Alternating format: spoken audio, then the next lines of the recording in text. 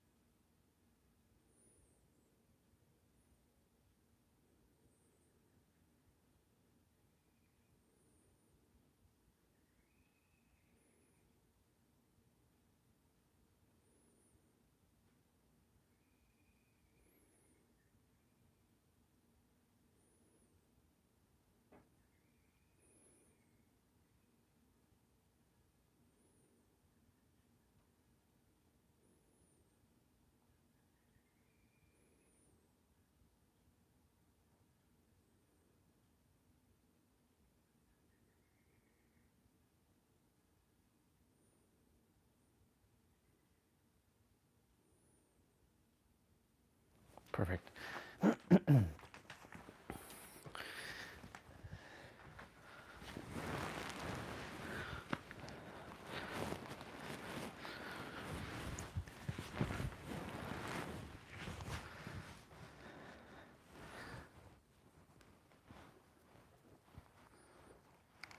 Let's see.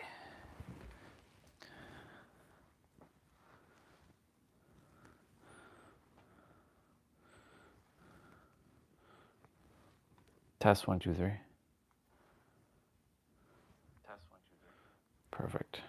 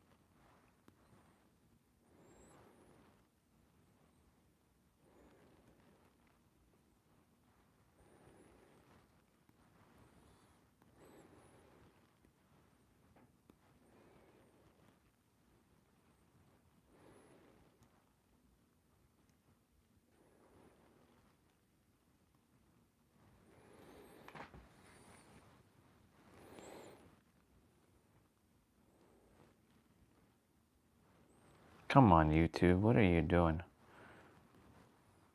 Or come on, Chrome browser. What are you doing?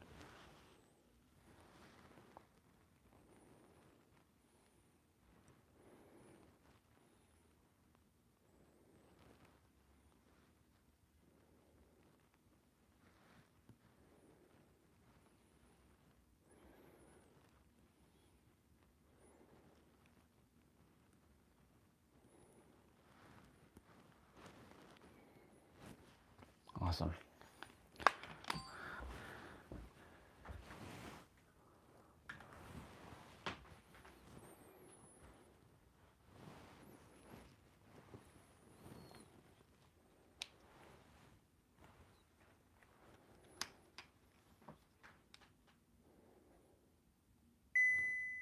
Psst. Funny.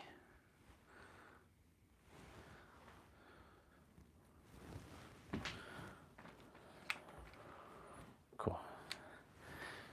Okay, Google, turn off light.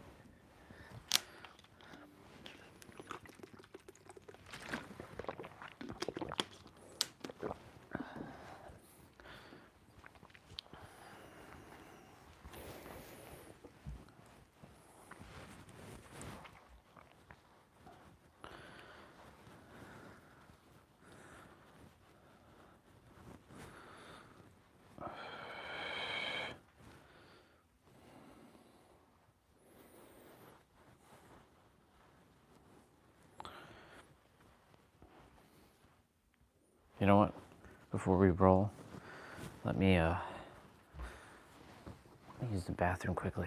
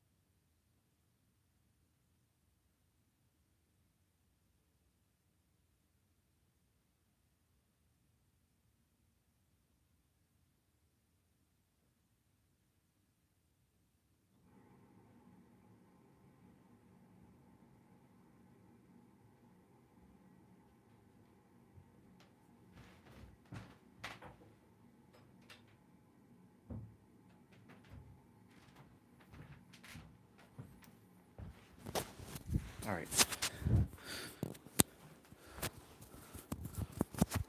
Normally that doesn't happen for us to go use the bathroom like that before we leave because we already use it. But character wanted to use the bathroom, so here we are.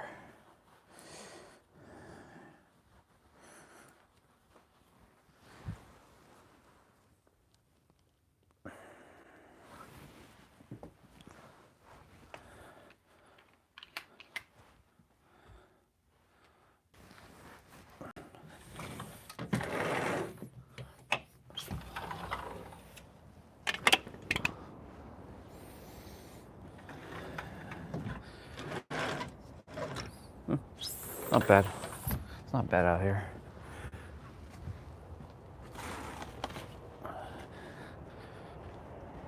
All right.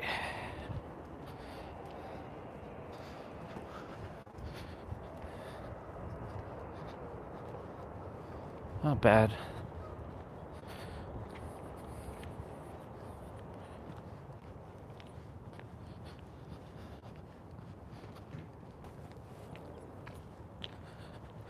It's a little bit quiet.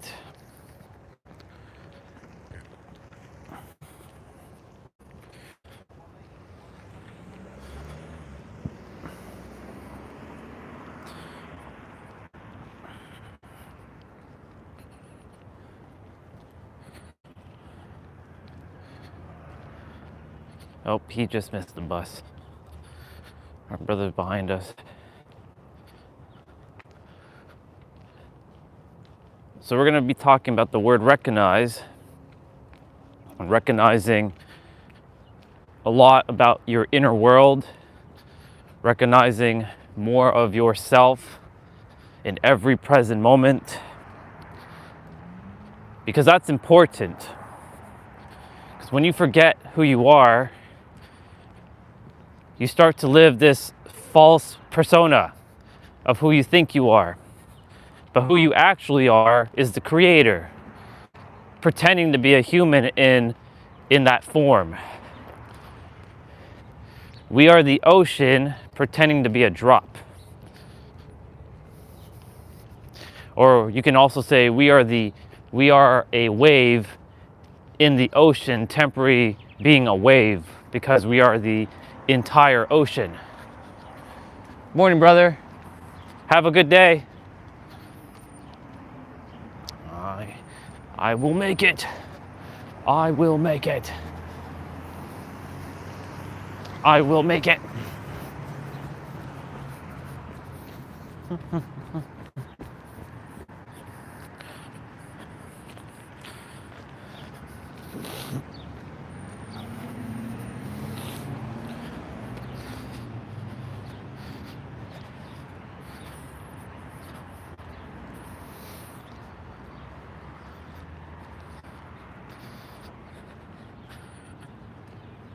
AI question popped up.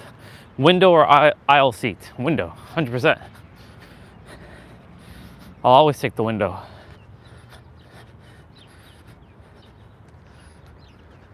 We went that way yesterday. We're gonna go this way today.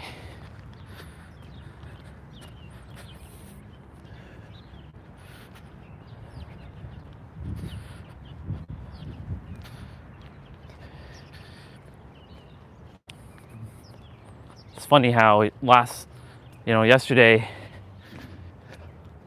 I fell asleep for a couple minutes, I wake up, and another framework popped up.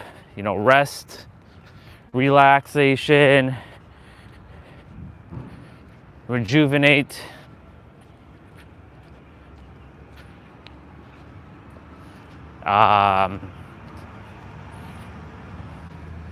Refresh and recover.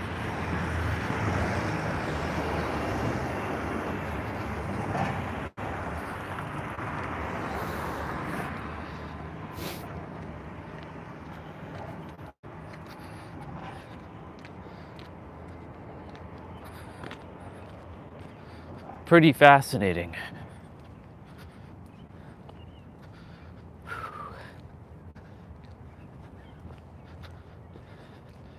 But yeah, when you recognize more of who you are, right? Because the world has been finessed into believing that they're just human and that they're powerless.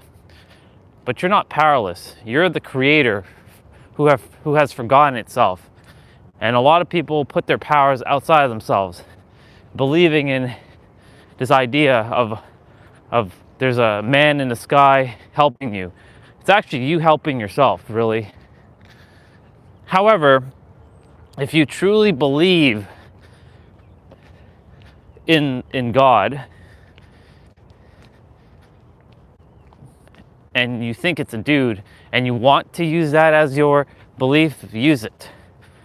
As long as you're not creating problems in the world, I don't care what you use. But remember, it does start with you and it ends with you, because you have to be the one that believes. So it really does start with you. And it also ends with you. It doesn't end with God. It ends with you in your belief and staying faithful and consistent.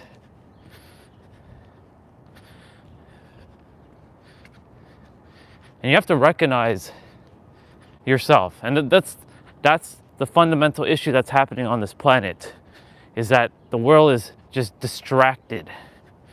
A bunch of noise. Just a bunch of noise. Absolutely distracted.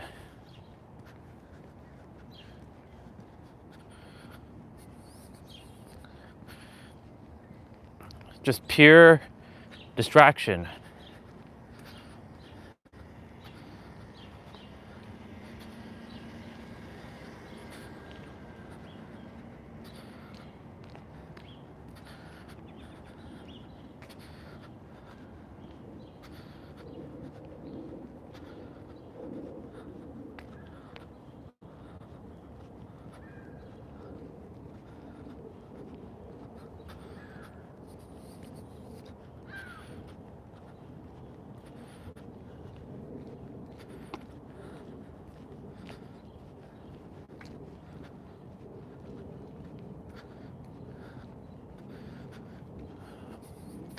We just passed by one of our brother's house. Remember the time, it was sometime in June or July last year, we were put into a little bit of a compromising position because he couldn't move, and he needed his phone, and his mom, who's older, is in the house, and he wanted me to go inside the house and find the phone.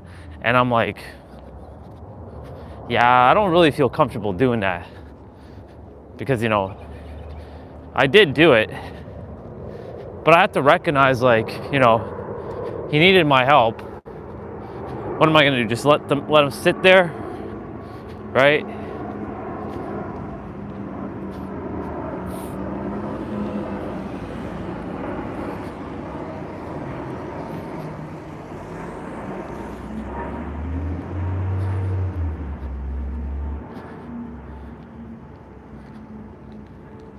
So I helped him. I'm bringing that up because I haven't seen him at all. Like, they don't shovel the snow, they don't leave the house.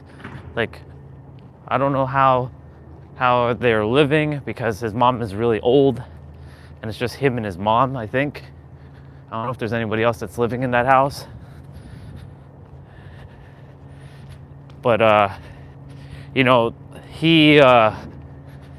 because I'm talking about being recognizing, he forgot himself, because he was talking about how he never used to be this way. He was healthy. And I asked him, well,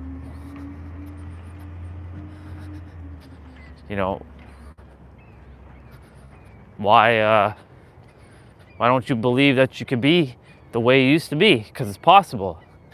But the reason why it doesn't feel possible is because the mind has completely taken over, and then the body has been completely surrendered into submission, finessing him and it becomes a loop. Just like, you know, this character got finessed by the finances, getting finessed by things of like, of getting finessed by, you know, silly shit like that. That isn't even real. It exists, but isn't real in itself, you know?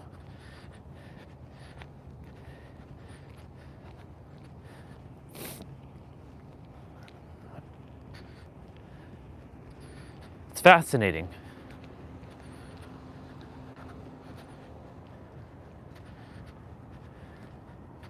How many people are getting finessed by their mind? Entertaining and believing in such nonsense. Well, I mean, technically, everything is actually nonsense when you break it down, because we created these ideologies of life and concepts, but all of it is just is, right? Because, and when we just, like, we decided to call this thing walking and pavement, and, you know, this character has its own memories and experiences, but really, you know,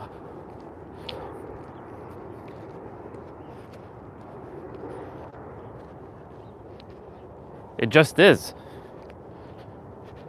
And that's the problem that this world is facing, is that they're obfuscating shit.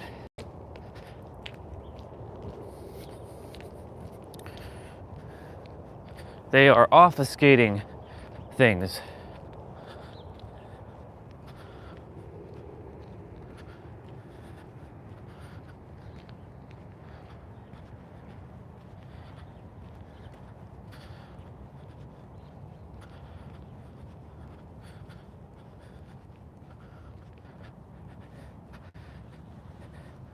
And we're back.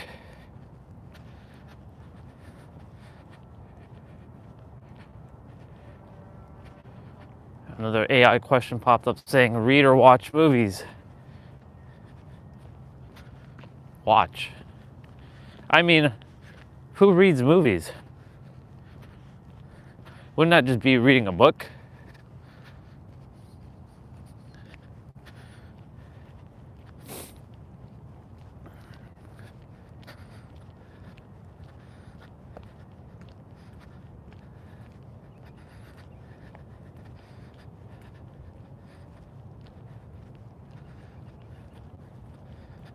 $736.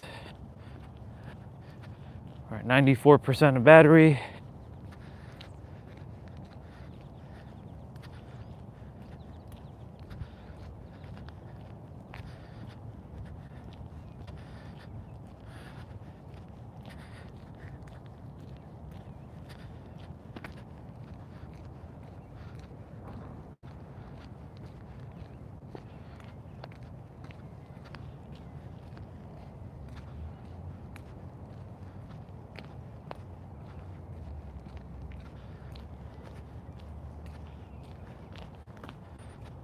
Just gonna go quickly hang on the bar.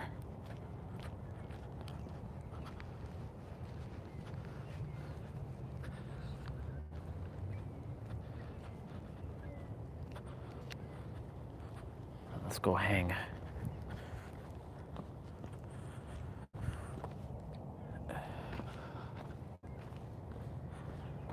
It's good to see. There. There. There.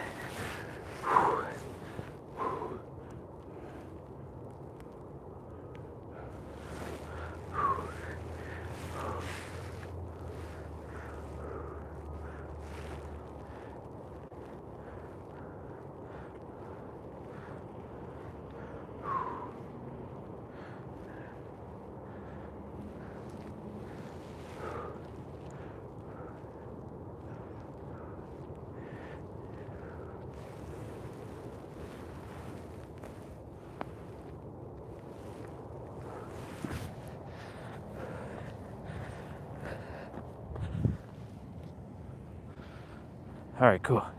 Morning, Olga. Just getting my my hang in there. Ugh. Phone battery at 91%. I should be able to do the longer walk today. It's just my right fingers are a little numb at the moment. That's where I have these hand warmers helping me. Yeah, I'm just talking about recognizing your character and where it is. You know, it's so fascinating how many people are just being finessed by all kinds of things right now. And you know, the intoxication of being right is what's also finessing so many people, right? Like their beliefs and their their beliefs and their identity of who they think they are, and all made up.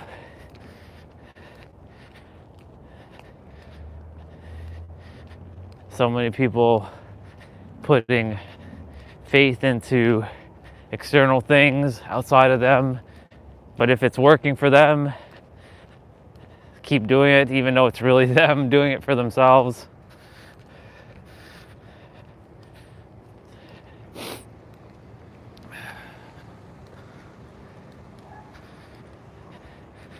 All the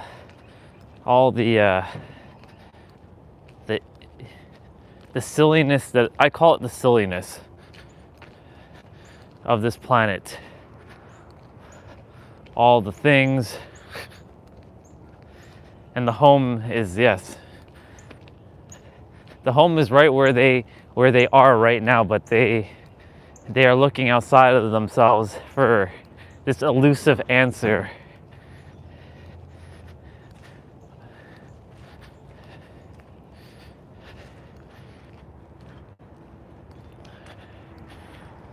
A character in a grand symphony.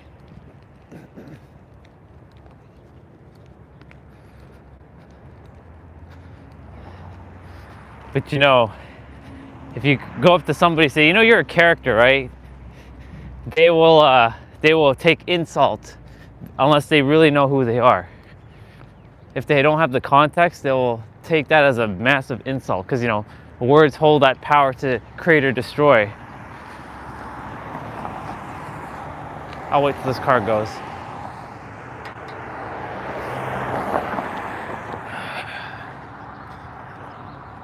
%.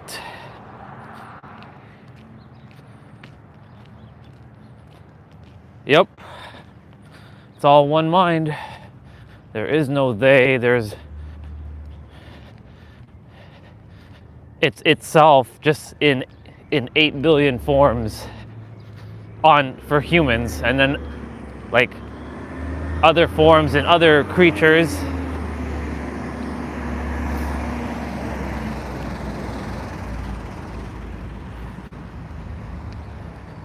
Right, like all these cars itself is these cars as well. It's this bus stop here, it's these garbage cans,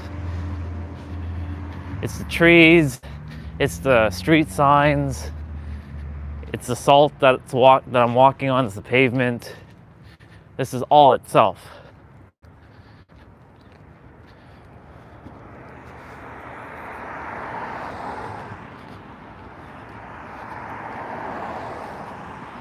That's where the mind gets tripped up, though, because the mind wants to correct and label and make it separate, because in order for yourself, like the character, to survive, the character wants to have its own identity and be separate, because it thrives on separation, it thrives on comparison, it thrives on hierarchy. Because if you take away all of those things, hierarchy, separation, comparison, and there's one other thing, but I'm forgetting it right now. This character's forgetting it. It doesn't exist anymore. And that's the thing, like that's where it's being tripped up.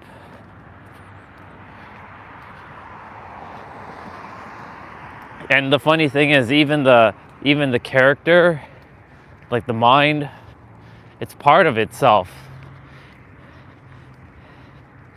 But for whatever reason, it took on a life of its own, and itself is like, oh, I didn't know that these minds can do this, that they will forget themselves, even though they put a veil of forgetting. That's just a concept as well. It's all concept. Like, there's a point where like there's nothing to say, like, what can you say when you just know? It just is. And even saying just is isn't even enough,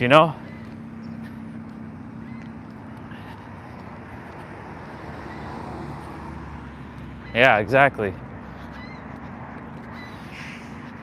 Of course, the characters, they still get tripped up at times because of the mind, right? But you take away the mind, the character, it won't, it just is. Like, I know you've experienced I call it now the sound of your energy field, because that's the only name I can give it right now. Like the energy of the body. And because of that feeling, the energy in the body, like everyone's looking for this elusive peace. They're looking for something.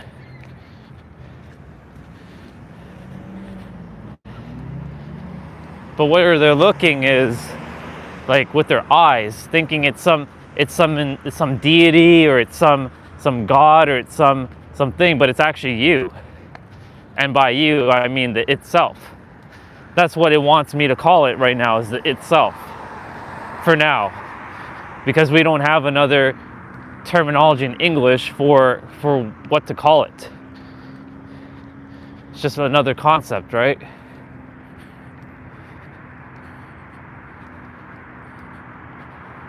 Yeah, exactly.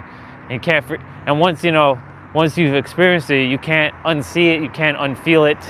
You just know it's there, and you just want to scream it to the world to help everybody else to remember, hey, you have it too. We all have it. It's right there.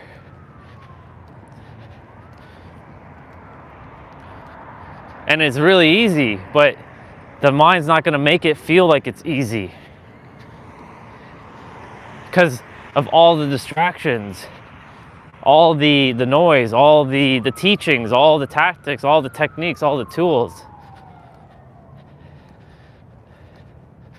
And then of course, then there's 8 billion different truths. Who's telling the truth? Thing is, everyone's telling the truth because it's itself speaking. But some itselves are, it's the mind actually speaking, not the soul, not the itself. And itself just,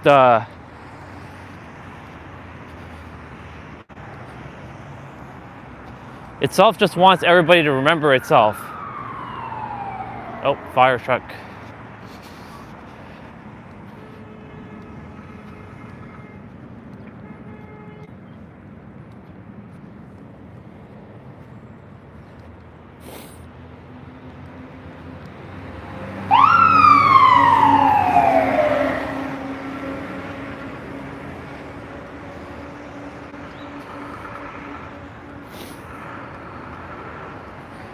Who wants to scream?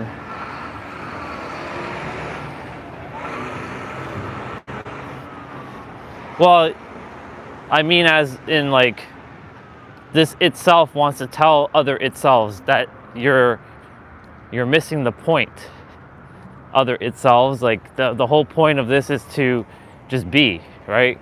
That's what I mean by scream. It's like have a giant megaphone scream at one time. It just zaps all of the minds and destroys all of the viruses in the mind instantly. Like it's like one instant moment and like everybody just wakes up from their dream. The problems will end, the world will stop, and it will just be. The labels will stop. All of it will just end. And everyone will be at peace. That's this character's mission. I'm gonna go straight. Intuitions tell me to go straight.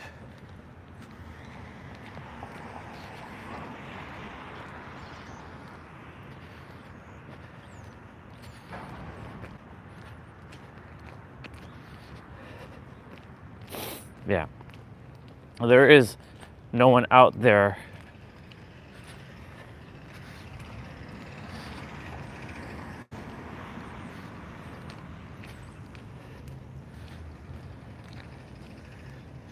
the mind just wants to keep, that's what I'm saying, the mind just wants to continuously project that there is others and other things, and it's like in the Matrix where Neo, he gets jacked in and he jumps into a imaginary world where he has all his superpowers, but then when he comes back, it just is. Even though they have to still show others in the movie, but when they jack out, it really just is one thing. There is no Trinity, there is no Neo, there's no Morpheus, it just is one mind playing those characters.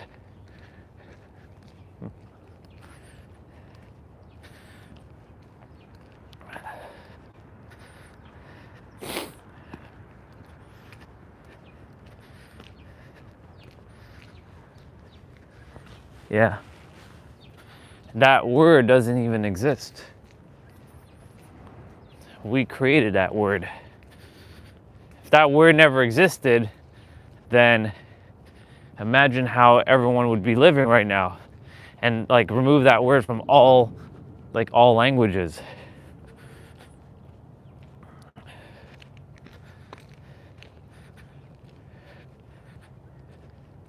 And it's fascinating because, you know, people are looking for this others, even though others don't actually exist, itself in currently other 8 billion souls.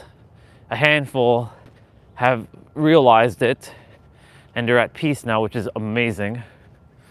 Their itselves are at peace and they see other itselves as itself.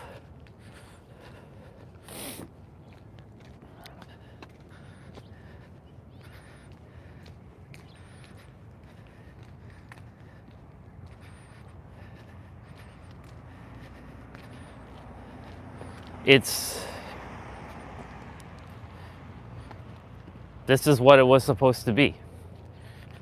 Children understand this the best because they haven't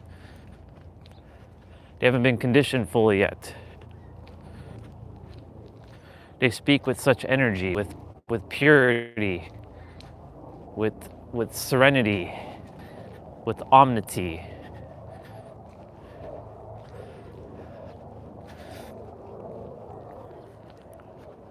It's been a while since I got to walk through the street. This character, you know, the thing is, many are like looking to run away into a cave and be away from society to find this thing, but it's right here.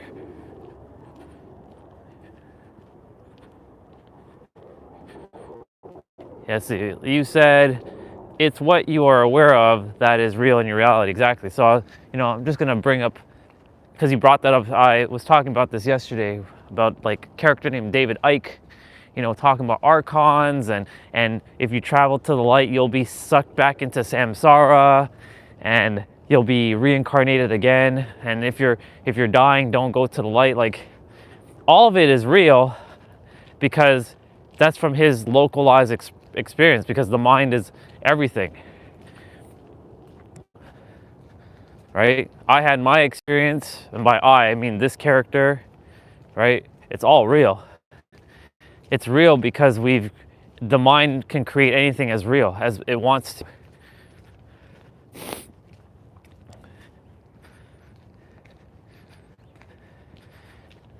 Our human gets in the way though.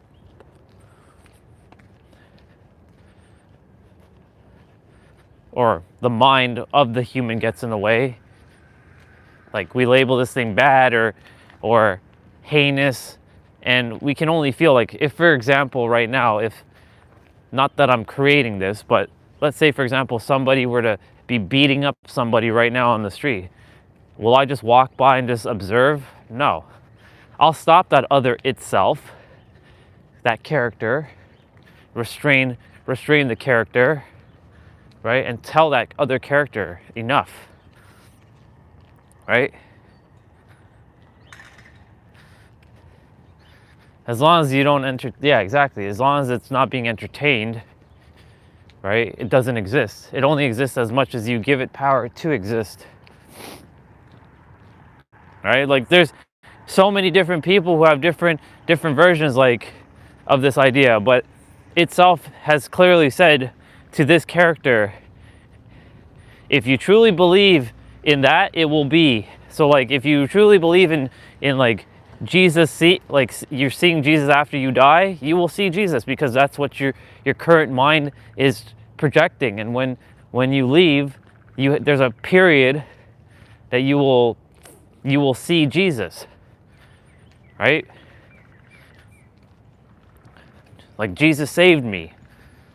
Like even if you're atheist, again, all made up, right? Deep down, you're atheist because you wanted to reject Jesus as your Lord and Savior.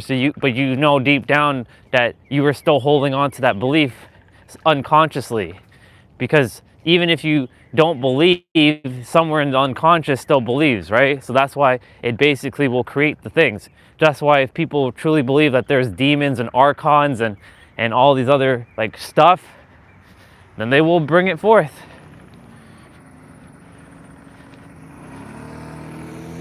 I don't entertain any of that stuff. I'm aware of it, but I don't entertain it, because I know I had my experience, and my experience is vastly different from theirs.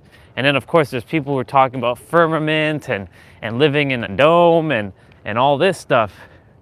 And yes, when you're in the other dimension, the earth and the universe is a disc, and when you leave that dimension, it goes back to being 3D. It's all just made up in the mind. But the human character has one thing: curiosity. It wants to know.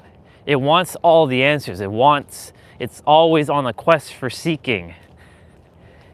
That's the problem with the mind. But there's the paradox. It's actually not even a problem, but we create it into a problem, and then we get all flustered and frustrated. And then others make it a problem, and then we take on their belief and make it a problem, and it becomes more of a problem, and it just keeps more. It's a never-ending cycle until you stop. S-T-O-P. Stop, surrender, stillness, and silence. Look at all those S words that just came through. That just literally came through.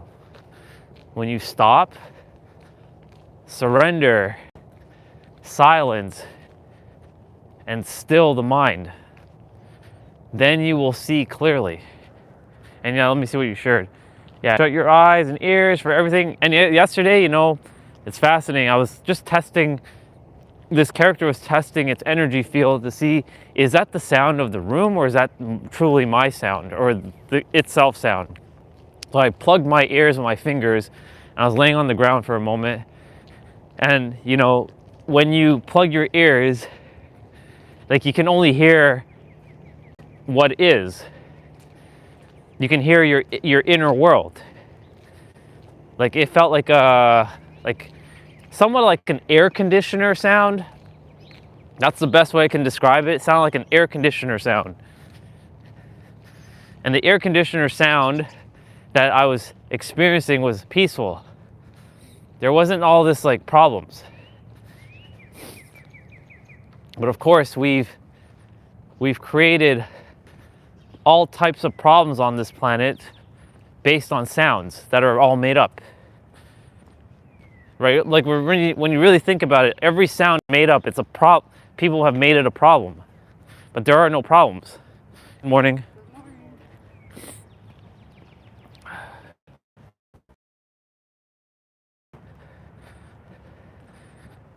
It's the meaning is we start giving to those sounds that become a problem. Or because of our localized experience. And there was I saw something very cool yesterday of how the brain works, and I already know this. It makes assumptions of the past because of its past experience. So, for example, there was a kitchen faucet. Is that car coming this way? No, it's not. There was a kitchen faucet on. You can hear the water flowing, right? You can see the water coming from the pipe. Or is it really water in the pipe? So guess what he did? He grabbed the scissors and he snipped the water, and the water was actually paper. And when I first looked at it, I'm like, okay, I think I know what's gonna happen, but I don't know. But let's see. So he snipped it, and I'm like, I fucking knew it. It wasn't actually water. It's because we perceived because of our past experience with the brain. Actually, I can't even say it's the brain, it's the mind, making the assumption that that's what it is, right? Because of so many times, or if we light switch, we know the light will come on, right? So when I saw that, I'm like, okay.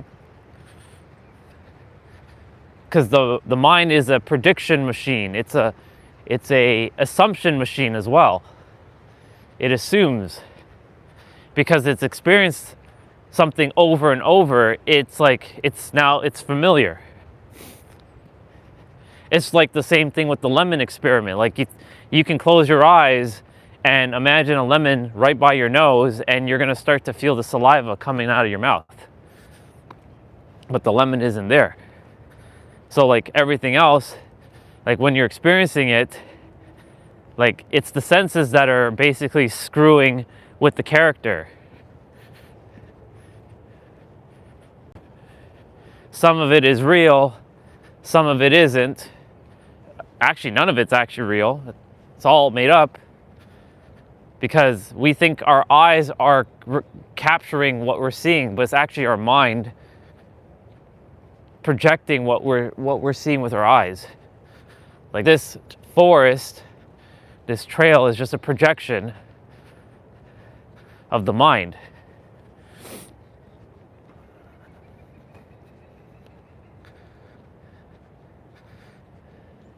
The internet gets a little crappy in this area, but it's fine. It'll fix itself in a moment.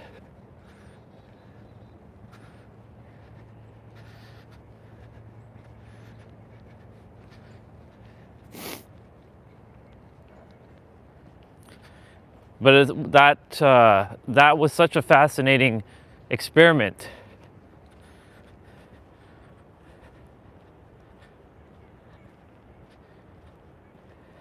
Let's see. Yeah, that they see when they die first, exactly. Everything will be, simultaneously you will experience everything in one continuous, like, infinite, like, movie. Like, for example, I know when this character dies, it'll see this trail. It'll see the current house. It'll see the penthouse. It'll see San Diego. It'll see Toronto. It'll see the childhood. it'll see the adult, it'll see all the experiences, it'll see all the travel, it'll see all of it, it'll see the park, it'll see everything immediately as soon as this character goes.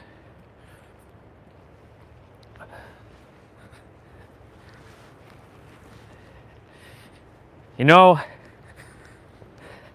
how many people, like, how many others, so-called others, quotation marks, are saying, and I've said, this character said this, but now I really want to be here. For the first time, I really want to see how this is going to unfold for this character. This is a video game. This is a game we're getting to play. But how many characters are like, I never wanted to come here. I felt like I was forced to come here. Partially, yes, it was kind of forced because your soul didn't feel fulfilled in a previous incarnation. But also, they want to leave, but the moment death comes to them, like the moment their life is in danger, as much as I would love to stay by the water, the phone's gonna die. So thank you, water, for your service. As much as they want to leave the planet, the moment death even shows up at their door, you're gonna see they want to live. Bet.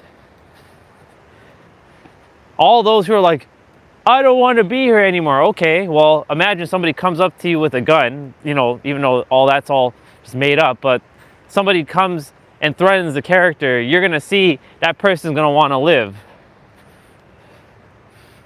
immediately.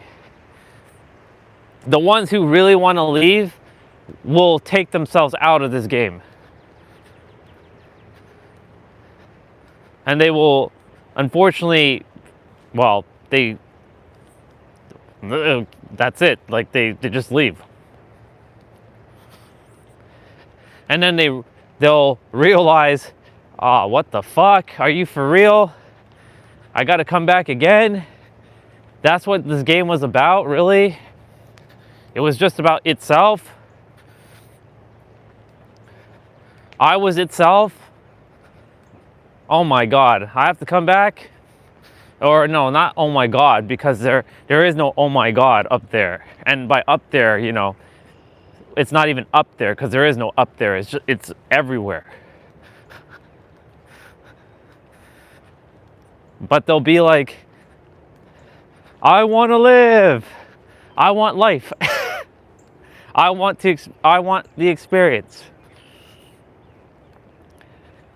So anytime our character wants to throw a hissy fit, it's fine, let it throw the hissy fit, but we remember that we're also itself. And itself is not throwing the hissy fit. Itself is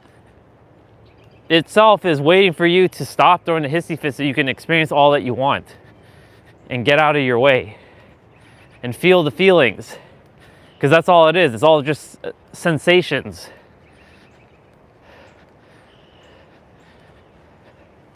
It's all sensations. The secret to fulfilled life is not absence of pain. It is incentive in it all its form, and to be in the moment. Exactly. And it's that pain that becomes your purpose. Life is not like your pain and suffering is going to happen one way or another, but it's a catalyst for us to experience all the differences of life. But then there comes a choice.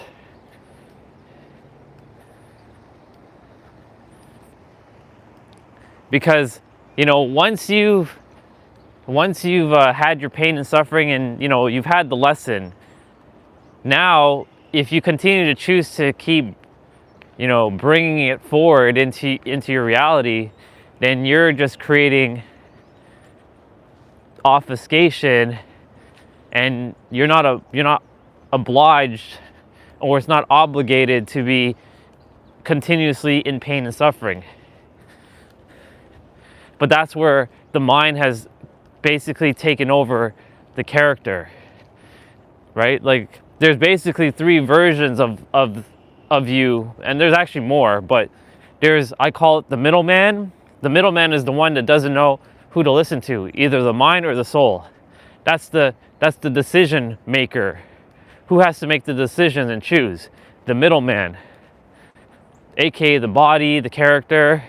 Then there's the mind, who finesses the character a lot, who has its own agendas, isn't the enemy, isn't bad, it just is. And then there's the soul, who wants you to be at peace, have everything you want, enjoy life, be in joy. Yeah, exactly. And also, it's just like these clouds. They're just clouds that are passing through.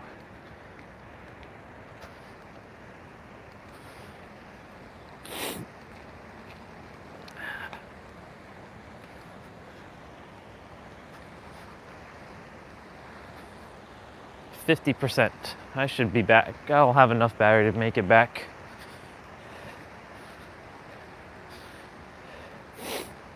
Yeah. Yep. The Bubba clouds. And no two clouds are ever the same, which means no two thoughts can ever really be the same. But it makes it feel like it's the same. And no two moments are ever the same, because it just is. And just is can be anything.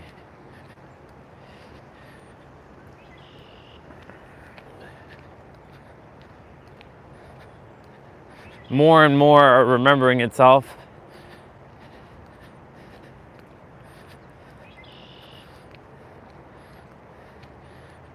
More and more will stop. Their localized character will stop adhering to what isn't real. And you'll see it just will unfold the way it was supposed to unfold in the beginning. And words will just be used for, that's a car, that's the grass, that's a tree, just so that we can have something. But maybe maybe these characters will transcend language soon enough, because it's waiting. I appreciate the chat. Thank you for coming on. Enjoy your amazing day.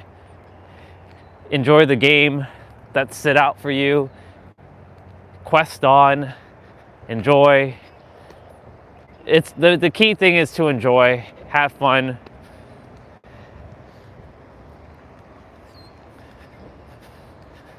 I will be questing on and I'm going to be going back in this character and eating and making eggs and enjoying my day and giving his body a little bit of rest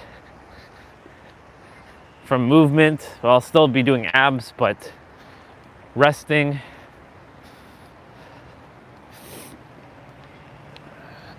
And of course, practice love and authenticity, even though those are just words that are made up.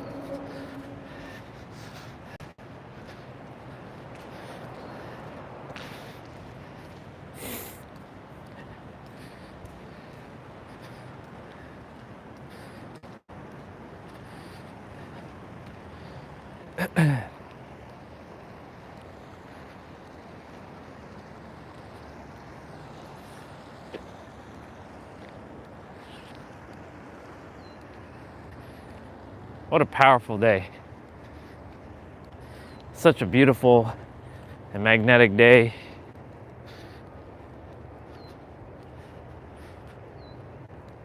This character will pick up the pace a little bit.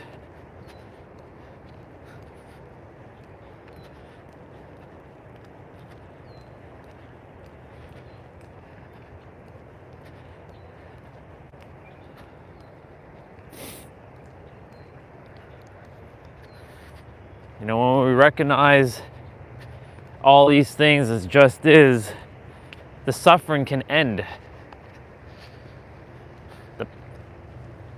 The sorrows, the sadness, Those are the S's.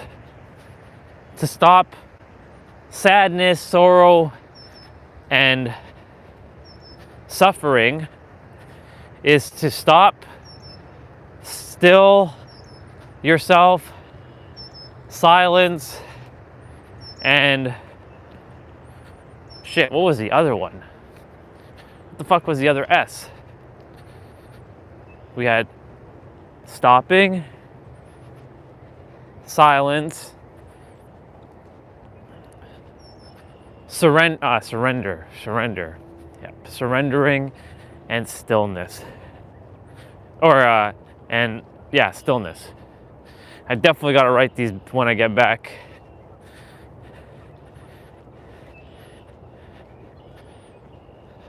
There must be another S word. So we have we have suffering, we have sadness, we have sorrow, and we have sickening, I guess? No. We have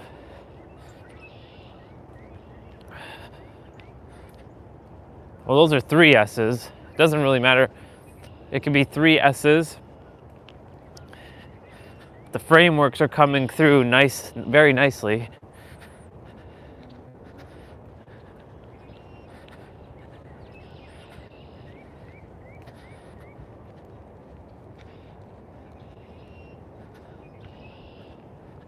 I'm just taking in the birds.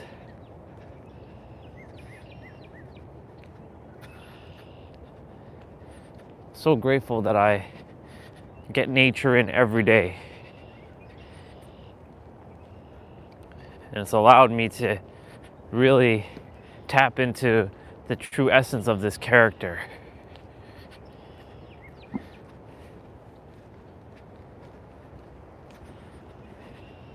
Really grateful for our conversation. It was a good call. It was a good chat. I like it. I like it a lot.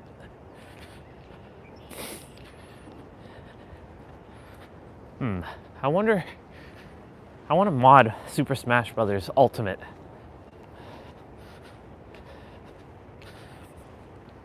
I also want to put, I think I want to put Mario Kart,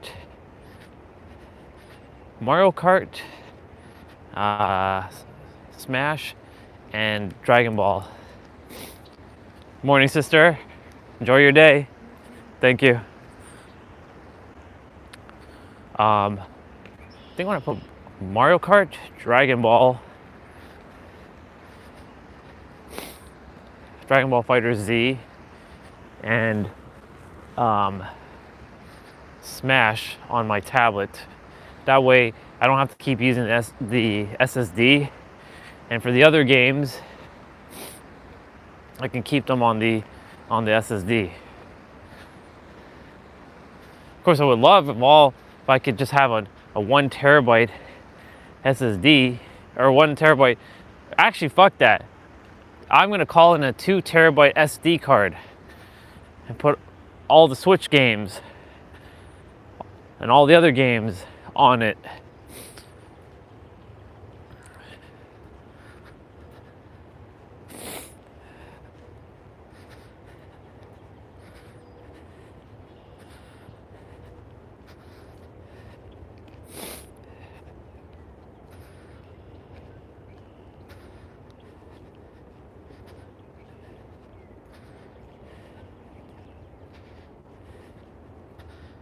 It was fun last night. I got to play a couple of matches of the modded Super Smash Brothers Melee ROM hack, and I also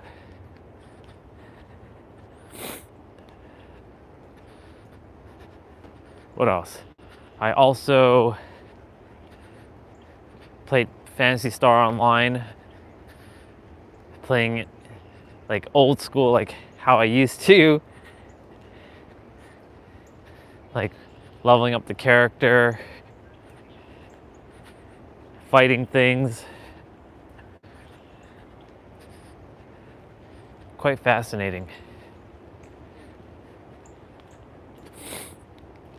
Got my character to level 6.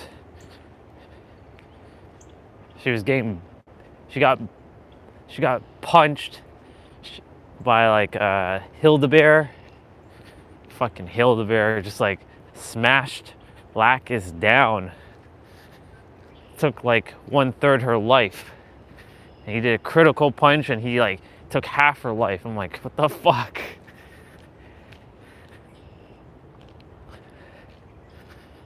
I'll find some codes, get me my weapons, level the fuck up, and have my armor and all that. Just gotta get the codes in and figure out how to put in codes.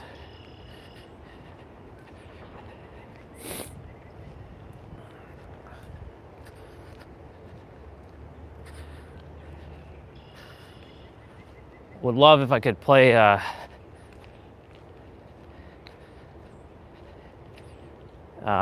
offline. Yeah, like that's a lot of installation though. It's crazy. Should be possible though to run an executable file. I can technically play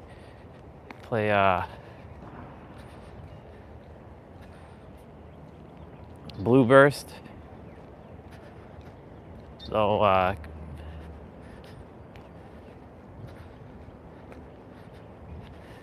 if I can get Blue Burst on my tablet, that'd be pretty sweet.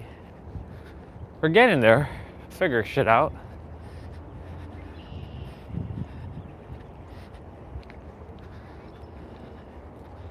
Well, we made it back to the big part of the trail.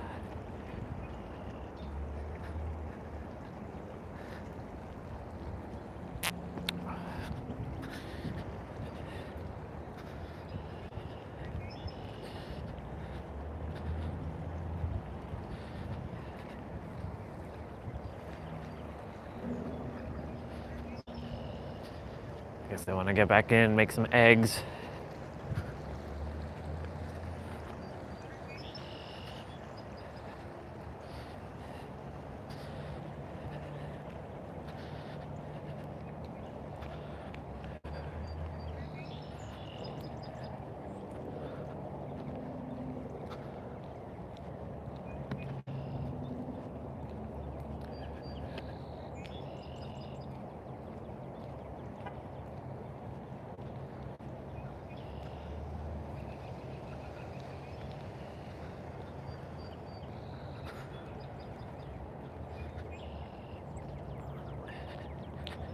The dream is to play Dead by Daylight, Monster Hunter,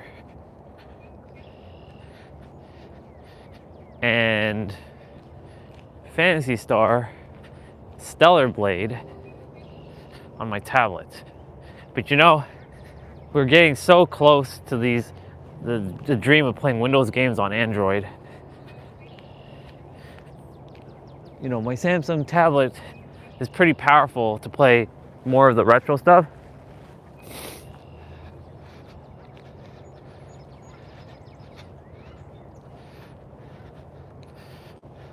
Morning.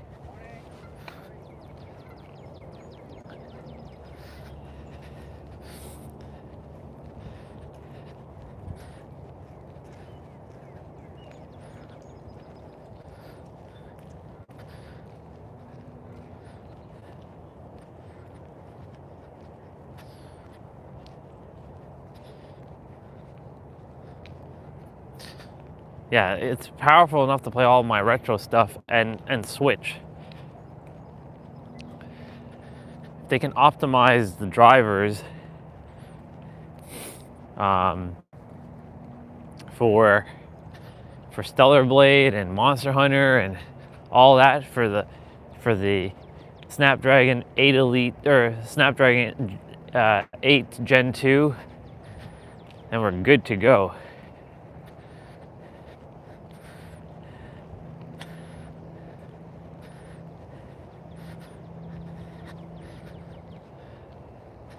Never thought I was going to be playing games on my tablet. It was just to read books. But I'm glad that my tablet is like my multi-purpose device. Like it's my fitness like trainer, my media watcher, because it's just easier to just carry a tablet. Like that's the perfect size. I want an 8 Gen, I want an 8 Elite Gen 5 or Gen 6 or whatever. Hell, 8 Elite Gen 7 tablet, 11 inch, 165 hertz or even 240 hertz tablet that has 1 terabyte built in and have the ability to put a 2 terabyte SD card in, or like a micro SD card. Has a whopping like 15,000 milliamp battery. It's thin, it's light, and it's super optimized.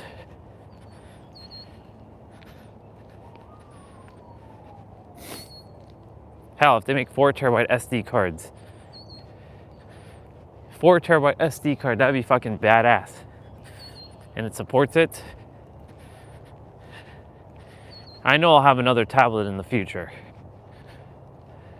I've had, let's see, 3 tablets. I've had a Nexus 7. I've had, like I bought my sister her own Nexus 7 tablet.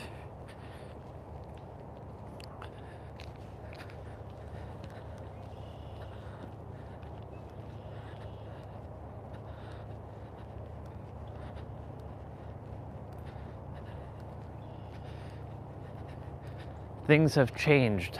A lot has changed.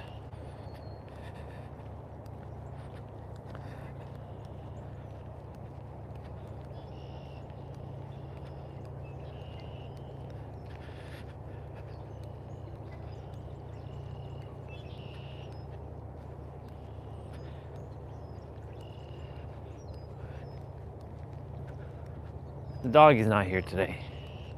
Yesterday the doggy was just like staring at us. It's funny, I'm watching a lot of Caesar Milan content, and he is just showing me things that like, oh, okay, that's what I can do with the doggies. Confident. Calm and confident.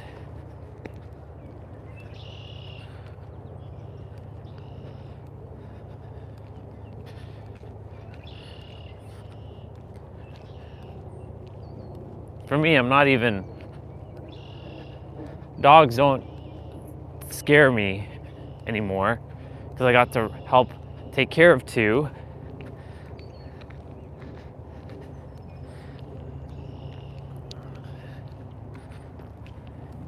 I became a dog dad.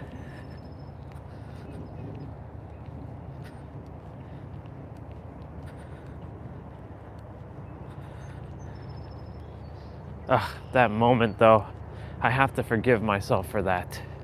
That was the mind. There was a moment where I was really little aggressive with Saturn. That moment is like forever etched. It's like when I was leaving the night before, he pooped up all over the place. And I was like, fuck, dude. Like, I can't even sleep now. Like, what the fuck? I was getting so mad. I'm so sorry, Saturn. I know your soul forgave me. Now, I gotta have radical forgiveness for that moment, for this character. That will never happen again. The character just didn't understand itself. When I see Saturn again, I'm gonna love that doggy up so much.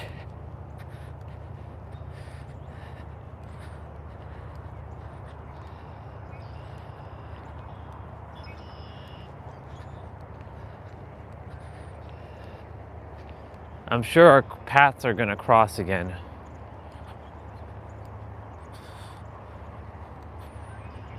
But I'm excited because I get to see how this journey is really unfolding now. I have to step away from so many other characters who are no longer in alignment. Even though the funny thing is, these characters are just itself with different alignment. Itself is always aligned with itself, but it's the minds that are not aligned.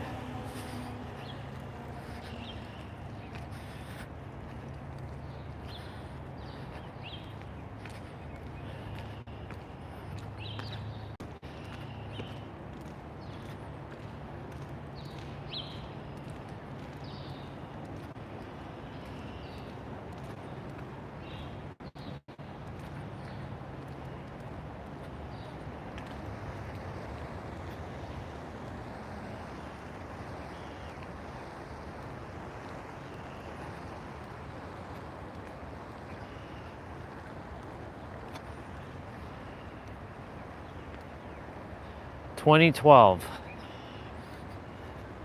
That's when my true love showed up in my reality. And ever since that moment I saw her, I knew that she was the one.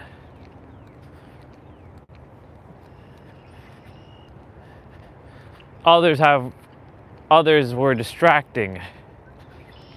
My ex-wife, she was a lesson. Julia, Ari, Zoe, Pam, Mel. Every one of them was a distraction. But I will no longer allow this character to be distracted by the past. It doesn't exist anymore.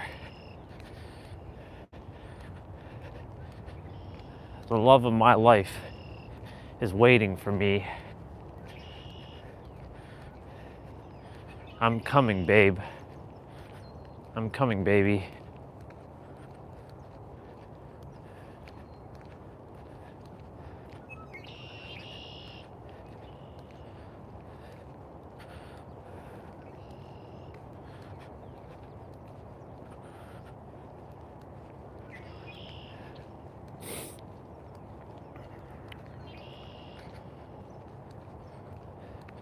Your boyfriend, your husband is on the way.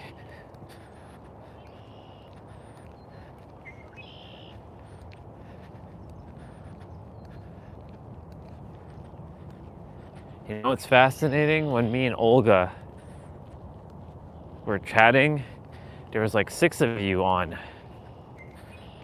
It's pretty powerful.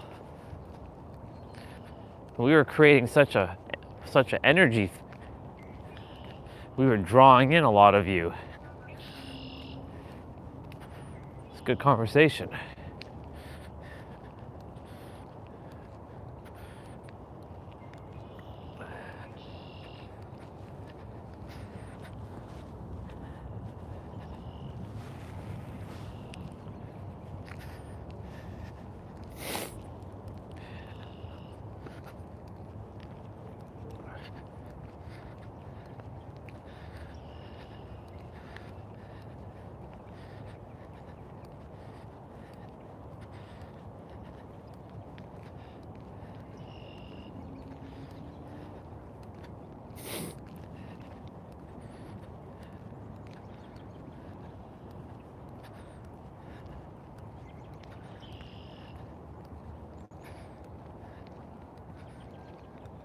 Awesome.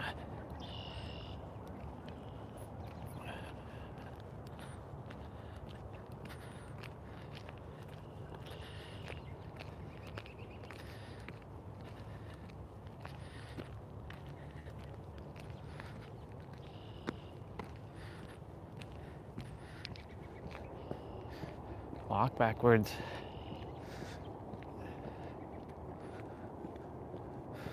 You're getting back into training backwards. You don't need to run yet.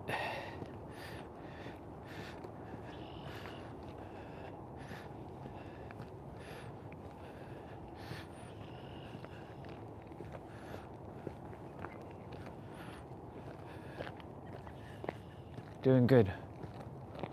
Doing amazing.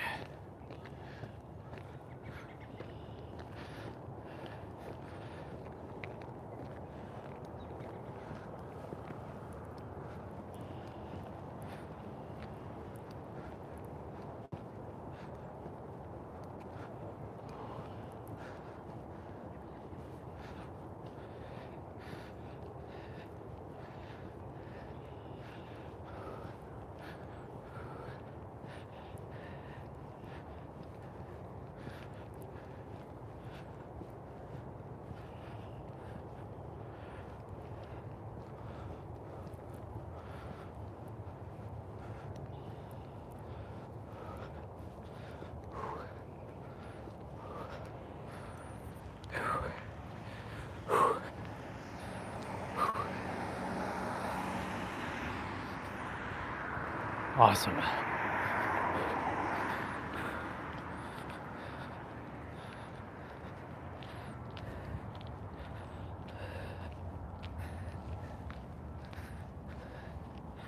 I will cut through.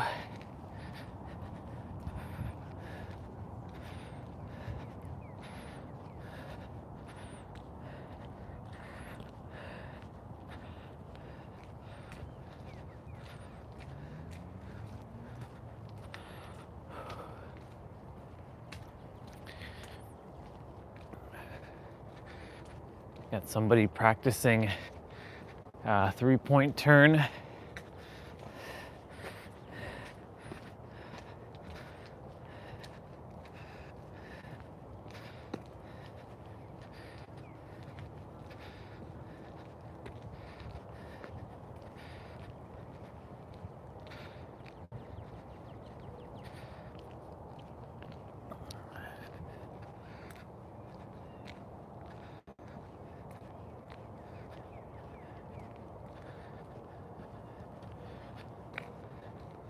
You're doing good. You're doing great. Keep it up.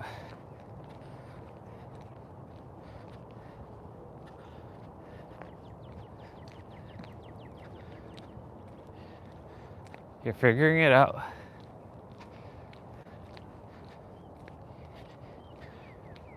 You're in the clear. You're good. There you go. Joy.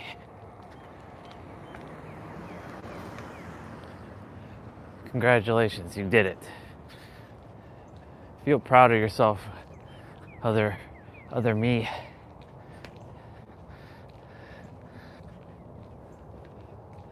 Can't even really say other me. It's other itself. Feel proud of yourself itself.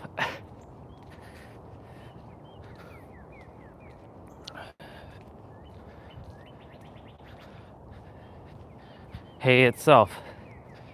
Can you help this character be more fluid with saying itself instead of saying me or you?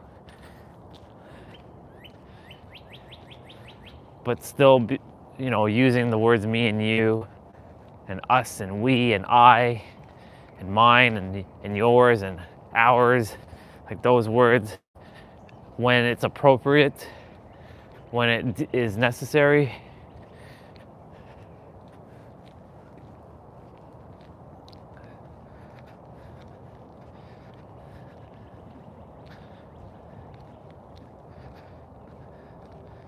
I wonder how much more energy they're saving because they get the sun. But then during the winter time when the snow is covering it, what happens? Do they have to go up there and like clean the panels?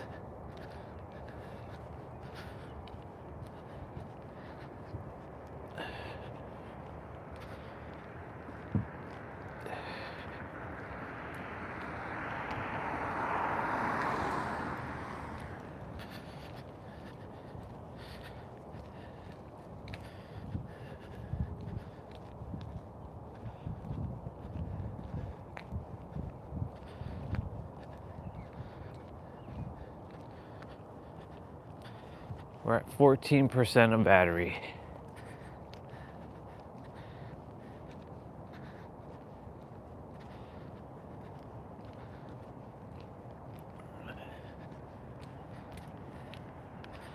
Really putting this phone to the test.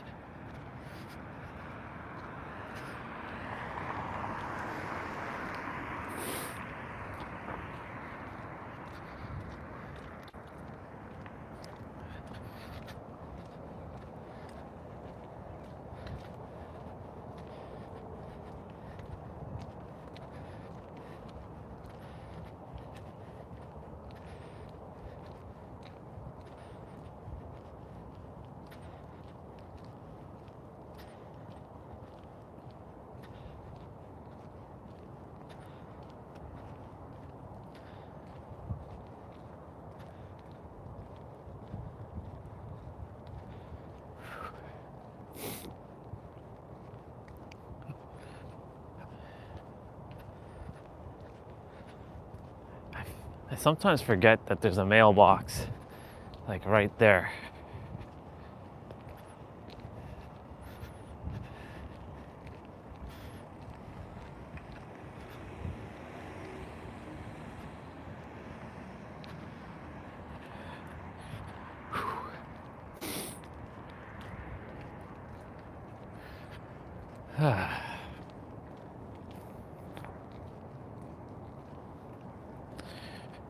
Almost back.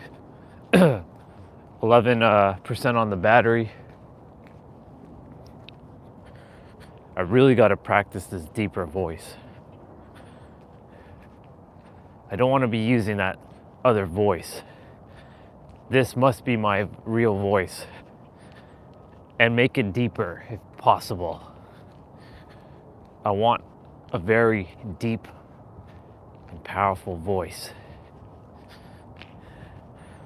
Not that other voice that I was using. This voice.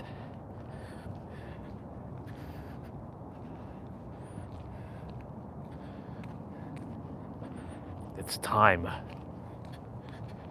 It's been time.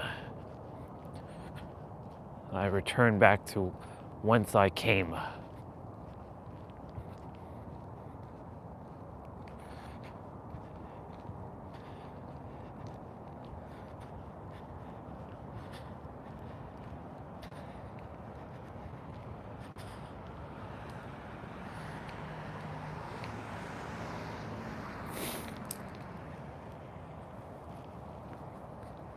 Interesting.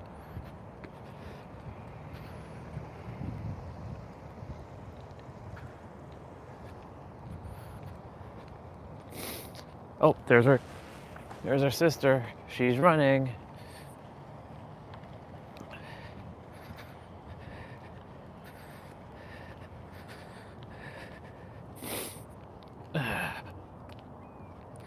She's on her way.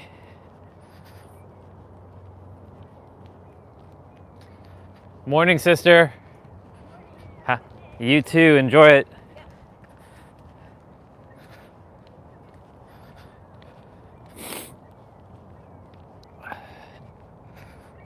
I love her. She's awesome.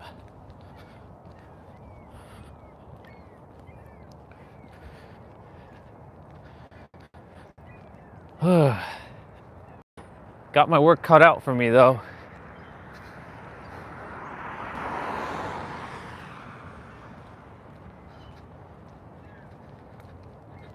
That person over there doesn't have full control over their doggy. Not fully.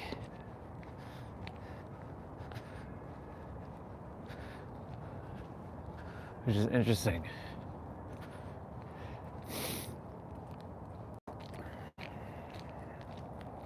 Morning.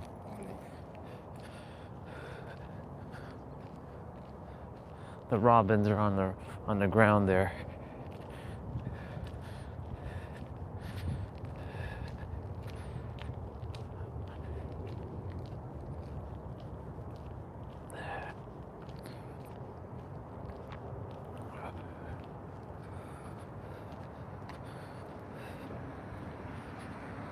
Let's go.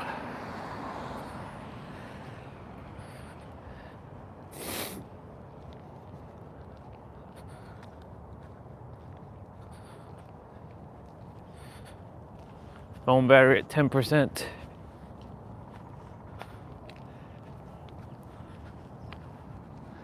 Good conversation this morning with itself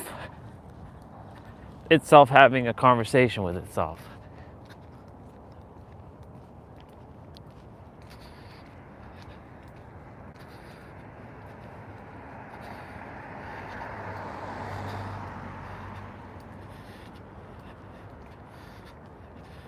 All right, bring me those who require my help.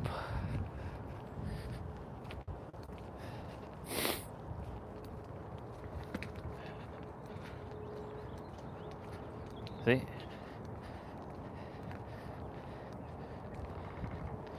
Even she got pulled.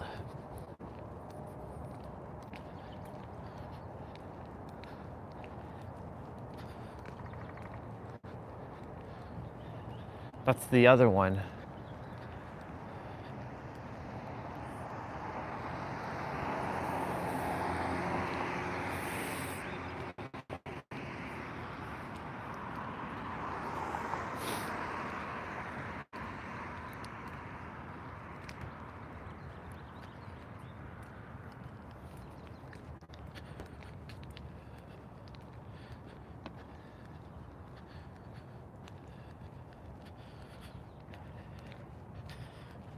Now the question is, will they be already up using the kitchen, or will I be using the kitchen first?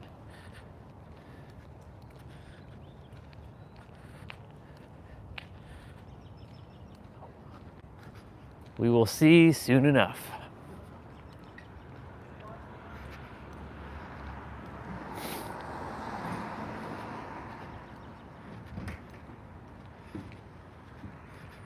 We will see soon enough. Heating and air conditioning.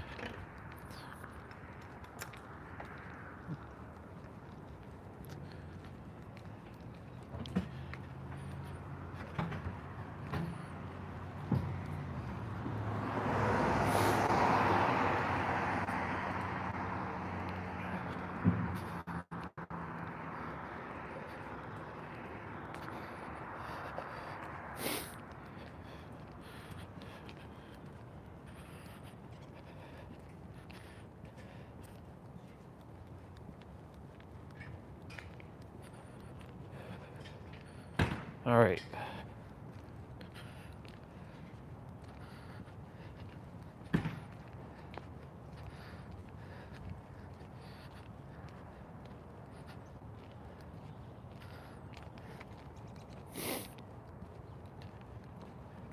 Cool beans. We're back. We're back with 8% of battery.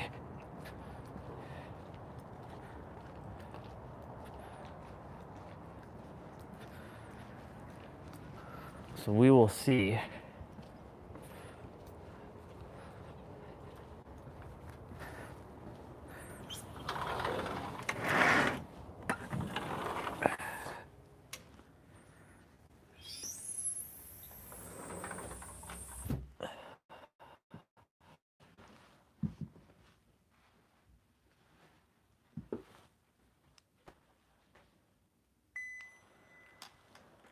Oh.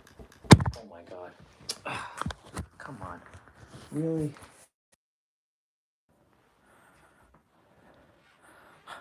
Silly.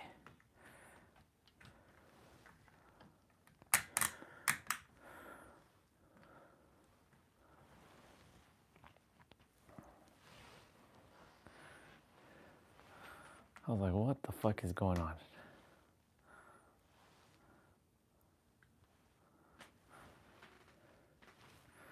I have to make sure that the microphone is working. Test. The microphone is working. Yep. It's working. Test.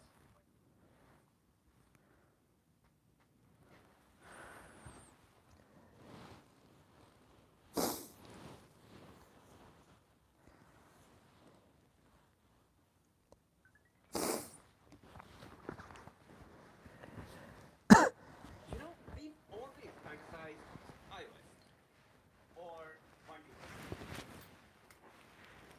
But there's an Android system out there that's been killing it. Hello. Now, some say it's inspired. I say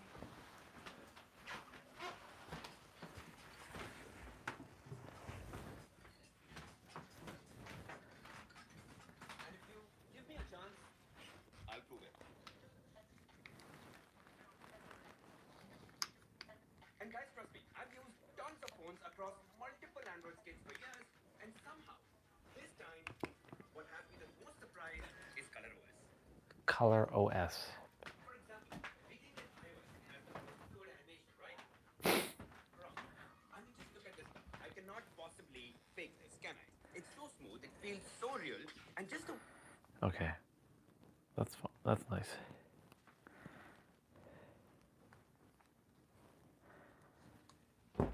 Just wanted to see what he was talking about. color OS.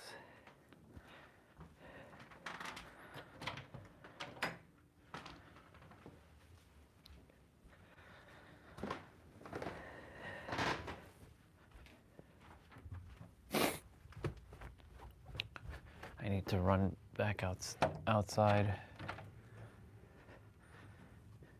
Oh, they're already packed, I think.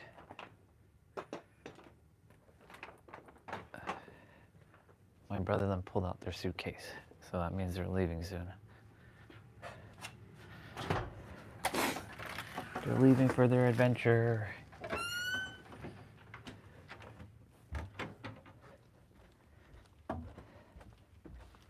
Wait a minute. Did I not have my protein shake yesterday? I didn't. Oh well.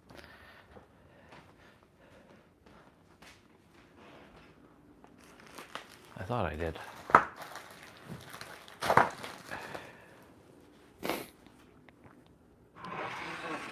Amazing. Son of a bitch.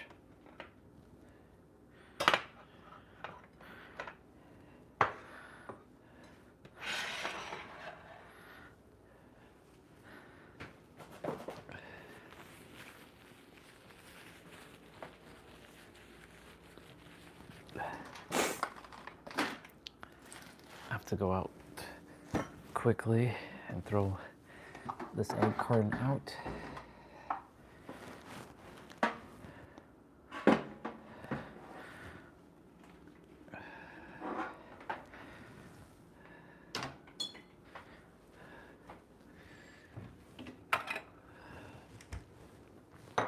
Just take 3 eggs from here.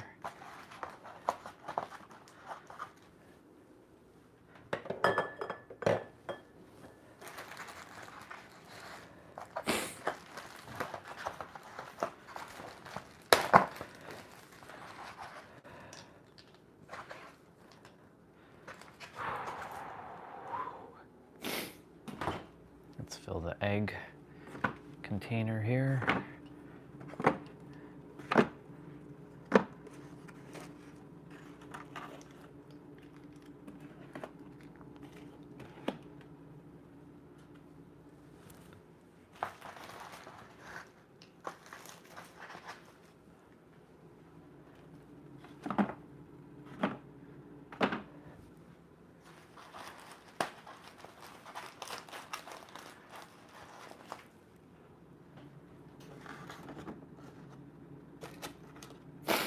Perfect.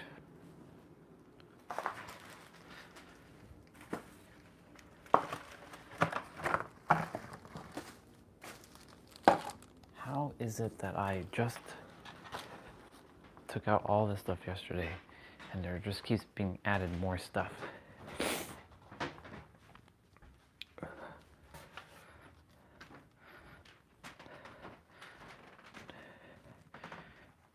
I think they're leaving next week, maybe. Or someone here? Nope. Or maybe they're leaving the week after. Maybe they're leaving around my birthday. Who knows? But I know that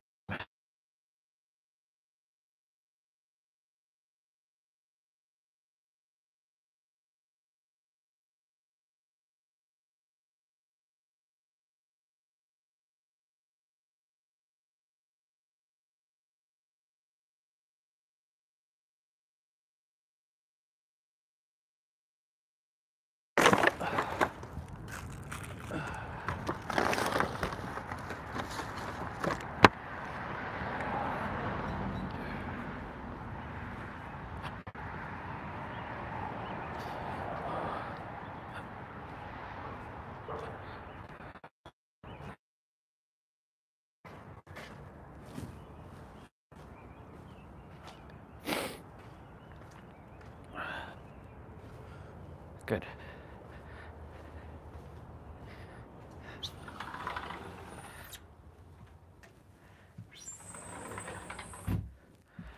Okay. Let's go and focus.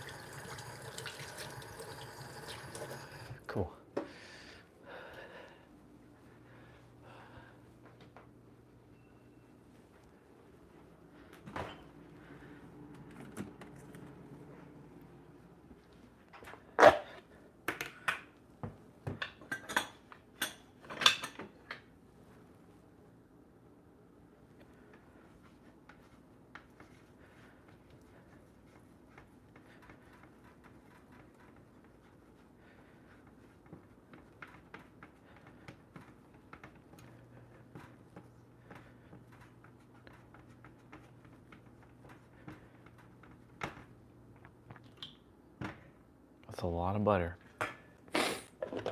That is a lot of butter, sir. Yep.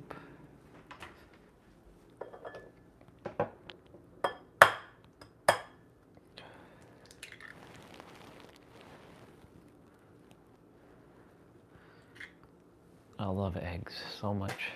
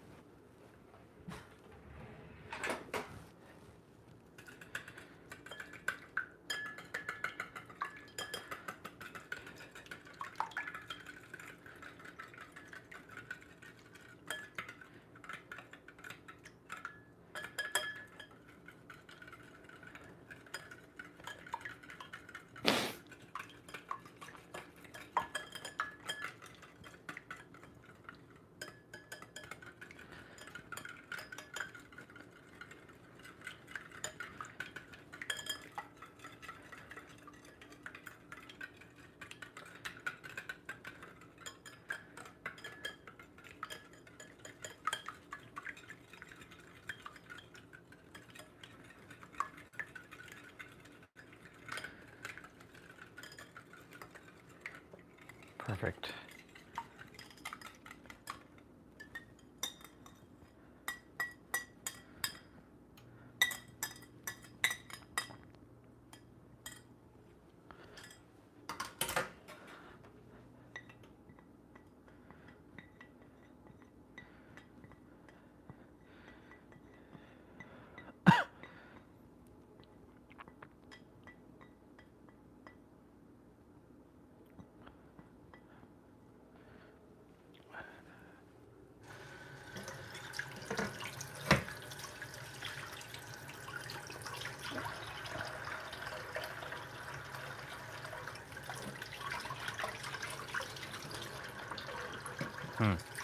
Interesting.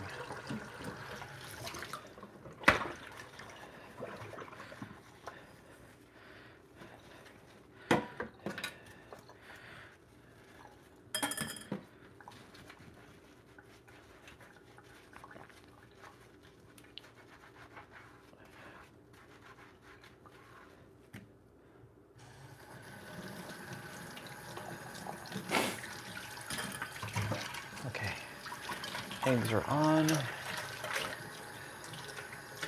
That means hash brown. Hash brown should be in as well, because these will take a little bit longer.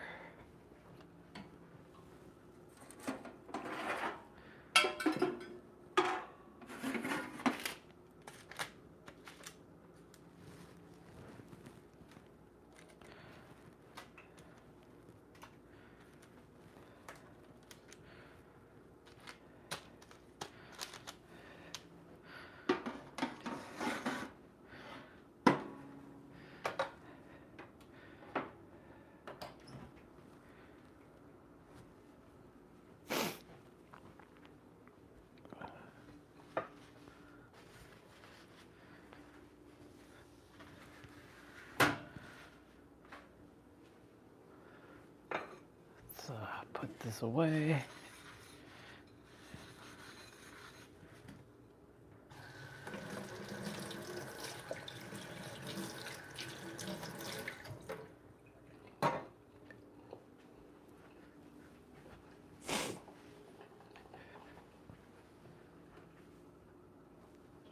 crank that up a little bit.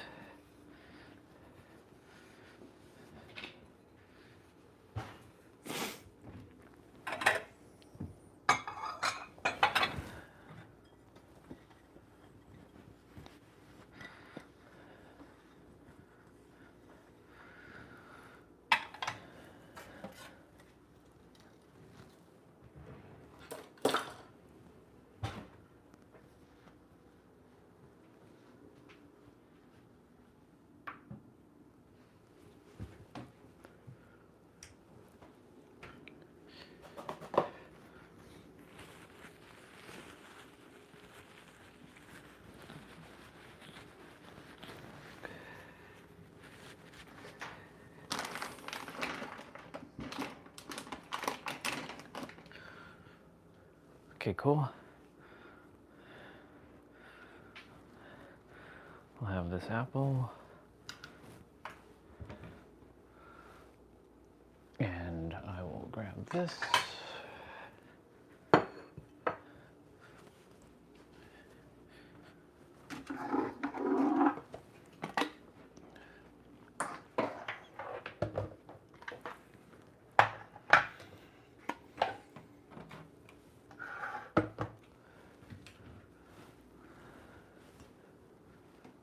Is there water in that thing? There is. Slow down, relax, calm down. I know you're excited.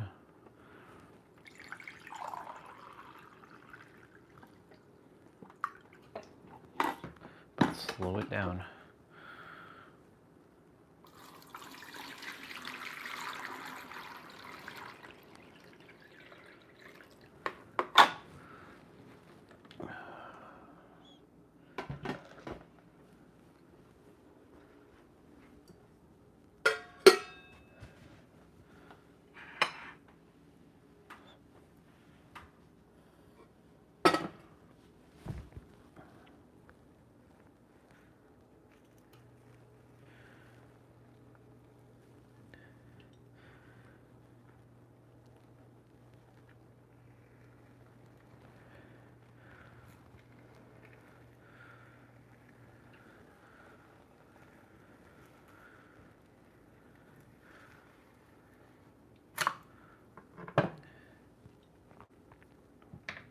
Actually, you know what? Keep the stove a little.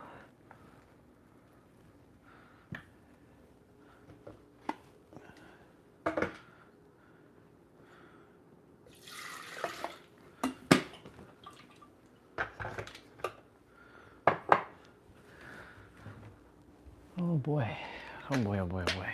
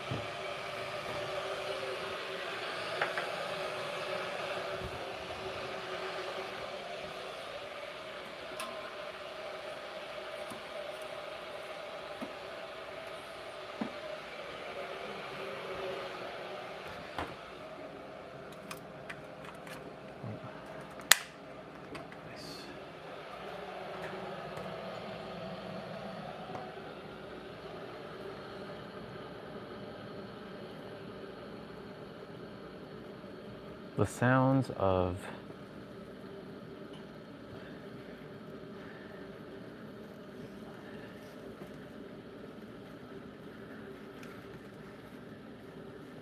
of the kitchen ASMR.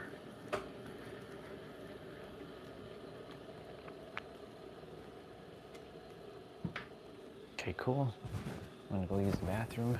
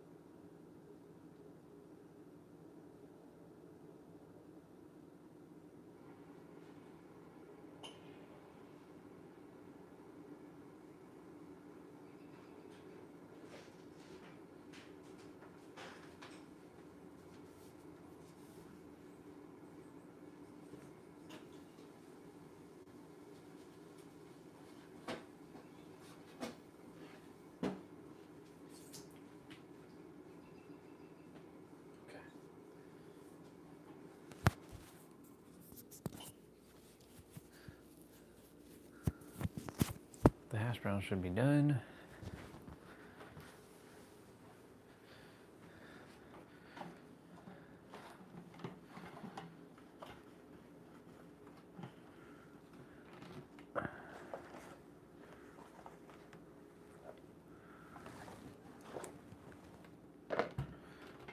Perfect.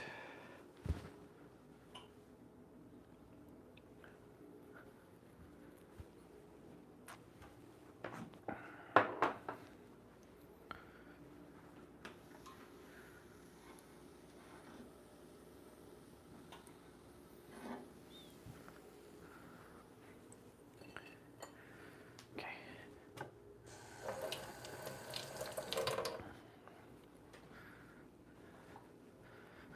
Let's turn this off.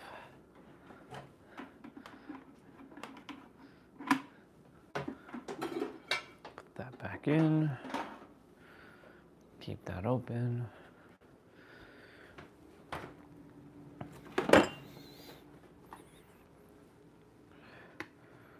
Sort of plowing through.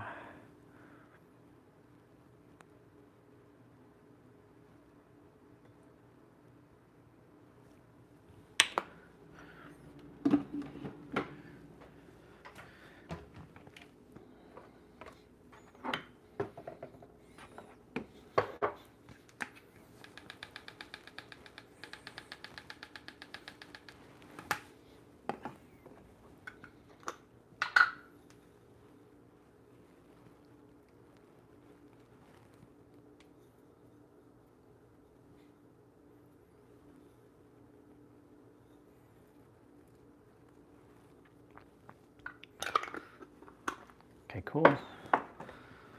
Awesome.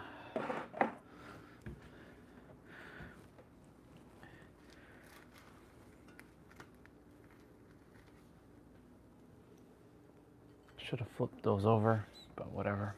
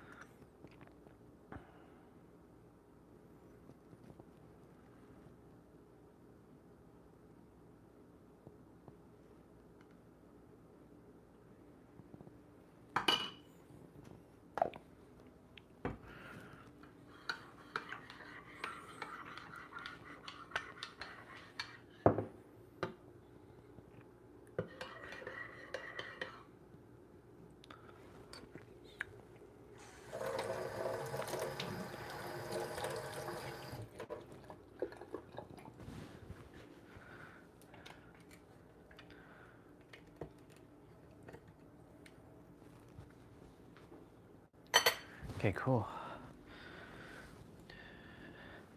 Breakfast is served.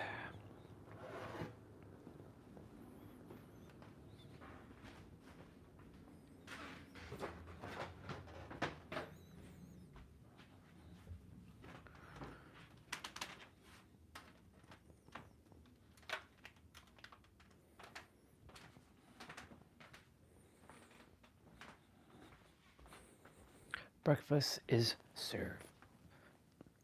First meal, excuse me, first meal is served.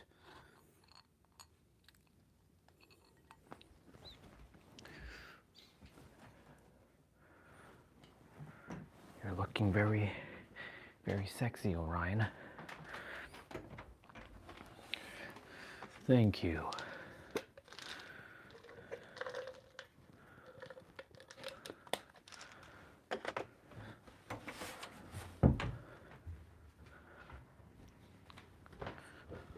I'm gonna need a wet paper towel, which is perfect, which is perfect.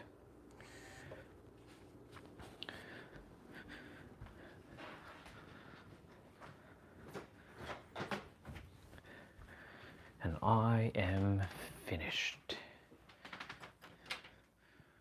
They're either leaving tomorrow or they're leaving Saturday.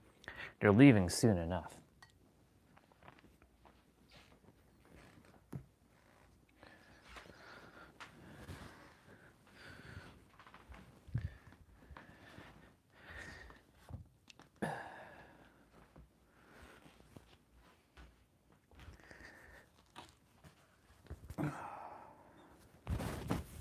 Bon appetit to me.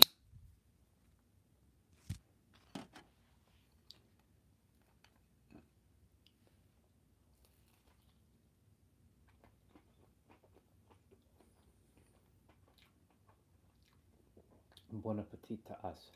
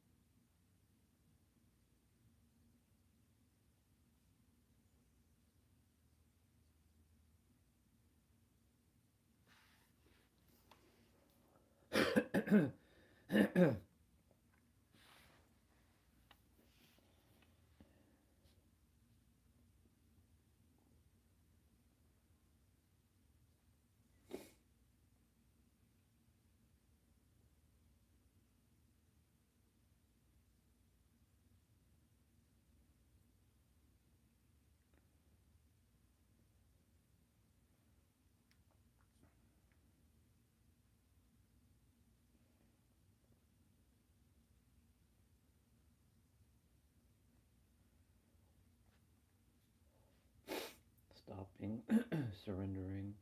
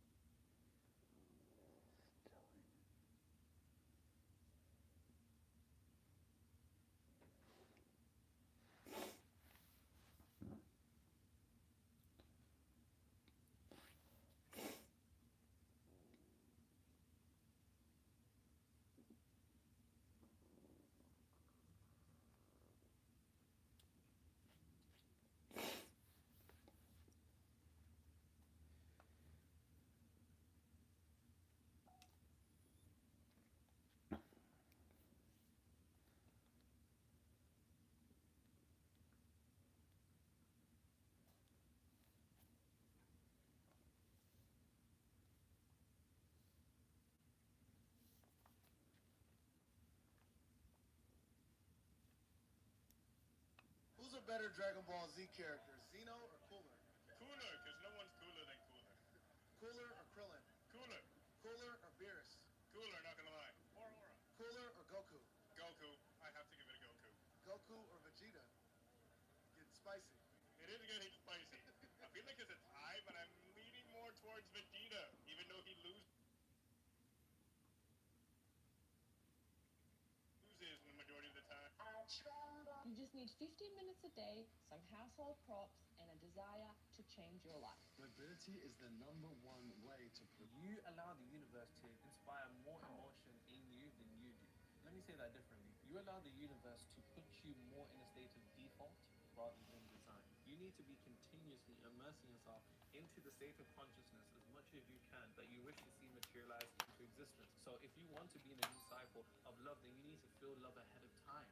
You need to feel secure ahead of time, because once you can do that, then you tap into the true definition of manifestation. Internally shifting to a degree to which you're no longer emotionally dependent upon seeing reality change. When you're good with it and you're good without it. When you relinquish the emotional dependency, because often what keeps us stuck in the same cycles is us seeing reality and then allowing the external to dictate the internal. And when the internal is dictated by the external, it eventually just reflects itself continuously back and forth, back and forth. When the external shows you something, you have an opportunity to exercise the old frequency of the new one.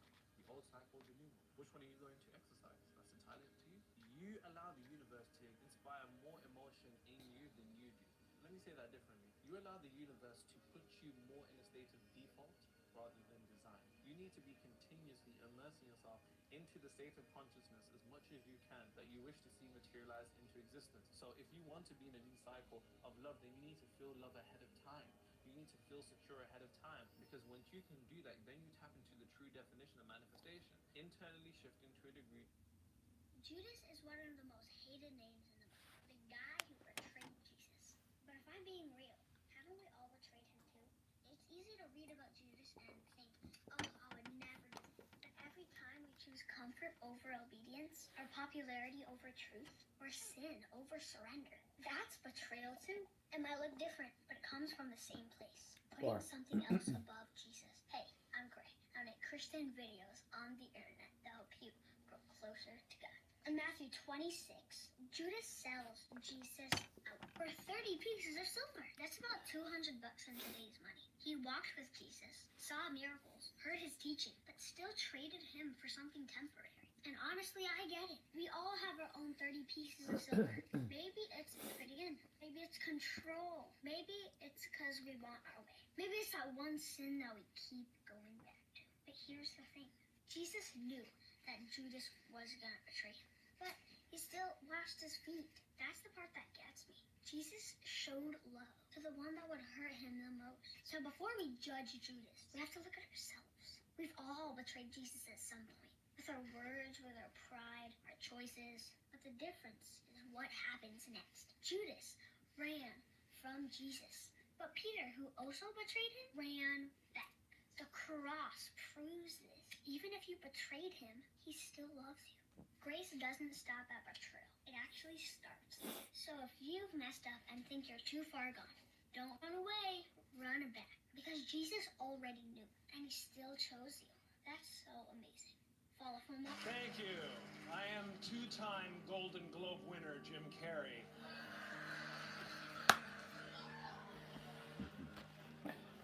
You know, when I go to sleep at night, I'm not just a guy going to sleep. I'm two-time Golden Globe winner Jim Carrey going to get some well-needed shut-eye. And when I dream, I don't just dream any old dream. No, sir. I dream about being three-time Golden Globe winning actor Jim Carrey. Because then I would be enough.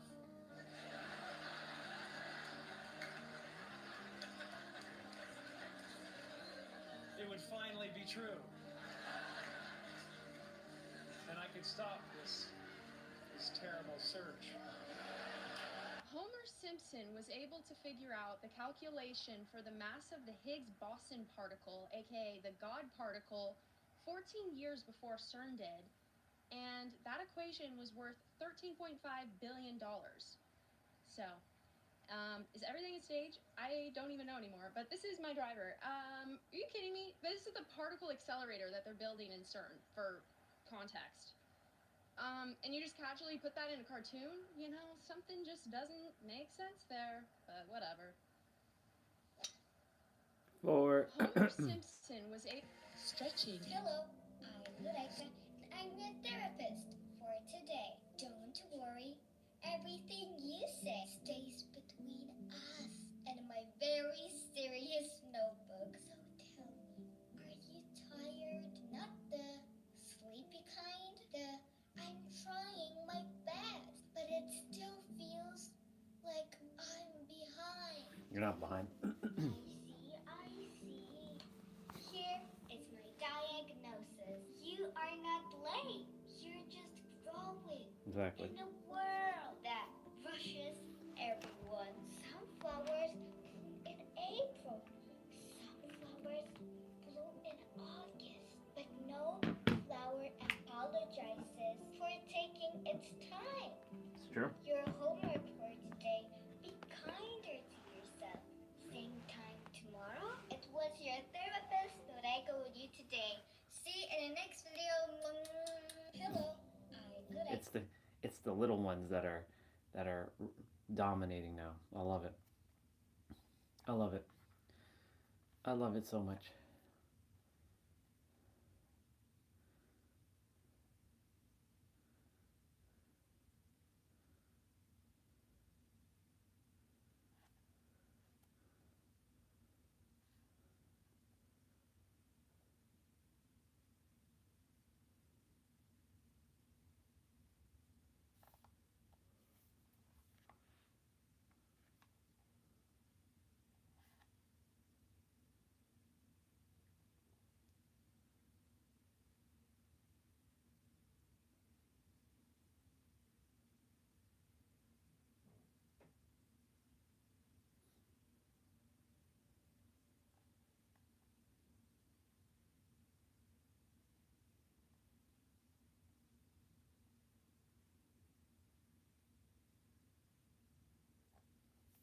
Cool.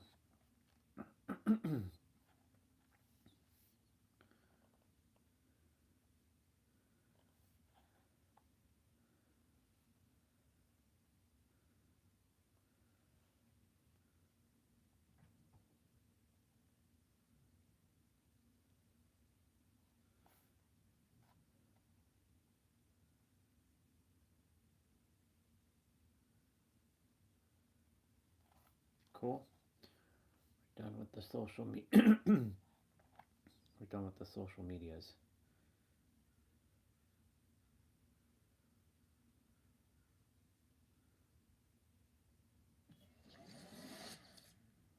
Smoothness and responsiveness, so phones without super high-end chips still feel really nice to use. They've also majorly updated the storage to hey, maybe more phones should have, you know? The rest of the hardware, though, it's not super premium, but it's just fine.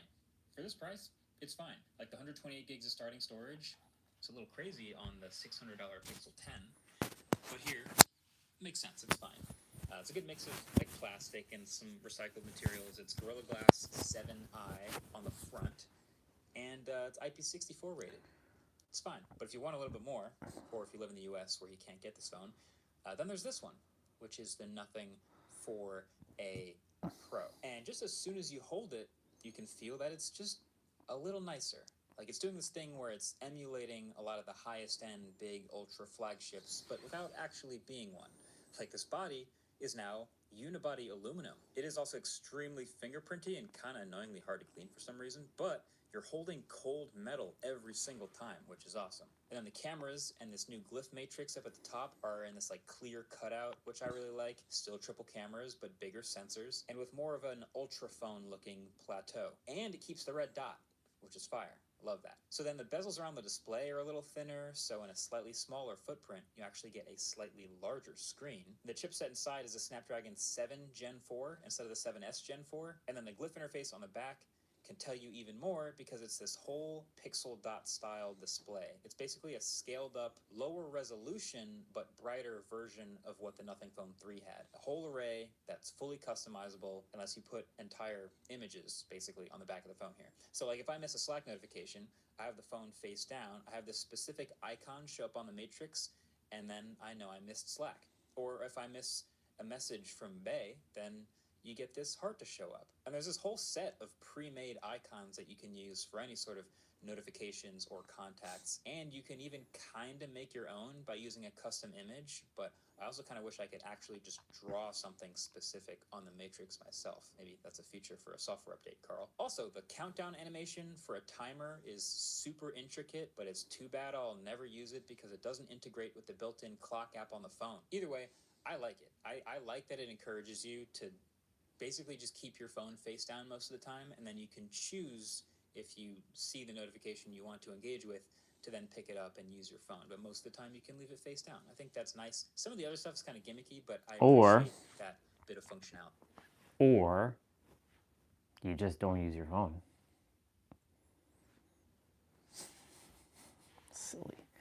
Silly humans, honestly.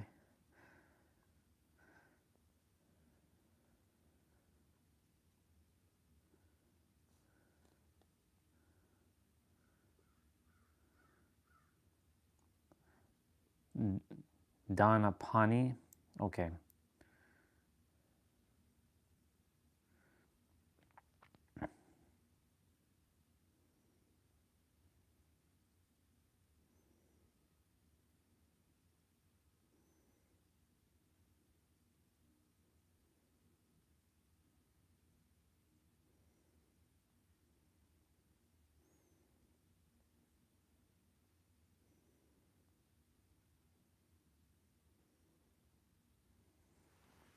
Hannah Montana official trailer. What the fuck? Good to be home.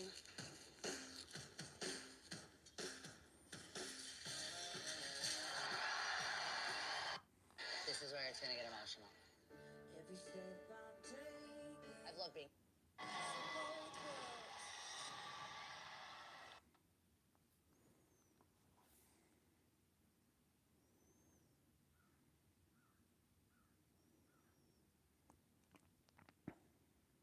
This way of thinking changed my life, not only in technology, although for the purposes of this video that will be the focus. Not only am I happier now, but my bank balance is healthier, I feel more fulfilled, and I think friends and family are also appreciating the change. So let me dive into a concept that, whilst very simple, is increasingly hard to put into practice in today's wild world. I don't know about you, but as someone who makes a lot of content about new technology and who watches quite a lot as well, I feel like my brain is being constantly bombarded with sprouts of ideas to buy the next thing. A new project car, a new phone, a new TV or a computer. A lot of people will put this down to the constant advertising, but to be totally honest, I'm not sure I really care too much about that. It's more the content that I'm consuming. Now, I'm fully aware that I'm contributing to this on multiple fronts, but I don't necessarily think there's anything wrong with advertising or making videos.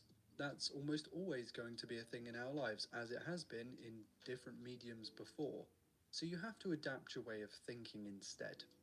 It's easy to fall into the trap of wanting the next thing.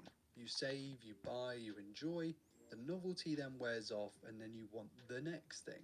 Being Exactly. content with what you already have is something I think that should be taught more, and a message that needs spreading, because right You humans are starting to figure it out.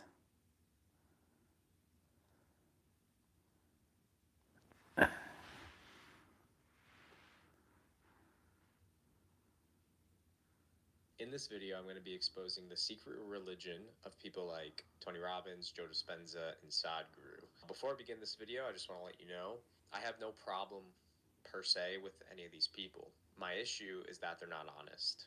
And I know this from firsthand experience. I built the first of its kind social media agency around teachings like this that's been in business for almost 9 years. I've been a seeker of this information for the past 13 years.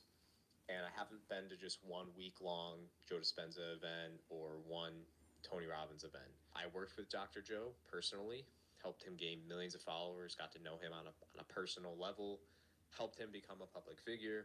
Tony Robbins, I've been to like over 15 UPWs. I've done 5 Date with Destinies. I was a platinum partner, which is like his $100,000 mastermind. I'm no rookie. There's a lot of things that people at these retreats are partaking in, and they have no idea what they're doing, because you have something like science as the front to indoctrination into an ancient religion. Now, I have no problem with any of that. Just be honest. And that's kind of my thing, because I think without knowing, there are some spiritual dangers in partaking in these practices that people are just very naive to. And I think a lot of the new agey kind of guru world is very naive in a lot of ways, versus someone like a Sadhguru Namaskaram, Anton. who actually has real understanding of the dangers of some of these practices and how you're playing with fire and you got to treat them with reverence and respect and be gentle, versus people like Joe Dispenza who are like literally the opposite. Oh, I popped, you didn't pop. What's up with you? Of that. And he pushes people to engage in awakening something like Kundalini, for example, without any remorse and without any caution. And just, it's very dangerous because it can lead to things like psychosis and other things like that. So I'm going to be diving into all of this a little bit deeper inside of this video and really kind of show you the religion that you're partaking in without fully knowing by doing a lot of these practices. And when you're playing with spiritual power, it can be challenging to fix things if they go wrong. And I mean, you have someone like Sadhguru who will tell you that. He will tell you the dangers of something like Kundalini yoga. You might be hearing the word Kundalini, you're like, I don't partake in Kundalini. Well, you do. Kundalini yoga, in its essence, is the most dangerous form of yoga. I'm saying dangerous because it's the most potent also. What is most potent is always the most dangerous. Things go wrong, they go seriously wrong, like in ways that you can't fix it. So similarly with Kundalini yoga, it is the most potent and it is the most dangerous. Without the necessary preparation and guidance, without expert guidance, constant guidance and observation, nobody should ever attempt it. For example, if you've ever been to a Dr. Joe retreat or have partaked in any of his workshops or things like that, you are partaking in Kundalini yoga. Breath work is a form of Kundalini yoga. And there's a lot more into all this. You can look into it for yourself. But what Joe is doing for people is he's trying to give them an experience, a spiritual experience. And the easiest, fastest way to do that is do breath work. I know that from firsthand experience. After I was deeply transformed by Little boy. And I was crying and just anger and crying. I was listening. Practices, and it's becoming their new religion. and they don't even know what they're doing or what they're worshiping or where it's leading. And that's why these people, no offense to anybody who's deeply involved with all this stuff, is like they're spiritually voided. Like there's such a void, and they look for it in the next retreat, in the next workshop. Yep. Talking about this just from like some big. You're not the only one talking about this.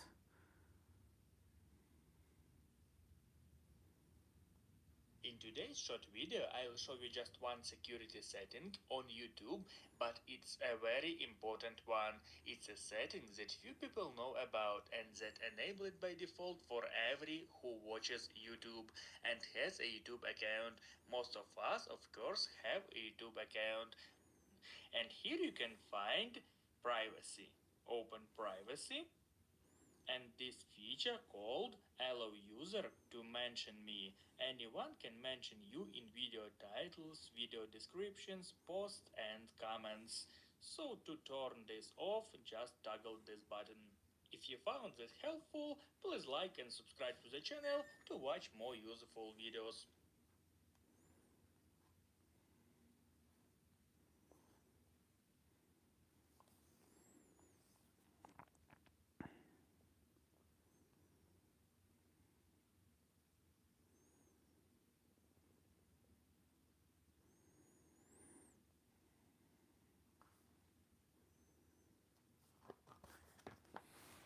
All right. It is 9:47.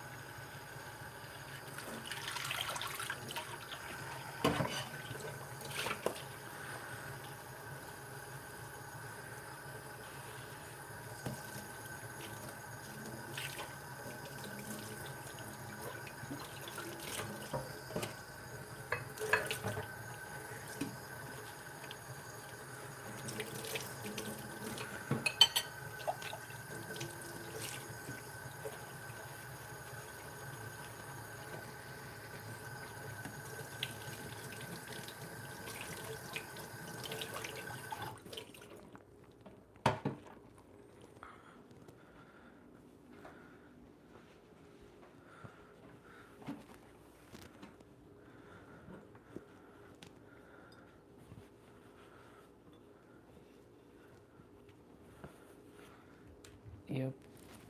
They should be leaving very soon.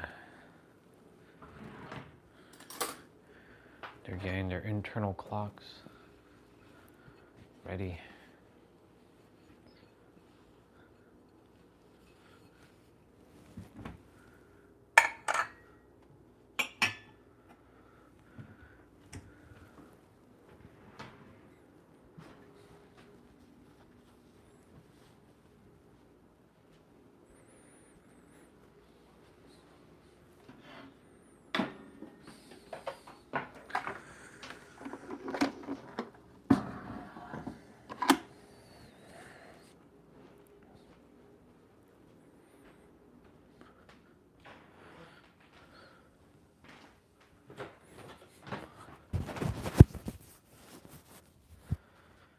Cool. So I'm going to read chapter 11 of the book. But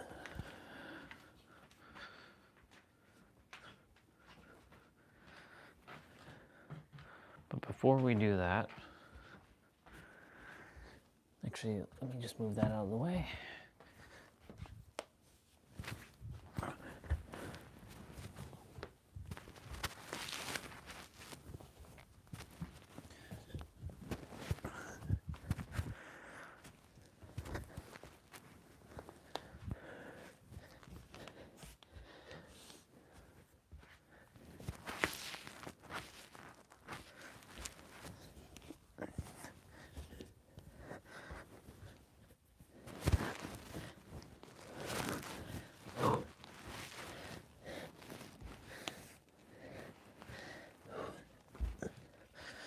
Perfect.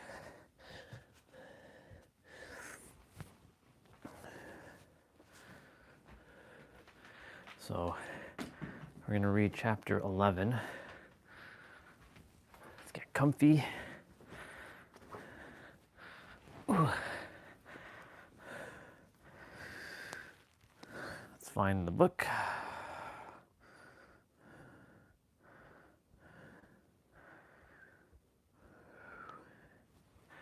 Just move the body for a moment.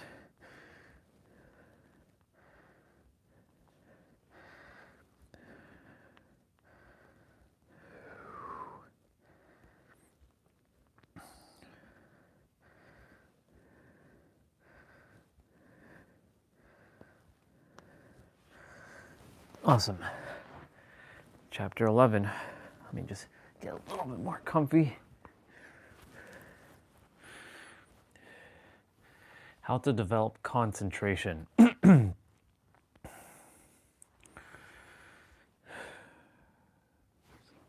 it down.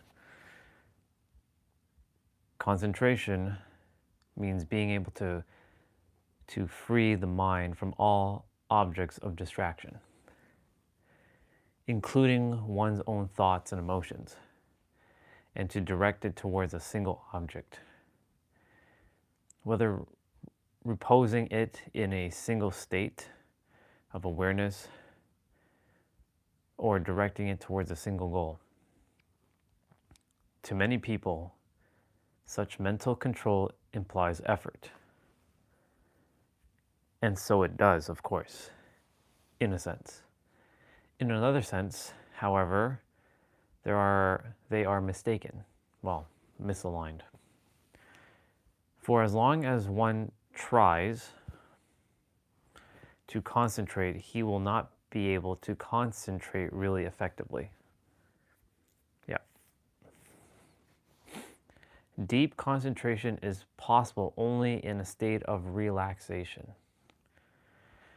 Where tension exists, whether physically or mentally, there is a separate commitment of energy, like the stray strands of threads that refuse to enter the eye of the needle.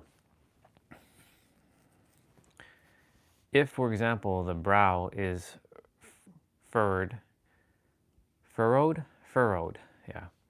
If the brow is furrowed in worry, or if the jaw or the hands are clenched, these are signs that this much energy, at least, is not being directed towards one true objective. What's up? Is that Tiff or is that T-Bray? Because yesterday I was like, someone jumped on and they're like, oh, I thought it was you. Okay, today is T-Bray. Yeah, there's Jason's wife, Tiffany, who shows up, who has almost identically your name from a distance, because it's the same green tea, it has the same amount of characters, because you're T-Bray02, she's Tiff88. So like looking at the names from a distance, it's like, oh, yesterday I thought it was you, but it wasn't you, it was her, because she said good morning. What's up, dude? I'm just reading this book, Money Magnetism. Chapter 11 is talking about concentration. Oops. Anytime you touch the tablet a certain way, the page either flips and you have to flip it back. Let's see, where was I? Yep.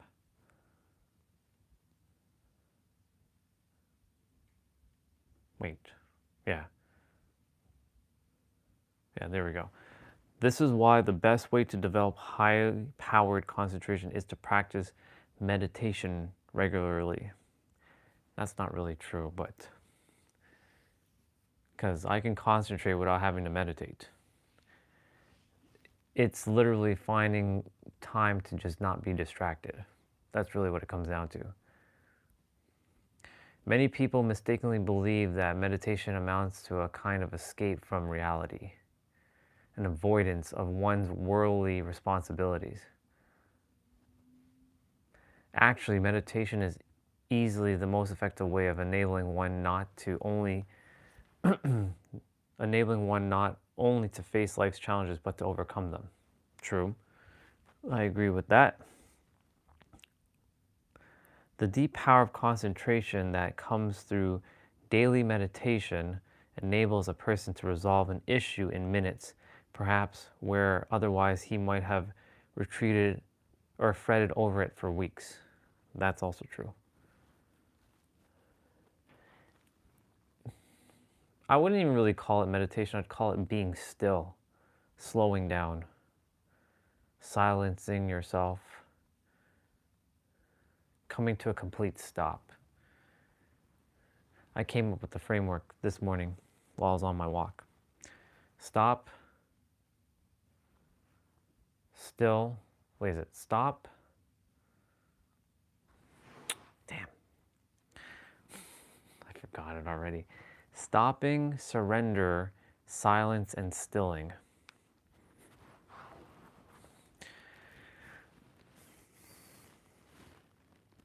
Frameworks. Let's get back to the book.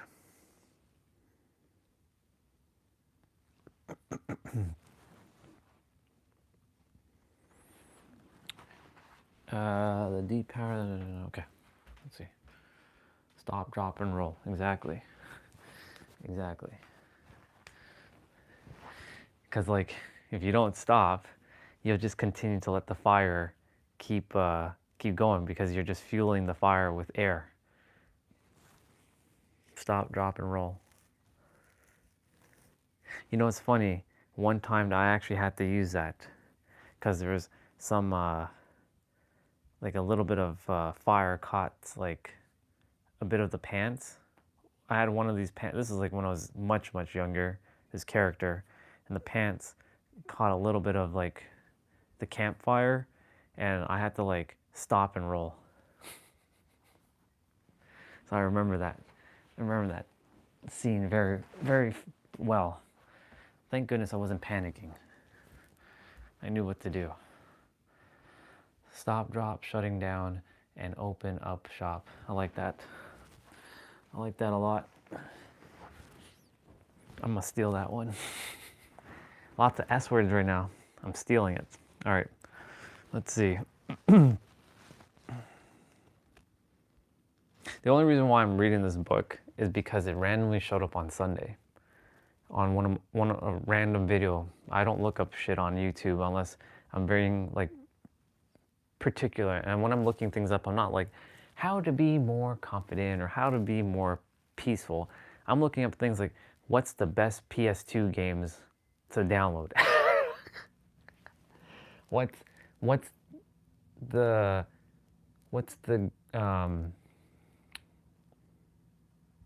show me Super Smash Brother Ultimate mods or something like that. I'm only looking up gaming things. Like I'm actually in the search on YouTube. In fact, let me see what my last searches were.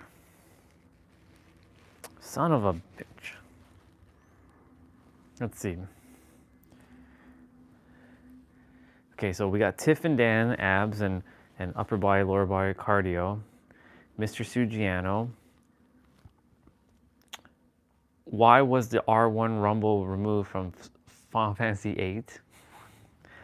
Eden Emulator Online. Peach Melee in Ultimate. Expedition 33. Sephiroth mods in Smash Ultimate. Peach Smash Ultimate mods. How to mod Super Smash Bros. Ultimate. Dog breaks up fight. Stellar Blade. Game native. Sephiroth versus Byakuya. A-Team Hellman Extended. Super Street Fighter 4 Start Theme. Cinemods. Poppy Playtime. Mariant Saved. So basically, these are things I'm looking up. I even looked up myself. Orion Stellar. Yep. So I'm not looking up like, how to do.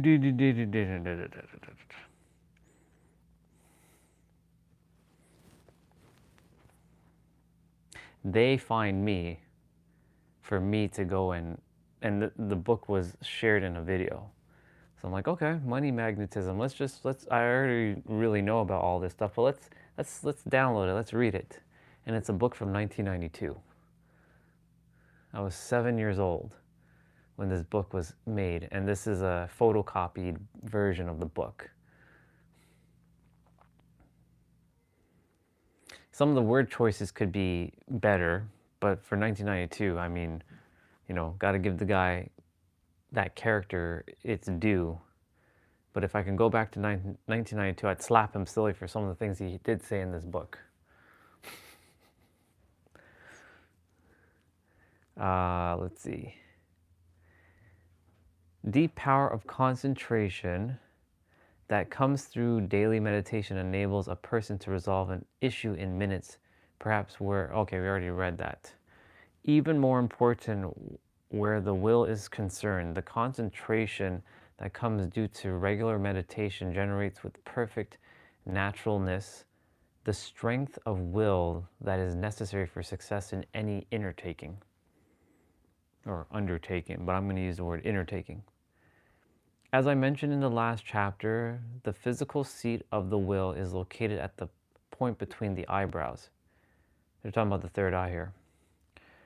That is why when a person wills something strongly, he or she often knits their eyebrows. So like they do this thing. They're like, focus. That's why, like, I remember when I was working in the law firm, I willed a lot of things into existence because I was so focused. I was laser focused. But every time people passed by my desk or by my office, they'd be like, why are you mad? What do you mean? I'm not even mad. I'm focused.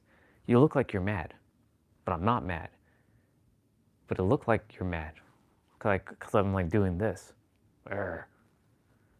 But I'm focused. I'm locked in. Like I'm locked in. Like.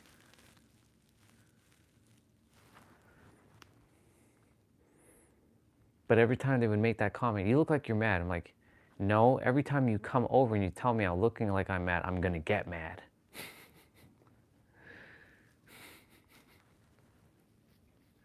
You look like you're mad. I'm not mad. You look like you're angry. I'm not angry. This is just my natural, it's like a resting bitch face I had as well too. Totally different nowadays, of course. But sometimes I come up to the camera, I'm like, but when I'm looking at the camera, I'm locking into the words. Like I'm not like mad, I'm just like locking into the words. What is being said? Like, oh, okay. Like, I'm aware of like what is going on when I'm like, Urgh. Some will perceive it as like, you need glasses then. No, I'm not. I don't need glasses. I can see the words clear as day. I'm locked in, like I'm focused. Like, you know, when you look at a word and you like zoom in, you know, this is what I'm doing. I'm like locked into that word. Anyways, yeah. Let's see, where are we? Yeah. In meditation, one is taught to concentrate at that point, since this is also the seat of concentration in the body. The more frequently and deeply one focuses the mind at that point, the more powerful his will becomes. I mean, if you entertain that as your truth, then yes, that will happen. But if you say, well, let's say if I close my eyes for a moment and I focus not here, but I focus like here, like I place my awareness on here. Well, this could be just as powerful too. It doesn't necessarily have to be here. It can be here. Hell, it could be right here. It could be even here or here.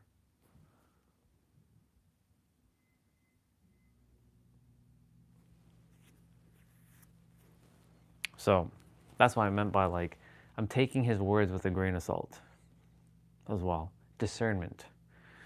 Just because it's written in a book doesn't mean it's entirely accurate.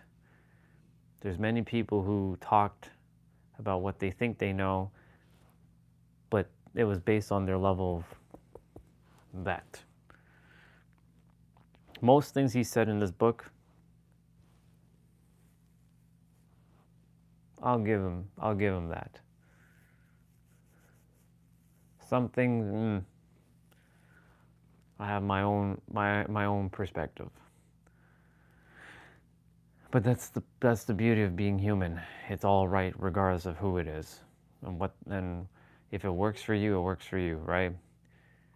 Like I was talking about, well, if you believe in a dude in the sky and he's bringing you help and you're getting the help and you're experiencing the help, keep believing in the dude in the sky.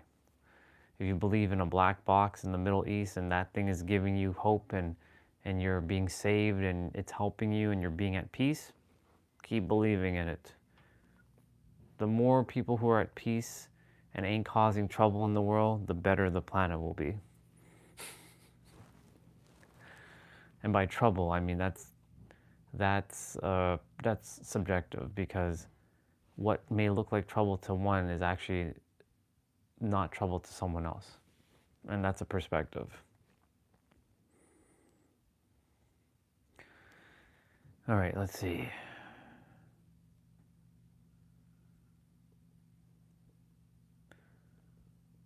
Another important point in developing concentration and therefore willpower is bullshit, by the way, is inner clarity, crystal clarity of reason and feeling. Meditation is a great aid in developing of such clarity. I've defined this state of crystal clarity in others of my books. Let me quote here what I've written in them. Ooh, he wrote quite the quote here. Crystal clarity means to see oneself and all things as an aspect of a greater reality, to seek to enter into conscious attunement with the reality and to see all things as channels for the expression of that reality.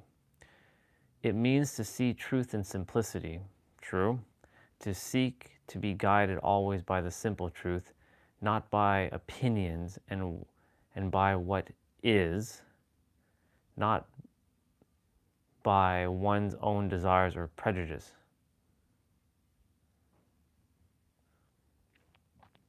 So he basically just says it just is. Because he said to always be guided by simple truth, not by opinions and by what is. I-S, capital letters, I-S. It means striving to see things in relation to their broadest potential. In one's association with other people, it means seeking always to include their realities in one's own. There is no others. It's just 8 billion characters with one itself. It's one itself playing 8 billion characters on this planet per human. And then of course, I don't know how many doggies and cats and birds and insects and all that are out there. I'm sure there's billions and trillions of insects there's probably more ants and bugs than there are humans. I'm sure of it. I'm sure there's like trillions of ants in the world. The Creator's expressing itself through them as well too. Those itself are slightly different from our itself though, because this itself has the ability to think and to speak. Those other itself can bark and meow and make a sound, but they can't do anything else. They're instinctual. They're not intellectual. Oops. Muddy thoughts and feelings produce chaos, both inward and outwardly. Inner confusion is the antithesis of concentration. Well, yeah, confusion is basically the opposite of clarity. Ooh, I should write that down. And in order to, we just created another framework just by reading this. So we have confusion, and the rectification for confusion is to concentrate. Confusion, concentrate.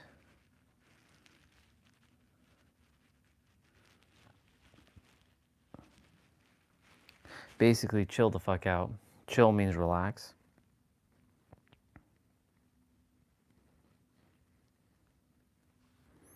I was attempting to make it all C words. And then clarity. Ta-da! Another framework. Man, we have a lot of frameworks. This is good. Keeping the framework simple, though.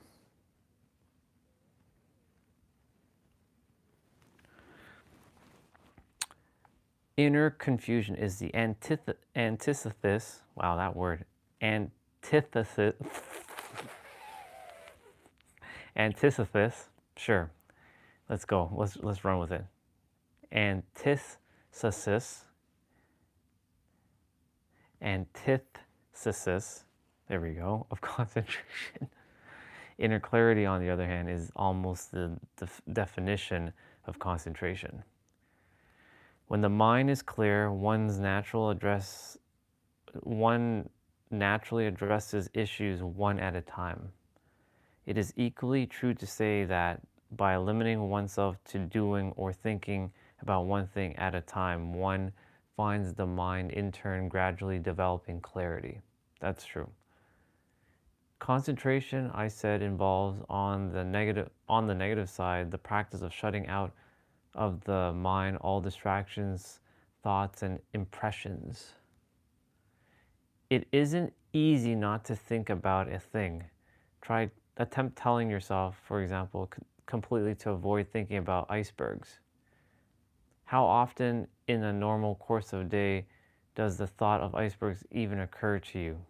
Never. Never, probably, and I just had a synchronistic moment because I didn't even realize he said never. Never, probably, unless you live in Arctic regions. Yet, if your mind is not practiced at concentration, the mere resolution not to think of icebergs may be sufficient to cause you to think of nothing else. To develop concentration, then, it is more important to focus positively on one thing at a time than to avoid thinking of other things. Attempt to become absorbed in one thought at a time. Well, be careful with that as well, too. Don't let that rule you either. No one can do many things at once and do them effectively. Leave then, for the moment, every other issue except the one on which you decide to focus your attention. Don't strain, be relaxed. Yes, it's all about being relaxed. Be interested in what you are doing. Become absorbed in it. When people go to the movies, they may find themselves becoming effortlessly absorbed in the story simply because it has awakened their interest. Focus your mind like that on everything that you do. Years ago, I and several friends were thinking of buying a building. At one point, one of our group said, "I have the realtor's number." She held out to us the slip of paper on which she'd written the number. The conversation shifted temporarily to another topic. 15 minutes later, we finally decided to telephone the realtor. "Let me get that number again," this friend said, taking out of her pocket once more the slip of paper. "It's blank." I told her the number. She gazed at me in amazement. Why, you hardly glanced at the number. How could you possibly have memorized it?"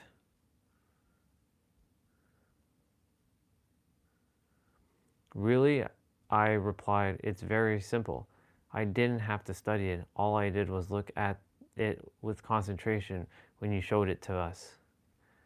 My friend afterwards attempted following this suggestion in similar situations and found that it worked infallibly.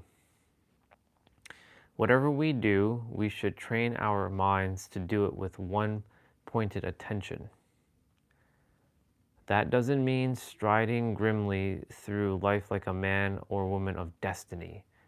All it means, quite simply, is to be interested and involved in everything we do. Do one thing at a time, and you do it, give it your full attention. Or, when you do one thing at a time, and as you do it, give it your full attention. Let's see how many pages this one is. I'm on chapter 12 now. 1, 2, 3, 4, 5, 6, 7, 8, 9, 10. Okay. I'm going to read chapter 12. Chapter 12, the tricky subconscious. This is getting into the meat and potatoes of things. That tricky subconscious. It would be relatively easy to control the mind, where our conscious thoughts processes all we had to deal with. Unfortunately, for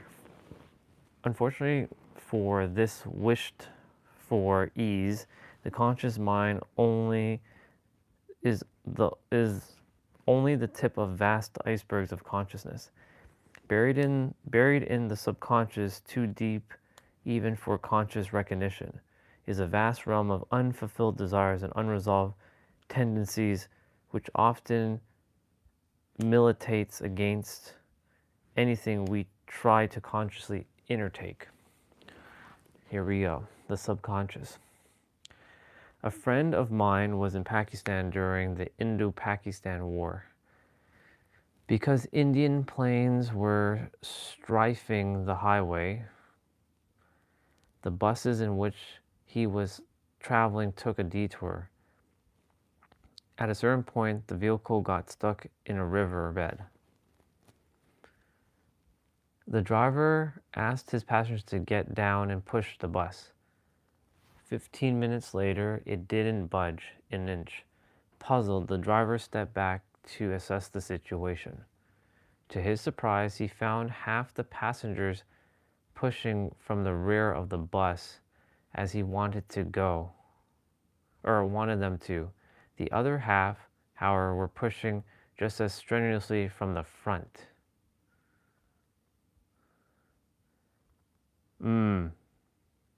They were supposed to pull from the front. Push at the back, pull at the front. But they were pushing at the back, or at the front.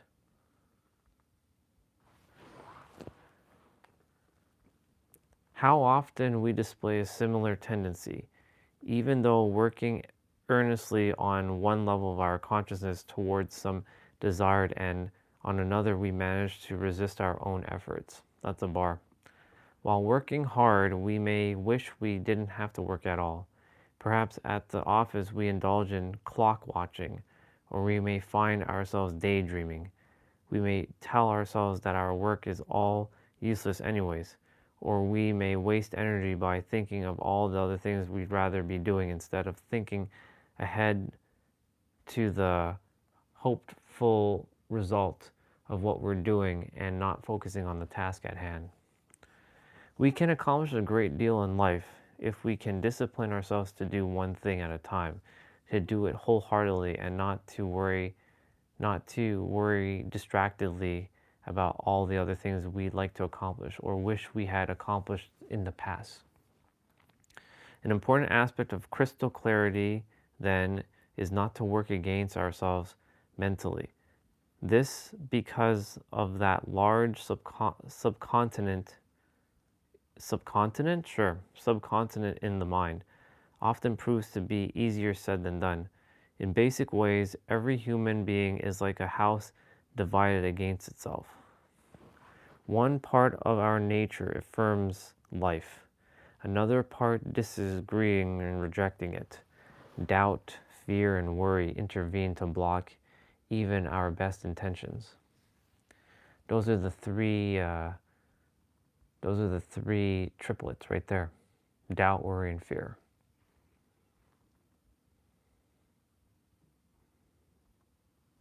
Yep. Doubt, worry, and fear are the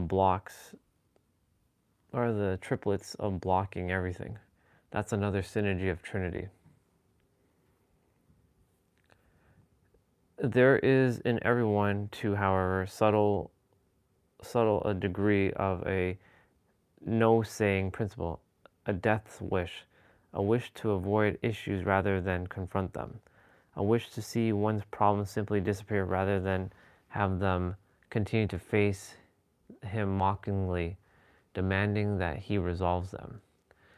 Some people seek escape in unconsciousness through alcohol or drugs or excessive sleep. There is an actual pull on human consciousness to slip back into our unconscious or into unawareness.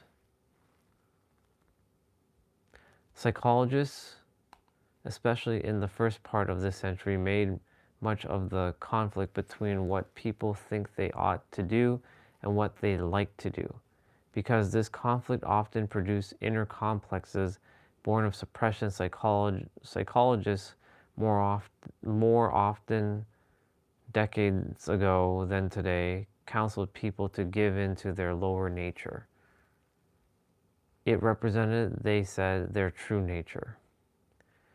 Nowadays, it is more generally understood that man's higher qualities are not merely his lower instincts disguised to look good. Love is not merely a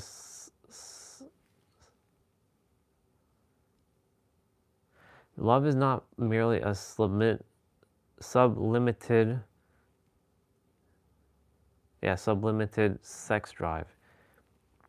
It would be truer indeed to say that the sex drive is an as yet unrealized, eternally spiritual hunger for perfect love.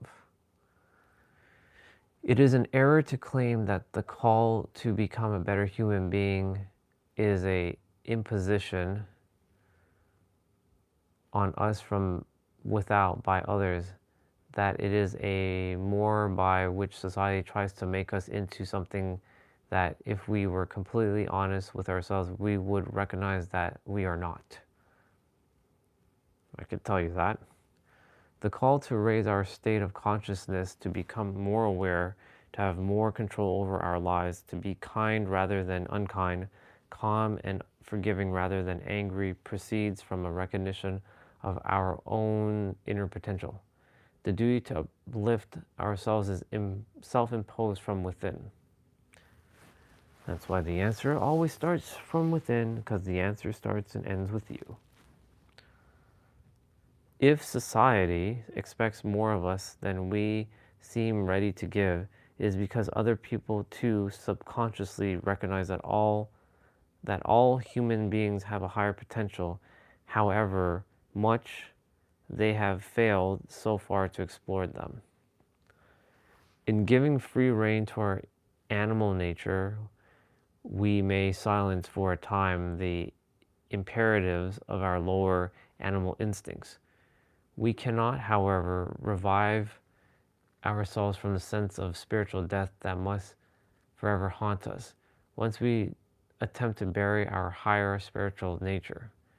Nor, supreme irony, can we by giving in to our animal nature. Silence thereby for very long the imperatives of that nature. It is true that by giving in to our lower instincts, we may experience relief from these imperatives for a time. The very act of giving in, however, is tantamount to affirming that they have meaning for us.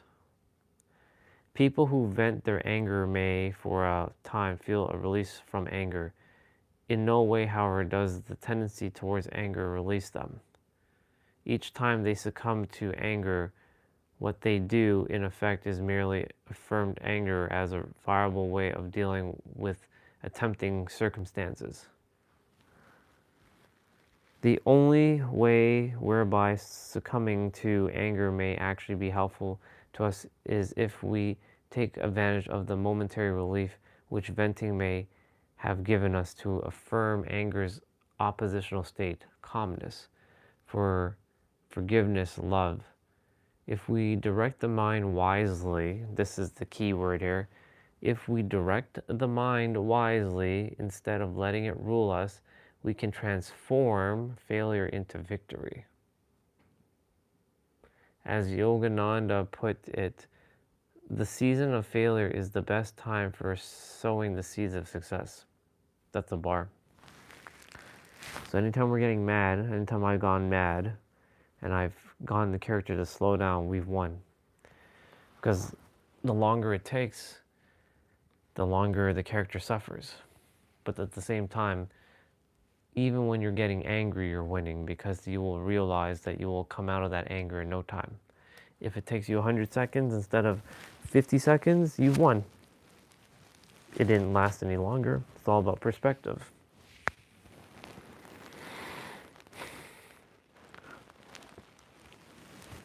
To insist, however, that there is no victory to be won is to invite continual inner turmoil. See, I just said it. Our complexes cannot be resolved in mere surrender.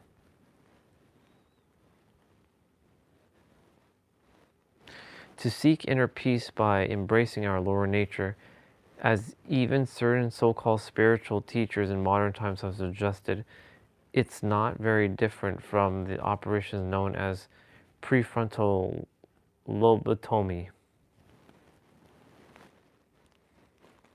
Prefrontal lobotomy.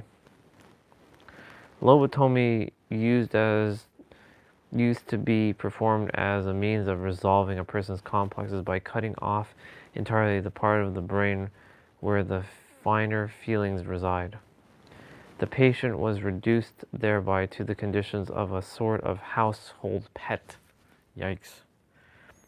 He was free at last from extreme anxiety and other complexes, but was found to have lost his idealism, his sense of aspiration, and all of those nobler qualities that separate man from the lower animals. It is interesting that the qualities of concentration, calmness, self-control, crystal clarity, which makes it possible to develop strong willpower, all reside in the frontal lobe of the brain, in that very portion of it which is severe in prefrontal lobotomy. Concentration means exerting oneself in a single direction and not, as most people do all the time, whether consciously or unconsciously, working against oneself.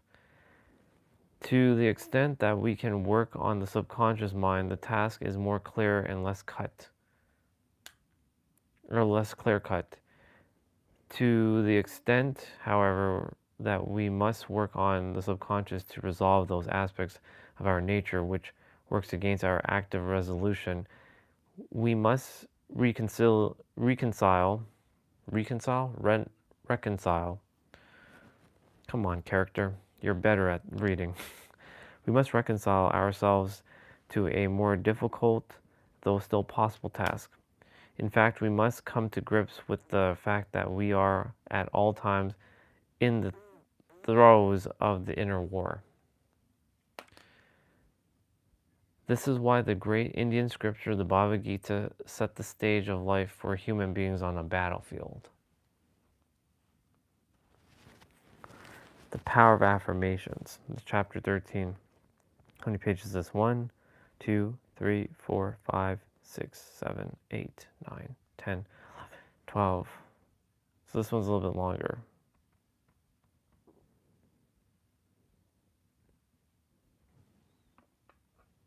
Okay.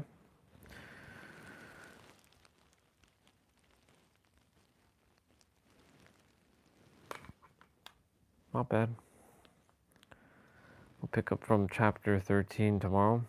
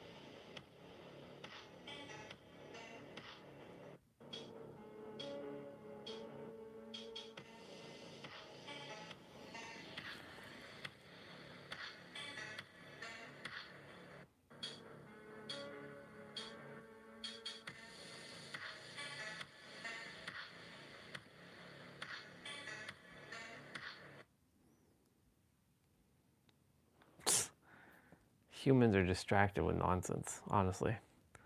It's crazy. All right. We have a notification. This 10-second test predicts how long your parents will live independently. What is this? I want you to do something after you watch this video. Call your parents or your grandparents or whoever the older adults are in your life that you care about. And I want you to ask them to do one thing. Sit down on the floor cross-legged and stand back up. What you're about to watch will tell you why that matters more than you think. This is called the sit to stand test. It was developed by a Brazilian physician and published in the European Journal of Preventative Cardiology. Here's how it works. Stand in a clear space. Without holding onto anything, sit down on the floor cross-legged. I can Then do this. stand back up. You start with 10 points.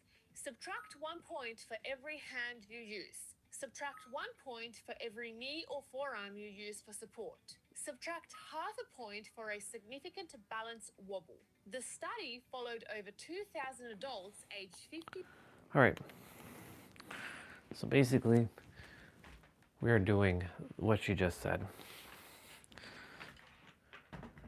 So let's see.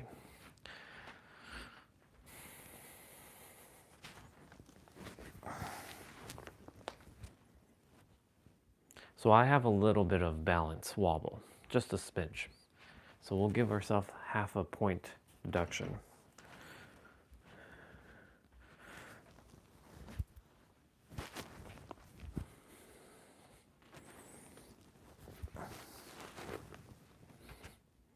It's not too bad of a wobble though.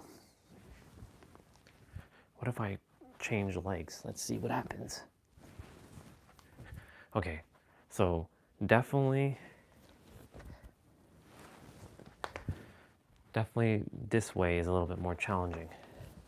But if I practice,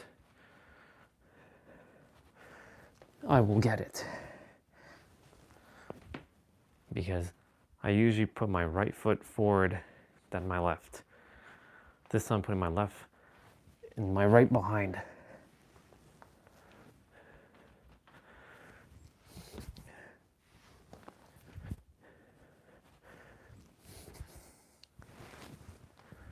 Cool. Let's see what else she's going to say. Do you 71 to 80 for an average of 6 years. People who scored 0 to 3 were 5 times more likely to die during the study period than those who scored 8 to 10. Every single point increase in score was associated with a 21% reduction in mortality from all causes. This is not a small effect.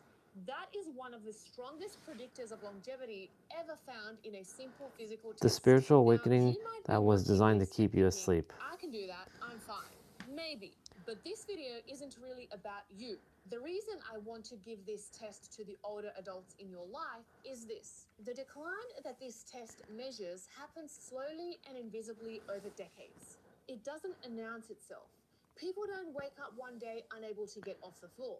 They gradually stop sitting on the floor. They start That's why I've been using sitting on the chair floor a arms lot. to stand up.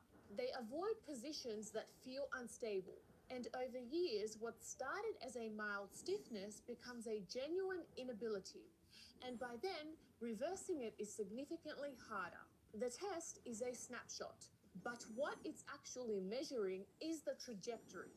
A 65-year-old who scores a 6 today almost certainly scored an 8 5 years ago and will score a 4 in another 5 years from now if nothing changes. The slope matters as much as the number. You have influence here, not in a condescending way. Your parents are adults, but most people in their 60s and 70s have never heard of this test. They don't know that their floor access is declining. They don't know that it's reversible. They don't know that the habit that they need to build takes less than 5 minutes a day. You can change that. Here's the issue though. Because it's not really an issue, but when your parents are stubborn and they don't listen, do you think they're going to really give a flying fuck about doing all this? No, because they're locked in their ways. I've told my parents time and time again, like, if you want to live a happier life, you have to stop complaining. You have to stop fearing. But what do? And they're locked in their ways because that's just how it is for them. It's not, there's no fault. But the problem is, you know, it's like talking to a wall. So I can go and tell my mom and my dad, hey, can you do the sit-stand test? Do you think they're gonna care? They're not the type of people to give a fuck. I know mom likes, she moves her body, but, you know,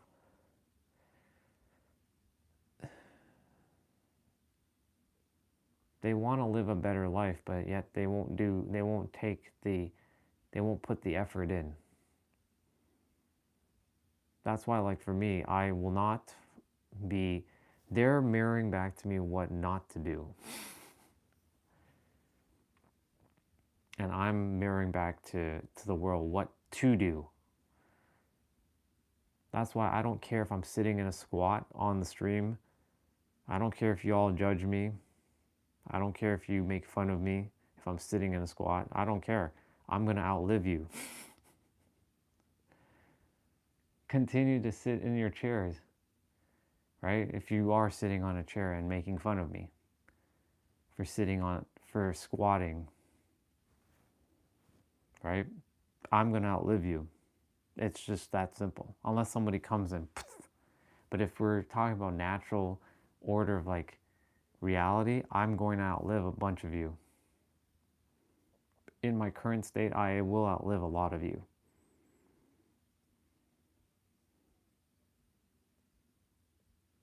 Because I chose to make choices like this.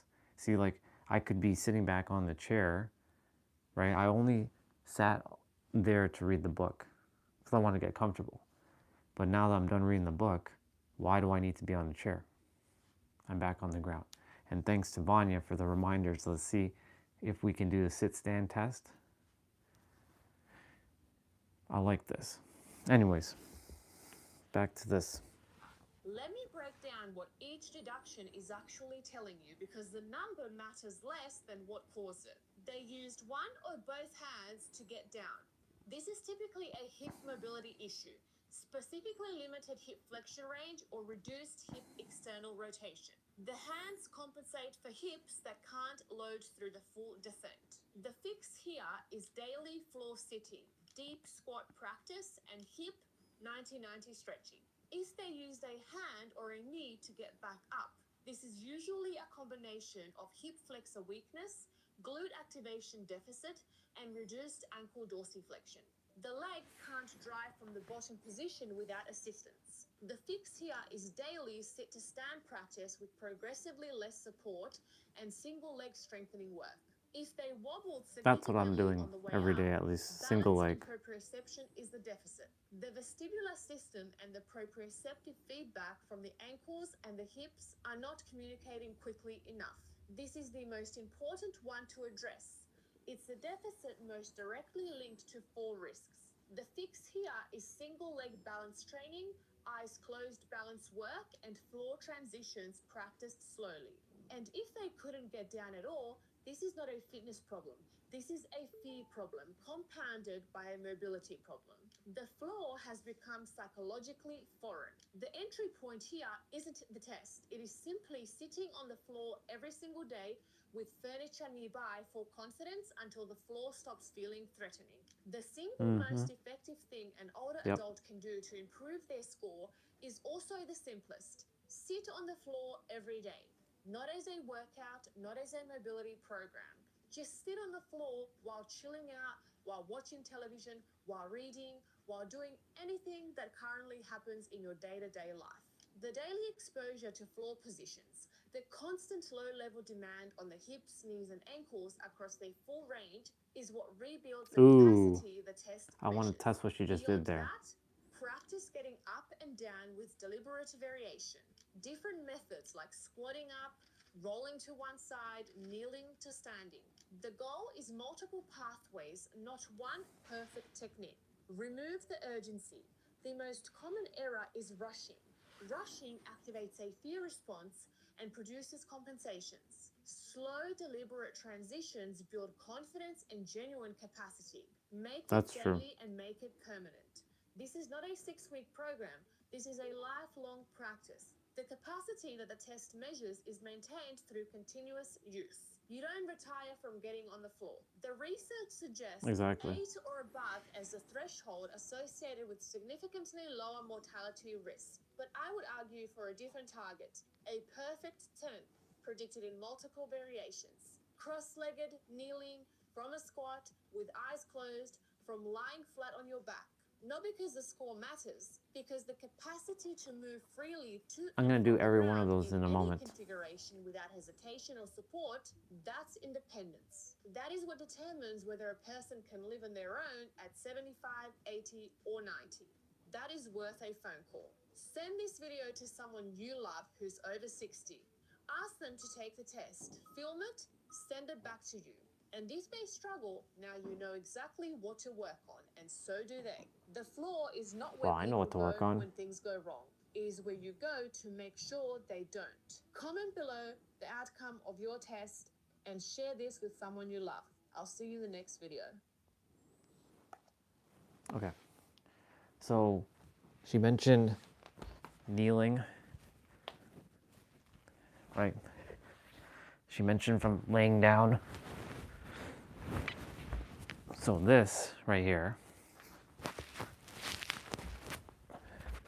that one,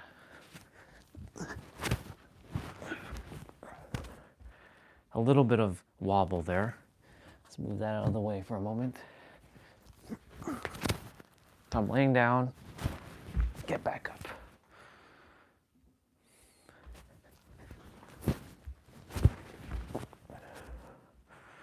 So cross leg. See, I used my hand there.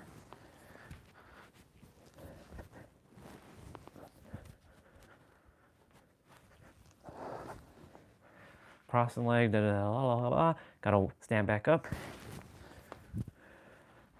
Okay.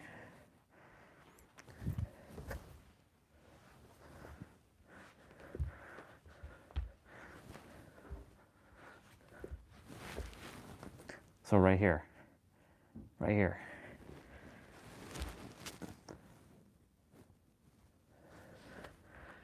Slow down.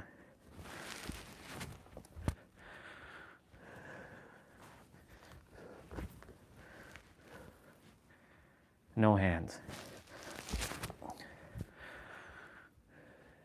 Training this to know what to do.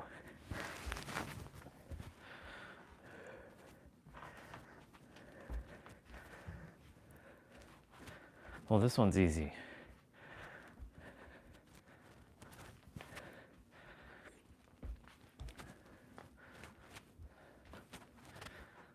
This one's easy enough to do.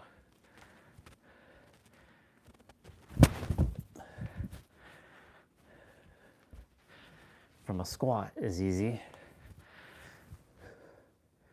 because I do this one all the time. So this one's not foreign. This one's actually the most common one for me.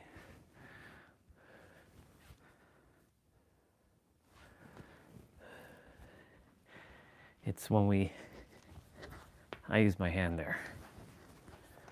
See, I have to consciously tell the character, no hands.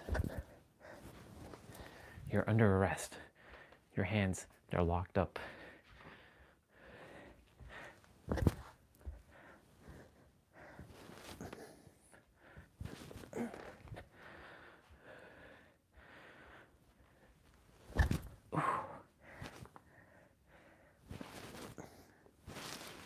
This is a good test, actually.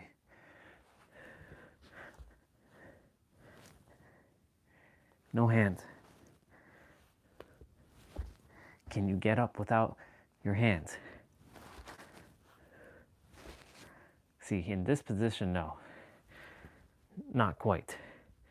Not when my hands are bounded together. Well, I can. But not like that. That's using assistance.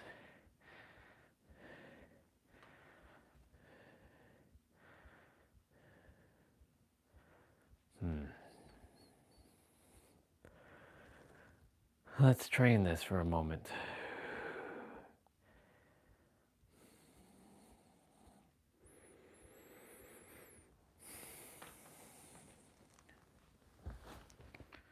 Well, I sat down with like falling down.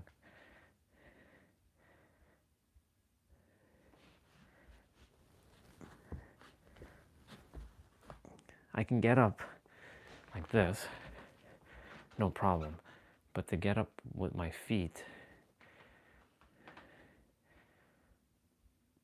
let me see what's going on. I'll put my hands in front.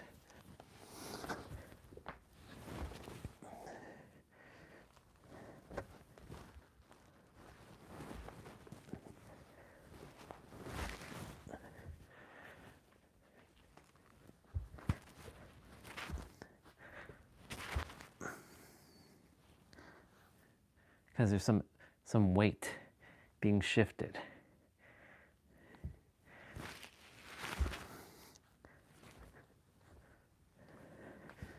Nope. How would we get up if I rock? But that's not the point.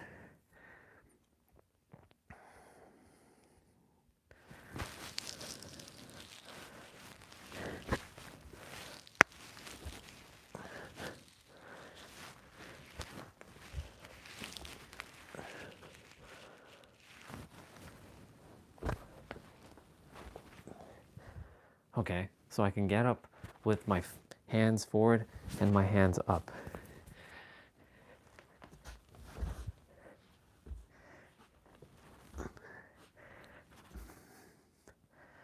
I can get up by sliding to the side and like that.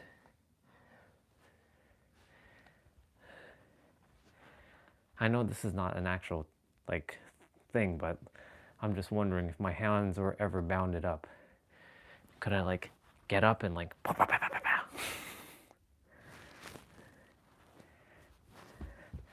So I'm cross-legged. Cross-legged, I can get up.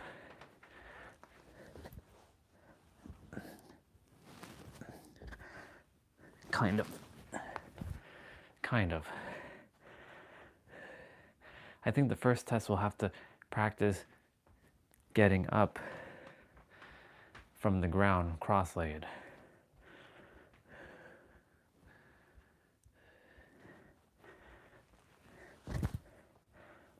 Without using the hands. I'm making sure my hands are up in the air.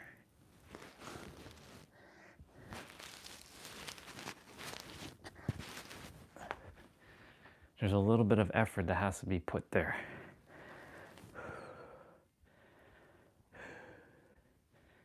So it's a good test. Thank you, Vanya, for this one. You're bringing this into my awareness.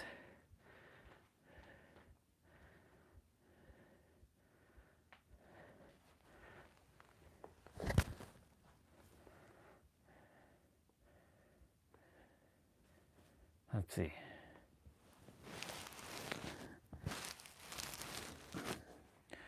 Yeah, see, I don't want to rock forward. I want to just get up. This way is a little challenging,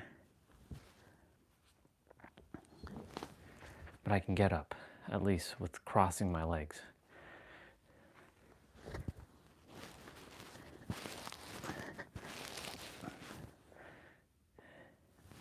Come on.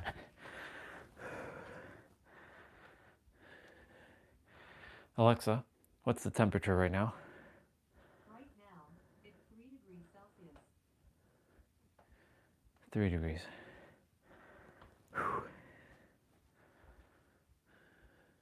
Okay.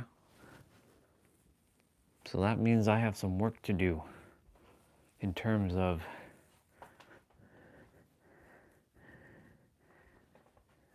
like my sit stand test. I'm further than most, but I have ways to go. I want to master keeping my hands bounded behind me.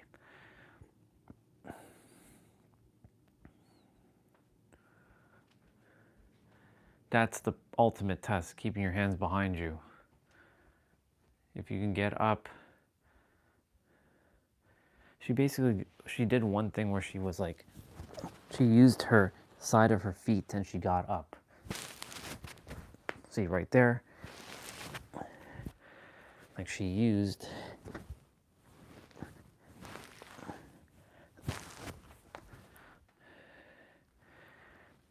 so there's some work that needs to be done.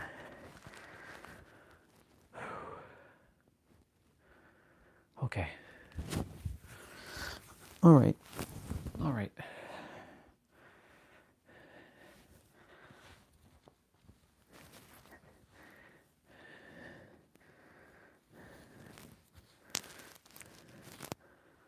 Okay. All right. This is good. This is bringing something into my awareness. I'm going to change into my workout pants and change my socks.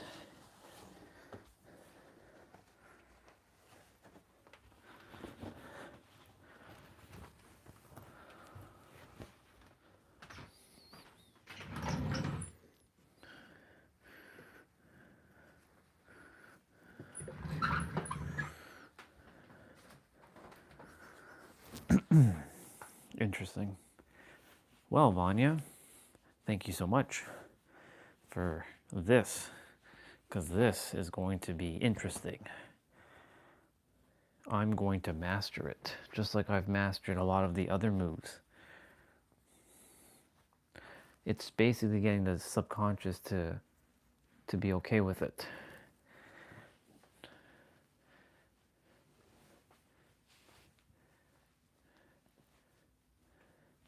There is a fear that the subconscious is like, I'm going to fall over.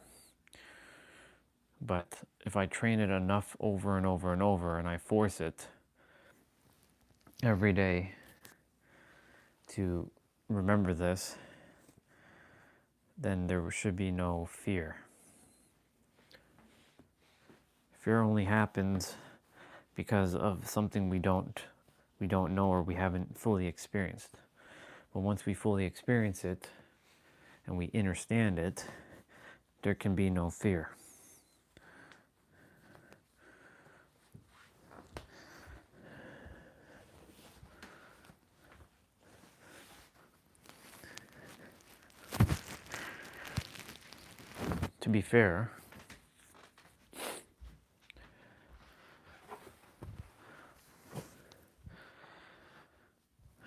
To be fair, there could be other things. See, like this is like become easy now. Knowing that I can do this with my hands in front. Okay, see that one needs a little bit of work.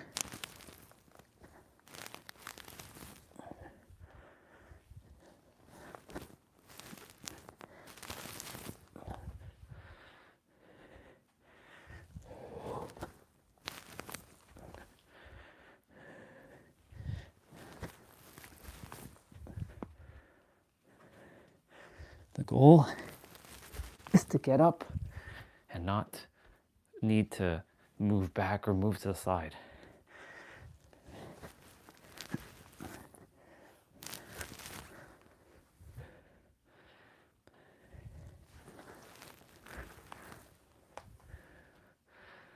See, there's still some balance. But if I get up slowly,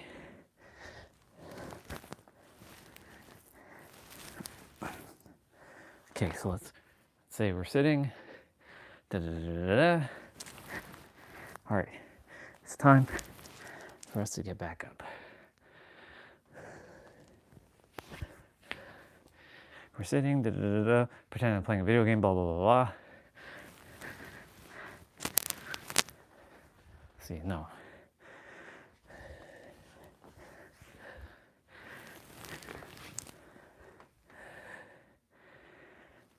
Remember this, body. Remember this.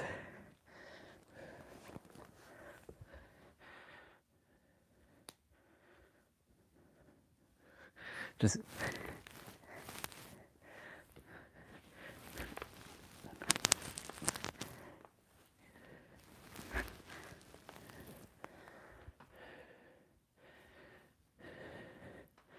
I got to practice this every day. A couple times a day. Whew. That's a lot of work. It's good. It's good.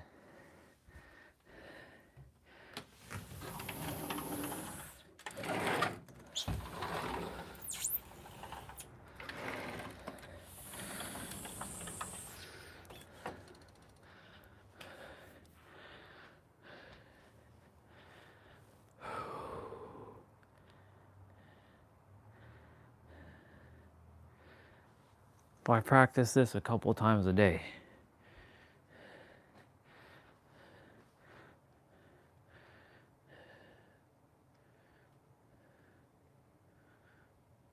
making tremendous progress. I'm basically outdoing my 20-year-old because age is but a number. Don't let the silvers fool you. The silvers are nothing. That's just collagen and the pigmentation being dyed due to a lot of sun exposure. But then, of course, it's also the wisdom.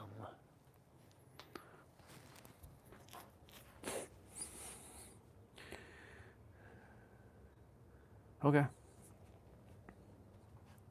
I'm locking in now. When there's a new challenge that I want to overcome or new challenge I want to master, even though there's a version of me who's already mastered this, I'm tapping into that version right now and I'm walking the path of that version who can do it. If it was like a life or death situation, you bet your ass that I'll be getting up very quickly. I won't be hesitating like that. Because this is more of a controlled situation, I can go at a slower pace. Okay, it is 11 o'clock. I'm gonna grab my second meal, eat early. We came up with another framework, which was awesome. I know these frameworks are gonna help people because they're helping me. So many frameworks.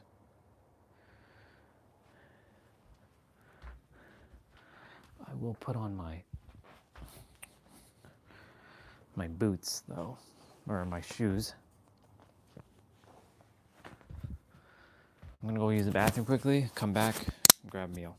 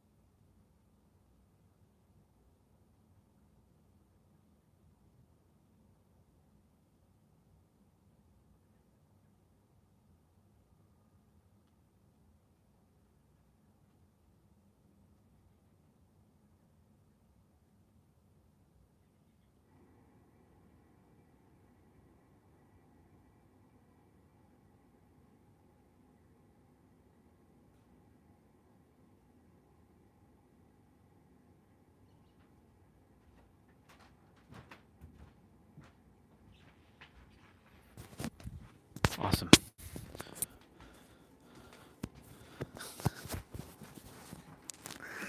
All right, let me go grab my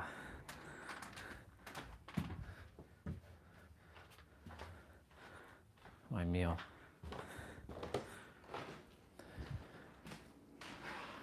I trust that my stream is working because you put that was it tombstone?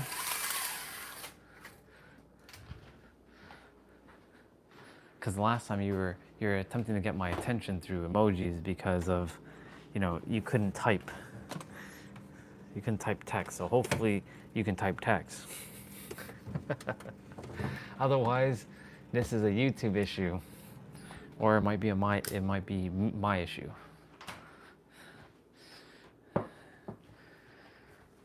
Okay, so if I practice that every day, just like I've been moving the body every day, then that means that eventually that will be mastered.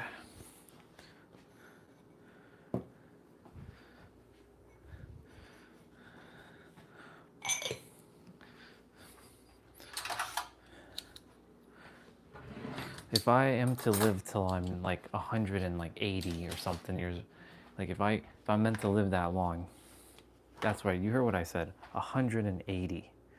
Why 180? Why not? Hell, let's go to 200. If I were to live to 200 years old,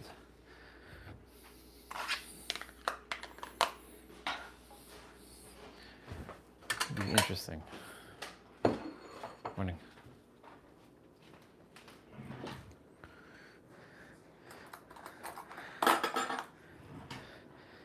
It would mean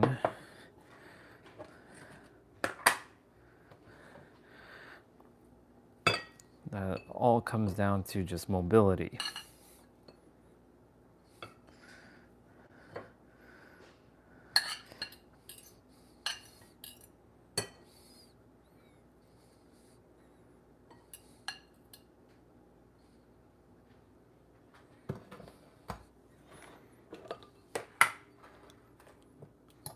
Chicken.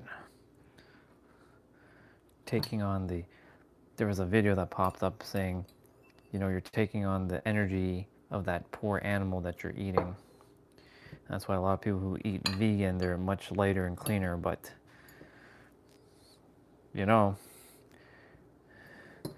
plants suffer too.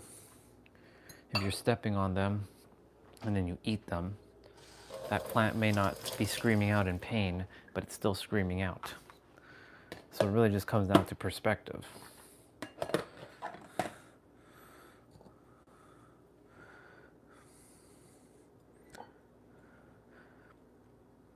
I do know I'm going to reduce my meat consumption by a lot when I move home. Not entirely though, because I don't want to be deprived of like going out and experiencing things and be like, oh yeah, I don't eat that and all that. No, I'll be fine. I'll just prepare the body in advance,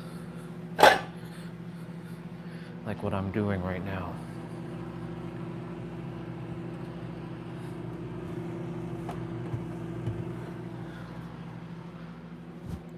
The habits that I have right now are the habits that will be keeping me afloat for the rest of my life. Well, for as long as I'm here.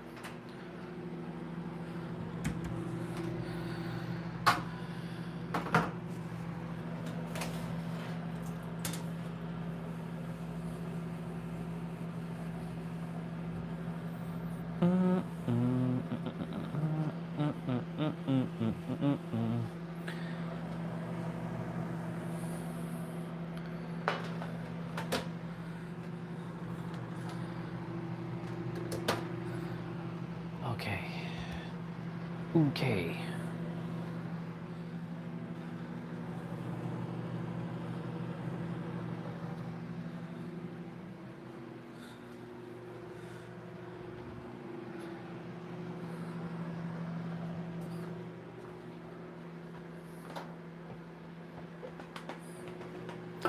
Let's have a couple almonds.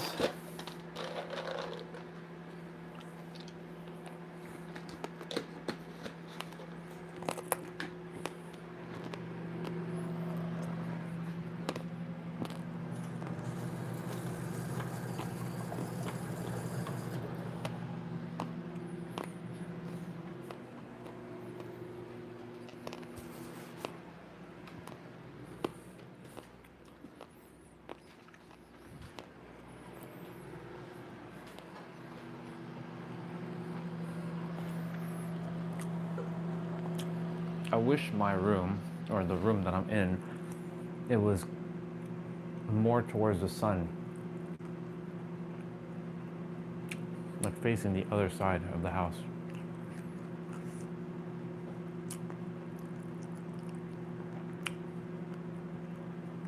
That way the room has more light.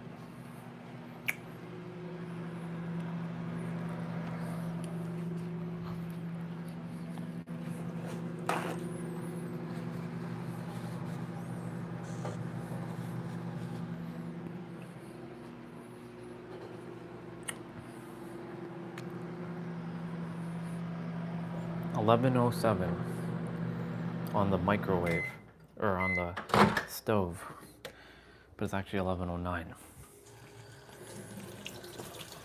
One way or another, the intuition wants me to see those numbers.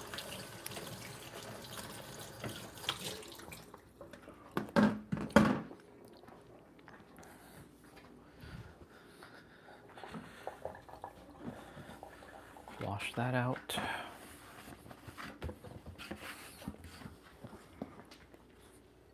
Today's active rest day, so it'll be abs and lower body mobility training.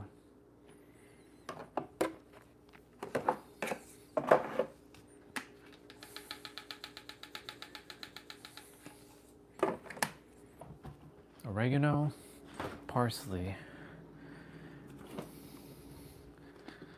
chili flakes. I'm gonna be buying a lot of those, restocking on that a lot, especially oregano.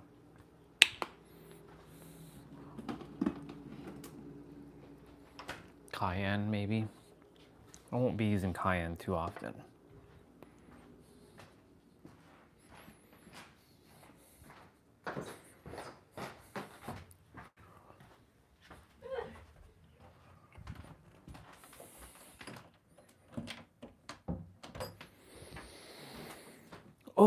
yeah. Let's see. I do see your words. I do see it. I see them. You're good. I see them. The question is, do you see me? Because you were asking, do you see my words? But I wasn't here to see it. But I can see it. 11:11.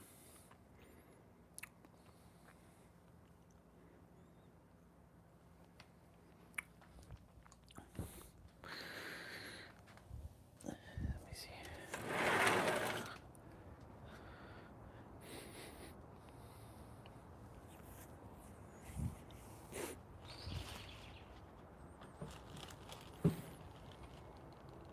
You know what? It's kind of warm to sit outside. Let's sit outside for a moment.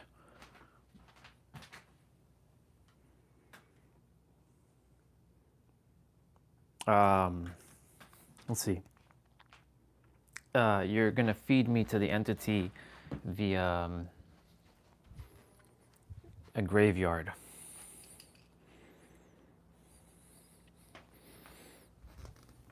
If that's accurate. One sec.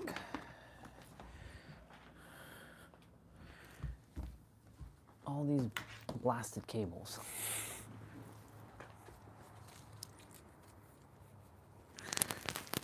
Dude, I've been enjoying watching Caesar Milan, and teaching them humans how to use their how to master their doggies.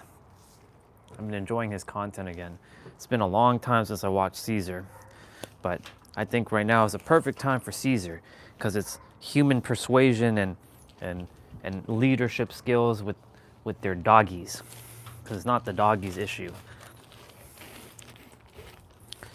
It's the humans who haven't mastered their doggies. Okay.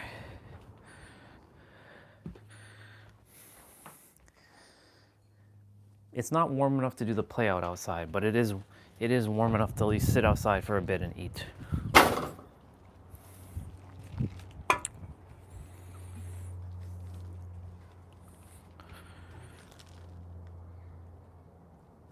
Oop. No, don't want to do that.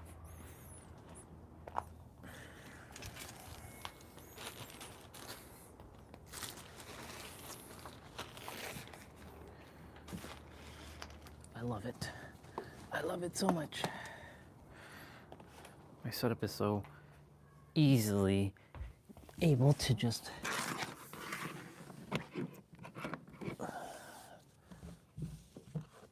be flexible.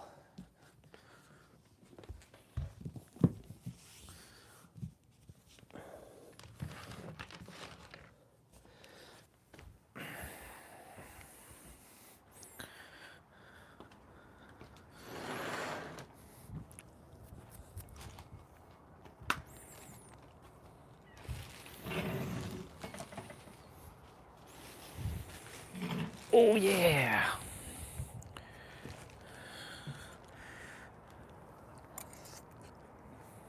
I gotta get a haircut soon. I gotta get a beard trim. Just letting it grow so that, you know, all the patchiness disappears and Steve will have a nice canvas to work with. All right, Caesar, Milan, let's go.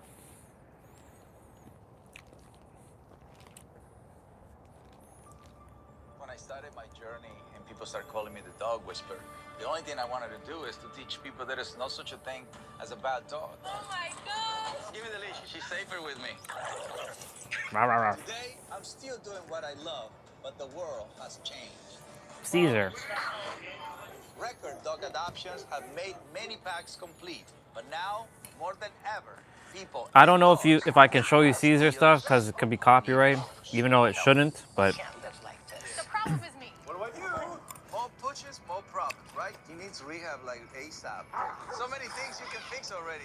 Let's see. I'll play it for a little bit. I just don't want you to get bit. Do you know who I am? Do you know who I am? Together with my superhero pack, our mission is to teach the world to honor the pack code. Honest Honesty, integrity, and loyalty. Once you get this, you're gonna have everything else. And that's how we create better humans and better dogs, one pack at a time.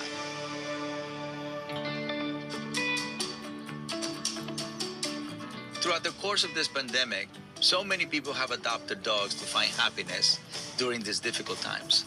But without the right guidance and knowledge, you can create bad behavior and life can become more stressful. Today, I'm meeting a young couple. They adopted not one, but 2 puppies during the lockdown. Now the dogs are growing up and acting out.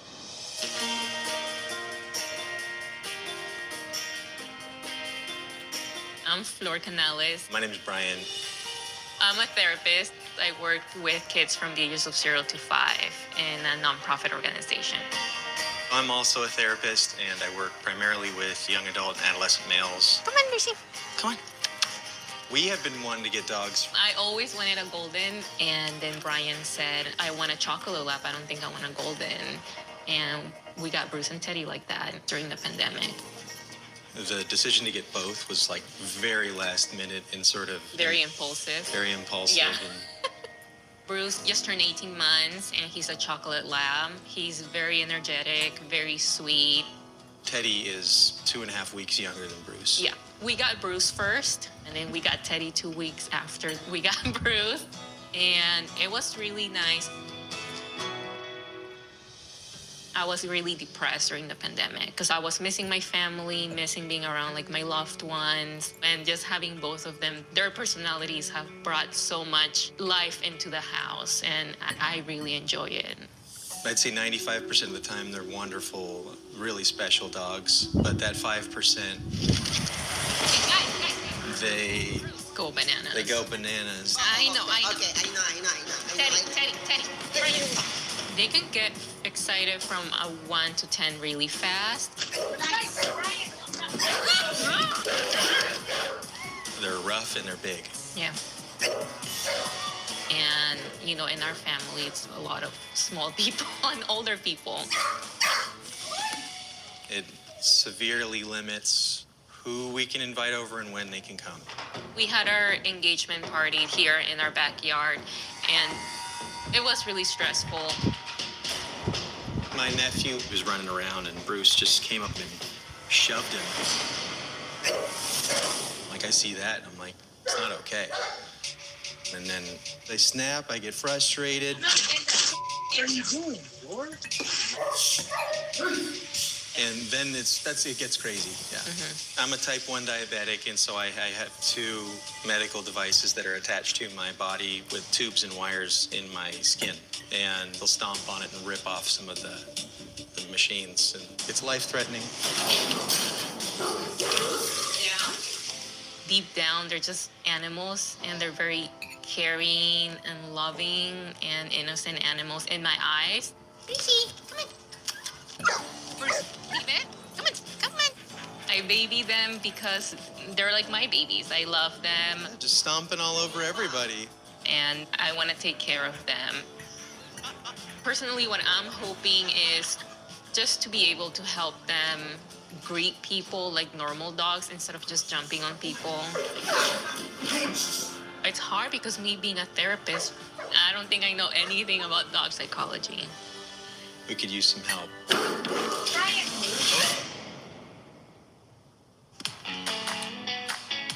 Here we come.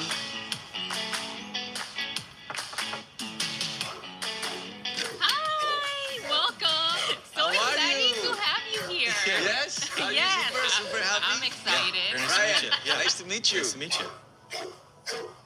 So how can I help? What can I do? I hear that. That's a pretty intense bark. Yeah, we have a couple of problems. Probably the biggest one is what's happening right now. People coming over, and when people come over, they go crazy. Yeah. They tackle, they jump, they push. Yeah. And so this is what we'll do sometimes. We'll have them in our bedroom. They come barreling Like a out. bull. Yeah, We call it the stampede. Stampede. Even worse. That's what it sounds like. Yeah. So that bark is pretty frustrated. So I'm talking with Brian and Flor, and I can hear the dogs getting loud and frustrated in the other room, which makes sense. These are adolescent dogs with a lot of energy and they're pent up behind closed doors. I'll be frustrated too. Yeah, they get frustrated. When he What doesn't- about you? What about me? Yes. I get frustrated. Yeah. I get frustrated having to contain It's in your them. eyes. I know. I feel it. It's true. Yeah. So, what do you think, Flor? What do you think the problem is from a Latina point of view? For me, it's just like I baby them a lot, and especially Bruce, the chocolate lab. So I think it's just me like wanting to like show that much love. How like in the Latina household we do, right? Like we just show the love to our kids. In this case, our kids are the dogs. Yes. They're my life. It sounds bad, right? In a way. Out of balance. Yeah. Right off the bat, it's clear this house is holding a lot of frustration. I hear frustrated barking from the dogs, and it is obvious that Brian and Flor are feeling it too. So it's time to start releasing some of that frustration. I am so ready to see your dogs, to experience the, what do you call it? Stampede. The stampede. All right, I'm gonna open the door. Yes. Okay, guys.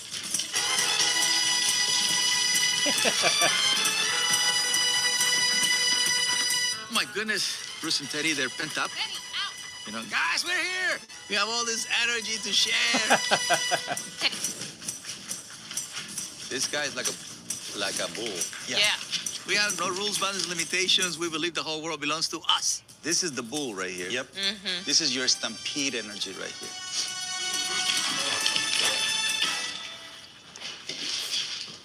Yeah. There you go.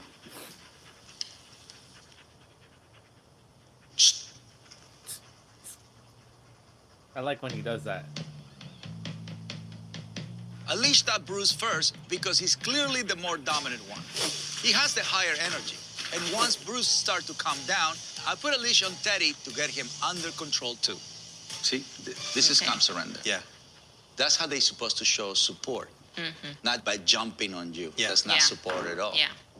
They have never been as calm as they were. I've never seen them respond like that. And I think, frankly, I had lost some faith in them and their ability to control themselves. So to see this, I was like, wow. Let's do it again. Okay. Take them to the room. Yes, and you take off the leash. Okay. Come on, guys. No, just take off. Got it. Okay. So when she uses, come on, guys, it creates excitement. Yeah. Okay? To help your dog get into a state of calm surrender, if you're using your voice, you must speak in a calm, confident way. And that definitely means no high-pitched baby talk. Come on, guys. Busy. Come on. That just gets dogs more excited. But really, the best way to project calm confidence is to not say much at all. I like their smiley face.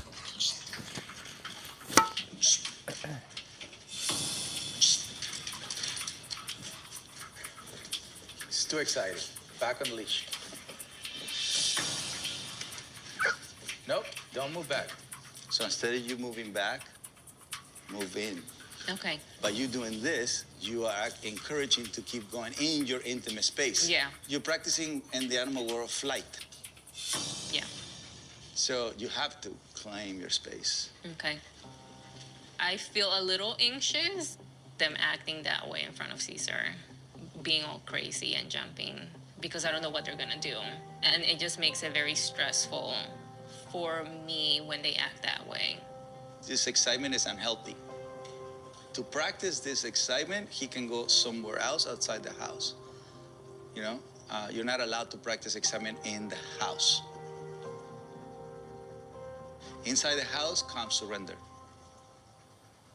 If it's gonna be some kind of happy-go-lucky, okay?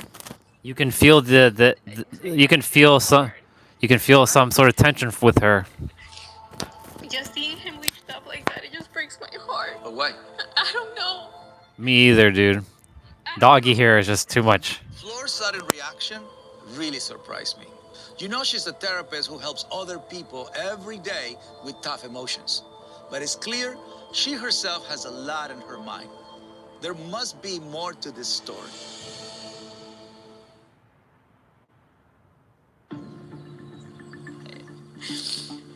You know what? Let's sit down and talk. Having a deep connection with our dogs is a good thing, but only up to a point. I need to get to the bottom of what's happening within this pack. So tell me, Why does seeing Bruce on a leash trigger you? Bruce, the chocolate, right before we got him, I was feeling very depressed. And it was a lot of... Just stay there. Stay. Yeah, don't move. Yeah. You know, last year during the pandemic, right when everything shut down, we moved into this house. It was our first time living together. He was still going to the office to work. So it was just like 12 hours, me by myself in this house. And that affected me a lot until I just couldn't handle it anymore. So at 4 in the morning, like I came into the kitchen by myself, like he was sleeping. And I grabbed the kitchen knife. And I went with the motion of cutting myself, like my hand.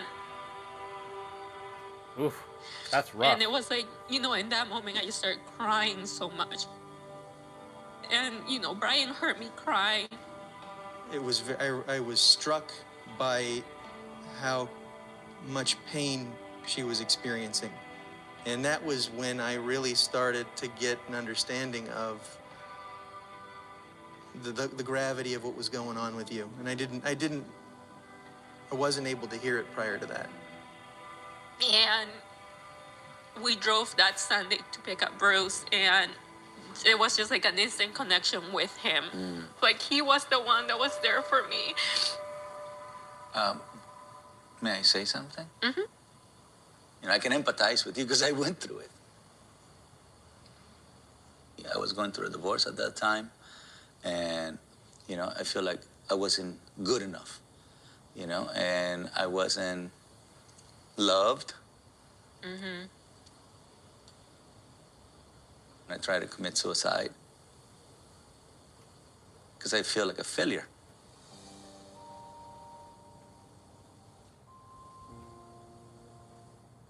I took so much stuff that I could have killed 5 people, but it wasn't my time.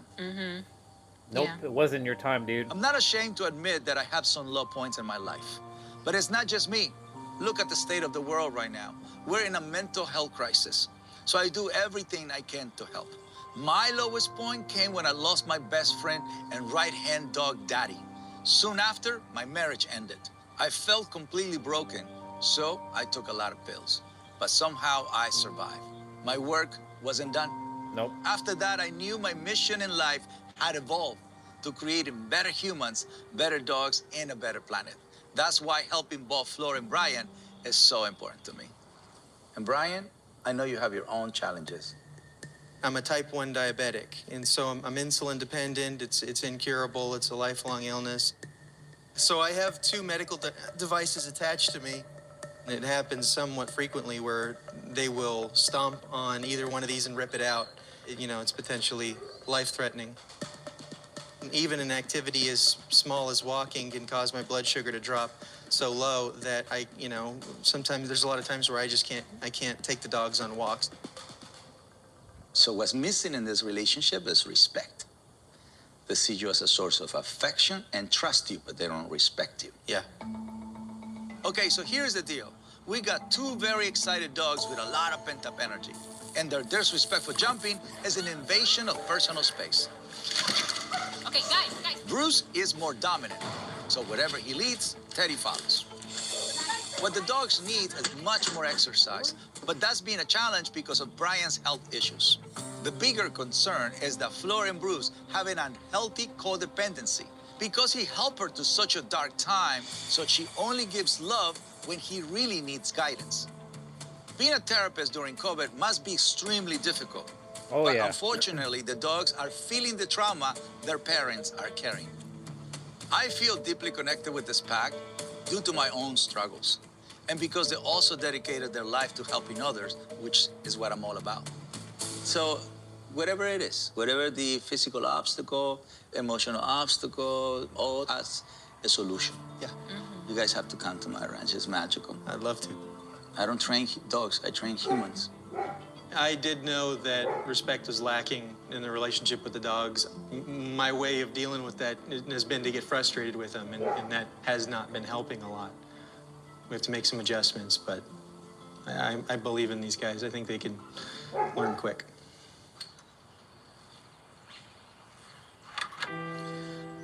You know, it's a blessing to be able to help young couples, especially when they have this type of pain. It's an honor to be able to provide space. So I'm gonna come up with the right strategy, the right day for them to connect to Mother Nature at the ranch. This was actually the most emotional one out of all the ones I've watched so far. This is interesting.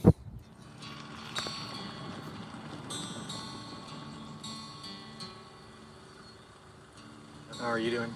I think I'm feeling good. I'm excited to see what we're gonna learn today. Oh look, Oh, wow. This is pretty out here. it is very quiet. Yes. And there he is. Hi. How are you? It's good to Welcome see you. to the ranch. Thank you. It It's is beautiful here. All right, bring him out. Bring him Okay. out. Ready?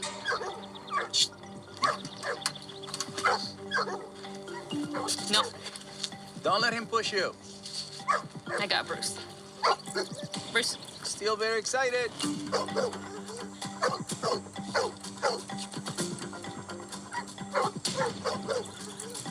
Bruce. Dakar exit was a nightmare from start to finish. Lots of pushing, pulling, too excited. So they're still disrespectful. And again, it's Bruce who's leading the charge.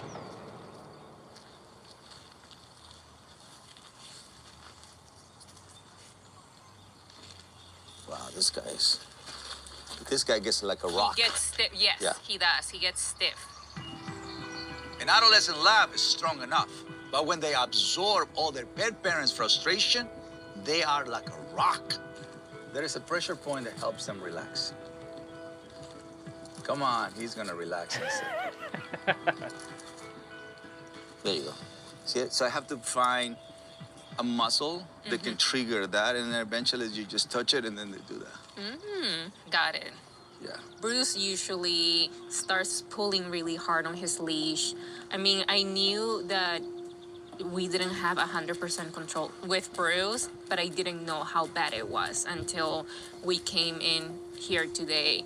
So we're gonna go to the Serengeti right now, Okay, which is my dog park.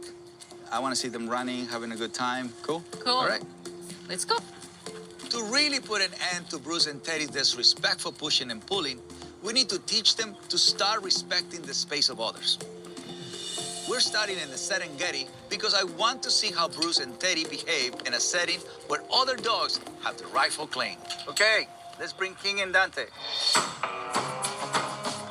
I'm gonna bring two of my oldest dogs because this is their home and they actually have a proper claim to this space. I'm going to keep them separate with a fence, but I want to see how Bruce reacts. Oh, here comes the stampede. Yeah? Bruce is growling. That's dominance. Yeah.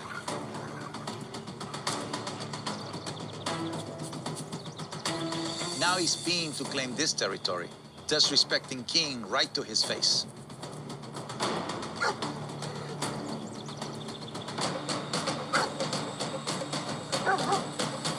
Yeah, this guy wants to fight.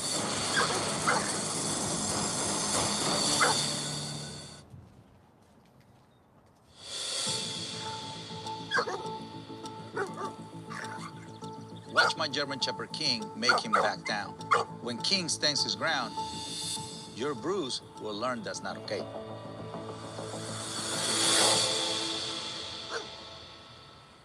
They're backing up. Yeah. This little standoff taught Bruce that he needs to back down. He was crowding in ready to fight King, but King stood his ground and Bruce eventually backed off, followed quickly by Teddy. Bruce has learned a big lesson about respecting space. Their common sense is kicking in, right? As their excitement goes down a little bit, they start... That's right. Yeah. Bruce and Teddy have been in fights where they just kind of provoked other dogs and then got chomped on a little bit. So that's a little scary, just thinking that they might get hurt. That's really good. Look at that. There you go. I like that. So I was waiting for that signal, waiting for him to surrender. That's all I'm looking for. So that means his brain just went into a happy-go-lucky state. So now the Bruce has surrendered. I want to bring in the rest of the pack to reinforce these lessons about respecting other space.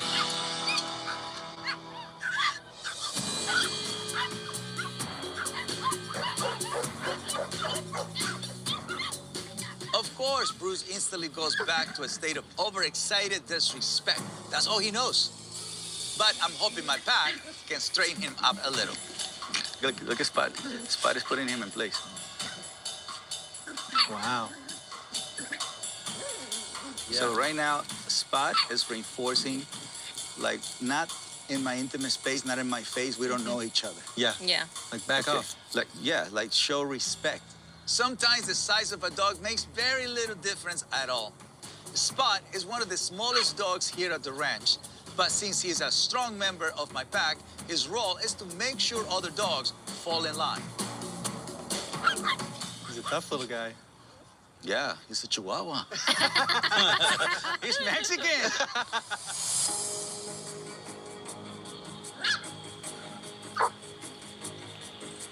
See, now Sophia's saying, get out of my space. Benson, too. They're all letting Bruce know that he's being disrespectful. Look. That's what I want to see. Yep.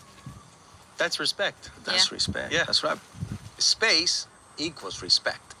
All right, come this way, guys. My pack is teaching Bruce that he has to respect other dogs' intimate space. And that is a lesson the Bruce can pass on to Teddy. More importantly, Flor and Brian must learn it themselves. No. Bruce and Teddy constantly push and crowd their space. Teddy, out. This next exercise will show Flor and Brian how to handle them in a way that creates clear personal boundaries and stops all that crowding and jumping. So now, let's go on the A-frame. Let's do Teddy first. Okay. Okay. Just 2 fingers. A loose, light leash held away from the body at a respectful distance. Wow. Very relaxed and very just like... Playful. Yeah, playful. Right, yeah? Yeah. Yeah. Actually. Okay. Okay. To empower Flor to overcome her codependent relationship with Bruce, I'm actually going to have her start with Teddy. He's more of a follower, so leading him will be a good start. Yeah. Oh. Okay, Teddy. that's handling skills. That means he had to stay on it. Okay. Yeah.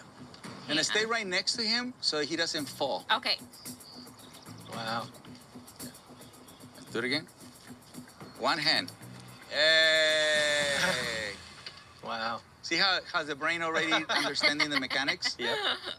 Seeing proper technique with the leash. That's something that we have been missing in our household with the dog.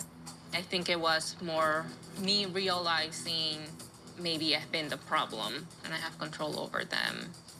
Use your body to claim space. Monkey see, monkey do. Yeah.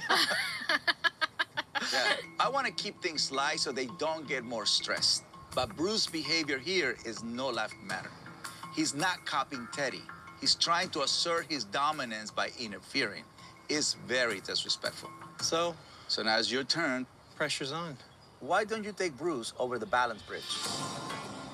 Now I want Brian to do the same thing with Bruce on the balance bridge. It is especially important that Brian learns to protect his personal space with strong handling skills. His diabetic equipment can get pulled out of his body by a pushy dog. That could not be allowed.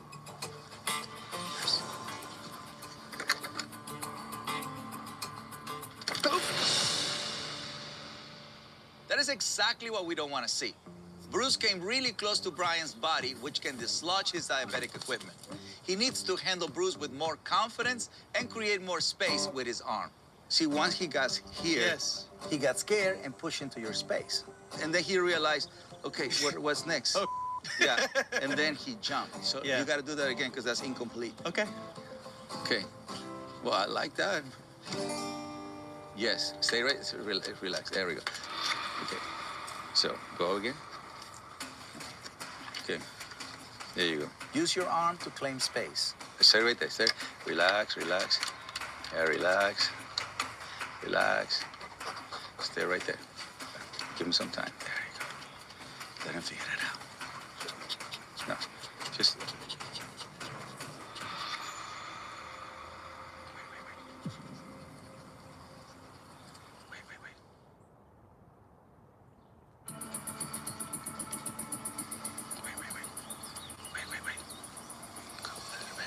It's so fascinating just to watch this. Put it back, put it back. There you go. The balance obstacles literally keep the dogs on the straight and narrow. If they still exhibit disrespectful space claiming, gravity teaches them a lesson. But of course, we're there to catch them and begin again. The most important thing to Bruce's success is Brian calming down his tense energy. Look. Yes. Look. I think I'm too tense. That's right. I tighten You up think? whenever I start. Boom. Yeah, wow. I can get really tense and be completely unaware of it, and that it has an effect on not just me, but everybody around me. Yeah, you're stuck with tension inside of you. Yeah, seeing This is an energetic world. reaction is to get frustrated, because I wish I could do that. But priority number one is paying attention to my tension and loosening up a little bit. Brian, just shake it off.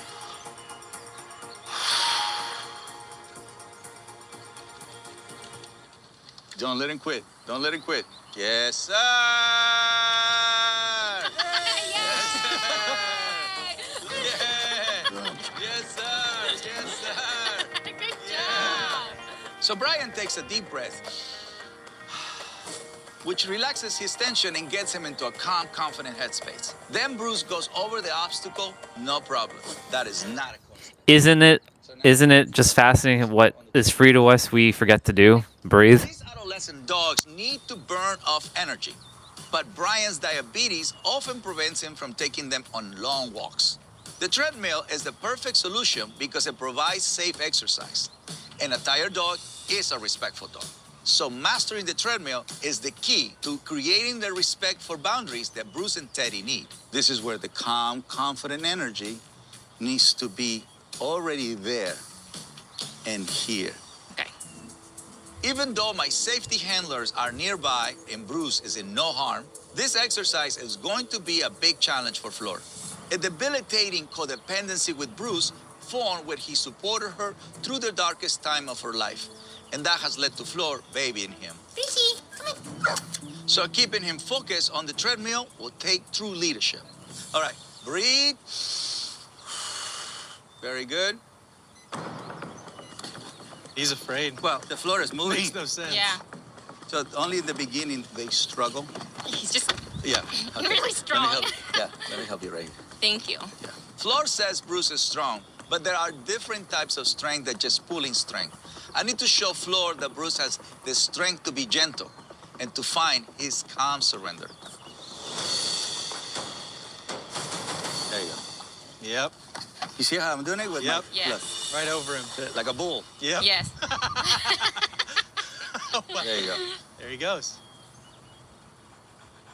You know, I have a strong connection with him because I feel like he saved me in a way. But maybe I've been just babying him too much. And it's something that I have to deal with. So this is a moment where he's quiet, but it's not calm surrender yet. Mm-hmm. Right now, he's still kind of alert and focused. That's right. All right, look at that little panic moment. That's Yes, good. yes. So when people see a struggle, I see a dog figuring things out. Because you're supposed to see fight, flight, avoidance. Yeah. And then you're supposed to see calm surrender. Yeah. Turn it off. Yeah. And he has to stay there.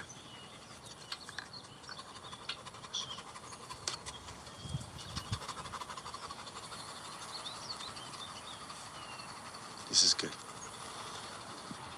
So he's surrendering to the idea that a human can put him on the treadmill and the human will tell him when to come out. Yeah. So this is actually more valuable than everything we did because he's not tied and he stays there on his own. We want to see him sit. That will mean calm surrender. Look, come this way. We're gonna trigger the calm surrender part. Yeah, we can wait for him over here. What we really need is for Bruce to sit down. That indicates calm surrender. And that will show me that he's finally starting to figure things out in his head. the discipline and respect that is expected of him. Bruce is processing. So right now, he's mentally stuck. He's frozen. Because he's never been allowed to figure things out. See, this is the moment that you wait. When you baby somebody so much, you practically handicap them. Yeah. And that's what I did to him, and that's what's frustrating. It's been like 5 minutes. He's just standing there. He's starting to accept calm surrender, finding it himself. Come on, Bruce. Sit. Sit.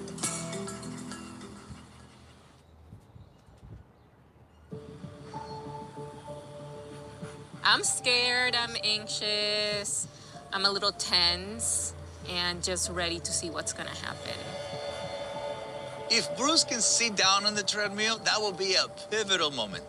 A promising step toward him, not only learning his lessons on boundaries, but surrendering to it.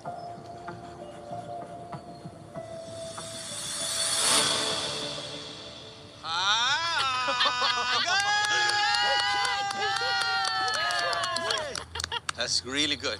Seeing Bruce on the treadmill, I took away that it is okay to just let Bruce struggle and go through the motions that he has to go through, and he's gonna be okay. And it's not my job to baby him all of the time. I'm so proud of Flor. I'm seeing her just succeed with these dogs so quickly. And with Caesar's help, it's inspiring to see how quick the dogs can react to the ideas that he's talking about. It's incredible. So in obedience, this is what people call sit and stay, and you can walk around them and they can't break that command. Yeah. He's doing it on his own. That's really good. A huge lesson that I'm going to take home today is how beneficial it can be to be calm and not so damn tense. Yeah, a day like today brings back that hope in me and that happiness and joy that maybe was missing in our home and in myself. All right, let's get this boy. Now that they're learning how to introduce and utilize the treadmill properly, there you go, beautiful, beautiful. Eso, dale, dale, dale. Perfecto, perfecto. I want them to continue practicing at home, mainly with Bruce. If they can all master that, then Brian won't have to worry about the dog's dangerous overexcitement, and Flor can move past her traumas and give Bruce the love and the discipline that he needs.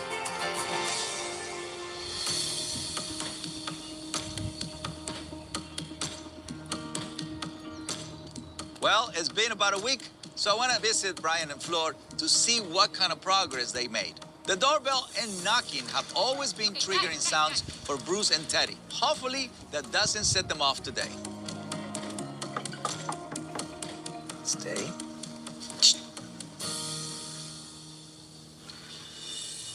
Hey. Hi. Come on in. I'm in shock. I am in shock. Wow. Can I enjoy this moment? Yeah. What about homework? How's homework been doing? Let's see. The treadmill, it did not go well. Mainly with Bruce. Teddy did great. Bruce, he was shaking a lot. And Brian was doing it, so he can say like how his experience was. But for me, watching it, that went really bad. We I filmed it when I was doing it. Okay. Yeah. So if you want to see So you can see it. Okay. Let's put play. Okay.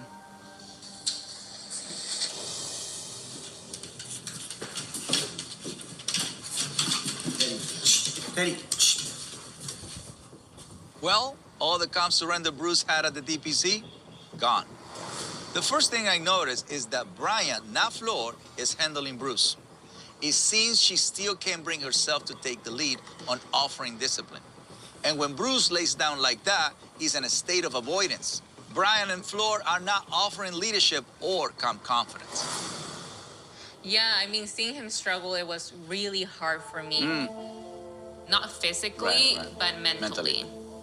And it's hard with my own stuff that I carry from the past. Yeah. Well, the homework setback has really shattered Brian and Flor's confidence, so I need to reinforce the lessons they learned at the ranch. With Bruce, I just want to make sure that what I saw in the video, we just get to erase it so he can go back to happy-go-lucky self. Okay. Calm surrender. That's it. Good. Sounds good. Yeah, let's get them. Let's do it. It's best if he doesn't know anything that we're about to do. We're just gonna go right back and forth. Boy, let's go. Come on. Good boy. Good boy. Come on. Here he gets. This is the one right there. This is the equivalent of flight. Okay. Hide him under you. Like to his parent, yeah. Yeah. As soon as Bruce enters the treadmill room, it's like his brain locks up the rest of his body. We need to get him mentally unstuck, floor 2. That's avoidance. Yeah. Because now he's not looking at you. That's right. He's not. This right here is that codependency that she needs to shake. If they're ever gonna grow as a pack, it must start now.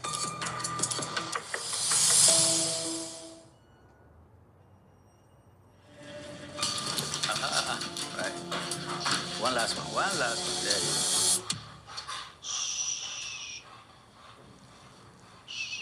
The issue with Bruce is all mental. It's like he's mirroring his pet parents' lack of calm confidence. It has nothing to do with the treadmill. He's just going to fight-flight avoidance, which all animals have to go. It's important. That's how they become wise. So the work here is this, the waiting. Okay. See, we didn't wait last when we did it either. Yeah, that's why the brain never went to like calm surrender. If the brain is not calm surrender, happy-go-lucky, and you already give him direction, that's the moment that you wait. Your job is to wait. This is mental. Yeah. And this is the first time we're taking the time for him to just let it go. Yeah. Yeah. Some things you have to do it on your own. There you go. Let's go. Wow. Yay, good job. Seeing Caesar, how he broke it down and did it through steps, it made me feel much better about getting Bruce on the treadmill and learn how to be open and not get stuck, because I can be hard-headed. So just being open to new ideas. Yeah. Now you do it, Flor. Come on, Brucey, let's go. Come on. Good puppy. Come on. Yep. All the way. He didn't hesitate, so there you go. Yeah. Boy, good. He's getting puppy. better. Yeah. Good Go job. for it. Go for it. Let's go. Come on. Come on. Come on, you can do it. Right there. There you go. Yes. Yes. See, he's happy-go-lucky. Now, baby talks is the reward. Come on. Can you go up? Good. Yes. And just like Bruce has gotten unstuck, so has Flor. She's able to put him on the treadmill with no problem. He's like a new dog, and she is like a new person. It's incredible to see. Come on, let's go. Good job, yeah. I definitely feel lighter after all this training with Caesar. Because, Bruce was there for me on my hardest times, and being able to give that back to him and being the person that he needs me to be in order to help him have good behavior. We're still attached, but I think we were attached in an unhealthy manner before. And I think now we're getting healthier. All the way to the treadmill. Okay. Boom, boom, boom. Come on, Good. Come on. Go. Nena puica. Yeah, and come back.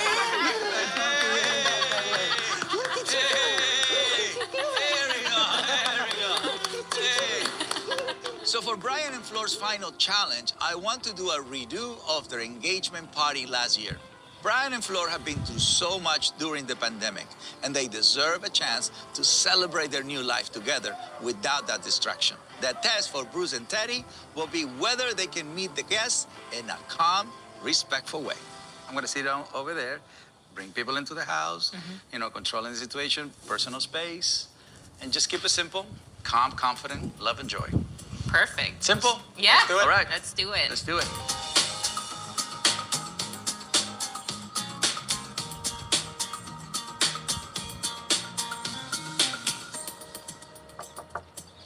Let's welcome our guests. We know the dogs get super excited when Flor's mom visits. Bruce. How do you do, baby? So this will be a good test to see how far they have come. Come on. Yep. That's your best. Hey, come on in. Yeah, good to see you. Hi, Brian. Recuérdate bloquearlos. Para ayudar a mi mamá. There you go. Eso. Pero mire. Eso. Hola, amor. Eso. Oh, my Lord. Hi, bebé. I miss my mom. Yeah. Yeah, with my mom, she was the one that they would push her against the wall because they got so excited. So excited. It's nice to have them behave now better. A little bit. Yeah, a little better, so my parents can come in without being scared. Yeah. Brian and Flor did everything right. They make sure Bruce and Teddy were calm before opening the door. Then Brian picked up Teddy's leash to have more control. And Bruce was so well behaved, Flor didn't even have to do anything. All right, let's get ready for the next guest. But now comes the moment of truth. Brian's baby nephew. Showing respect and calm surrender here will be the ultimate test for Bruce and Teddy. Bruce? No. Off. Good. Way better. Come on. Nice. Hey, come on in. Come on in. Okay, I'm grabbing it because of the baby. Hey, Max, you want to grab Teddy? Sure. Yeah, there you go. Good job, Brian, on that one. I like it. Safety first, and then it's affection. Meeting a baby should only be allowed when the dog is in a calm surrender or at a low level of excitement, like Bruce and Teddy are now. Come on in. Here, I'll get the door. You're using the leash to create respectful distance. Perfect. Yeah. Okay, well, that's huge. Yeah. That's huge. Hey.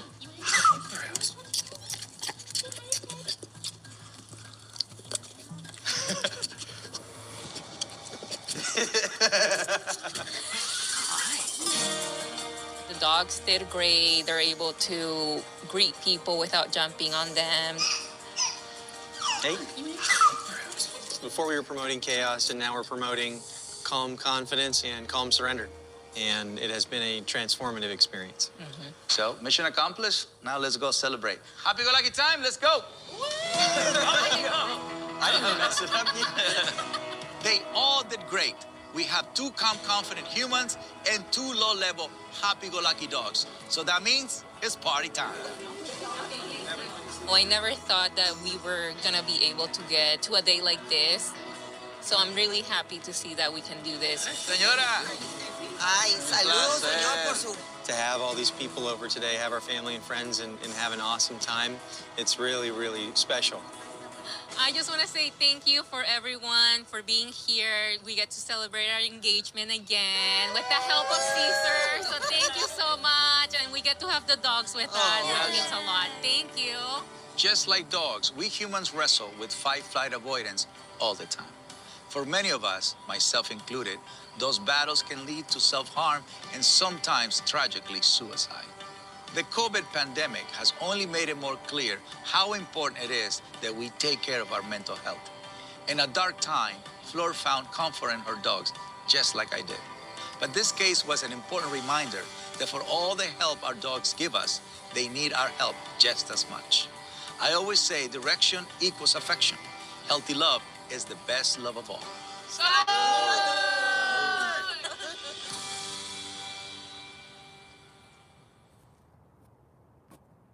Well, that was a good episode.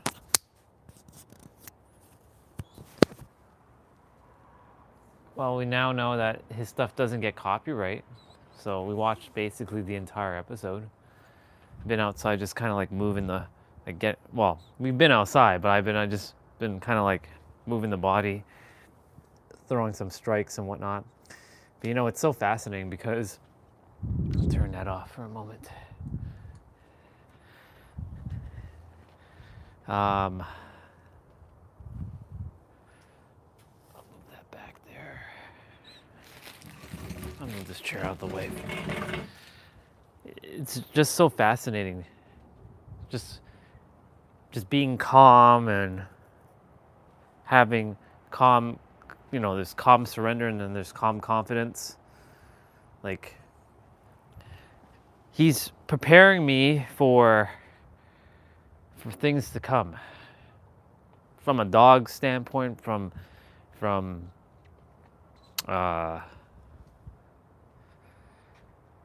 you know, from a human standpoint. Like, I've watched quite a few of his videos now. This one was actually the most emotional one. Like when she mentioned the knife thing and she wanted to cut herself and, you know, she didn't feel she was enough. Like, That hit. That one hit. I'm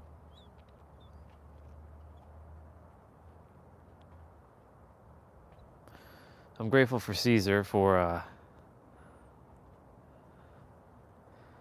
this episode. It was a good one.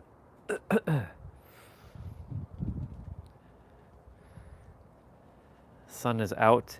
There's a thicker cloud that's kind of covering it back and forth, so like the sun comes and goes. Well, it's hiding and not hiding. I think it'll be out for a little bit now.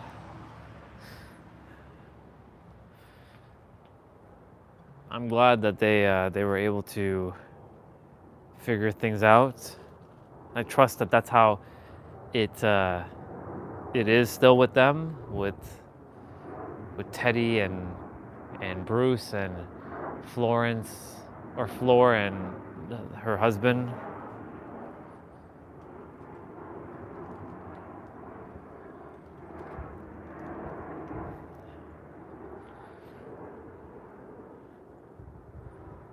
Mastery of your state is important. It's very important. Being calm. That's the one thing that this character had to improve on. Always constantly improving, looking for the next improvement thing that must be worked on. But at the same time, making sure this character knows that you're perfect as you are too, and not be like you're lacking anything, you're missing anything.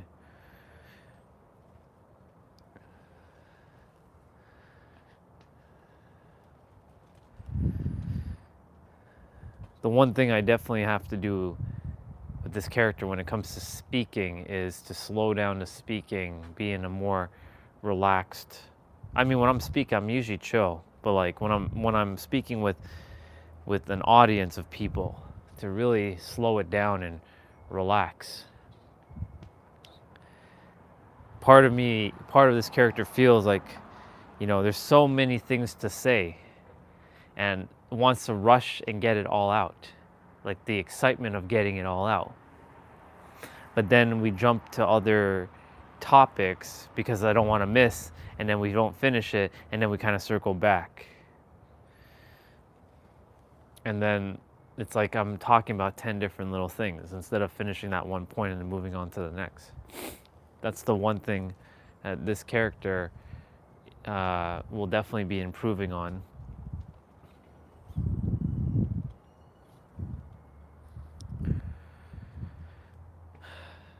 I just like talking and not having to perform. I don't want to, like when I'm on stage, I'm performing. But to some degree, I am performing, putting on a hat. A costume.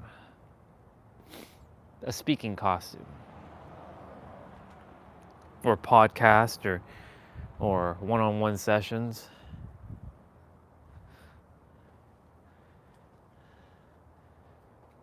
Really, it's not even what to say, it's how you say it, and it's the type of questions you ask that can change someone's trajectory of their life. You ask a powerful question, you will get a powerful response. Or you share a powerful thought or a concept, even though we're not here to create more concepts. We're here to remove concepts. We're here to return back to whence we were. All of us.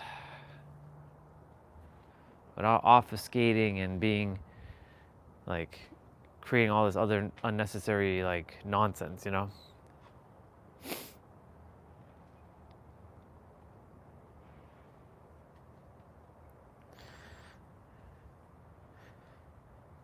think my brother and them are packing their clothes. They're heading for their trip to Japan. I think they're leaving either tomorrow or Saturday. I think they're leaving on Saturday.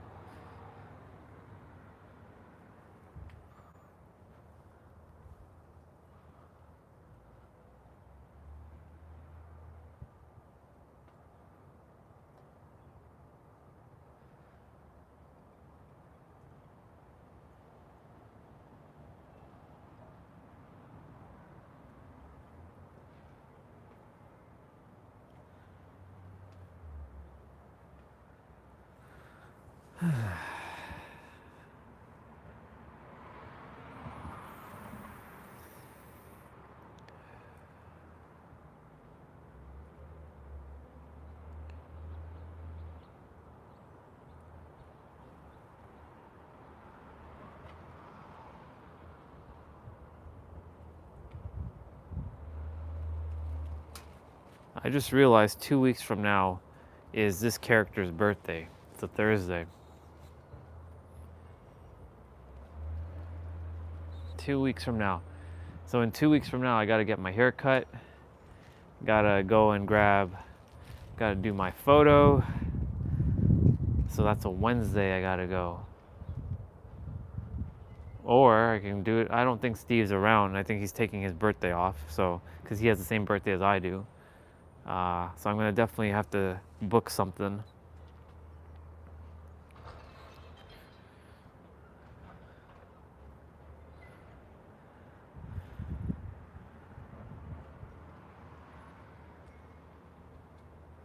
I need to check in with my sister.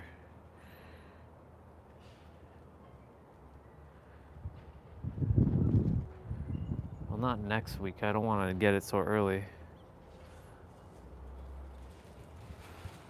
I also check Steve's schedule too. Otherwise, I'm going to just look like a hot mess for my birthday.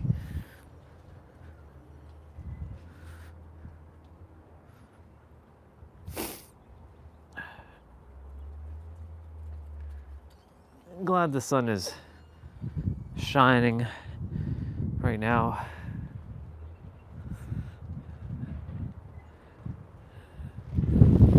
Getting in that fresh air.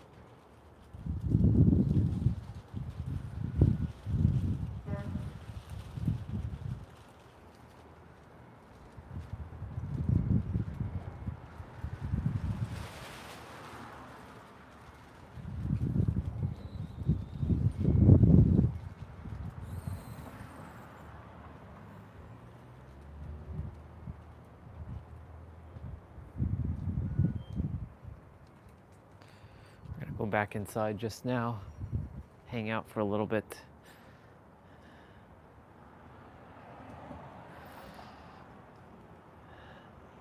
I'll go wash the dish quickly. Let me take care of this.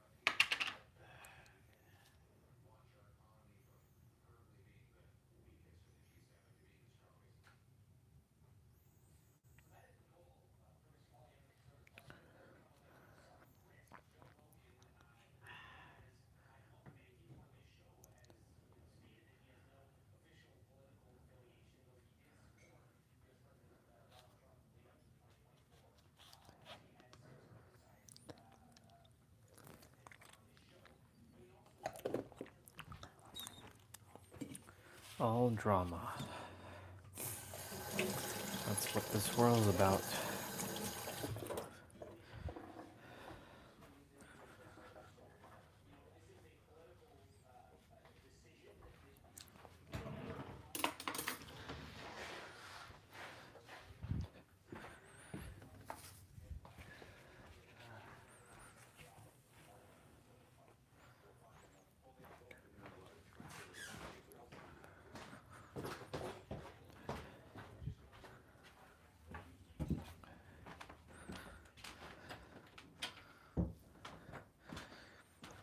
All drama. Lots and lots of drama. That's what this world strives on, is drama. Drama, drama, drama.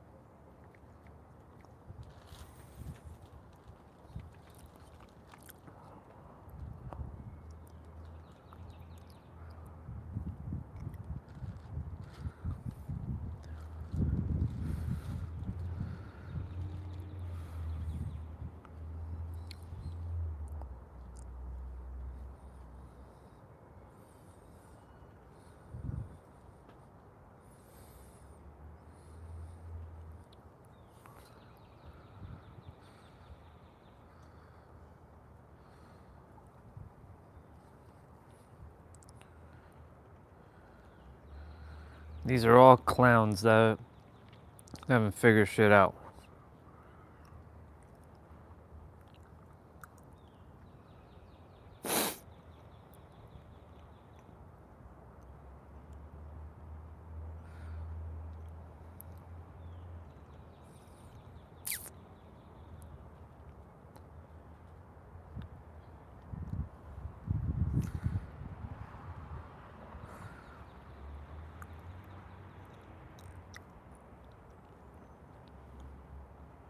There is just nothing outside of this space that you're already in. You are the entirety of life already, this miracle, this capacity for living, capacity for all things, this infinite space where anything can be experienced within. It's so pure, it's so simple, it's so just what is, always you in every moment. There's nothing that you need to transcend or overcome or fix that can happen in the story, but to wake up to what you already are is just seeing through the delusion that you weren't already it, that there was something to seek for, that there was something to find in a future moment. That is all imagination. You can never be more than what you already are now in some other moment. You already are it. There's just nothing other than this. Exactly. There is just nothing outside of this space.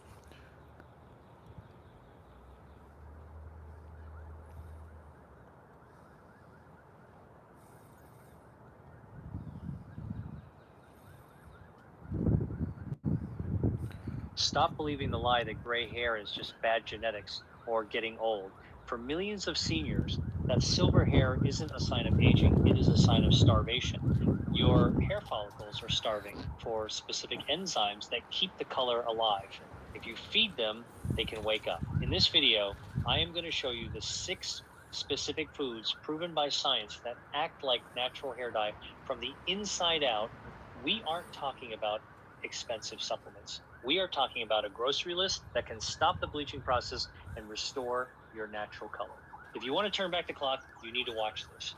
Welcome back Need to the watch this? community. I'm so glad you're here because today we are tackling a subject that hits close to home for so many of us. Look in the mirror. Hey, brother. I'm better. How are you? Well, I'm great. How are you? You feeling better? You disappear every time I help you. Why do you do that? The raw materials to build color. Whenever I'm helping you, why do you disappear and then you don't take in what I'm saying? Right? Like you shared everything yesterday and I helped you and then you didn't and you just disappeared. Why do you do that? What's the point of coming on if you're just going to disappear? Right?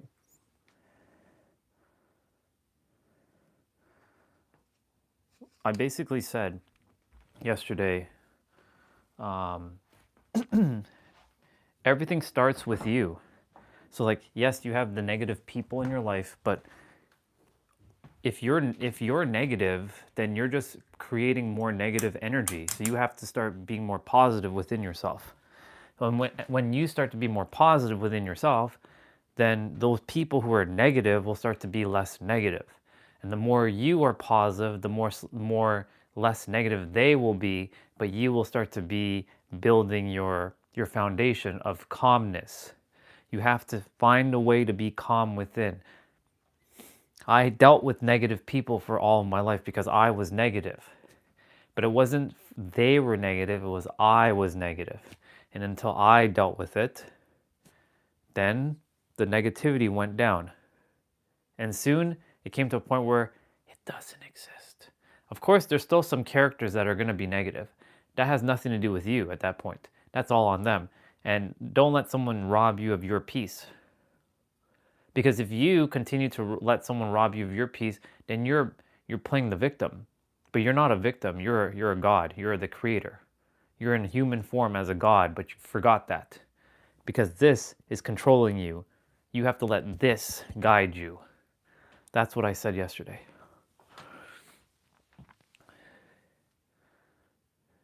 Don't worry about them. Focus on you. Let them continue to be jealous. Let them continue to be negative. Let them continue to do all that. Don't let it affect you. Because if you let it affect you, here's the thing. Life is a paradox. If you have the power for it to affect you, then you also have the power for it to not to affect you. But the mind will make you forget that there's an opposite. There's always an opposite to everything. In this world, there's an opposite. There are negative and there's positive. And then there's neutral. But the mind will convince you that there is no other option, that's only negative. But you're God. You're everything. Even if you don't believe in your God and you believe that there's a God outside of you, that's fine. But there is an opposite. Seek that energy within. Right? Krishna, Brahma, they want you to be at peace.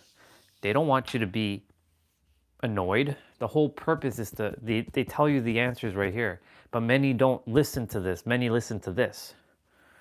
And that's why the problems happen here. And it starts here.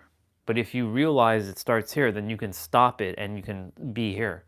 And this cannot be touched. This cannot be disturbed. This cannot be destroyed. This cannot be conquered because this already is. So essentially, it starts with you. That's the answer. You want peace, you want less negative. I know you're doing your best to be positive and you're around negative people, and that can't happen. But this is also something that you chose as you can say a test for yourself. You came to Earth to experience this so that you can overcome it, so you can master it. See this as an opportunity to evolve and transcend.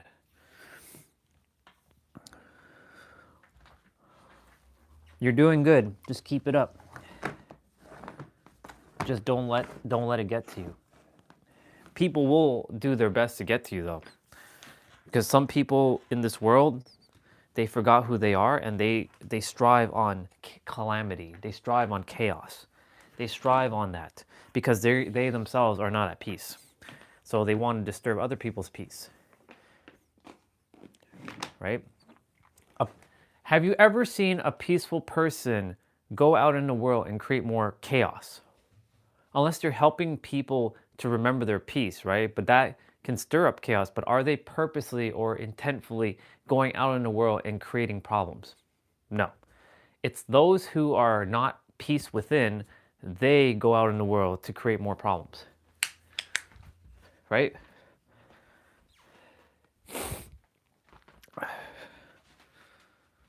Exactly.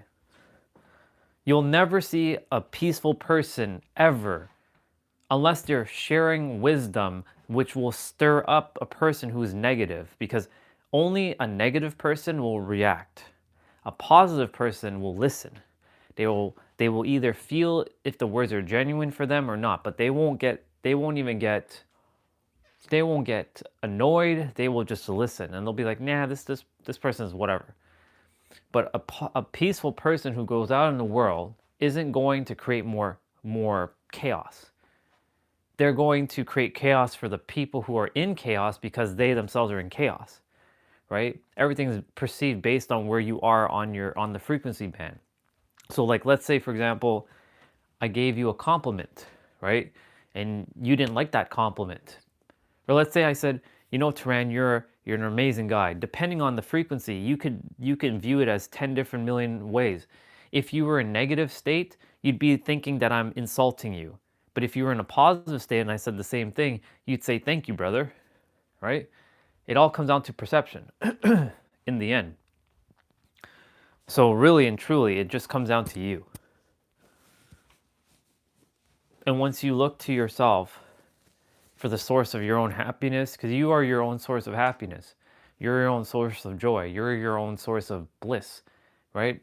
Don't let these other people, they're mirrors, but don't let them affect you. This is an opportunity. See it as a game. Every time they're negative, just say, I've won. I'm not going to entertain your shit. I'm not going to entertain that. Fuck that. I'm peace. I'm at peace. I'm not going to let this affect my mind. I'm better than that. But the problem that's going to happen is this is going to control you. It's going to do its best, like, I want you to get negative. I want you to get negative. It's going to talk. It's going to keep talking. But this isn't you. 100% it's not you. You are this, not this. This is just a tool. My father, sis, is a jealous, negative lady speaking negative comments, negative behavior towards me because I'm better than his son and in God's financial condition foolishly. Don't even bother with all that. That's just, you know what that is? That's just more of this. Remember, since you haven't been here, let me point you to something. Every word in every language is made up. It's all bullshit. Even every word that I'm just saying, it's all bullshit too.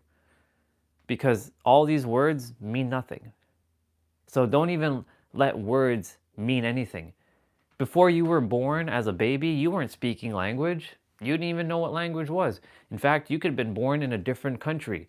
What if you were born in Jamaica and you went to India and somebody like that, your dad's sister or whatever, started talking in Indian or whatever language you all speak over there, and you don't understand no damn word she's saying. If she were to say that to me in that language, I'd be like, I don't know what the fuck you're saying. It doesn't register. So you have to take those words and convert it into a language that's just gibberish. Because that's what language is. It's just gibberish. And that's the problem on the planet. The core problem to everything on this planet is language. And when you can diffuse language and remove meaning and all the words, it's just is. That's all it is. It's just BS. All of this that's coming out, all of these words, this is just BS too.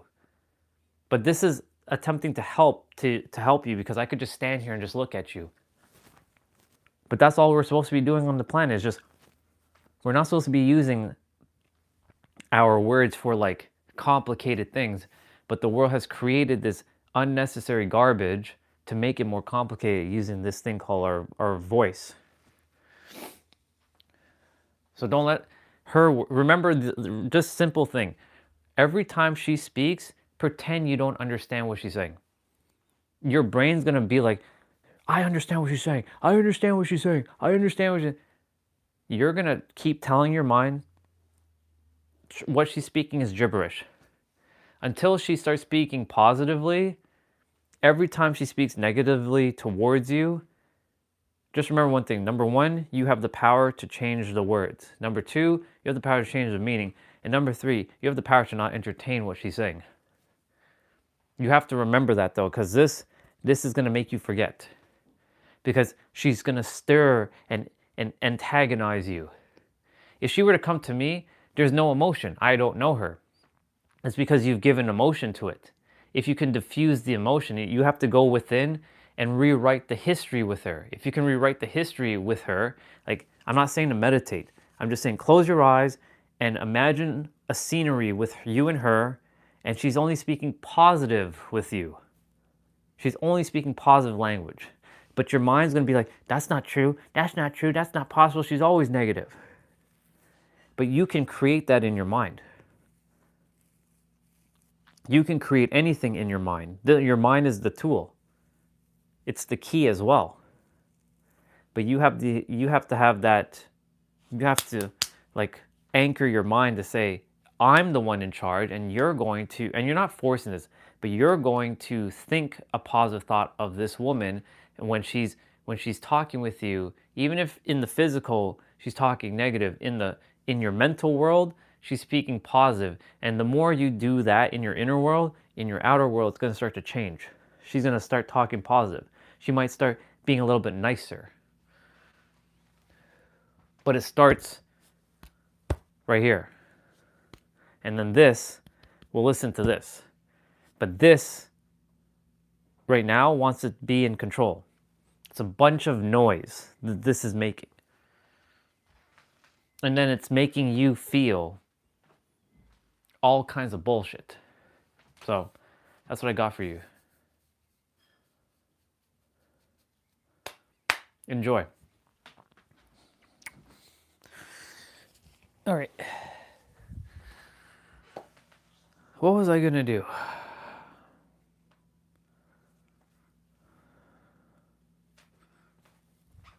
I'm gonna do something else, but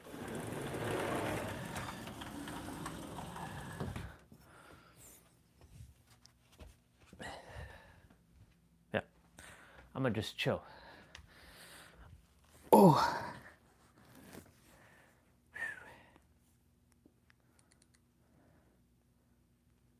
Waving a flag saying, I am missing the raw materials to build color. The medical term for this is achromotrichia, but we can just call it the pigment factory shutting down. When we are young, stem cells in our hair follicles called melanocytes work overtime to inject pigment into every strand of hair.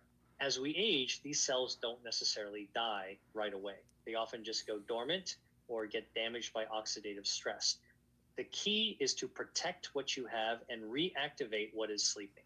We are going to walk through a protocol of 6 specific foods that target the root causes of graying: mineral deficiency, hydrogen peroxide buildup, and oxidative stress.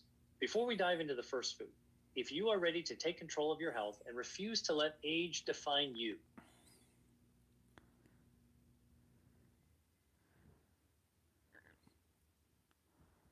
What is this?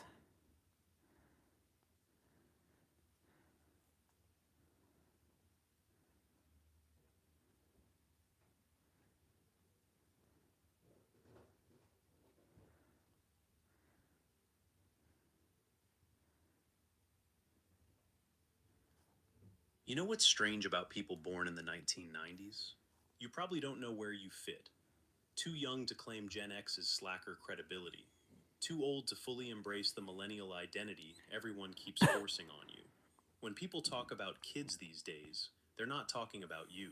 But when they talk about back in my day, you're not quite old enough for that either. You exist in permanent generational limbo.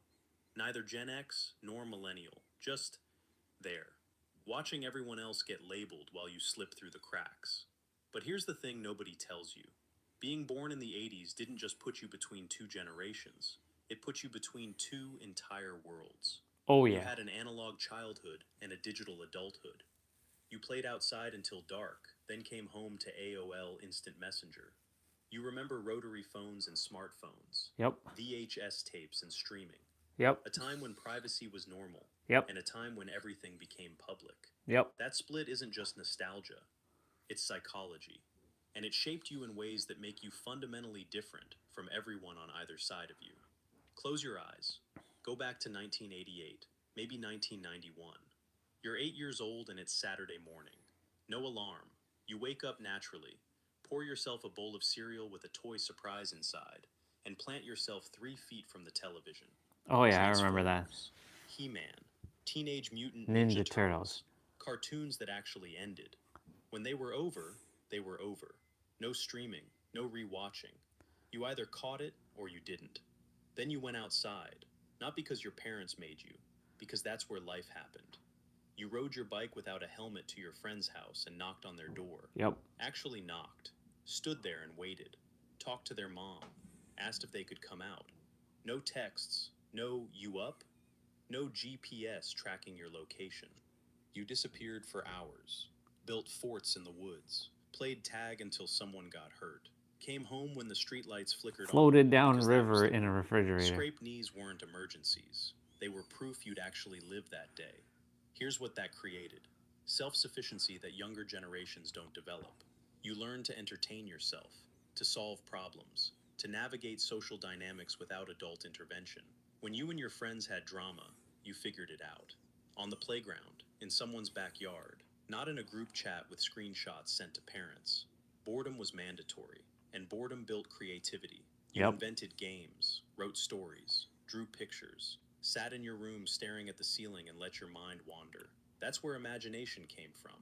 Empty space, silence, time to think. Yep. Kids today don't have that. They never will. You're the last generation who remembers what unstimulated childhood feels like. Then everything changed, and it happened while you were still figuring out who you were. You're 14, maybe 16. Someone mentions the internet. You You don't really understand what that means. Your family gets dial-up. That horrible screeching sound. Waiting 5 minutes for a single web page to load. You thought it was amazing. You made your first email address. Something embarrassing like SK8ErGirl2000 or XXSoccerStar88. You discovered chat rooms. AIMICQ. You spent hours crafting the perfect away message. Song lyrics. Inside jokes. Trying to seem mysterious to your crush who might log on after dinner. And then it accelerated. Faster than you could process. MySpace lets you customize your entire profile. Pick your top 8 friends. Choose a song. You spent hours learning HTML just to make your page look cool. Then Facebook arrived and stripped all that away. Clean. Uniform. Everyone looking the same. By the time you were in your 20s, smartphones, Instagram, Twitter, the entire world went digital. And you went with it because you had to.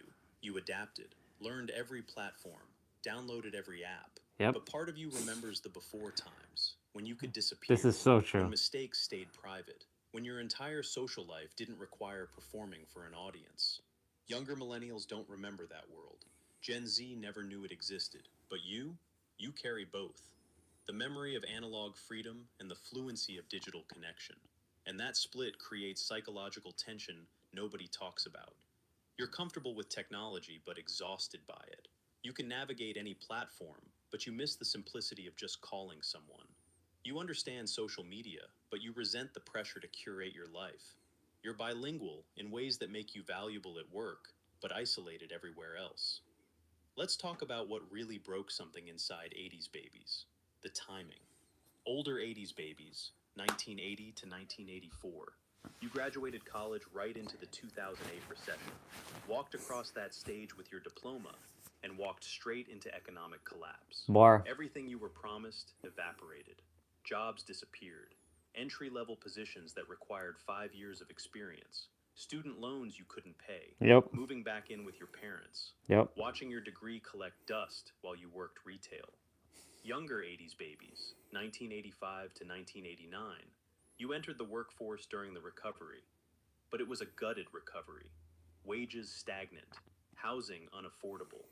You did everything your parents did and got a fraction of what they received. They bought houses at 25 on single incomes. You're 40 and still renting. Either way, you got economically hammered, and it taught you something brutal. Hard work doesn't guarantee success. The system your parents believed in died before you could benefit from it. And when you point this out, they call you entitled, lazy. Tell you to stop buying coffee and you'll afford a house. As if lattes are why you can't afford a down payment in a market where homes cost 10 times what they cost in 1985. That's not just frustrating. It's psychologically damaging. Because you internalize it. You wonder if maybe they're right. Maybe you're not working hard enough. Maybe you're doing something wrong. Even though the math doesn't add up. Even though the goalposts moved before you even started running. 46% of 80s babies report chronic stress. Not situational stress. Chronic. The kind that doesn't go away. The kind that follows you into bed at night and greets you when you wake up. Because you're working harder than your parents did for less security. And nobody acknowledges that. Here's what makes 80s babies unique psychologically. You don't fit anywhere, and you never will. Gen X looks at you and sees millennials, participation trophies, avocado toast, everything they complain about, even though you remember a childhood closer to theirs than to younger millennials. Millennials look at you and see something older, out of touch, not quite getting it. Even though you pioneered the same technology they grew up with. You're the generational middle child, overlooked, forgotten, expected to just deal with it quietly while the louder siblings get all the attention. And that creates a specific kind of loneliness. You don't have a clear identity, no cultural movement to claim, no defining moment that unified you. Just this vague sense of being between things. Too late for some experiences, too early for others. Some call you Zennials, Oregon Trail Generation, Elder Millennials. But none of those labels quite fit, because you're not a cohesive group. You're individuals scattered across a decade who happen to share the experience of growing up during a specific technological shift. But here's what 80s babies have that nobody else does. Perspective. We have You remember perspective. what life was like before We constant have fucking connectivity. perspective that So y'all you can don't have. recognize when technology improves things and when it just complicates them. Yep. You value face-to-face conversation because you remember when that was the only option. You appreciate privacy because you lived through its death. You're adaptable, not because you wanted to be, because you had to be. The world changed underneath you, and you learned to change with it. Yep. That's not a small thing. That's resilience born from necessity. And you bridge gaps. At work, you translate between older colleagues who don't understand new technology and younger ones who can't imagine life without it. You explain cultural references that span decades. You make connections others can't because you've lived in multiple worlds. You're not better than other generations. You're Oh just no, we're different, better than other shaped by generations. time, by being born at the exact moment when everything shifted. And maybe that's enough. If this felt like someone finally saw you, you're not alone. 80s babies have been invisible for too long. This channel is for the forgotten ones, the in-between 80 generation babies. that nobody bothers to name. Subscribe to explore what makes you who you are, and drop your birth year below. Let's find each other, because maybe if enough of us speak up, they'll stop forgetting we exist. Oh, we don't. We've always existed.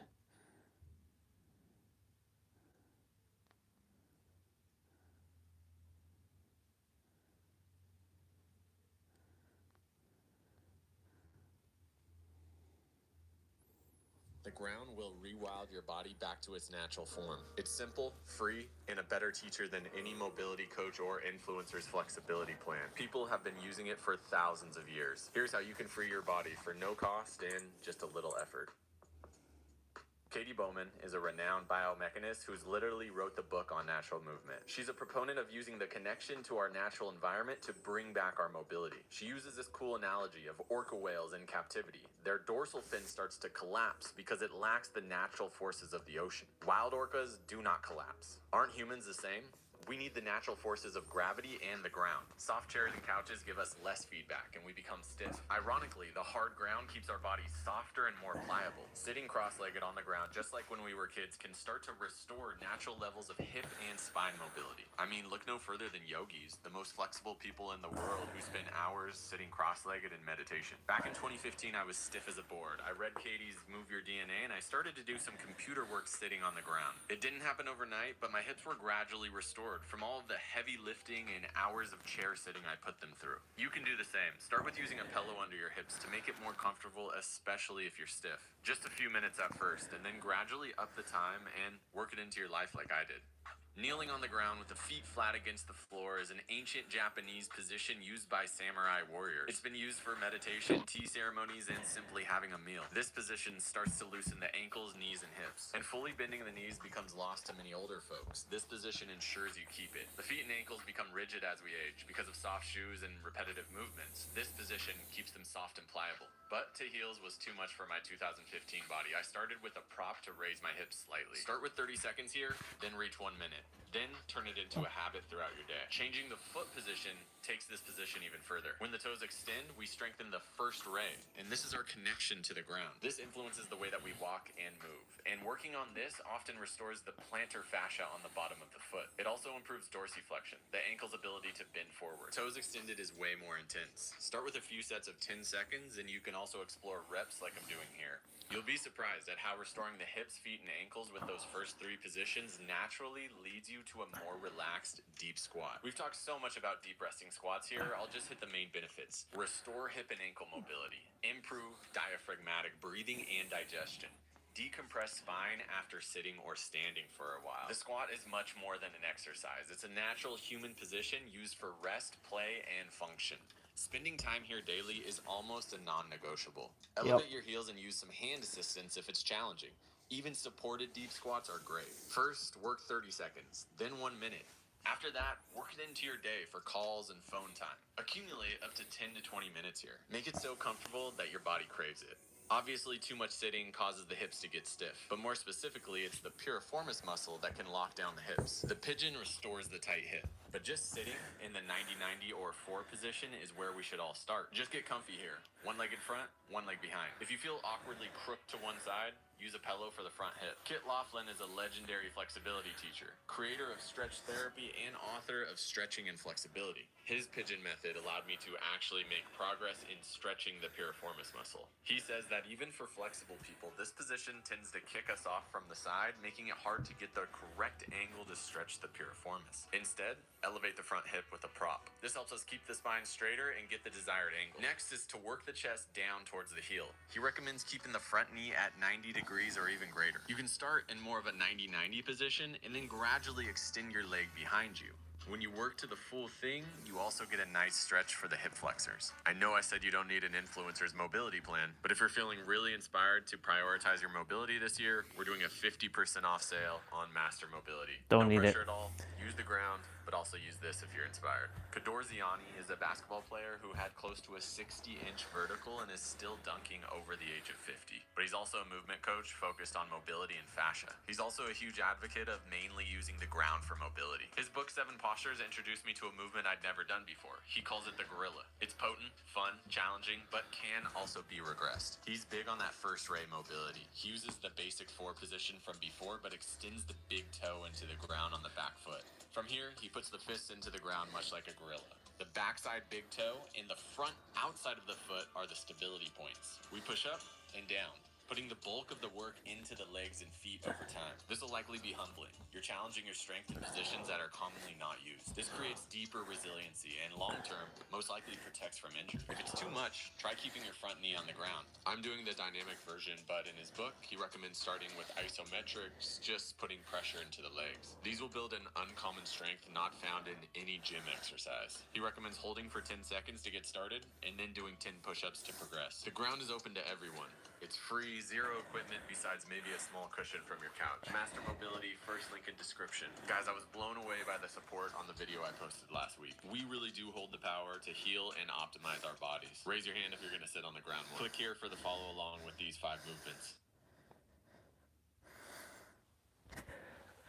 Not bad. Not bad.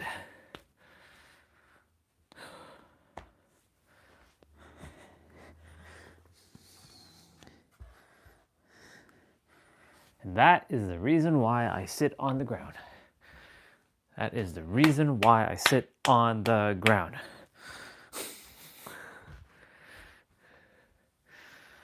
Because I will not lose my ability to beat up the human. No, I'm kidding.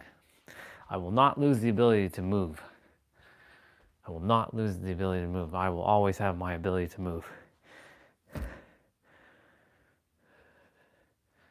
I'm gonna dance around 20-year-olds when I'm in my 90s. Hell, I'm gonna dance around 20-year-olds when I'm in 150 years old. I'm gonna dance around everyone when I'm 200 years old.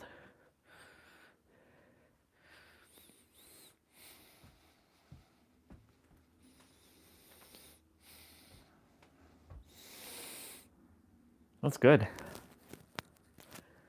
See, there's something interesting about Vanya and this guy. I don't know his name, but he's a strength side. I call him the strength side guy because that's his channel's name.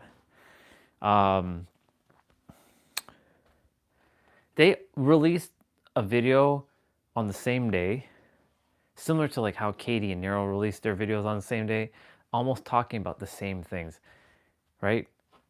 That's Vanya was talking about, you know, getting up from the ground, sit stand. Our brother here is talking about sitting on the ground. And Vanya a week ago was talking about sitting on the ground. So I feel like they watch each other's content and then they make content around each other. My hunch, just my hunch. My intuitive knowing is like telling me that they look at each other's content. He's been around a little bit longer because he has a higher subscriber count. Not as much as Vanya. Vanya is getting there though, but there's no, we're not comparing. Like the whole goal is like, the more people who can be mobile and free, right? That's why I promote movement a lot on this channel. I may not look like a fitness influencer to some degree, and I'm not an influencer. I don't give a fuck about being an influencer, but I do promote movement, right? Get up and move, right? Like, you know, there was a moment during our journey, and we sat for like maybe a week. We were watching a TV show, right? We were watching Dark and Dark Matter. And I was sitting there and I was watching stuff. But then I came to realize, like, why am I not just watching it on the ground? Like, why aren't we squatting? So then I was like, I sat there just to see what it felt like, and I didn't like it. I didn't like sitting on the chair. I feel more tired. I feel lethargic. That's why when I was sitting outside eating, watching Caesar, after I was done eating, I got up. I couldn't sit and watch it. I stood up because sitting for me gets tiring. It's like there's energy that can be flowing, but like it becomes stagnant when you just sit. Now, of course, there is points in the journey, points in your day you should rest, right? But for me, that rest period should come, like, it's throughout the day. Yes, I'm in a constant state of just relaxation as much as I can and letting go of any tension. But when I'm sitting and I'm just like not doing anything, I feel tired. And that's why you'll see me like, I'm gonna lay down now, right? I remember when I was at work, and there has been many times that I wanted to sit and like rest, and every time I would sit and rest, there were times where I was at my computer in my office where I was like doing this.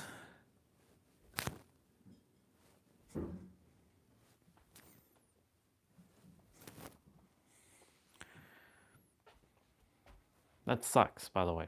Sitting at your computer desk and you're like,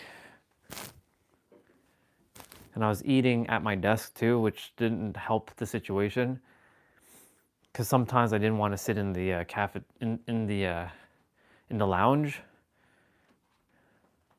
In the old building, we had the pool table. In the new building, we didn't have the pool table, and the lounge in the new office sucked, in my opinion. It was smaller and annoying.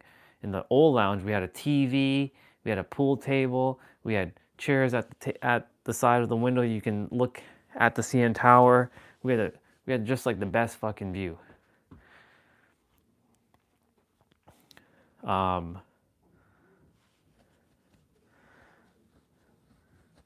But there were times where I sat in my own office and I just ate. Because I wanted some peace and quiet. But then I'd also be like,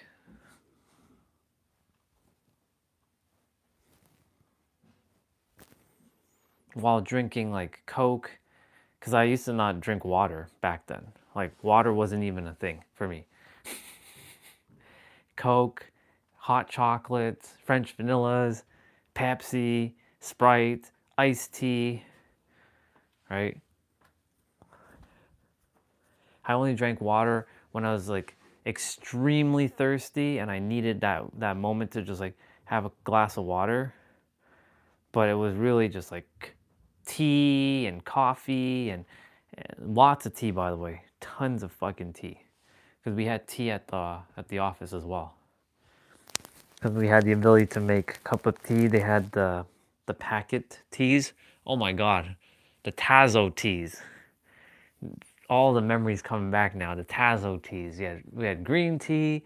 We had English breakfast tea. We had mint tea. Ugh. We had some other teas. And we had the honey sticks. That's where I got the whole honey thing from them. Putting honey instead of sugar. I had honey sticks. Fuck. Those days were fast. I feel like I'm there right now. In fact, last night it was so weird. I had a dream. I was working at the computer store again, and somebody came in for a gaming laptop. And we had one on display, but it was kind of broken. Like, and I'm like, what the fuck? Why do we have a demo model that's broken? And then our store, it was like we're going out of business. And it took me a while. And there's so many people in the back storage room. and they're all coming, and I was just walking, and I don't know why. And I found the laptop after like 10 minutes, but then I opened the box, and the laptop was broken. It was like all it was dismantled. It's like cracked. It was like scuffed, and I'm like, "Hey, sir, like, we don't really have a brand new laptop." And I don't know why, but I felt like I was still there. And I woke up, I'm like, wow, what an interesting dream. So you see, like, we can go back and relive all of our experiences if we really wanted to right now. Because, like, while I was sleeping, I was there. I'm not physically at the store, I'm right there. But it felt so visceral that I was there. So you see, I'm going back to my 20s, and that's the reason why I also have my imagery showing up all day, so I can just like keep an eye on like remembering to look at this screen and feel that San Diego vibe, because there's a bunch of pictures with me as well. There's some with me. There's I have a couple with Victoria that's popping up right now. When I was sitting in Coronado with her. And of course the penthouse. I still have more photos to put on this thing. I'm not done with my slideshow, but it's a good starting point for where my slideshow is supposed to be.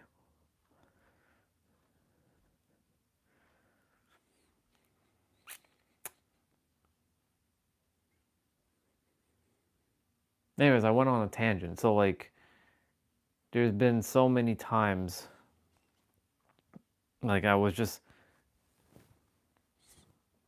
this all started by talking about getting up and moving. Our ancestors never really sat. They didn't have chairs, they didn't have sofas. But now what they used to do, we in the Western world we've called this, that's crazy. Like there was, someone coming on, he's like, oh, why are you sitting in a squat? Like as if that's like not normal. What's normal is to sit in a squat. What's not normal is to be sitting on these chairs, these death machines.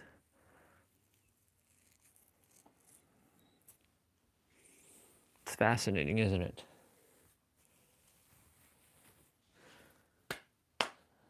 Anyways, now I have some more moves. Oh yeah. I wanted to check if there's any Mario Kart 8 mods.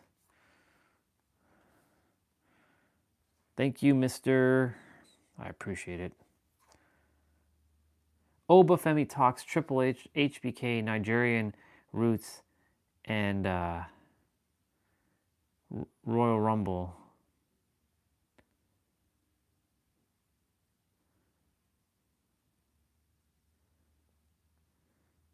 Ooh, Mr. Sugiano. Let's listen to him. Hey everyone, Mr. Sugiano here, your source for gaming tech, emulation, and open source news. Let's get started. I'm going to memorize everything.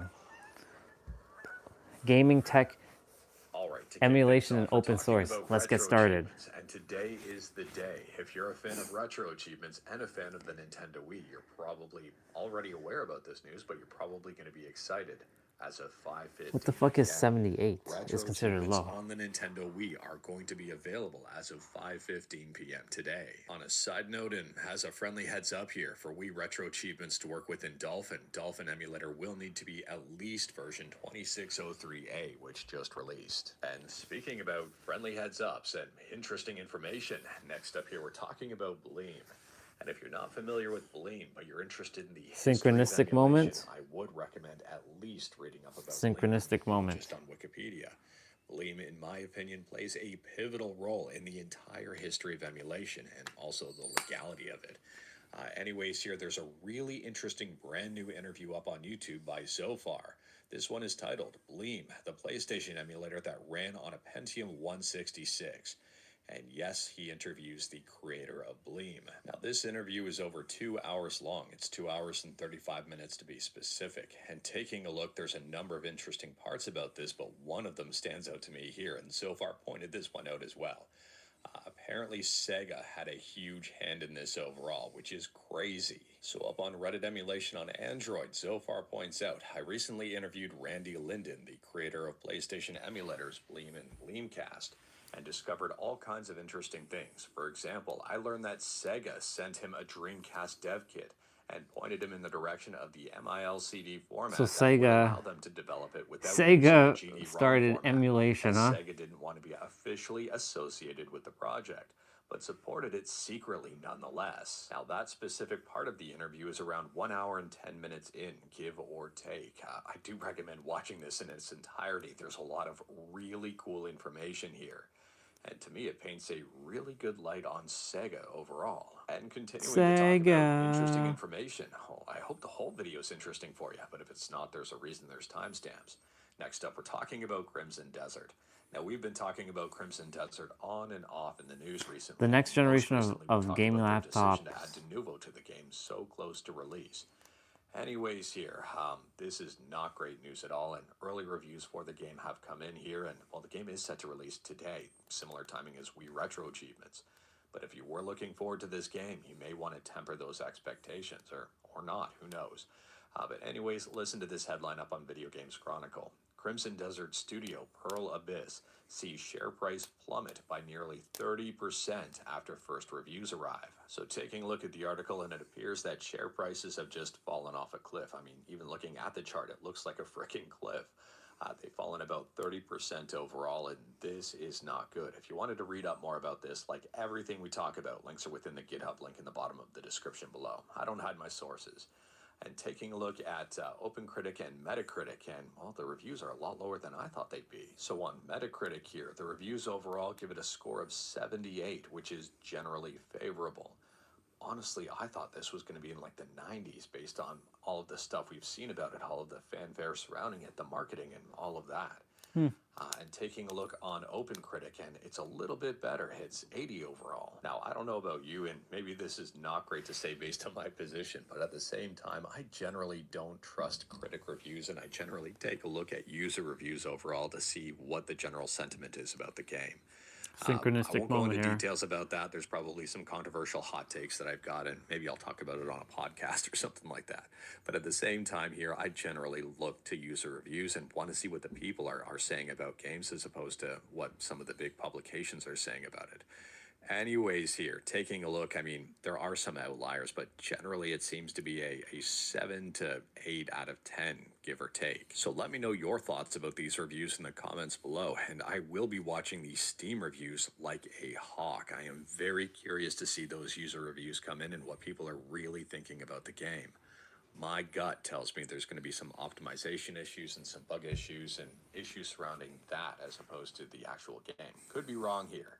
We're going to have to wait and see. And speaking about games, if a game like Crimson Desert isn't up your alley, who knows? Maybe a game like Phoenix Wright on the Game Boy might be up yours. Let me know your thoughts.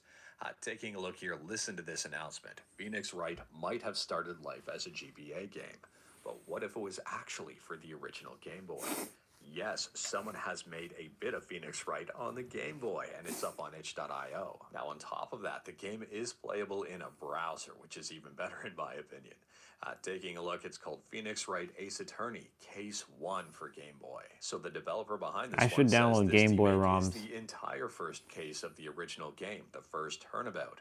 It was created as a technical demonstration of the capabilities of GB Studio. I waited and how 15 next years to for zero this knowledge of laptop. coding can take you. I mean, in my opinion, this is a huge positive That's for switch and GB click. Studio overall. And honestly, the end results in It's my one of those opinion like look fantastic. one of those And speaking clickbaity about stuff. looking fantastic. Next up, we're talking about GNOME, a Linux desktop environment. It's not GNOME, it's 50 GNOME. Tokyo has just released. So in their announcement, they say not here, GNOME. the GNOME project is delighted It's to GNOME. unveil GNOME 50, a milestone that You reflects see, this is the 6 problem with months of language. collective effort from their vibrant community. Because it could be This new pronounced GNOME version is GNOME, named but it's Tokyo not to GNOME. recognize It's the GNOME. work done by the local organizers It's of GNOME. GNOME Asia Summit 2025. Not GNOME. That G is Thank you silent. to everyone who helped with this amazing event.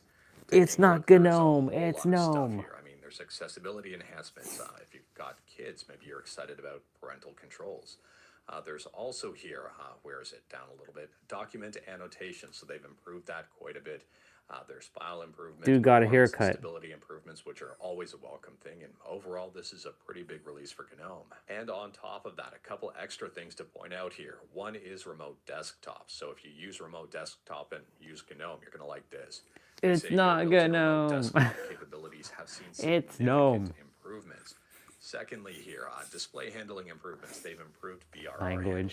And also here, NVIDIA performance boosts. They say workarounds for NVIDIA driver quirks have been implemented, targeting stuttering and frame timing issues. The result is noticeably smoother window animations and general Pause. desktop.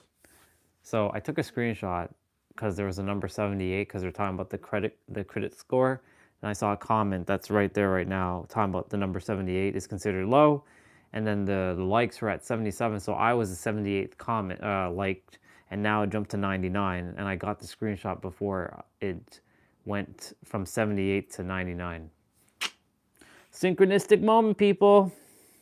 For users. That's how this shit works. GPUs. And speaking about NVIDIA GPUs, next up here we're talking about some brand new laptops that have just been announced. That's One nice. here is a Linux purpose-built laptop, and this has an NVIDIA GPU in it. It's the refreshed Tuxedo Gemini 17.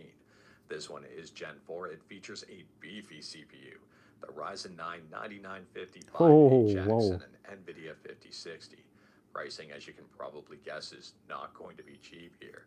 So taking a look, it's around $2,000 USD to start, and that's with 16 gigs of RAM. And continuing to talk about NVIDIA GPUs and refreshed laptops, next up here we're talking about Acer. And Acer has a brand new press release that they've refreshed their Predator Helios Neo gaming laptops. So these will feature the Intel Core Ultra 200HX Plus series processors and up to NVIDIA GeForce RTX 5080. There seem to be 3 different variants here, 2 16-inch displays and 1 18-inch display. The 18-inch I don't care about display has a Acer laptops. 240 Hz refresh rate.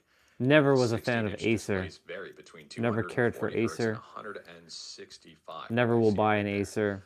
So taking a look as well, the 2 chips seem to be the Intel 270HX and the 290HX. I don't care if the company's come These far. are I still wouldn't buy an June, Acer. July 2026, and unfortunately, I haven't seen any pricing yet. HP, Acer, nope.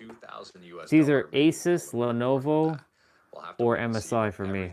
Now just seems to be getting more and more expensive. And continuing to talk about NVIDIA and laptops probably priced north of $2,000. But Next I'd up, be we're talking about Asus, leaning which have towards just announced their Lenovo. brand new ROG Strix style laptops. Now, unfortunately, I don't have pricing just yet, but I'm guessing these will be north of $2,000, and they will feature here the Intel Ultra 9 290HX plus a 5080 GPU. And they do point out here their upcoming Scar 18, which is their flagship version, will feature a 5090, not a 5080. And continuing to talk about hardware, but switching from laptops to tablets. Next up here, we're talking about Lenovo. And Lenovo seems to be cooking with accessories. I mean, for the Legion Tab here. Take a look at this arcade unit that, well, it's designed for the Legion Tab to plug into. That's cool. And this is, well, it's definitely something. It That's looks pretty cool. really interesting overall. I mean, let me know your thoughts on this That's one. pretty Now, cool, if actually. a I like that. tabletop arcade unit is not up your alley, maybe something like this is. I mean, take a look here where the Tab plugs right into a handheld gaming unit. Well, it plugs into a controller that makes it a handheld gaming unit. A tablet is kind of already a handheld gaming unit, but you know what I mean. Yep. Anyways, let me know your thoughts on this one. I like Would it. An attachment like this or the tabletop arcade make you more interested in a gaming tablet? And on top of that, because yes, there's more. I told you, Lenovo is cooking here. If those things were a little bit too bulky, what about a portable controller that seemingly fits the Legion tablet? I'm thinking that this is also going to fit smartphones here, but taking a look, I mean, this one also looks interesting, this telescopic controller. Let me know your thoughts on all of this stuff. And speaking about controllers, next up here we're talking 8-bit about dough. 8-bit dough. And if you like N64 stuff, this may be up your alley. So this to me is pretty exciting. 8-bit dough has just released the 8-bit dough 64 2.4G wireless controller with dongle. The best part about it is that this dongle is not exclusive to this controller. So the controller with the dongle is priced at $40 overall, and just the dongle on its own is priced at $25. I'd probably say just get the $40 one with the brand new controller. However, with the dongle, it's compatible with a bunch of different stuff, including their N64 wireless mod kit. So if you're a fan of nostalgic stuff, if you're a fan of the N64 controller, if you've got like 3 hands or something, you might be excited to know that, yes, this works with the mod kit. I mean, they say it right on their website. We've talked about the mod kit in previous videos. It's a really cool kit overall, and the fact that it works with this wireless dongle is, in my You got to opinion, be a little awesome. seasoned with I mean, if you're looking for an soldering, authentic though, experience or but wanted stripping something wireless, cables. this may be the way to go. And speaking about handheld stuff and wireless, I mean, well, you can make these wired, I guess, but you'd use it wirelessly normally, just in handheld mode. So wireless, yeah, that's considered wireless. Next up here, we're talking about the Ambernick RG Vita and RG Vita Pro. And we finally have a price and release date. This information is up on retrohandhelds.gg. So pre-orders for these start on So I March took another 23rd. They do screenshot. have an early bird price for the RG Vita of $100 with a regular retail of $110, and the Vita Pro is priced at $140 early bird with a regular retail of $150. Did I not capture that one? And let me know your thoughts on these ones. I mean, I don't necessarily think they're great for Vita, but at the same time for PSP, I mean, TechDweeb even has a video saying these are great for PSP. And speaking about things that may not be the best, next up here we're talking about Opera GX. And it's been announced that Opera GX is landing on Linux, or has landed on Linux. And this is a gaming-focused browser. Now, this is definitely not something that's up my alley. I think this is way too busy, and I'm not a big fan of Opera GX. But they do spend a lot. I have Opera GX on my Mac, and it's advertising. It's okay. I couldn't tell you how many emails I've gotten. Maybe this is bad to say. I don't use it, though. Emails I've gotten asking to partner with Opera and Opera GX and promote it. Taking a look here, I mean, it's not something that's up my alley, but I think it is up some people's alley. If it's up yours, let me know here. But there's a little too much going on. This is it's an announcement, and honestly, I like seeing more stuff come to Linux and more support. But anyways, that is all I've got for you in this one. Straight to the point. All stuff in new fluff. We talked about a bunch today. Feel free to discuss All stuff in new fluff. in the comments below. If you like this video, Leave a like. If you didn't like this video, leave a like. Hit that subscribe button. Check out my other videos. Don't tempt fate. Save your state. See, we're getting better. See? Look at that. We did it. I'm getting better. Oh, there's a Dead by Daylight stream? What the fuck? All right. What the fuck are they doing here? Let's start with what is the Mori in one sentences. Moris are animation. How long has the stream been going on? Like it's so good, so good. So I hope folks out there have been enjoying that. So that we could look at this is Old Dark Devotion.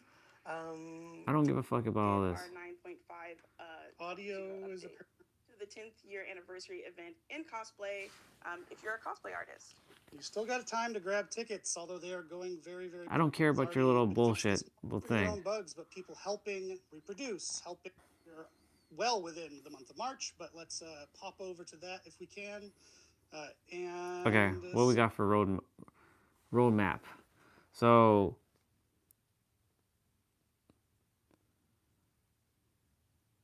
March 17th, comeback, Grimoire votes, community stream, Resident Evil sale next week.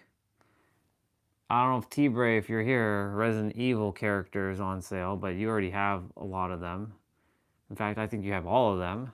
I think I have all of them too. I think I have Wesker. Then there's the Blood Moon event, March 26th to April 16th. That's 2 weeks. And then week 5, Artists from the Fog. Artists from the Fog collection. Outfits from the Rift. A couple of reminders left in the month. Next week, in fact, we have a Resident Evil sale from March 22nd to 29th. Shout out to them for an amazing release recently. The new game is dope as hell. it's amazingly scary. Yes. I absolutely love it. Yes. Really psyched to be able to continue to work with them. So go get that sale. Get the girl. And in bring that her to the same time game. period, Blood Moon is coming back. People's favorite BP earning event is returning. Ooh, earning and returning. I could have made that better. Damn. March 26th to April 16th, Blood Moon will be running, so you'll have plenty of time to get that BP. Yes, and super exciting time as well to get your P100s. It's a really great time to do that. You get the BP and just nom nom nom. Okay. But also myself and Omnia, as you might have seen. Remove blood cap point. Before we went live, or while we were starting our live, we'll be at HorrorCon in Glasgow on April 11th. I'll be there. I'll be super excited to see you all and to talk DVD. We're looking into possibly doing like a panel, and so we're currently, myself and Omnia are talking about what we're going to be doing there, so super exciting. Also, I'm excited to like actually go through the DVD thing. Yeah, it looks really cool. I didn't get to do it myself. I cannot wait. Lastly, we'll have our artist from the Fog Cosmetic for Hattie dropping that we're super excited. Okay. I have a dream where I own a powerful laptop capable of handling everything I throw at it. Yeah, your voice is sometimes annoying. Simple. It charges twice as fast and has enough data to natively handle even the 4Ks of monitors, or so they say. It almost sounds too good to be true. This is a dream I've been waiting decades for, and now finally it may be possible. All I need to do is find a laptop. Her voice is annoying. Fuck sometimes. Fairly simple. If it's gonna handle not just office work, but also gaming, editing, and so on, I would need a proper gaming laptop with a 1440p display, a solid GPU, and a CPU. I don't want to completely break the bank, so the goal is to land between $1,500 and $2,000. Since the goal is to have this docked most of the time, we're going to be doing things at 1440p and even 4K. That means a graphics card with plenty of VRAM, and lastly, at least one Thunderbolt 5 port to make all of it happen. With that criteria, you'd think I'd have a huge range of options, but you'd be surprised how much that whittles things down. First, since the laptop is supposed to do everything, that includes productivity and 3D work. AMD's GPU still struggles super hard with anything 3D, even to this day, which unfortunately means AMD graphics cards are out. Thunderbolt 5 is relatively new. So AMD graphic cards have never been good. They're terrible. There are some 40 series that came out at the end of the cycle, but When it comes to, so for my tech people, when it comes to graphic cards, NVIDIA 100% all the way at the present moment. On mobile, Snapdragon, because NVIDIA doesn't really make too many mobile processors except for the Nintendo Switch, but that's exclusive to the Switch. You would think Sony and NVIDIA work together, but it's actually Sony and AMD that work together. And yes, AMD, they make great graphic cards for the consoles, but they do a terrible fucking job when it comes to PC. That's why I never liked AMD graphic cards, Radeon cards.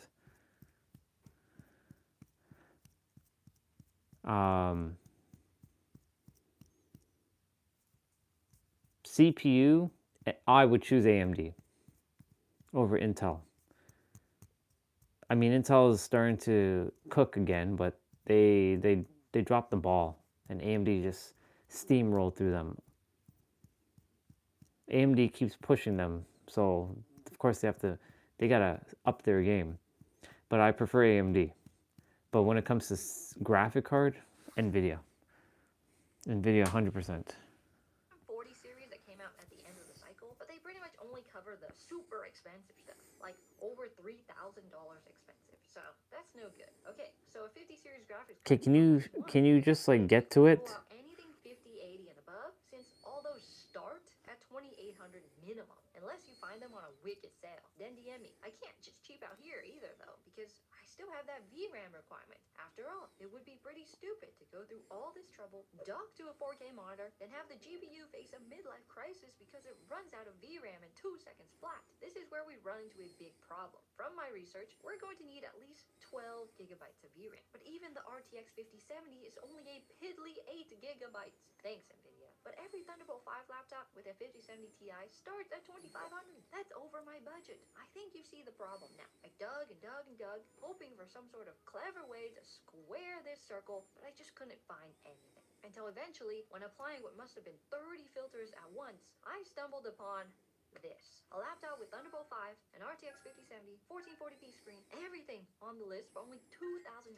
And what's more, there was a used like new listing for $1,700. Is this it? Was this too good to be true? I refreshed the page a few times to make sure it wasn't a pricing error, and it wasn't. So with this, the first step in the dream just might be complete. I might have found the do everything laptop. I just needed to get it, see if there was some sort of catch, as well as see if Thunderbolt 5 really does live up to the vision. There was fantastic news just around the corner, because once they found out we were wanting to do this experiment, MSI ended up sending us one for free. And if you know me, you know I'm not turning down saving $1,700.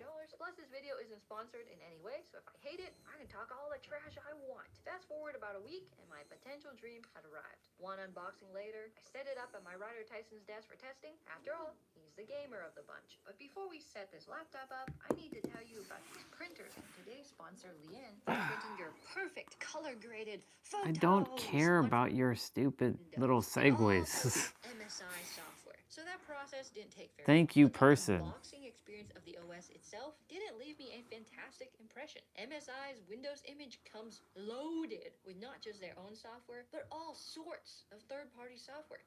Lots of bullshit. It's enough to turn everything into a garbled JPEG.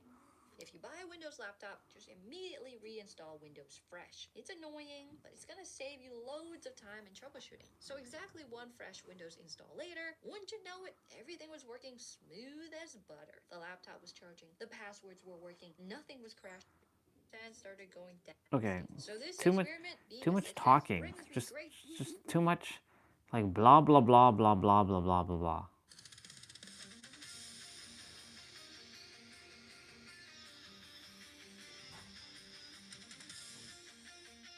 Well, Ryan, you should have more patience. No, that person just needs to stop yapping and just get to it. Wait, did Chase come back? This is how social media starts roping you in. Is he back again? Politics starts roping you in. This is how cult leaders will recruit you into a cult. Chase is back again with Dire CEO? Are you kidding me? Micro-compliance. And hypnosis is a great example of this. Like, I can have a person laying on the floor, unconscious, in maybe a minute and a half. And it's very easy to do. They just did a podcast like not even a year ago. The fuck?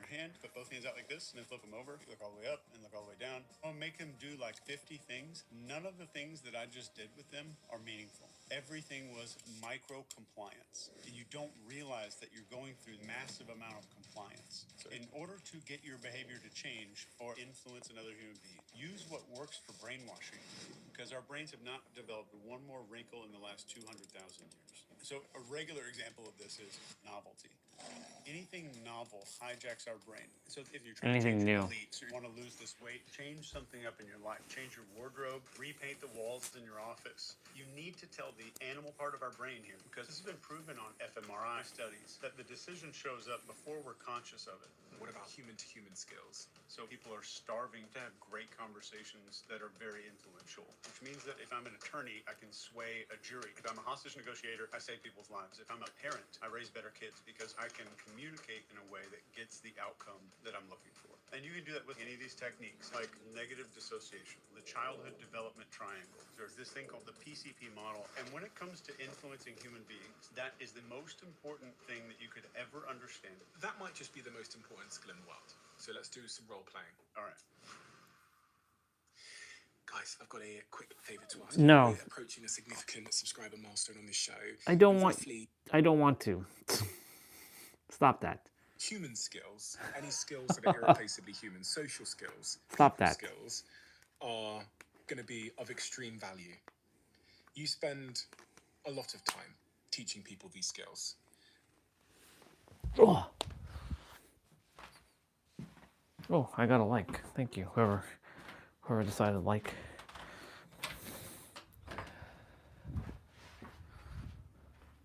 Zero.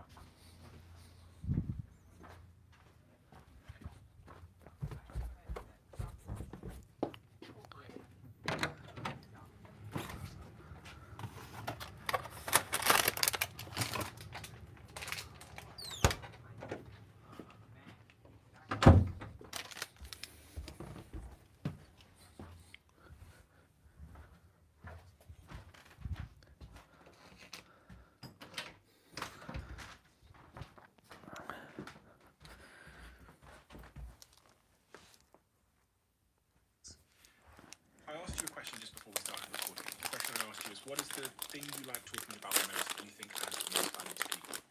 What did you say? Helping people understand how to guide human decision and have great conversations that are very influential. Yep. What does that mean in real, specific, practical terms? It means that if we are in a conversation, I become more likely to help you achieve the outcome that I see for you. So if I'm a leader, then I can do that. If I'm an attorney, I can sway a jury. I can make a jury pick a certain decision. If I'm a hostage negotiator, I save people's lives. If I'm a parent, I raise better kids because I can communicate in a way that gets the outcome that I'm looking for from another person. That might just be the most important skill in the world. I think it is. Increasingly so in a world of AI, where computers are going to be able to handle a lot of the sort of intelligent white-collar related stuff for us, and we're going to be rendered useful only for that which humans can do, which is probably this stuff. Yeah. The IRL, in real life, human-to-human stuff. And I think people are starving for it. You've got a podcast that's non-performative, and people are attracted to realism. There's so much that's artificial and performative that people are starving for realism already. And this is pre-AI. This was starting to blow up because it just gave us a sense of something that was real. We are in a epidemic right now of loneliness where people are disconnected from each other. And these human skills are going to matter more than ever as AI comes out. I was thinking about what you teach in terms of human behavior and getting the best out of people and influencing people to do what you want them to do. And AI does a lot of that. It does. It seems like it's been programmed to understand human behavior and to get me to like it. So let's get into some of that human behavior that you think is critical in a world of AI. In a world of AI, if the skills that matter the most are human-to-human skills, where does one begin? Let's understand humans first. Like, how could AI compromise a person? And when it comes to influencing human beings, the most important thing that you could ever understand, whether you're a CEO, a mom, or dad, is this thing called the PCP model.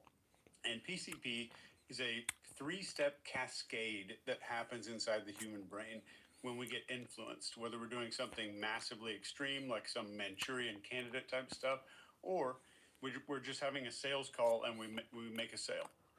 Everything goes through PCP. So P is perception. So the first step to really changing somebody's Perception, outcome, content, getting you to permission. make a decision later on, is to change how you're viewing this situation.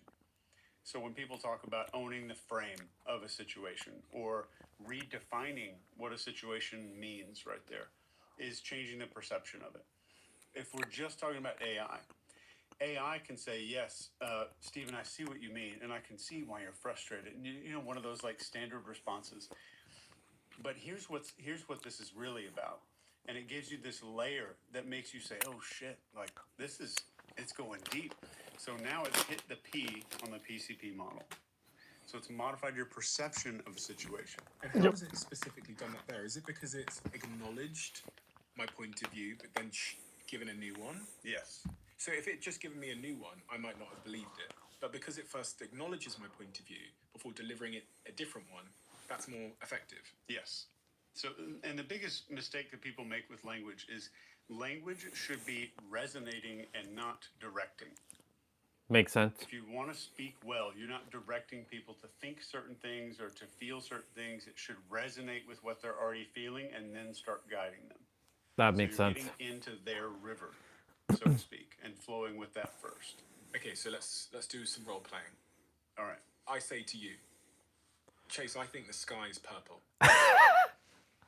Your job is to carry out the perception shift. Yeah.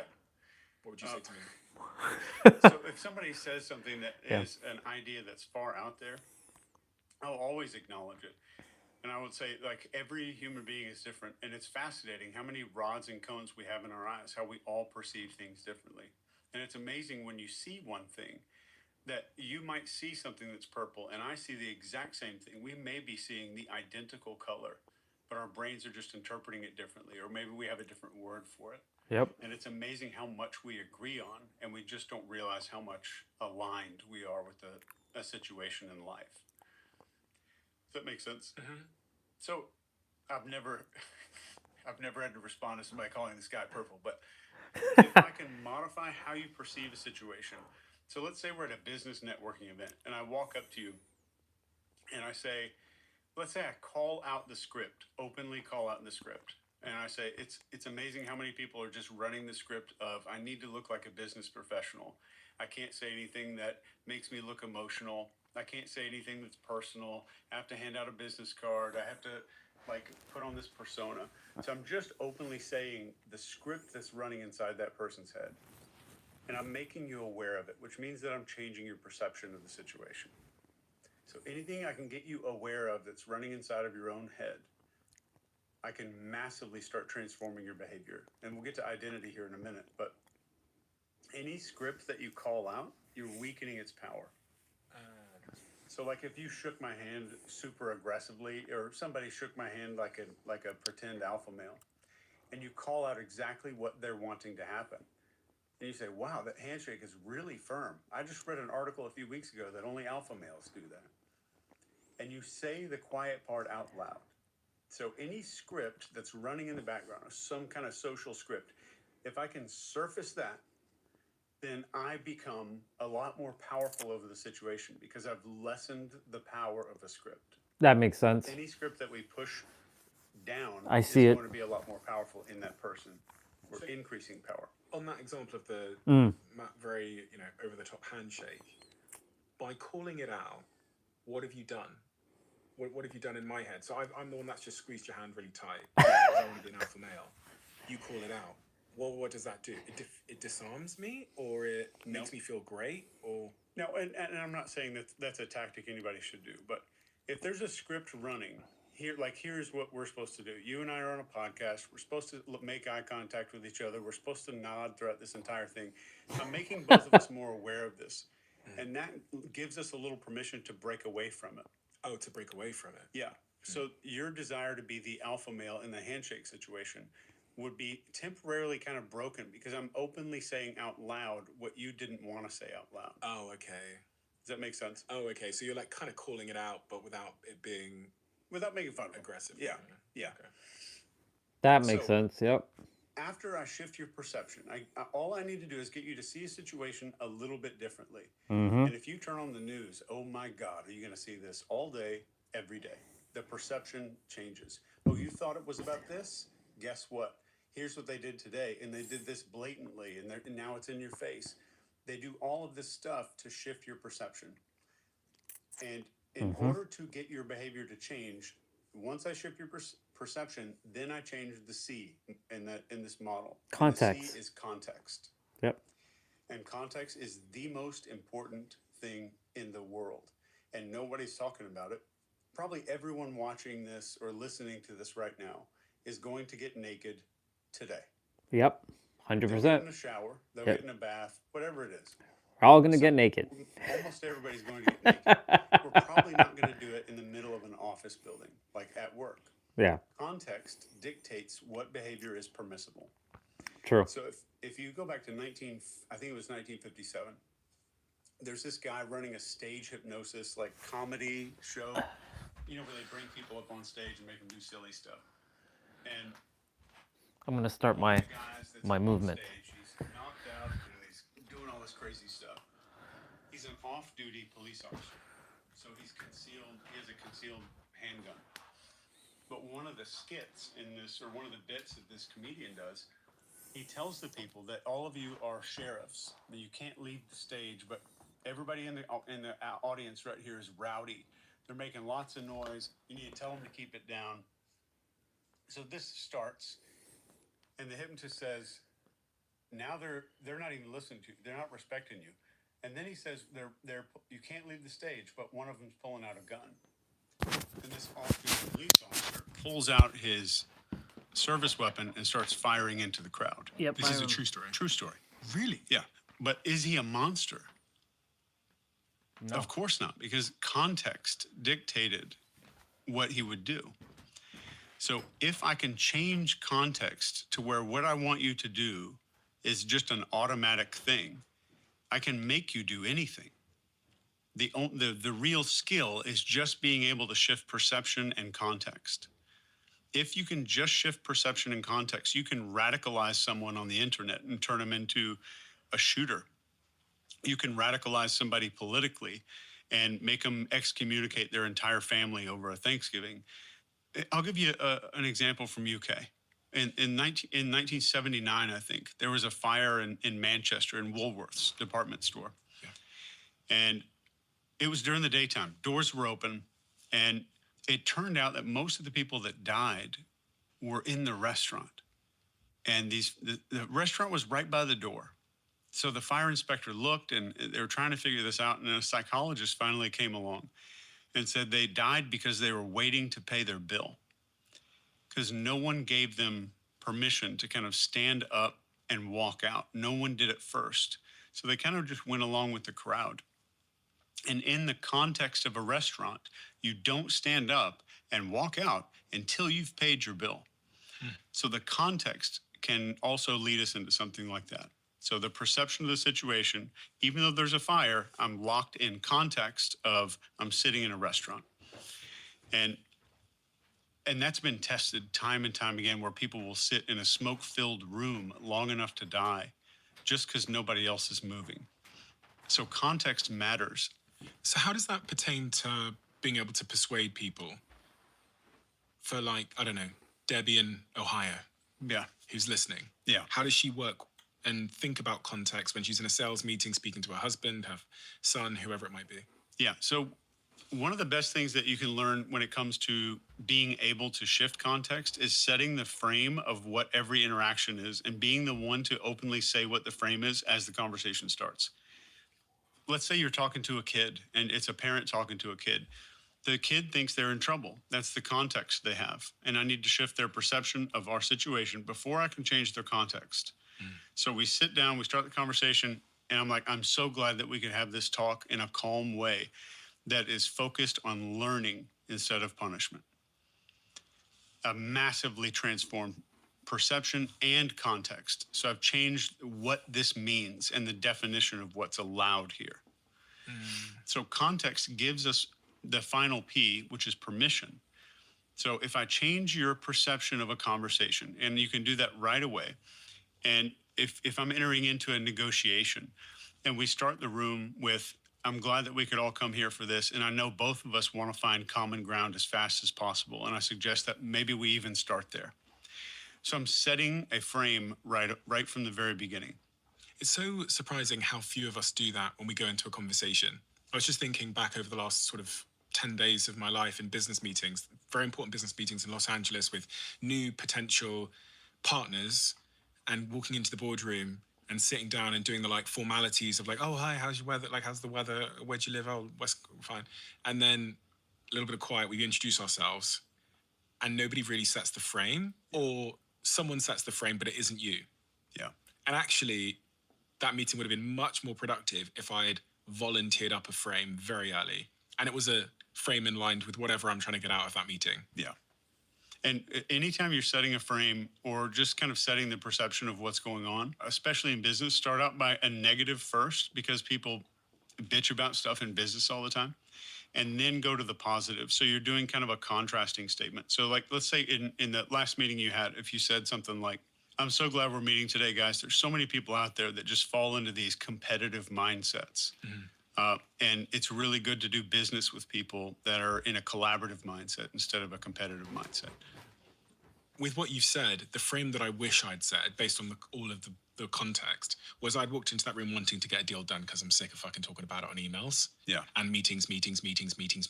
So I wish I'd walked in and said something, words to the effect of, I'm so glad we could meet in person to finally really make progress on this, because there's been so much talk about theoretical deals. And I feel like getting us together can get us much closer, much quicker to figuring out a real deal that we can work on. Words to that effect. Yeah. Because I think that would have started the conversation away from the theoretical. Yeah. If I just called it out. But unfortunately, I didn't say that. And we spent a lot of time just talking about theoretical stuff again. Yeah. And you can do that with permission at the beginning with a permission phrase, and just say, hey, just so I understand, and I may be wrong here, but what I understand is the purpose of this meeting is for us to kind of compile all these Zooms that we've been on for months and months and finally get something done and put a bow on it, that we have some kind of finished product. Even if it's not perfect yet, we have something tangible. And that's permission. So you're like, I might be wrong about this, but of course they'll probably agree with that. I think the same applies actually for romantic relationships. Thinking about having an argument with your partner, you can go in just emotion versus emotion if you don't take a minute to just define what we're trying to accomplish from this. And then when people drift because they do in emotional situations, you've got a frame to bring them back into that you pre-agreed on. You know, because when you get those emotions, they'll bring up something your mother did 4 years ago or something, and it just drifts away from the frame. Yeah. And if you watch the media, especially the opinion side of the media, and they talk about a politician that they don't like, what do they start out with? This is going to scare you. In another piece of terrifying news, here's what this guy did today up on the stage, this politician did. So they set the frame for it to be terrifying. They're setting up your perception from the very beginning. And then if I change the context, in one context, yeah, maybe this politician's a bad guy. Another context is this person is a threat to democracy. I've heard that phrase a lot. A lot. And that means, and what do we do to threats to our entire democracy? We kill them. So we start radicalizing people instantly without them really even processing that they're internalizing that. We were radicalizing people just through that context. So if you can modify perception and context, you can give someone that permission, that final piece to do anything. Let's go back to the police officer in the hypnosis show. He had the permission to start firing his firearm because of the context of being attacked by someone with a weapon. So once the context shift, your social permission of what I'm allowed to do, like I don't strip down and get naked in my office, but I do when I'm standing in front of a hot shower. That is the permission to do things differently. So if you want someone to do something that they normally wouldn't do, the question you ask yourself is, in what context would the decision I need this person to make be an automatic thing? If we agreed on 10 different things out of 11, then the automatic thing would be for us to sign an agreement together. Okay. Or if I'm being shot at, the automatic thing for me is to draw my weapon and fire back. So it's an automatic behavior based that typically in another situation would violate social permissions. Like I don't have social permission to behave in that way. I was reading about the story that you referenced. I think I found the one in December 1923. The New York Times reported on it regarding a tragedy in Croatia where an Austrian hypnosist ended up firing into the crowd and killed 3 people and wounded several others before he was snapped out of his trance. Upon realizing that he had done it, the officer reportedly arrested the hypnotist on the spot, which is strange. That's called cognitive dissonance. Yeah. Wow, okay. So PCP, I understand that. One of the things I was thinking about is there any way for my audience listening now, based on everything you know about psyops and the way that we're manipulated with media, is there any way that we might be able to help them be more objective in a world that is trying to force them into one frame or the other? Because as a podcaster, this is maybe a selfish thing, I speak to so many different people. And I'm going to speak to someone on the right, someone on the left, up, down, left, right. I don't really, as long as I think I'm going to be able to have a conversation with them, I'm going to meet them as I find them, and I'm going to have a conversation with them. And there's really no external pressure that's going to change that. Yeah. Unfortunately. Like I've had all the external pressure in the world, and I'm not going to change that because I have to do this myself for a long period of time. So the thing that's going to keep me in love with this job is to be able to follow my curiosity and not be trapped by anyone else's pressure. But that requires your audience as well to be open-minded, which means that if I sit here with Kamala Harris or with Donald Trump, I want my audience to come into the conversation with as an open mind as they possibly are able to. Let's talk about how to manipulate your next podcast guest into being more open-minded. Okay. And this technique is something we teach called negative dissociation. And the way that it works is I'll make a small, it should sound like an observation about the world. So in our discussion, let's say we just sat down and I'd say, you know what, I'm glad I'm interviewing with you. There's a lot of people out there that are just so closed off and locked in these little rigid beliefs. And I'm not sure whether it is they're just terrified of what people are going to think about them if they step outside the lines, or if they're scared of being open-minded for these other beliefs. I'm not sure which one it is, but I mean, you meet these people so often, and you're going to nod. You nodded your head while we were saying, because what I'm saying sounds true, and it probably is. But you're making that person very covertly agree that they are not that person. Does that make sense? That makes perfect sense. So throughout the conversation, what you're really doing is you're not getting them to make an agreement about how they're going to act. You're getting them to make an agreement about who they are as a human being. So the moment you can get them to covertly make an I am statement in their head, you're hacking your way into that person's identity. So like, let's say you said that, they nodded, and then maybe a few minutes later, you're like, I got a confession to make. I had social anxiety growing up. How did you get this open about everything? Have you always been this way, or was this through some kind of like leadership training or something like that you went to? And the moment you answer that question, I've got you to commit. Now you're fully committed to being wide open for the rest of the conversation. What would you assume they would then say in such a scenario? They're like, I don't know. I think I've always been really open. I haven't been really scared about what people think about me, and I've always tried to wear my heart on my sleeve. So now you're getting to make all these commitments. That they're going to be like that going forward? Yeah. I mean, you're not permanently changing a human being, but it's a temporary change that they will make for one little compartment of an interaction with you. And is this because you're speaking to their identity, their sense of who they want to be? And that's heavily driven by social perception. It is. What I think of them. Yeah, but it's not who they want to be. It's who they say they are. And those are different. So, Bob Cialdini's got a great example of this. They got these people to stick signs in their yard, these giant, ugly signs that say drive safe on them. And the way that they got this, like 85% of this neighborhood to stab them into their yard, nasty, stupid looking sign, was a week before, they knocked on their door and they said, hey, I have a 1-question survey. It'll take 15 seconds. Do you support safe driving? Yes or no? Of course, everyone's going to say yes. And then, so now they've made a commitment about who they are. Do you support? So it's, who are you as a person? And they said, all right, thank you so much for that. And just to show your support, could you put this tiny, small sticker in the window of your house facing the street? And they're like, yeah. And they go stick it on the window. But they're more likely to do it because they just said yes. But anyone who said, yes, I support safe driving, a week later would stick that giant, stupid-looking sign in their front yard. And they double blinded this. They did it in another neighborhood where they didn't go door to door first. They just went door to door and said, hey, can we stab this giant, ugly sign in your yard? And like 1% of people said yes, as opposed to like 85% in the other neighborhood. But it's a tiny agreement about who you are as a person. So this is the power of pre-committing, getting someone to pre-commit to something before you ask them to do it. Yeah. And you get them to pre-commit in terms of their identity and who they think they are and who they want to be. Yeah. But you're not getting them.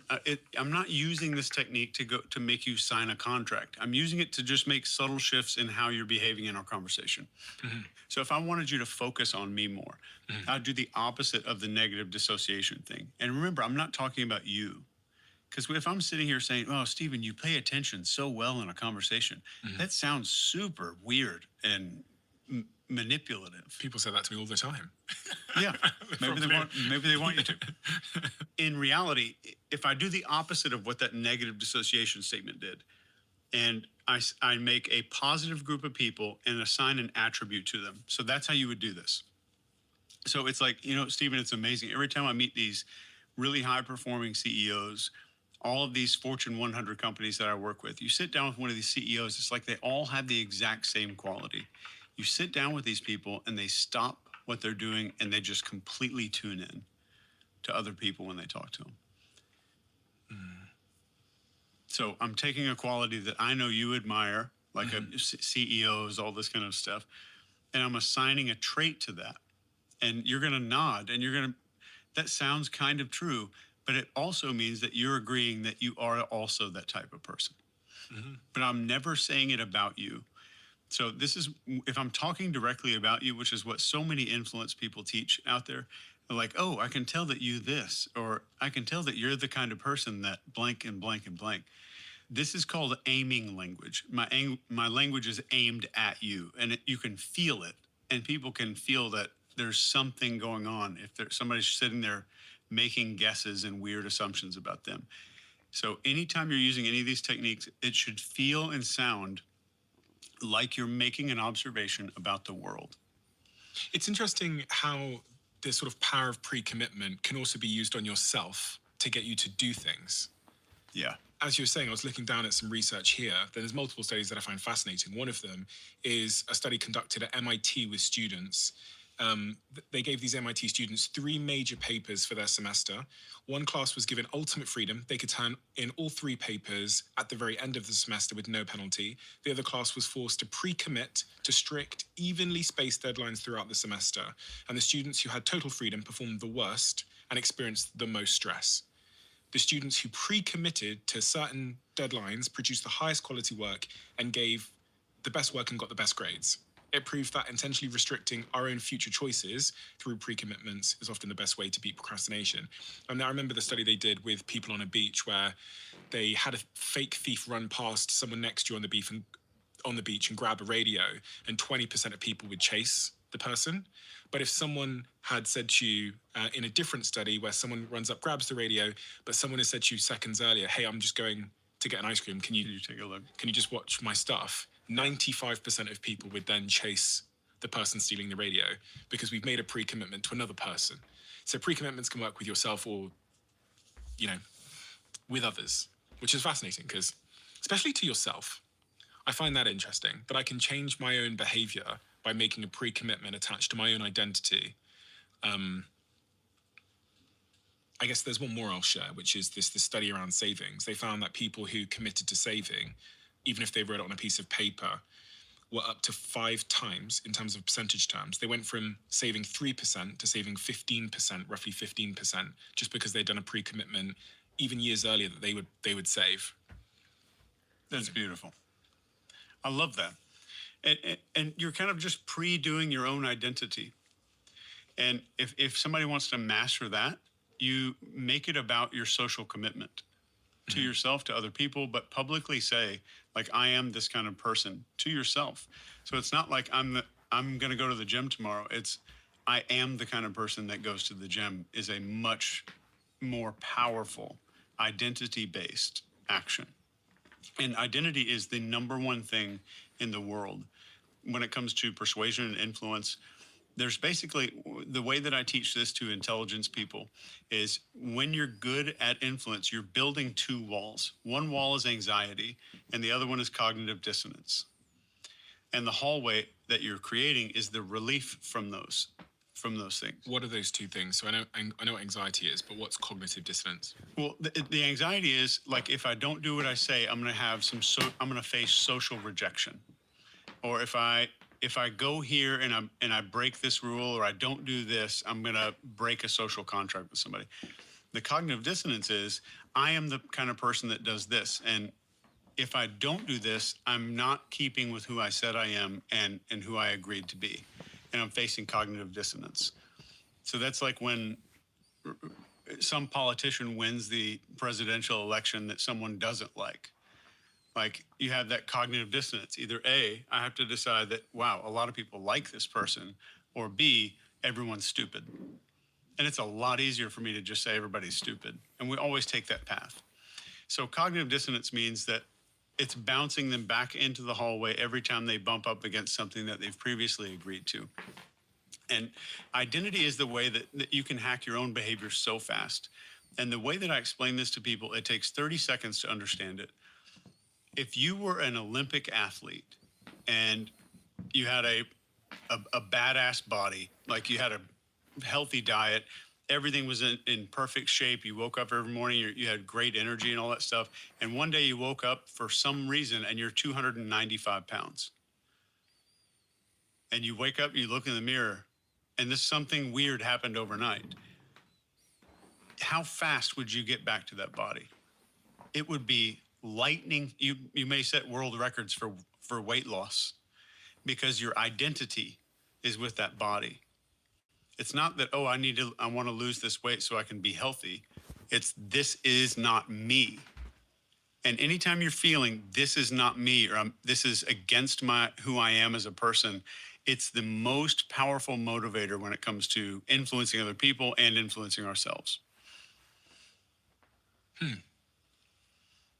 And like a goal, like a weight loss thing that I have a lot of my clients do is to download the Face app. There's like an app that'll make you look super fat and real obese, and print it off and put it on your refrigerator. And then people are like, oh, well, aren't I programming my subconscious to be fat? I'm like, no. You're programmed to go away from bad things first, never toward positive things first. It's always away. Your ancestors lived because they mistook a rock for a bear, not the other way around. Yeah. Never the other way around. Yeah. So you're not going to accidentally program your brain, and I'm the brain guy. But put that on the fridge, and you start hacking into your own identity. But you're doing it in a way that your mammalian brain, the thing that runs the show, can see it and understands it instantly. There's no words, there's no motivational phrases or anything like that. It picks up on it instantly and starts setting a course forward because it's cognitive dissonance that you're creating for yourself. I remember Nir Eyal, who I interviewed, who wrote the book on like procrastination called Indistractable, said to me a phrase that's always stayed with me. It's probably, we spoke for 6-7 hours, I think, me and Nir. Just this one phrase I always think about. He said that humans are discomfort avoiding creatures. And like we think that we're pleasure seeking creatures. But when he said discomfort avoiding, I really like interrogated him. I was like, yeah, but what about like horniness? That makes me have sex. And he was like, well, actually, that horniness is a form of discomfort. Your body is sending you this sort of almost irritation, which is making you take an action. And I stress tested it across many areas of my life. I was like, actually, he's right. I'm trying to avoid discomfort. And in your example of seeing myself on the fridge, I would want to avoid that. It would cause such dissonance to my identity that I would do everything to avoid that. Some big ass feeling. Fat Steven on the fridge. Yeah, I mean, that's actually every couple of years what gets me back in shape is like catching myself in the mirror, or because I'm always on camera.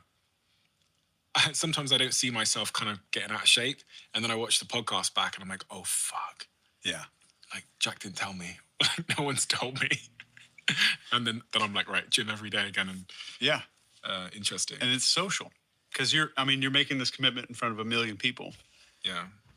What else do you think is important to know as we head into this AI world where human skills and people skills are going to be more important than ever? What other frameworks have you got for me that I should bear in mind, or ideas? As we go into AI, your leadership style, everyone's leadership style needs to be front and center. And I know there's a lot of books out there that are technically about leadership, but I think they're about management, and they call themselves a leadership book. When I teach what's most important when it comes to understanding ourselves is developing authority. But that authority has those 5 traits of authority. This is confidence, discipline, leadership, gratitude, and enjoyment. Do you do show notes where people can download stuff in the description? Yeah, sometimes. Yeah. I'll send this inventory to you where people can take this quiz, and it's the most revealing thing about your leadership power. But what people tend to do is seek out the wrong type of authority. I've learned this with 20 years of working with people, that we will tend to seek one of these little avenues that looks a certain way because we think that's what leadership is supposed to look like. That's what authority is supposed to look like. But there are 3 types, and the 3 types that I've broken them down into and how authority channels to other people, because authority looks different in different people. So it's the president, the professor, and the artist. And we can have that authority. So like the artist, you can think like somebody like Johnny Depp. The president, you can think somebody like Obama. The professor, you can think of like the classic movie Professor. It's still broadcast authority, but it's not loud. It's not extremely directive. And the artist can hold a ton of attention, and in some rooms doesn't hold any attention at all. The authority is still there. The attention isn't. For somebody that's super calm, even if they're the CEO of a company, they might be the professor. And the whole time, their idea of what leadership looks like is this president. So they're faking their way into this thing, and it never feels real. They still, like, even though their authority is really high, they have this weird feeling of inauthenticity because they're pushing towards the wrong authority channel. What's the cost of that? I think that it detracts from your level of authority, which automatically means that you're getting less outcomes that you want in life. Because your inauthenticity to both others and yourself like pays a toll on you. So if I'm inauthentic to you, then that's going to hurt my authority. But then if I'm inauthentic to myself, it's going to hurt my happiness, I guess. Yeah. I'm going to feel like I'm, again, going back to your point about identity, living in someone else's life. Yeah. Yeah. And I think when people say authenticity, we should note that what most people call authenticity is a costume of childhood beliefs. Like my authentic self and how I act is typically what I was in childhood, how I deal with conflict, how I make friends, how I stay safe, all these little patterns that I learned when I was 8 or 9. I'm still repeating a lot of that stuff. So when we say authenticity, it's always important to think that it's authenticity plus a removal of ego and a willingness to receive social injury. And that's the best way that I've ever been able to describe that to somebody. Like if I'm being authentic in a conversation, then I'm willing to receive a social injury for it. Cody Sanchez said something to me which has stayed with me. She said, again, I'm going to butcher it, but words to the effect of, I won't be friends with anyone in private that won't say something in public that will cost them something. And going to your point about social injury, I think what Cody's actually saying is like, that's how I know that they're authentic, is they're willing to risk something for something they believe. Yeah. I also think this is how you know a brand's authentic. Like, are they willing to cause social injury in the near term for something they believe in the long term? Yeah. You know? Yeah.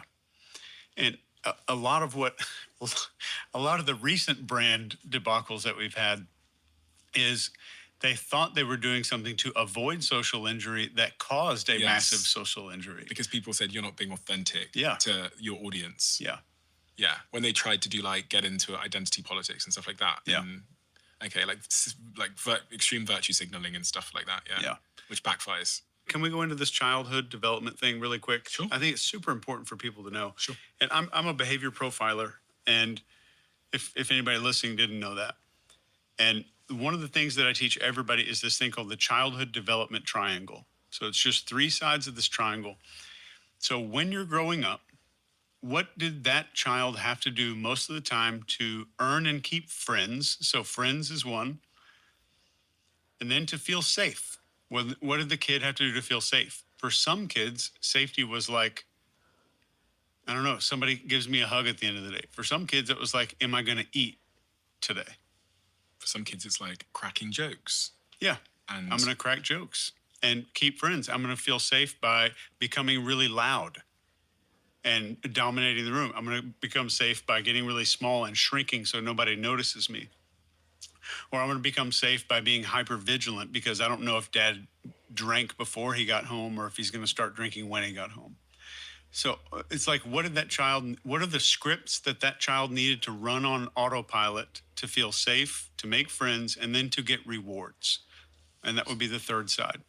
And the rewards for some kids might just be like appreciation. And it's typically just appreciation, affection, love. And that tends to get written in childhood. And the kid who writes all these permanent scripts, they put them in a backpack and carry them all the way into adulthood. Yeah. And 90% of us are walking around with this exact triangle governing our life. And if you look around at people at work, you see this woman who every time there's a meeting, she wants to speak up a lot, but then she shuts her mouth and her body shuts down and all that kind of stuff. Mm-hmm. You're seeing an 8-year-old who got yelled at a family dinner table. Mm-hmm. That's all. But you're just seeing it in a grown-up body. I have 2 examples that are super front of mind that completely align with what you've just said. I have 2 colleagues that I work with, and I got 6 months into working with one of them, and I could always tell that there was something not quite right, because whenever I was in the room, they would stare at me a lot, and they would be a little bit more on the pessimistic side than I'm used to. And one day at dinner, I was talking to them about their childhood, and they offered up that their dad his mood could change rapidly, and he was always pointing out why something would never work. and why, and he was an extreme pessimist. And suddenly this person who is in my life suddenly made sense. I completely understand it, because you grew up in that environment where to be safe, you agree with it, had to pay attention to the authority figure. And then, you had to also, you learnt maybe that, pessimism was a way to safety. And then there's another colleague who's actually in the room over there, and I'll ask her before we publish this if I can say this publicly, but similar thing. She expressed to me that she had a dad that his mood would change rapidly. And I said to her one day, I said, I call her Sarah. I said, Sarah, you're always staring at me. I said, whenever I look at you, you're already looking at me. And it's like you're like over-analyzing and overthinking. And she explained to me the same thing. She said, when I grew up, my dad's mood would just change like this. So every time I'm preempting, I'm like a radical preempter. I'm thinking 20 steps ahead of like what might go wrong, or, which makes her exceptional at her job. But I would, one might assume that comes at some kind of cost. Yeah.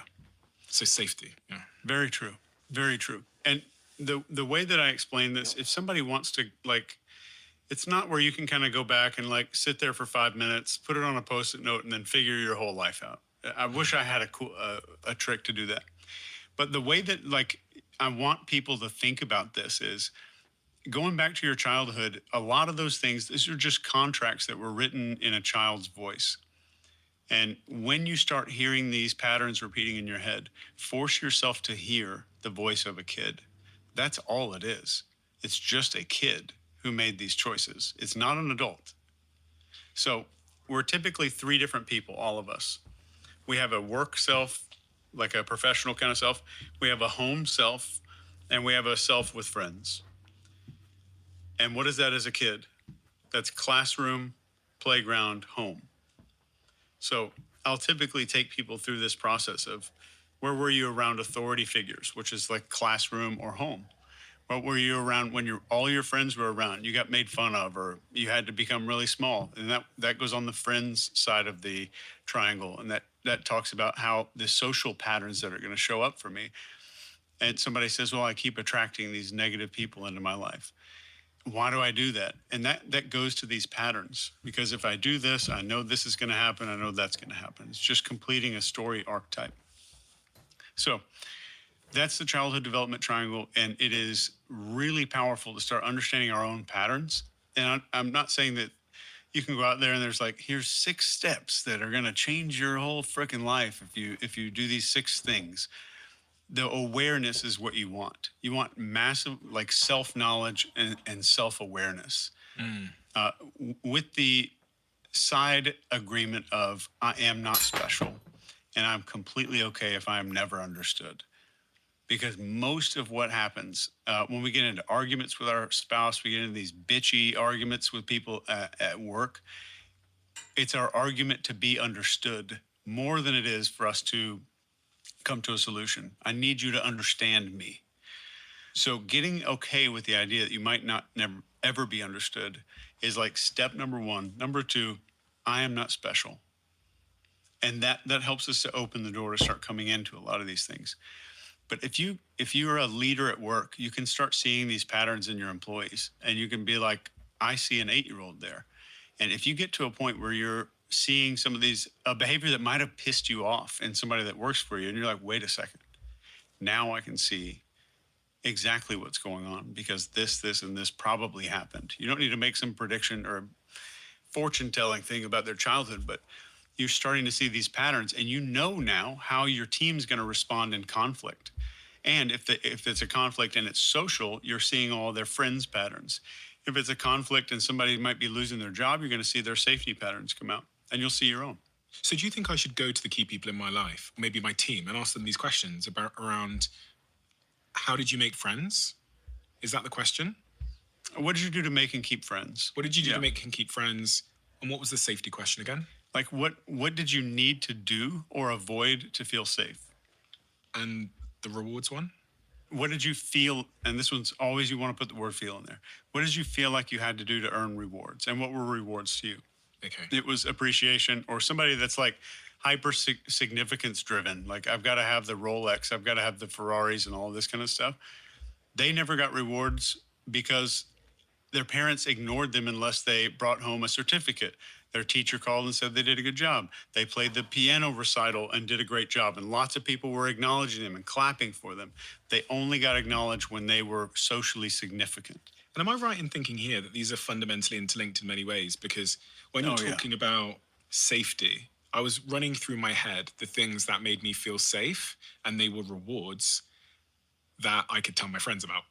Yeah. So I touched all three of them, and in part because I was thinking I was very different to my social group when I was younger. We were the black family. There wasn't another black family that I knew of, other than maybe one other kid I think in the area in Plymouth in 1994 or 5. So some of the material things I wanted, like the shoes that everyone had, made me feel safe because they made me fit in. Yep. And that and that got me friends. Yep. Or at least I thought it did. So for me, it really was like an interconnected triangle. Yeah. That's just one of many examples that I could think of. It does tend to do that. And I will typically wait for somebody to figure that out. And as they're filling it out, they're kind of like, oh, I did this because of this to get to this. And you'll see a little cycle start happening. But it's great for self-knowledge. But if you're a behavior profiler, that's what's going to run people. You're going to know how they're going to respond to conflict. You're going to know what they're going to avoid. You're going to, if you're putting teams together, I know what people I want to have working with each other. And it doesn't have to be some complex 9-hour thing. You can see this stuff in everyday life. And you're not saying that I need to radically change. No. But what if one part of this triangle, or one behavior I've learned for safety or for rewards or for friends, is making my life worse? Yeah. It could be ruining my life. It could be the thing standing in the way of me having a romantic relationship or getting promotion or building a business. It's getting in the way now. Yeah. What do I do, Chase? So you've identified the pattern. Let's assume that you've got it. You're like, oh, I've got this shit that's happening on repeat. The part 2 of this is I need to focus on that being a kid. That belongs to a child. And I need to write down this, here's how that child wrote the contract, made the promise to themselves, developed the contract. And then even if you make it up, I'm going to write down a little thing. When did this kid bring it into adulthood? I need to stay small in order to stay safe. Let's say it's one of those things. And then you just start telling yourself that is a child's voice. That's a child's voice. So the voice is not going to go away. That's the sad part. That's like you trying to not complete the sentence, Mary had a little, in your head. You can't get rid of it. No matter how hard you try to delete that, it's repeated over years and years, just like one of these things. What truly changes for you is hearing a child, hearing a misguided child who developed a coping mechanism for the world, not knowing that they just assumed, I'm going to have this forever. I'm going to need this as an adult. I'm going to bring this into my adult life. Part 2 of this is you make a wallpaper or something for your desktop. And we talked about being negatively motivated. We're away from negative things. You make a motivational wallpaper that has your big limiting belief on it, and then take it to an extreme. I had a client that had this, if I stay small, I'm going to be safe. And he was in a business, he owned a business, but he wouldn't go get these big clients, and he wouldn't go do this. And the guy's got 3 kids. And I said, I want you to make a desktop wallpaper that says, my kids don't deserve for me to be successful. And I want you to look at it every single day when you turn your computer on, because that's exactly what your belief is saying. Because if your kids truly deserved it, it would override the belief. So you just need to write the belief in plain English. And what it's truly, truly costing you in your life is, my kids don't deserve me to be successful. My kids don't deserve money. And that's what it comes down to. And every day you look at it, you have a feeling of disgust, and there's a hyper awareness of that thing running in your head. You're going to be more prone to hear it when it does come up. And you're also training yourself to hear it as a child's voice, which means you're going to start hearing fiction. You're still hearing the same sentence, but you're hearing a fictional story. There's 2 parts to this. I love this, and there's 2 parts to it that I think I wanted to talk about. The first is, in doing so, in waking up in the morning and seeing my wallpaper that says, my kids don't deserve a great life or whatever, of course it's going to motivate me to take action, which is then going to start to build new evidence. Once I take action, once I win that big client and I realize that everything's fine, which is going to change my life. And then the second point I wanted to point out is, people listen to podcasts like this and they write this stuff down, and then they have relapses and things don't change fast enough. And I think that can sometimes make them feel hopeless or inadequate because they heard it on the Diary of a Seer or whatever, and then they did it for a bit and they struggled and it didn't quite work out, and then they went back to their old behavior. And I think in part this happens because we live under the presumption that this stuff is easy and it's fast, and that at some point in the future, I can fix my trauma. Like, I think one of the best realizations I ever had was realizing that the bullshit that I've carried with me in that backpack since I was a kid, that the stuff about what will make me safe or what will reward me or how I'll make friends or who I am or whatever, my survival mechanisms, they will be with me forever. And actually, instead of trying to delete them or like throw them out the backpack, what I was able to do is like turn down their ability to make the decision. That's it. That's it. You've totally got it. And I would say this for anybody out there, that you're trying to go through this and you're having a hard time. I get it. It's totally tough. The number one way that we influence another human being, let me just kind of metaphor this for 1 second. When you watch a hypnotist, and hypnosis is fun, anybody can learn to do it. It's a pretty easy thing. So it looks very dramatic, but one of the things you'll see me do at the beginning of that is like, go ahead and give me your hand, and I'll hold their hand for a second, like put both hands out like this, and then flip them over. That's great. Now, just to test your eyes really quick, look all the way up and look all the way down, look all the way left, look all the way right. All right, then spread your feet a little further apart, a little closer together. Actually, no, face this way. And I want to make them do like 50 things. None of the things that I just did with them are meaningful. None of them. Everything was micro compliance. So this is how social media starts roping you in. This is how politics starts roping you in. This is how cult leaders will recruit you into a cult. Micro compliance. And you don't realize that you're going through this massive amount of compliance. So like you go through a doctor's physical and they go through like this 90-point checklist. They've made you do 50 things, and then they recommend a weird drug or they recommend you get on some other drug. Take some time to think about it, because our brain is hardwired for these micro compliances. So I say this to say that if you're going through any of these things, you're trying to change your beliefs or you're trying to change something in your body, use what works for brainwashing and figure out a way that you can get micro compliance with your own goals on a very regular basis. Small little wins so your brain has that, just like hypnosis, just like cult recruiting, just like brainwashing. Small little things at the very beginning. So everything in influence should be looked at as a wedge. Everything. It reminds me of that famous study they did where they got people to give electric shocks to other people, the Milgram obedience experiment. Yeah.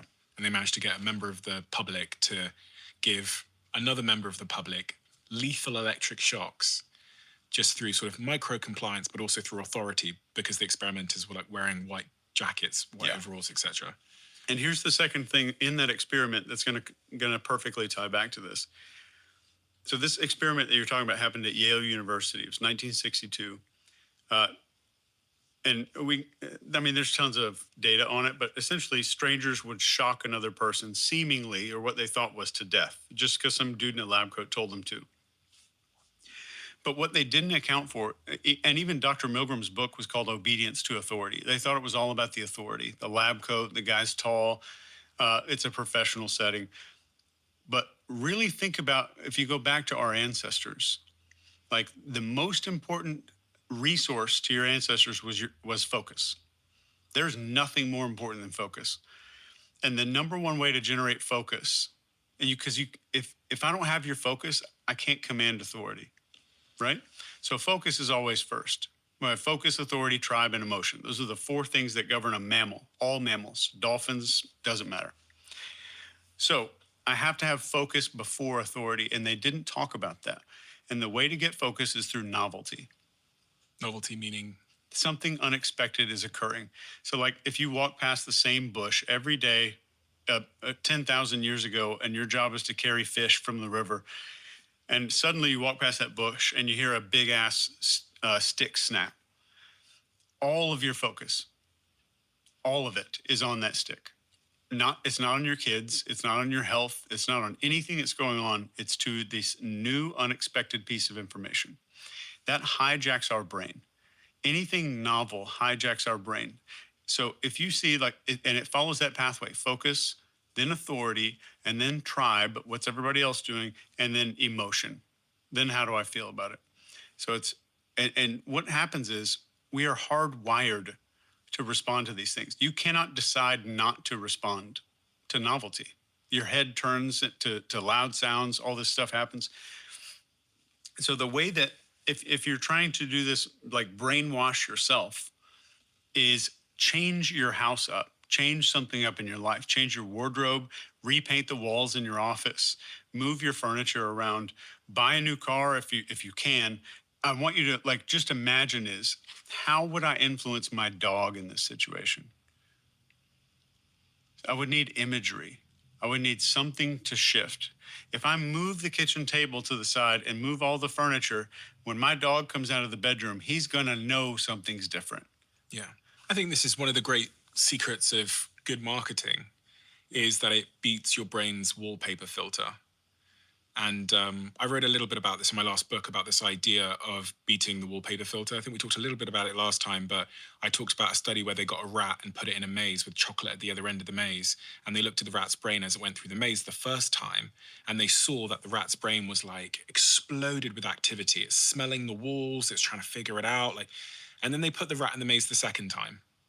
And there's almost no brain activity because it's on autopilot. It knows the maze, so it doesn't need to use any of its cognitive resources. Its cognitive resources can be allocated to new, surprising things. The maze is no longer surprising. Whizzes through the maze to the chocolate. And even as you think about how you got out of your bed this morning and got down to the kitchen, you didn't have to think. So you paid no attention. Yeah. But you would have paid attention if you walked down there and your sofa wasn't there. And how does that then apply to marketing? So how do you surprise people is a central question of anyone who's trying to build a personal brand, start a podcast, or do marketing. But I guess also to persuade people. It's one of the things I think about a lot when I talk on stage. Yeah. Is I know I'm competing with your mobile phone, your Twitter feed, or your TikTok. So I have to do something almost every 10 seconds to catch you off guard. And Mr. Beast, I guess, is the great master of this. And it's probably why he's got 500 million YouTube followers. Because the minute that video starts, you're hooked in. You're hooked. But that's the power of novelty. I would challenge anybody to take this challenge. If you're scrolling through short form content, watch for something that jerks your attention, some kind of weird novelty thing that happens. And that video is probably short, 20, maybe 40-second video that it captures your focus through novelty. The next video, watch for an authority figure, a famous YouTuber, a celebrity, a politician, a pop singer who thinks that they know politics, all that kind of stuff. Watch for an authority figure. Next, watch for a tribe signal. So a tribe signal is going to be, here's how many people agree with this. Here's lots of people doing one thing. These tickets are selling out. Here's the Taylor Swift concert. Here's everyone cheering at the concert. Here's how you're supposed to behave, is basically what that means in the tribe section. You're supposed to do what these people are doing. And then watch for the emotion. So watch for this pattern. It'll be a focus-generating novelty. Then it'll be authority. Then you'll see tribe. Then you'll see an emotional video. And guess what happens after the emotional video? Well, ad. Much of the reason most people haven't posted content or built their personal brand is because it's hard and it's time consuming and we're all very, very busy. And if you've never posted something before, there's so many factors in your psychology that stop you wanting to post. What people will think of you. Am I doing this right? Is the thing I'm saying absolutely stupid? All of these result in paralysis, which means you don't post and your feed goes bare. I'm an investor in a company called Stan Store, which you've probably heard me talk about. And what they've been building is this new tool called Stanley that uses AI, looks at your feed, looks at your tone of voice, looks at your history, looks at your best performing posts and tells you what you should post, makes those posts for you. You can also just use it for inspiration. And sometimes what we need when we're thinking about doing a post for our social media channels is inspiration. Building an audience has fundamentally changed my life, and I think it could change yours too. So I'm inviting you to give this new tool a shot and let me know what you think. All you have to do is search coach.stan.store now to get started.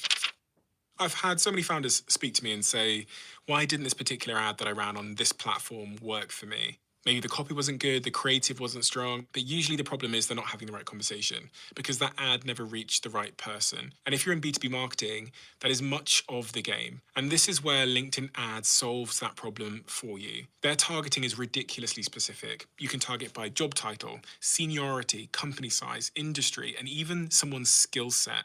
And their network includes over 1 billion professionals. About 130 million of them are decision makers. So when you use LinkedIn ads, you're putting your brand in front of the right people. And LinkedIn ads also drive the highest B2B return on ad spend across all ad networks, in my experience. If you want to give them a try, head over to linkedin.com/diary. And when you spend $250 on your first LinkedIn ads campaign, you'll get an extra $250 credit from me for the next one. That's linkedin.com/diary. Terms and conditions apply. I heard you say something as well that if you want to persuade other people, you should make them feel clever. Yeah. Explain this to me. I refer to this as maybe the most dangerous persuasion skill there is. And what the 10-second brief is, I'm going to put a Lego right here on the table in front of you. And I'm going to put another Lego right here on the table in front of you. And I'm just going to keep having the conversation to where eventually your brain is going to be like, oh, I bet those things go together. So the idea came from you. So I'm going to give you one piece of information and another piece of information, but I will never put them together for you. And the reason is that any idea that you think came from your own mind, you have no ability to resist it. So all I have to do is make you have an idea. So a regular example of this is, let's say you're watching the news and they say, local Austin woman has been reported missing. Neighbors said that earlier this day, people saw her arguing with her boyfriend. Oh, yeah. Details after the break. So, yeah. And your brain is like, oh, I know what happened. Oh, I know exactly what happened. But they make you feel clever. Yeah. They give you a piece of data and a piece of data, but they don't tell you to put it together. The media do this all the time. Yes. And if you can do this in a courtroom, it will be the biggest unfair advantage you'll ever have in a legal standing, because it'll win lots of trials. The way that, like, if there's a formula on how to use this, is here's a piece of information here, and it's a piece of information that you will absolutely agree with, that makes sense to you, and another piece of information that makes sense to you. It has to be two things that make sense to your brain, because it's like you're not going to experiment with something that you're not familiar with. So two pieces of familiar information close enough together where the brain is going to say, oh, you know what I can do? I'm going to put those two things together. Isn't this how conspiracy theories take hold as well? Oh, yeah. Because yeah. There's a big enduring conspiracy theory that someone like Bill Gates has done things that are nefarious as it relates to health. And they're like, I guess the two pieces people are connecting is they're saying, well, he's worked a lot. He's very rich and powerful. And he's very, very interested in health. Biotech. And vaccines and all these other things. And someone very, very, very, very powerful. We often think of, very powerful, successful, influential people as being somewhat like evil or not having our interests at heart. And then someone who's spending a lot of money on like health and medical side of things is quite an unusual thing. So we put two and two together. We have, we think they have bad intentions because they are a billionaire. Yeah. And that word is, comes with certain preconceptions. And then health, and then a pandemic happens. And I think people, this is how I think a lot of conspiracies rise. Name a movie from when you were a kid where the bad guy or where the super rich person in the movie wasn't the evil. Yeah. I mean, it's programmed into the media. It's a definite programming that was very deliberate in our country. It's like always the rich people are evil. But then people will say, oh, well, Tony Stark was rich. They made him a sociopath.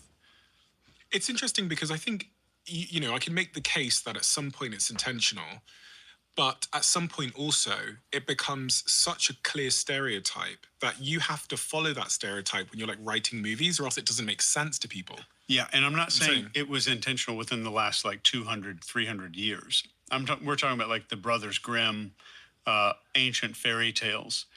And I think it was intentional then, like having wealth is bad. There's virtue in poverty. That's the big thing they wanted to communicate to their kids. Poverty is virtuous. And of course, like we're still doing a lot of that stuff today.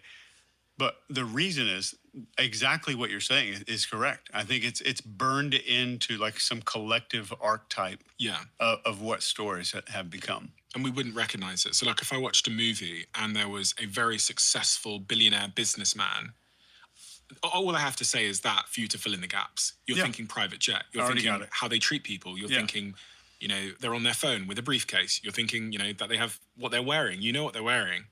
And I didn't say any of that stuff. Yeah. And you made me feel clever because I put all that stuff together. It came from my own mind. And speaking of archetypes, that's the second way that you can win any court case in the world. Have you got experience with court cases and stuff like that? A lot. What is your experience? As far as I know, I'm the only trial consultant that offers a 200% money back guarantee when I work. So what does that mean as a trial consultant? What's your objective in simple terms? It's always a little different. And it depends on whether I'm working for prosecution or defense. I know nothing about the law, like just about nothing. But I know people. So I will typically go in and we'll pick a jury and we'll select a jury. And we want to select a jury based on this factor and based on this zip code. Here's the question that we want to ask to find out which is going to be a good juror and which is a bad juror. But then I have to figure out questions that are covert. How can I covertly ask a question where the opposing counsel, the other attorney, won't know what I desire and what I don't desire based on the answer? So one case I worked for was for a large grocery store company who was being sued because a lady slipped on a green bean. Real shit. And they hired me because it was a big lawsuit. And I want a jury that has an internal locus of control, that they're in charge of their own life. They're responsible for their destiny. And we want to weed out the people that have the opposite. We want to weed out the people that kind of victim mentality, like the world happens to me, that kind of thing. So we have to figure out, how do I ask a question that A, reveals that, is B, covert, and C, is not going to expose what we're looking for to opposing counsel. So we'll come out with a question like, how does a person catch a cold? And then you get one person that answers, well, these stupid kids picking their boogers, they're wiping on the escalator, they're coughing, sneezing all over the place, people aren't wearing masks. We ask the next guy, how does a person catch a cold? And he says, well, if I've ever caught a cold, I was in a place I shouldn't have been. I didn't wash my hands thoroughly enough. I didn't take care of my body. I didn't take vitamins. I didn't take care of myself. Very, very different. So we know what is satisfactory for us to select a jury. And that's just one tiny example. But I'm going to pause you there because I just wanted to share something before we carry on with this story because it's fascinating. It's actually the last question I ask on our culture test when we employ people for my company. We ask them 35 questions before they are offered the chance to interview. And the last question is, when I don't do great work, who's to blame? And it asks them, it says, the people I worked with, I wasn't given clear enough instructions from a client or a boss, or myself. And it's remarkable that 45% of the population will click, it was me. When I don't do great work, it's not my team to blame, it's not the person above or below me or some other factor, it is me. And that scores them, I shouldn't say this because it's going to ruin my test, but I'm going to just say it. That scores the highest marks on that particular question. Because again, we're trying to reveal, like, if you have that sense of personal responsibility and internal locus of control, internal center of control in your life, which correlates to better work, more ambition, harder work, better long-term success, and better happiness, more happiness. Sorry, please do continue. And you can tell they're driven too. They're going to own their mistakes. They're going to help other people be more accountable. Probably going to learn faster because they're going to take responsibility. Absolutely. So with an archetype in the jury room, so we've selected, let's say we've picked a jury, then the goal is, what is the overall archetype of the case that's playing out in front of us right here? It's a small person suing a big company. Let's say if I'm on the opposite now, let's say I'm on that lady side, then I'm going to come out with, without ever saying the name, I'm going to come out and I'm going to make you think David and Goliath all day long without knowing that I made you think David and Goliath. I might say giant. I might say someone small. I might say slingshot. I might say all these little key words that are probably in your head about the David and Goliath story, just to plant that narrative in your head. And that might be the first 3 hours of the day. And I've jammed that into your head and you think it's your own idea. Does this make sense so far? Yeah. So then the next time I'm going to talk about, maybe it's a deposition or something like that. We'll talk about waiting in line at the DMV. We're going to talk about, For people that don't know the context there, because they're not in the US. yeah. So waiting in line at this government identification card office. Everyone around the world will have some form of that when you've gone to get a passport or whatever. Yeah. Waiting at passport control. Your doctor's office keeping you waiting for 45 minutes and not caring about your time. We're going to talk about all these situations where a big company is screwing over another person, or a big government doesn't know what the hell they're doing. They're incompetent. So the attorney doesn't say any of this. He's just mentioning the scenario. So if I mention a scenario, there's like a little file clerk in your head.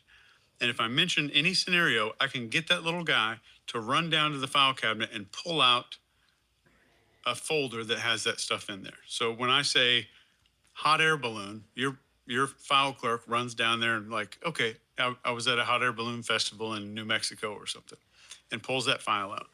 So if I can get your file clerk to keep pulling files out throughout the day, the one thing the file clerk does, and this is a gross generalization, is anything that's pulled out throughout that day, and if it's in one context, the file clerk leaves them all out on the desk.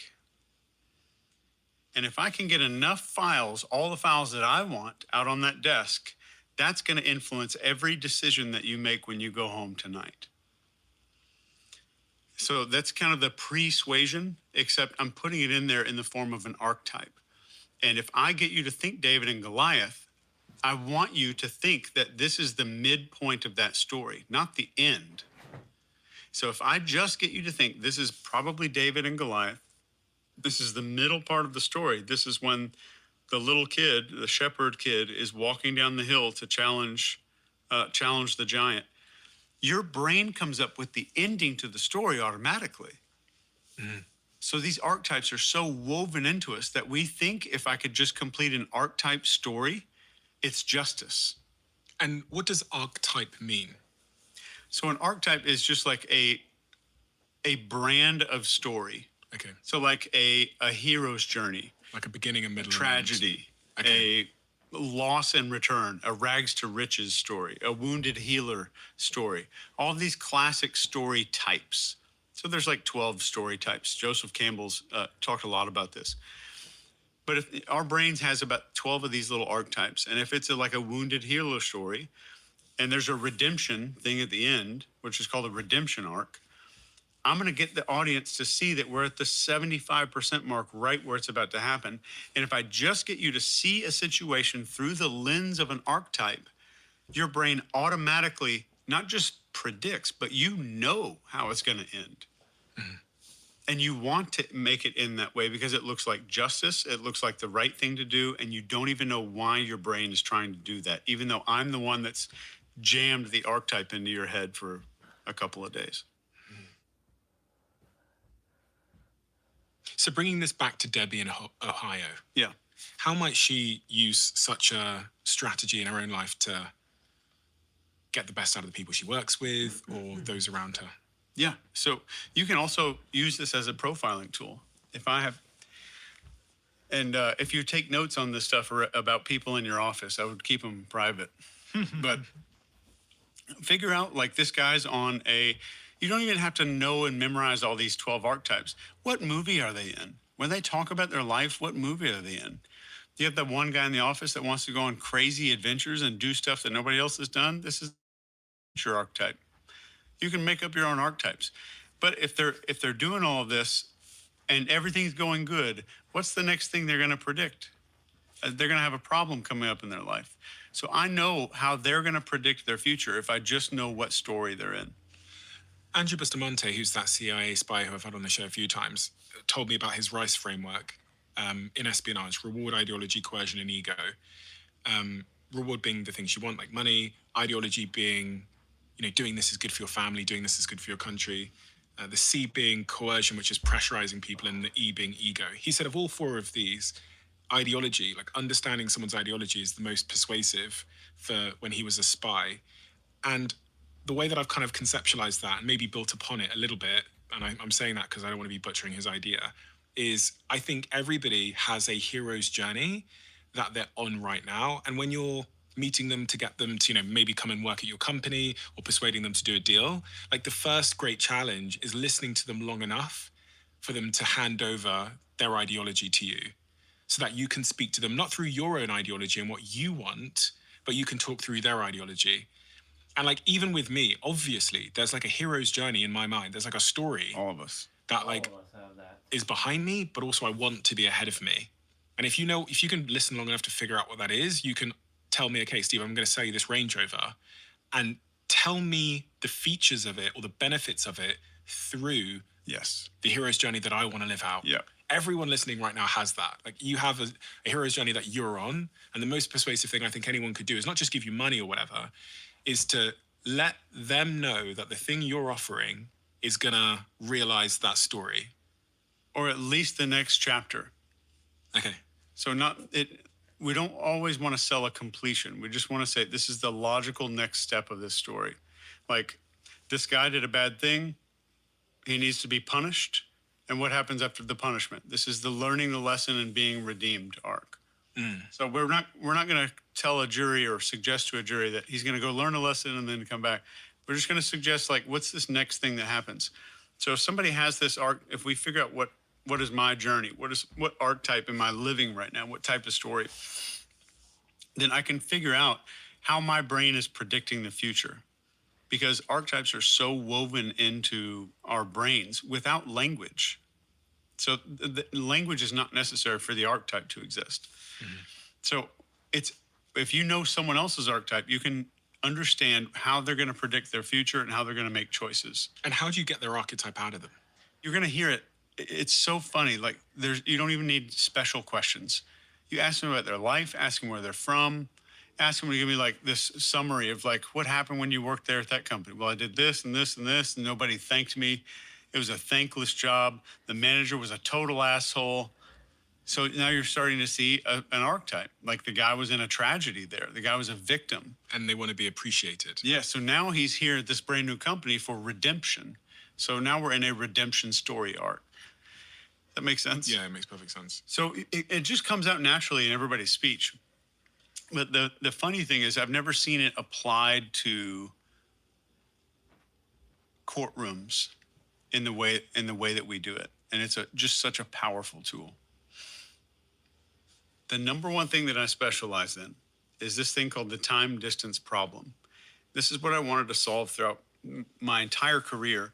So we have two axes, our vertical axes and horizontal axes. So this horizontal axis is the distance line. And the vertical axis going up and down is the time line. Okay, so we have time and we have distance. So distance is how far away from a behavioral norm can I get a person to go? So can I get Stephen to confess to a crime? Like, doing something that's going to send you to jail for 30 years is way outside of your behavioral norm. And for me to be able to do that in an interrogation room, I have to do some techniques. I have to do some crazy stuff. If I do it in sales, then I'm getting you to make a decision that you maybe otherwise wouldn't have. Maybe if I'm in timeshare sales or something like that. And at the end of the day, some people can get people far on the distance line, but it's going to take forever to do it. It's going to take maybe a year to make something happen. Of persuading them and trying to sell to them, etc. Yeah. And the last interrogations I did that were for a corporation in California, I had to do 45 interrogations in like 2 days. and I had maybe 25 minutes per interrogation. It's the least amount of time I've ever been given. And that was the time distance problem. So how do I layer on the techniques, the identity, the perception, context, and permission? How do I get that layered into a conversation as fast as possible so I can shift someone's behavior as fast as possible? So everything that you're looking at is typically a time distance problem. And there's one more universal thing, and this may not even fit anywhere in the episode because it's random. But you were talking earlier about like carrying this trauma in your backpack. So many people are trying to get rid of this trauma. The reason that psychedelics can rewire PTSD so effing fast is that that doesn't delete your trauma at all. The memory's still there. All that stuff is still there. It changes the perspective so massively that you can still see the event, but it forces you to see all of that stuff through a different lens. Mm-hmm. So if you look at somebody that has some depression stuff going on, some weird mental stuff going on in their life, so much of what ails us, even someone who's lacking confidence, and they say, I can't be a leader, I can't go into this meeting, I can't do this negotiation, it's a perspective problem. It's like 90% of the problems that people have that I work with is just a perspective issue and nothing else. And occasionally, if somebody's been going through a lot for a long time, I would get your neurotransmitters tested and get your brain tested and see if you've got some chemical imbalance that's causing a lot of stuff. Just sometimes a vitamin deficiency could cause a lot of that. Do any of you remember a conversation I had on this podcast with anthropologist Dr. Daniel Lieberman? It was one of the most viewed conversations of all time on the Diary of a CEO. And interestingly, the most replayed moment of that entire conversation was when I talked about a specific pair of shoes that I wear. They're called barefoot shoes, and they're made by a brand called Vivo Barefoot, who have become one of the sponsors of this show now. All of their shoes have significantly reduced support, which gives my feet the opportunity to strengthen just by wearing them. And research from Liverpool University backs this up. They've shown that wearing Vivo Barefoot shoes for 6 months can increase foot strength by up to 60%. So if you want to start strengthening your feet, which are the foundation for the rest of your body, head to vivobarefoot.com/DOAC. And if you do that, I'll give you 15% off when you use my code StephenB15. Use that code at checkout, and I'll also give you a 100-day money-back guarantee. StephenB15. Enjoy.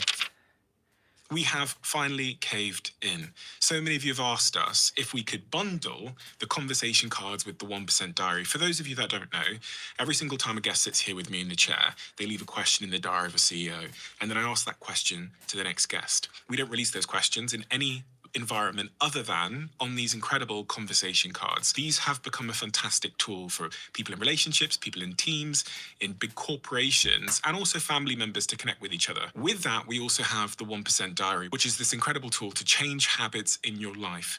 So many of you have asked if it was possible to buy both at the same time, especially people in big companies. So what we've done is we've bundled them together, and you can buy both at the same time. And if you want to drive connection and instill habit change in your company, head to thediary.com to inquire, and our team will be in touch. Outside of psychedelics, is there any useful ways you found to change one's perception? They have all kinds of like sensory deprivation tanks, and darkness retreats, all those things that people talk about with breath work, and they go on these big ass retreats. I don't know anything about those things. Do study psychedelics a lot, and I think Johns Hopkins this year, said that it was the most effective drug ever tested in human history. For depression, treatment-resistant depression, or? For psychological problems. The treatment-resistant depression, PTSD, addiction, and now we have this new drug called Ibogaine. It's not new. It's been around for thousands of years, but that's helping people with addiction. And there's now people able to do intravenous DMT for like 5 hours at a time instead of 5 minutes at a time. And I was the 41st person in the world to do the intravenous DMT. Where did you do that? Denver. I did it because DMT has a massive boost of BDNF, which is brain-derived neurotrophic factor. And it also produces a lot of plasticity, a lot of brain plasticity. So I was trying to fix my brain. I've got a brain disease. So I went down there on this 5 hour thing, and I've been completely different ever since that day. So it is a massive benefit, and It's heavy though. DMT is a heavy thing to go through. I can't see any reason why any human being would use it recreationally. For anyone that hasn't experienced DMT, how would you describe the experience? I know that's going to be hard to do because some of my friends have done it, and when you ask them to describe it, it seems to be quite abstract.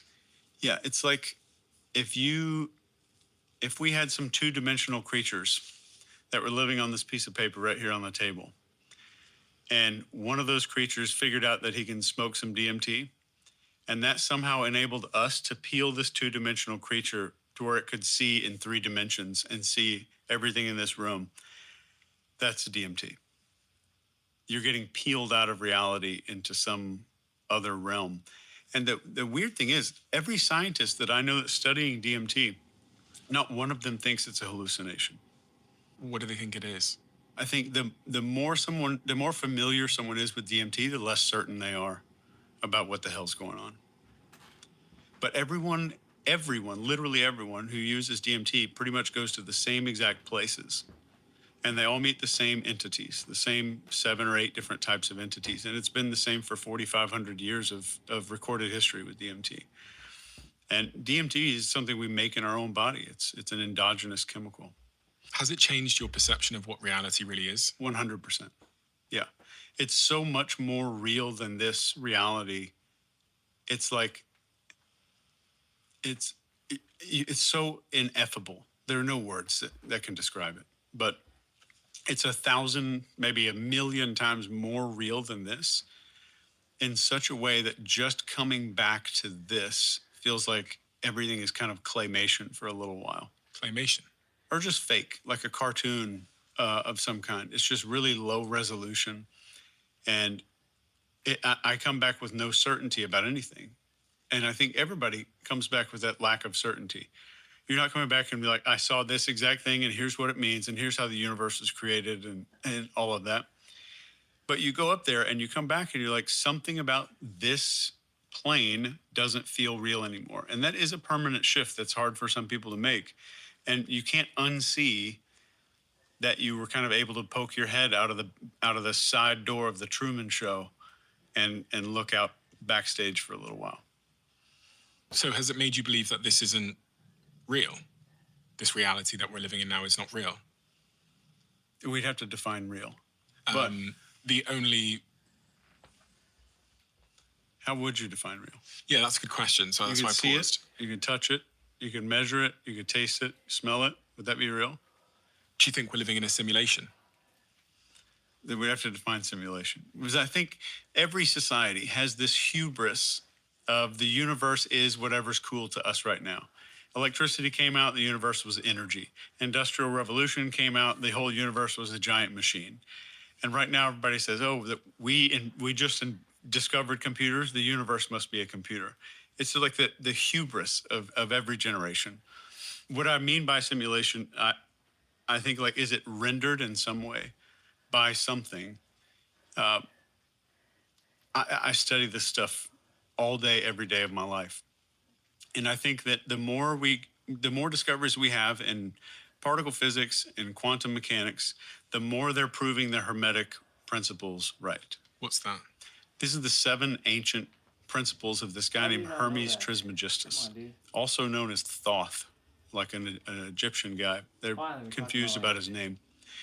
But he's like, he wrote these first 2 principles are the most important. The first one is all is mind. All is mind. All is mind. The all is mind. The universe is mental. And then the second one is as above, so below. And here's how I explained this to my son a couple of days ago. I said, have you ever had a dream where there's like a building in the dream? Maybe there's a house in front of you. And what are you looking at the house with? And he said, well, my eyes. I said, why? Which eyes are they? Are they your eyes that you're seeing the house with? And he said, no, because you're imagining your own set of eyes to see the house with in your dream. Your eyes aren't there. Your body isn't there. So you're imagining the whole body and the world. And I said, what's the distance between you and that house in your dream? And he said, 30 feet. I said, what is the air made out of between you and the house? And he said, air. And I said, you have air in your dreams? Is it real air? He said, no, it's my brain. I said, so is there distance between you and the house? He said, no. What's the house made out of? Me. What's the air made out of? Me. The entire thing is me. The ground I'm standing on, the house, the clouds in the sky. So in a dream, you can verifiably prove that something is real. You can test it, you can touch it, and all of that, and the perception of it is very much real. So the theory now, and I don't have any certainty about this, but one interesting theory that I've heard from many different neuroscientists is like if we look at as above, so below, like a universe spins like a DNA double helix. You can zoom in on a human eyeball and it looks the same as a nebula. What if dreams are this level 1, and this is like level 2 of that, where we're hallucinating distance. We're hallucinating, and I think that whatever the case is, I have no idea. I have no theories about it myself. But whatever the case is, I do think that separation is the greatest lie ever told to the entire world. Yep. Of like you are separate from that person, like this, you are separate from this. And how people say, I need to go spend time in nature. Like We're finally talking about some good stuff here. That's part of who you are. You're made. I mean, all of it was good, but now we're talking about the good stuff. So I think the illusion of separation is the one thing that I think will help a lot of people. And that's why psychedelics can really just rewire somebody's brain so fast. It just deletes that separation.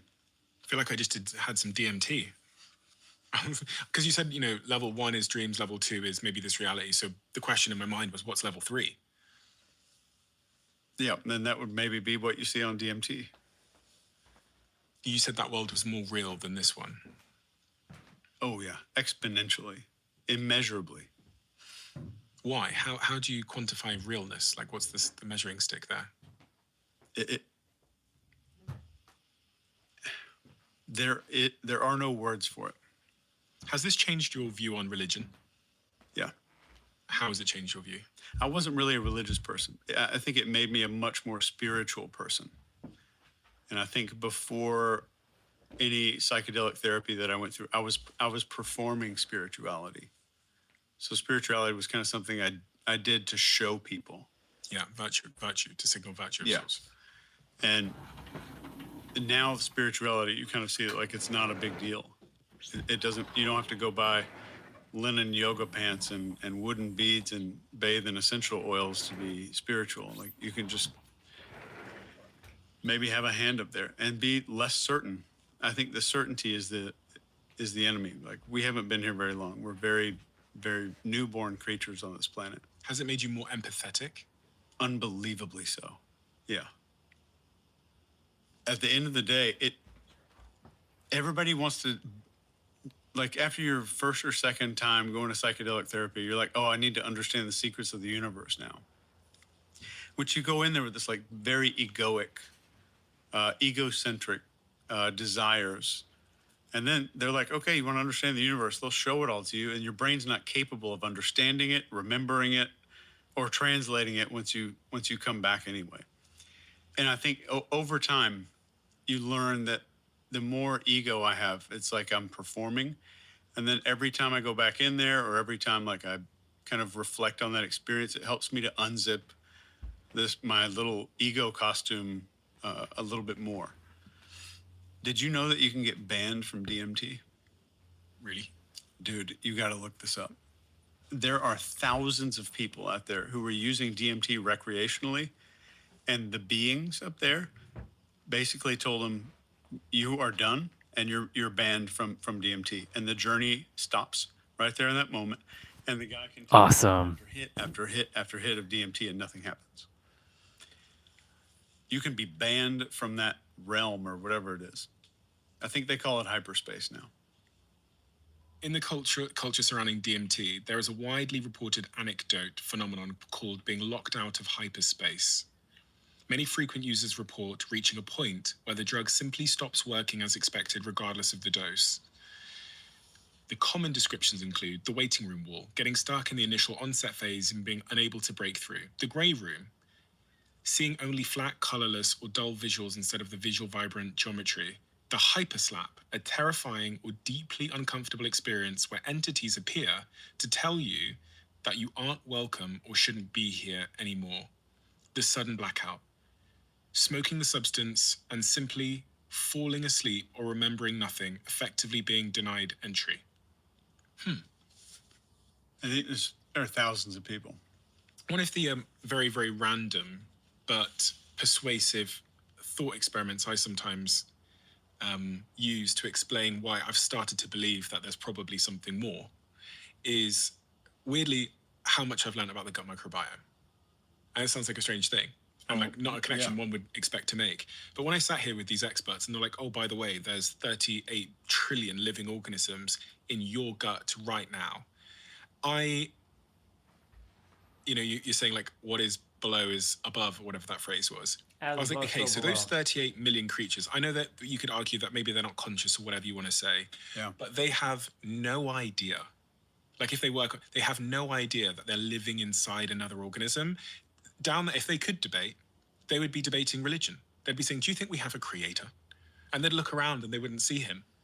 But because they don't realize that they're inside, I guess, their God, like their creator, the thing that's feeding them every day and keeping them alive, and that kind of, you could argue, created them because I created the environment for them to reproduce. And when I thought about that, I thought about the oceans. I was like, the animals at the very bottom of the deepest ocean have no idea that there's anything above. They have no idea. And then you've got to ask yourself, am I like arrogant enough to believe, or naive enough to believe that like this is it? That I am at the top of the mountain and there's nothing. It's so egotistical to think like there could be nothing above me. And then the other thing that's been really persuasive for me in my journey of like spirituality or religion or whatever you want to call it is I did a bunch of star tours and generally getting interested in the stars and sitting there with a star expert and him saying to me at night time in Joshua Tree, look over there.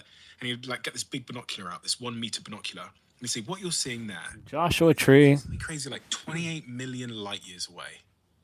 And I'm looking at a whole nother galaxy and it's just this speck and it's 28 million light years away. I'm scratching my head and like, what the? That is inconceivably far away. And it's just this dot. And he goes, yeah, there's like trillions of those. And I'm thinking, oh, like the gut microbiome, there's like 38 trillion of those. Yeah. And they're just specks with life on them that we understand at some granular level, but maybe not the deepest granular level. So maybe I'm just another gut in the bug of some toddler in some other space. Yes, you are. What do you do with that information? No idea. But the new theory is that this consciousness is external to our body. What does that mean? Like our brains act as a receiver and a filter for consciousness and not a creator of consciousness. So that hypothetically, maybe DMT is something that just pops that filter off and allows us to experience full consciousness. And then if the all is mind, so if everything in my dream is made up of me and we just copy paste that up to this level, we're all maybe part of one mind and there aren't any people. There aren't. It's just a mind. Yep. So like the distance between us doesn't exist. It's just like a dream, except we're sharing a dream up here. And that's one of the, I think that's a part of that new consciousness theory. I don't subscribe to any of them, any one of them in particular. You haven't got to believe any of this stuff. Because it's hard to, you're never going to know for sure. But even hearing it makes me feel a lot more empathetic for my fellow being. Yeah. Because it makes me you. It makes It makes your enemy you. It makes your friend you. It makes the person you love, hate, whatever. Everybody's you. And none of us. You're starting to figure it out. You guys are starting to get it. Sometimes then we would treat someone 1,000 miles away in a different country with a different color skin. Yeah.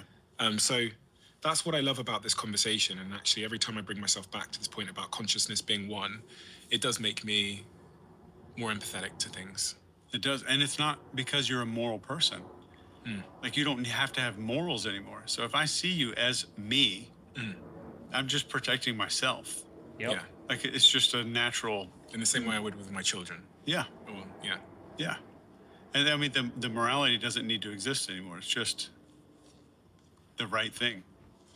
Chase, what is the most important idea we didn't talk about that we should have talked about, specifically as it relates to the most important skills people are going to need, whether it's body language or people skills or sales skills, in the world we're heading towards, where they're positing that robots are going to take away lots of the manual labor jobs and artificial intelligence is going to take away a lot of the like cognitive work, and we might be rendered left with each other in the real world. Yeah. Number one is making people feel heard and seen and resonating with them when they're heard and not judging them when they're seen. And making them safe. That's the number one. Because AI, you can mark my words, AI will never in a million years serve as a replacement for humans on the social level of Maslow's hierarchy of needs, where we have survival, safety, belonging. That third row of Maslow's pyramid cannot be fulfilled through electronic means, as of yet anyway. And maybe they're going to start making sex robots and all that kind of stuff when these things come out. But we cannot fulfill that desire. We cannot fulfill that need. So what's above that? Then we have esteem, our self-esteem and our self-actualization. We can never move past level 3 because we're getting a placebo of connection from Twitter and TikTok and all these apps and these pseudo-social apps, YouTube. We have these parasocial relationships on YouTube, and it cannot fulfill that level. Our brains were not wired to receive digital connection. Our brains have not developed one more wrinkle in the last 200,000 years. Exactly the same brain. So we're not going to out-science the lower part of the brain. And you can't like meditate your way out of having good relationships and being around 3D people. You need it in your life. And I genuinely think AI is never going to replace it. I would agree. I think one of the things that's been really persuasive in this regard is I remember in psychology lessons when I was like maybe 16 years old, Mrs. Lowney. I've always missed Miss Lowney. Miss Lowney, if you're listening, please get in touch. I shouldn't say my email. But just get in touch. Through Gareth, he knows me. But I just wanted to say that because she was a great teacher for me in psychology. I really only liked 2 lessons in school, business and psychology. So Mr. Hughes and Mrs. Lowney's lessons. The others I found a bit tricky. But I thought those 2 teachers saw something in me. Miss Lowney was talking about the rhesus monkeys experiment, where they got these like rhesus monkeys to either they gave them a fake mother that had cloth on it, or they gave them a wire mother, so a mother made out of wires, and they looked at their psychological outcomes over time. I'm probably butchering this, so please community note me, Diary of a CEO team, so that the facts are on the screen. And what they found is if you want the monkeys that grew to be most psychologically stable and happy and weren't psychopaths were the ones that had a cloth mother. And the monkeys that became erratic and clearly had deep psychological problems were the ones that just had a wire mother. So that's always reminded me that even in a world of robots or AI or whatever, there's still something irreplaceably human about physical human connection and touch. Yeah. Which I actually think is going to absolutely surge in a world where we do have robots and intelligence and retentive algorithms. I think there's going to be this bifurcation of society where many people flee back to the real world. Yeah. And the 2 biggest things that we have as a result of all of this is loneliness and division. And the division is manufactured and the loneliness is a byproduct. Is there anything else you wanted to share? Yeah, maybe some good news. That was some shitty. That'd be shitty to stop on that note. Give me some good news. I think one of the number one thing that people need to know is that if you wrote down the biggest insecurities that you've ever had in your entire life, every crazy thing about how you thought it was a big deal, you have to forgive yourself for that shit you did when you were 12. You have to stop doing this. You have to stop hiding yourself from other people. If you just wrote down every one of your insecurities with 100 people and then had someone type all of them out, all 100 people, you wouldn't be able to find your own. They're all interconnected. You'd be very confused. Yep. You'd think that someone just paraphrased you 100 times if you're digging through that hat trying to find your insecurities. And it would shock you.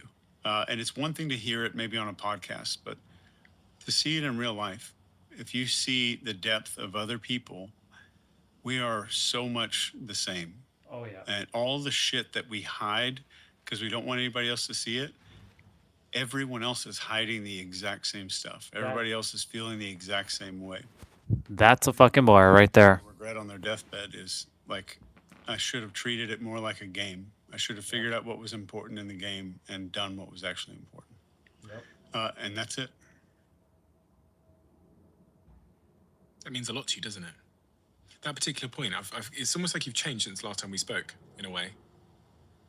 Yeah. Like there's been a bit of an evolution. Yeah. And I think that level of empathy is super important to life, and it helps slow things down. And no matter what you're going through, you make a poster and put this up on your wall. It's supposed to be fun And enjoyable. be a game. And I think Alan Watts had a quote that said, most of man's memory comes from taking very seriously what God made for fun.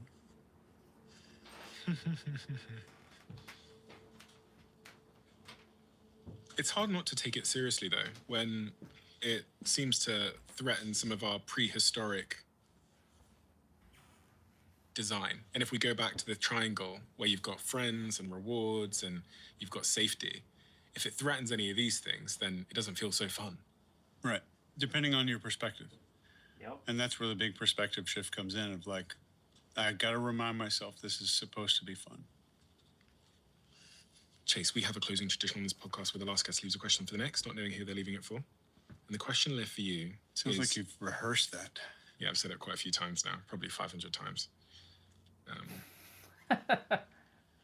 If you were going to take on a new challenge this year to expand the territory of your skill set in a way that would make you happy, what would it be?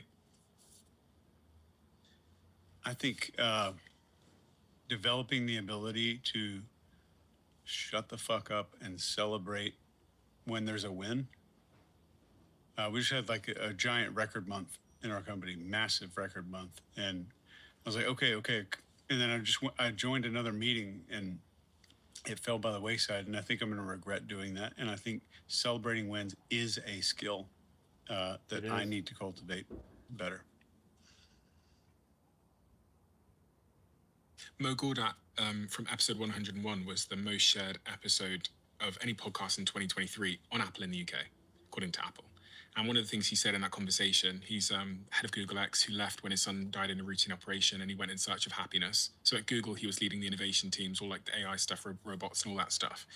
And I remember he like becomes a backpacker at 50 odd years old, ends up having a divorce from his wife after 18 years. And his whole life, when he sat in the chair, he was like backpacking. He had this one shirt. He'd come to my studio in Shoreditch in London, this old kitchen. This used to be my kitchen. And he said a line to me, which has always stayed with me. He said, happiness is when your expectations of how your life are supposed to be going are met. And so from that, I can deduce the opposite to be true, which is unhappiness is when your expectations of how you thought your life was supposed to be going go unmet.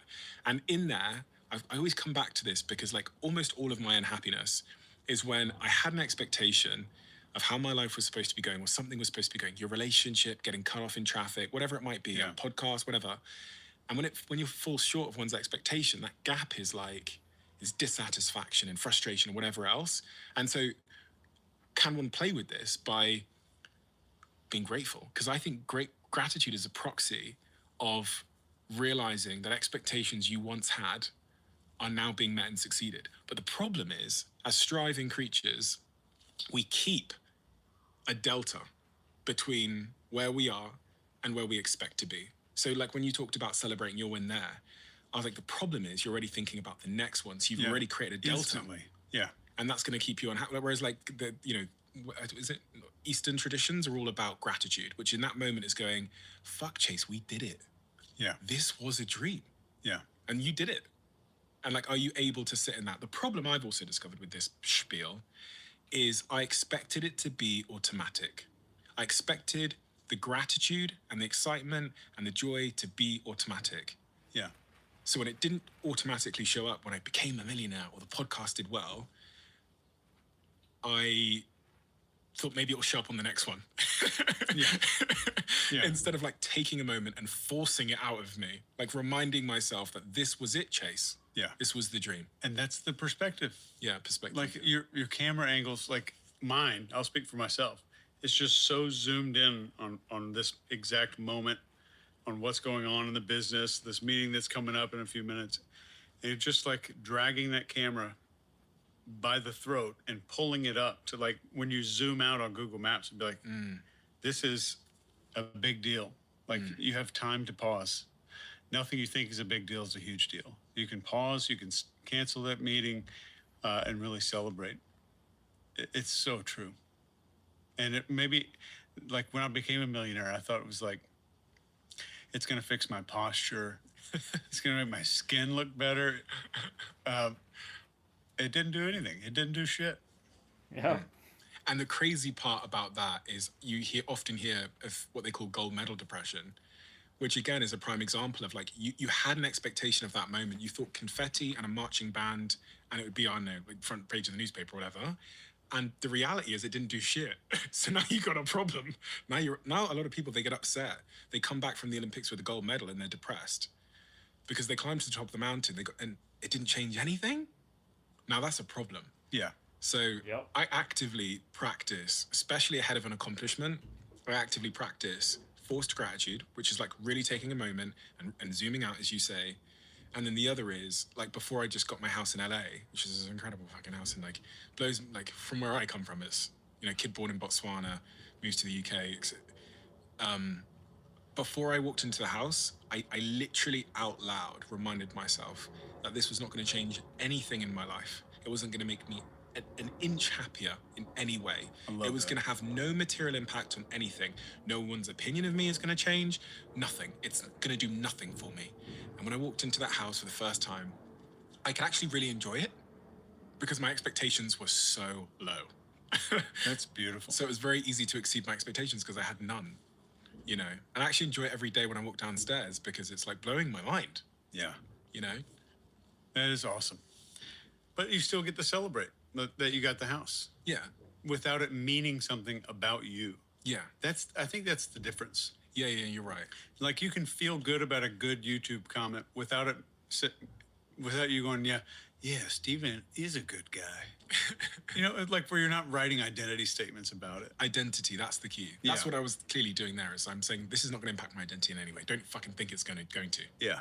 But it still means that when I wake up in the morning and see a view, I go, wow, that's so wow. Yeah. So true. So true. I fully resonate with that. Chase, where do people go to get more of you? Where's the best place? Best place is nci.university. nci.university. I'll link that below for anyone that's looking for the link. And my YouTube channel is just my name. We'll try and collab with you on this video. So if you look down below, you should see two icons. You'll see the Diary of a CEO icon and Chase's icon. If you're watching on YouTube, just click Chase's icon and you'll go over to his YouTube channel. Chase, thank you so much. Thanks, Stephen. YouTube have this new crazy algorithm where they know exactly what video you would like to watch next. I'm not watching that because I don't need to watch that next. The algorithm says that this video is the perfect video for you. It's different for everybody looking right now. That's not true at all. I bet you might love it. I bet you I won't.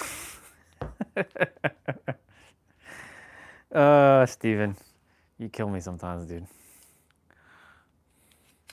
I plan to be on his show in the future. And by future, I mean at some point. Oh, you better believe. Because his consciousness is starting to open. The fact that he didn't know about here's the thing, this is my preconceived notions of podcasters, especially for those who are big like Steven at the Diary of the CEO. There's an expectation that I have that if you have all these subscribers and all these people and you've talked to all these different people, how in the hell have you not run into as above, so below and the Hermetic principle, right? So I'm like, remember, you're on a whole other dimension right now than most, and like you're living like seeing the earth just as it is. You're seeing it as, the third dimensional plane. So I was like, I was telling the character, like, it's okay. he's becoming familiar. He's remembering. More of them are starting to remember, right? Because like it's a journey. Because you know, this character, you know, there's this thing with every one of us when we attain something new or novel, we have this little bit of an arrogance or pretentiousness around it. Like, yeah, how come you don't know that, right? But then again, how come you didn't know that when you were 7 years old, right? So I was like, it's okay. They're becoming familiar. It's good. Because when the time comes when I'm on his show, he'll already be well versed in what I'm going to say, what itself is going to be talking about.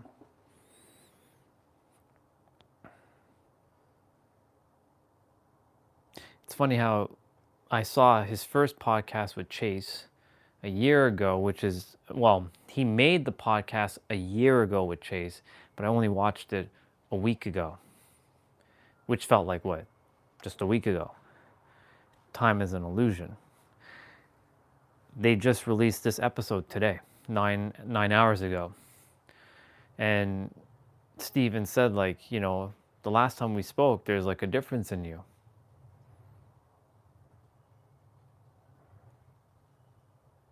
Yeah, there's a difference in, like, you know, there's, if, for those who were here on the channel, like back when I first started, if they were to come back now, there's a lot of differences. Like, I don't tolerate a lot of things, but at the same time, like, it just is. Like, I'm not here to feed you more concepts. I'm not here to tell you what to think. Just be you, be it, because you are itself. And even if you don't subscribe to that terminology, which is fine, just know that all things are made up. If you don't even subscribe to that you're like, well, words always existed. I mean, if you subscribe to that and you're like, come on, that's ridiculous. They existed all this from the moment we were born, and it's existed from all of time. I mean, like, if you truly entertain that idea, then sure, right? As long as you're in joy and you're enjoying your game, I don't care what you believe at this point. And when I say I don't care what you believe, that's not in a negative sense. That just means like I'm detached from your beliefs as long as you are happy. Because the more of you who are happy and enjoying your game, the less I have to do. This is about me a little bit. A little bit of selfishness here. Because that means I don't have to go out and solve your problem that you created. Because you're enjoying, you're having the time of your life on this planet. The more of you who are enjoying your time on this planet, the less I have to do. But unfortunately, I have a lot to do. And that's not a problem. I enjoy doing it. But at the same time, I'm like, you know, it's so simple. That's why this time, you know, away from humans and, you know, I'm still like interacting with people, but at a very small scale. But even though it's not really small, because in the eyes of the universe, this is still pretty massive if you think about it. You know, every day I get to pop on, turn on the camera, speak, right? Because like I am speaking to somebody, right? Even if you're not responding or you're just watching and stalking me or spying on me and maybe stalking me, spying on me, you know, searching me, seeking me. I don't know. I'm attempting to make S words here. I'm still at least able to talk, you know, and share a perspective. Whereas I can have the same conversation by myself, but it won't have the same, it may not have the same effect. And you know, I have conversations with myself all the time. I do it on the live stream. Like I'm in the kitchen, I'm having my own conversation. I may not be talking to anybody directly, I might be just speaking to myself.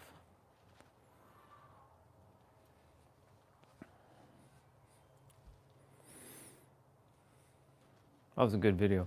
It's not that I'm watching for more information, but you know, Chase is an interesting character because he is a psychologist to some degree. He's a human, like, analyzer. And he's really good at how human psychology works. And for me, I'm not here to persuade anybody, and I don't care to do that. All I care about is that you remember who you fucking are so that you can go live your greatest life. You do that, the less I have to do. The less I have to say. If I just could just say those a couple words, I came here to help you to remember who you fucking are so that you can go live your greatest life. Period. The end. I think that's exactly what that's what I came here to do. There's no obfuscation. There's no like, what is it that you're doing then to help us to remember who you are? I'm basically telling you, you are God. You're the infinite. You're the all that is. And you have the capabilities to be, do, and have anything you really want in this world. And it starts with you and it ends with you, and it starts right here and right now that you have it. Not some future now, but this now. Chase said something which was fascinating about the DMT thing, because, you know, he's experimented with DMT. That he truly believes in his version that the other dimensions are more real than here. And it is. When the crystal shiny glowy hand took me, it wasn't all colorful and geometric shapes and patterns and all this shit. It was a crystal shiny glowy hand that took me into a space of white light, all sparkly, all iridescent, all clear, and that was my version of being in DMT without taking DMT, because our bodies are already producing DMT. And then, of course, when I was outside and had that moment, while I was talking with all of you on the live stream, I had that moment. And that moment was both simultaneously, it felt like I was there for an infinity, but I was still talking to all of you in that same moment. But it's as if time froze for a moment for me to have all what I needed to know about my remembrance. It told me I was going to remember some things, and I'm going to go through some pain, but you're going to remember more and more and more going forward. So just keep going and doing what you're doing. And then while I was talking with all of you, that was another sort of like DMT trip. But it's fascinating what he said, that, you know, he truly believes, like, he used the word claymation, which means like, that's another word for, I think, calling it fake, that this reality is not real, because it's not. Like when you really feel it, like, what is the point of all this? Not what people have told you the point is. What do you feel is the point of all this? You get to decide what that point is. Right? And then he was mentioning about, you know, he doesn't believe that there's people here. Right? That it's just the all is mind. This is one mind, one gigantic mind permeating all things and creating localized expressions. And when he was telling his son about the all is mine and the as above, so below, when his son had a dream, which eyes was his son seeing the dream in? The eyes or different eyes? Because you have to visualize your character in your dream, but in the same sense, like, you can't see your eyes and you can't see your character. You're just seeing the house, right? But like, I had my experience last night where I was in the computer store, but I hadn't been in that computer store, like, I hadn't been in the Tiger Direct computer store for over 11 years, since 2015. It's been 11 years. I've been in the store at the Canada Computers, but that's not the same store. It's vastly different. I'm talking about exactly how the layout was. The layout in that store is vastly different from the layout that Tiger Direct had. But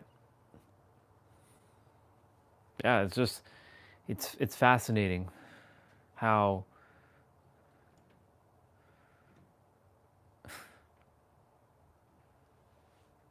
it wasn't these eyes that I was looking from the dream. It was this eye. Just like, I'll get vulnerable for a moment. When I had the experience with Lindsay, with wife, making love to her. We woke up together. She was smiling. She just looked at me. I looked at her. I was kissing her on her lips, holding her, not letting her go. And telling her, like, I love you. Like, you're my one. Whether that happens or doesn't happen in the physical makes no difference. I've let go. I've completely surrendered that over. Whatever happens is supposed to happen. But like, it felt extremely real. And you know, I was thinking about it this morning. I've known Lindsay since 2012. Actually, like 2011. That's the girl that I said I was going to marry when I was younger. And I remember saying that when I was 2012. I said, I really like that Lindsay Sterling. I want to marry her. And she's been the constant. There's been a couple years where, you know, I didn't really think about her, but then she came right back into my life.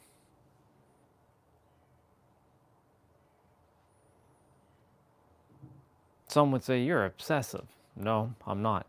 When you love, is a man obsessive for a woman that he loves and then marries and ask her to be his girlfriend? There's no difference. Lindsay's not. I don't see Lindsay as the violinist. I see Lindsay as Lindsay before she became the famous violinist. I see just another version of me. Now, do our values align? Who knows? Maybe she is the one, maybe she isn't. I don't know, and frankly, it doesn't really matter. But my point to say is, like, I've had that experience with her, and it was visceral. I could feel it. Just like me falling down from a building and my body like doing like that. And it felt like I was in like an endless fall. That's when I had so much terror in my soul. Fears. I haven't had a dream like that. Or a night terror or sleep terror. I don't call them dreams. I shouldn't call them dreams. Sleep visions. Sleep visions, sleep terrors. I haven't had a sleep terror in a long time, which is amazing, and I don't plan to have one.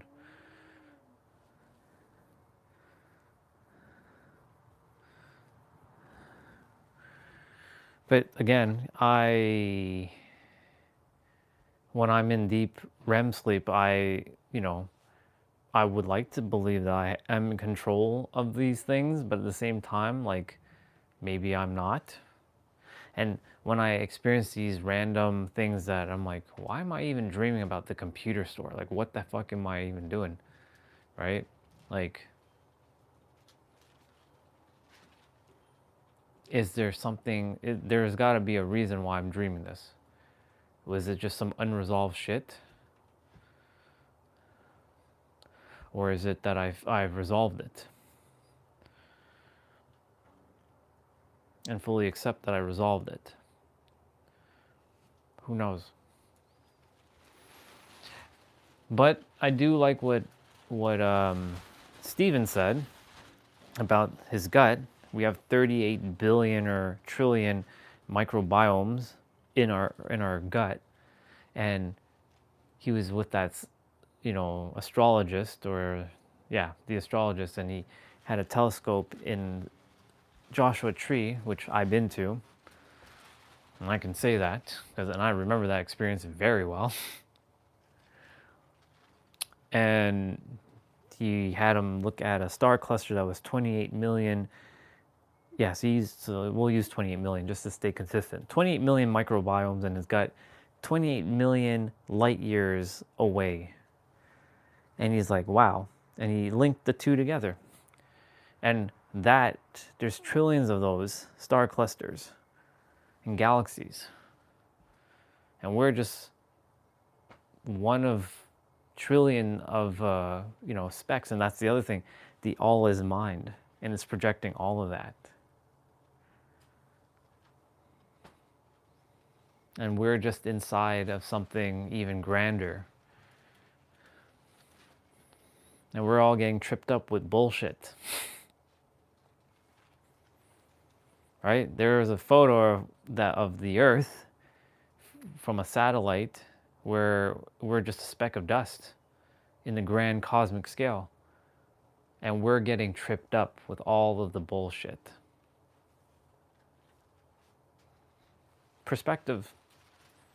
That's why, during the summer last year, it told me to start calling this third dimensional perspective. That's a third dimensional thinking. That's your third dimensional thinking mind there. Because calling it third dimensional thinking enforces that it's not that it has no value. Everything has value. But that there's a bigger picture at play here. See it from a different perspective. Like there's a bigger perspective than what you can see. You're just seeing it from a third dimensional perspective.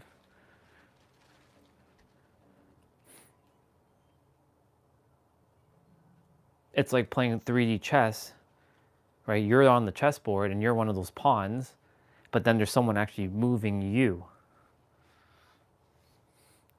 And that person who's moving you is actually playing multi-dimensional chess because they're the one that's moving the pieces.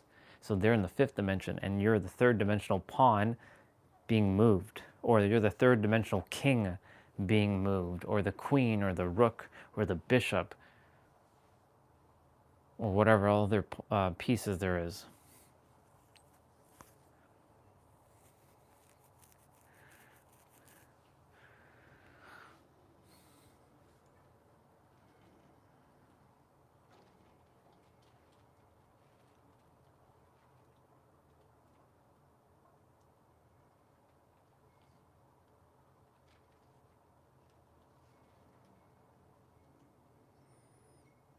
It wanted me to get to this stage.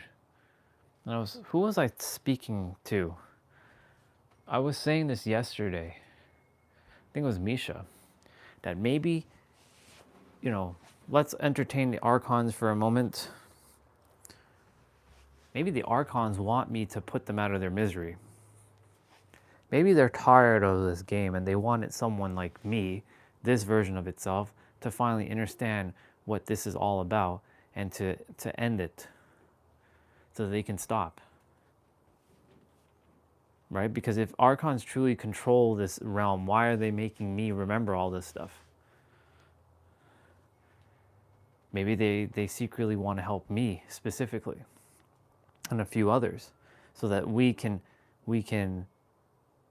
finish the game so they can stop playing the game. Who knows? There could be many possibilities. Again, I'm just entertaining them for a moment. Not to say that they're real, not to say they aren't real. They're just an idea. Because the Archons control reality and they want to keep you stuck here and keep siphoning your energy over and over and over. They want to have their twisted little fun. So why, if they want to have your twisted little fun, then why is everybody starting to remember that they're the creator? Maybe the creator is not even a thing. Maybe God's not really a thing at all. Right? Maybe it's one big lie. Maybe what this really is, like when you leave, is you go back to a void. But yet, they could have made this game more hellish. But maybe some of them wanted some of us to have a happy life and some not to have a happy life. I don't know, right? You never know what they may have decided for this game, that they needed balance. Because if the game was too rigged to one side, then it wasn't going to work. Possibly. But I know that that's not true. I don't feel that. That's not coming from here. That's coming from here. Because this tells me the answer. And that is not the answer. That's why I don't entertain it. And what you don't entertain cannot have any power over you. Even if they do exist, you have no power. It's like looking at, let's use the dog. You know how Caesar, like how he goes in and diffuses a situation, like we watched the one today. Again, I've watched quite a few of his episodes in the last couple days, and this one was the most emotional one I've seen. Like I've seen some people like get teary-eyed, but this girl got really, like, she started crying out of nowhere. Because, she didn't like to see her dog get leashed up like that. It brought emotions, right? It's like seeing a kid getting like locked up, like taking your kid and like punishing them. But like, it's like looking at a dog who is barking, but you're not adhering to the bark. You're like, shh, shh, shh, right? Or you could have been a different version of Caesar who's like, he's barking at me, ah! Right? Because you're adhering to the fear of the bark. But when Caesar hears barking, he is not afraid of any bark. He's analyzing the situation. Okay, that bark means he's very, that's like a excited bark. Very, very energetic bark. I got to neutralize it a bit. Got to bring down the energy level. Calm surrender.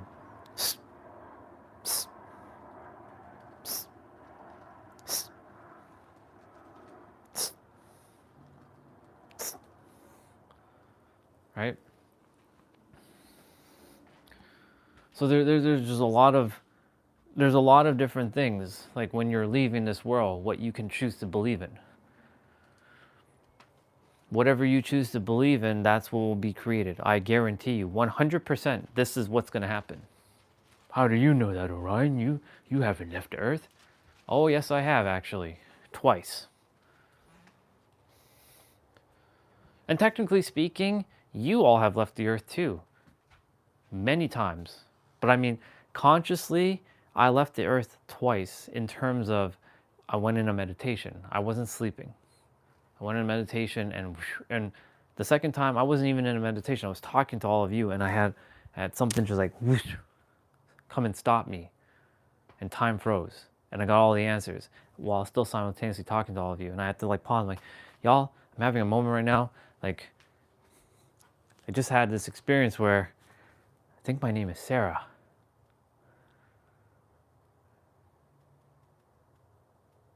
And everything started kicking in. Some would say, you're making that shit up, Orion. You're making that shit up. Well, if I was making that shit up, then why would I name myself Sarah? Do I have an infatuation with the name Sarah? I mean, I had a crush on a girl named Sarah. But I never really was infatuated with, like, the name. Why would I make that up? I could have chose another woman's name. I could have chose like Jessica or Veronica or Kelly. Kelly. Dating a white girl named Kelly that's blonde hair. Yeah. I would have chose that.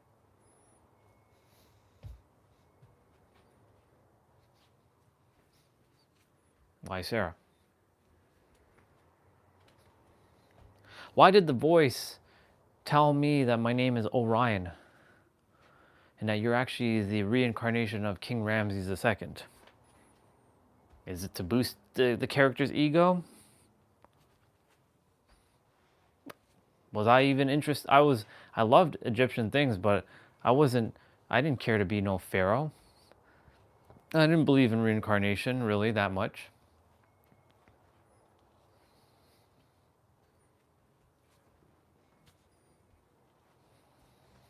Sarah was a very powerful speaker, by the way.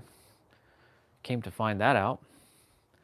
But she stopped speaking because of that incident where she was terrorized through being raped, almost brutalized. I don't know how she died because I don't have all the pieces. And it's irrelevant. The point is she got raped and she stopped really speaking to people. She didn't trust people. And her trust that she didn't have in people was transferred over to this character. And I was to fulfill it and finish it and remove it and to complete the journey. The other person, I don't have her name yet either. Again, these names are irrelevant, but I was burned at the stake because I was a truth speaker. I was speaking the truth. I was one of Jesus' disciples. Don't know which one I was, but I got killed for speaking the truth. I got killed many times speaking the truth, and I also killed other people speaking the truth in different lifetimes. So I played both roles. But in this lifetime, I choose to speak the truth.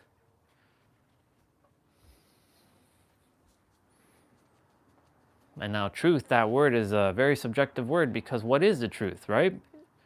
All truths are half-truths. But here's the funny thing about that. Isn't that just another half-truth itself? Because all truths are half-truths, so isn't that truth also a half-truth? So it's a paradox. It's an infinite loop. It's an infinite loop of an infinite loop. The one definitive thing that I can confidently say it starts with you and ends with you, and that everything just is. Take away all humans off the planet right now. Just take every person off the planet for a moment. What's left? We have the animals. They can't talk. They can bark. They can screech. They can yell. They can hiss. They can crow. They can caw. They can flap. They can do whatever. But they can't speak. They have no beliefs. They are instinctual. They will just eat each other. They will either protect each other. They will give birth to one another. They'll have instincts. Like that like how I got into watching Caesar again. You know what showed up on my feed randomly? Just fucking random. A video of a feral cat defending itself against a rattlesnake and her kids and her babies. And unfortunately, the rattlesnake got one baby. It came and bit the child, cat, the feral cat, and instant kill. Like you could see the blood pot. Like it was very and of course commenters were like, fuck that snake and all that stuff, right? Because we look at these things and we're like, it's one against the other. Right? This is the human in us. We can only feel remorse for the baby dying, right? The baby cat dying. So guess what? The mother came and defended the other two, and she drove the snake away, but she wasn't happy about just driving the snake away. Oh, no, no, no, no. Oh, no, no, no, no, no. You know what she did? She went after that damn snake. And you should see how she was staring. Like they were in a battle of who's gonna get who first. Like the snake was the moment the snake catches her neck, she's done. But the mother actually won. She got the snake and she destroyed the head and the throat. And she wasn't satisfied until she got justice for her baby. So you see, these are instincts that are happening even if you don't speak languages. This is gonna forever happen on the planet until the earth goes kaboom.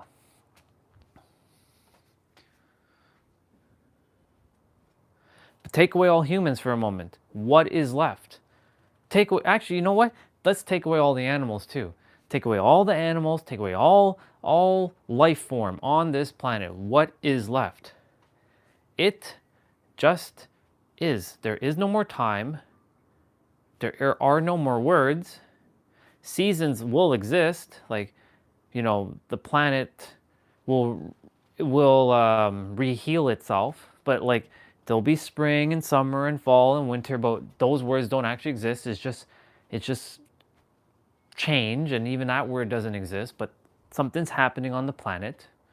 And even that word something is happening don't exist as well, and the planet doesn't exist, but that's what's left. Those are the two definitive things that I can tell you. It starts and ends with you, and that it just is.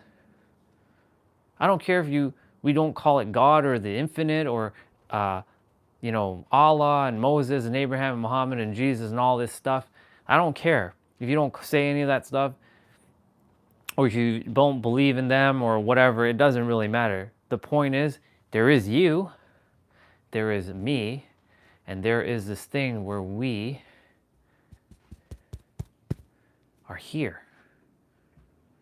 And you have to believe in something for it to exist. Right? You have to believe in yourself. Right? You believe that you're a character, right? When people say, I don't believe in me, I don't have confidence in me. Well, don't you have confidence in getting up and turning on the light switch? If you say you don't have confidence, I can guarantee you have confidence, or you have discipline, because you will be able to get up and turn on that light switch, or get out of bed, or go brush your teeth, and have identified with some things. My point to say is, it just is. It starts with you. You have to be the one that takes the action or think the thought for it to happen. So speaking of which, I am done flapping my gums. It is 4 p.m. I am going to start abs, and yeah, it's time to get rolling. I finished everything else. All my stretches, all my other stuff, it's done. So it's time for us to get abs and then go shower and then just chill. All right, I'll be back.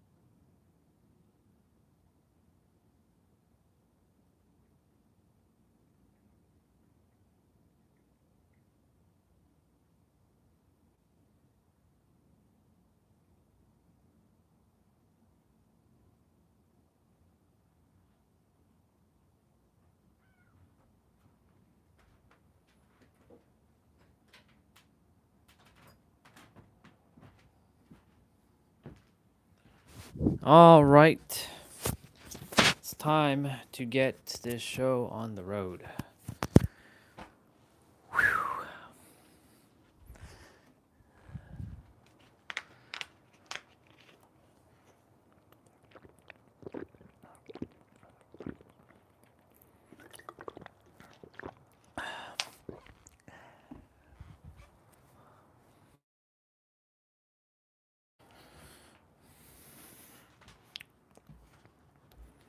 All right, let's see.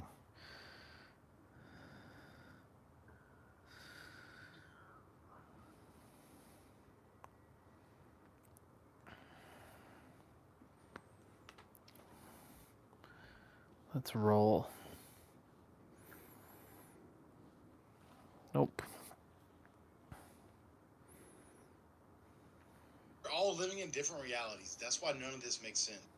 I don't think enough people realize that neuroscience shows that you don't live in the same reality as anyone else. And I'll tell you why this is so important, but first, the science. Every single person's brain is constructing a different version of this world. This is how the brain works. It doesn't show you reality, it shows you your version of it. You don't even see the world with your eyes. Your eyes just take in light signals. And then those light signals travel through the brain where your thoughts, emotions, memories, and belief systems are all incorporated before the image is put together that you see. You don't see the world as it is, you see the world as you are based on the way your brain is wired. And this is important because it perfectly explains why you should not listen to what anybody says or thinks about your life. Because any rules or advice that anybody gives to you is based on their version of reality, their limits, their possibilities, their brain's wiring. And I'll give you an example because everybody says That's why we shouldn't be listening to yours.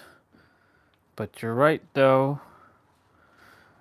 Because everyone has their own damn version of reality.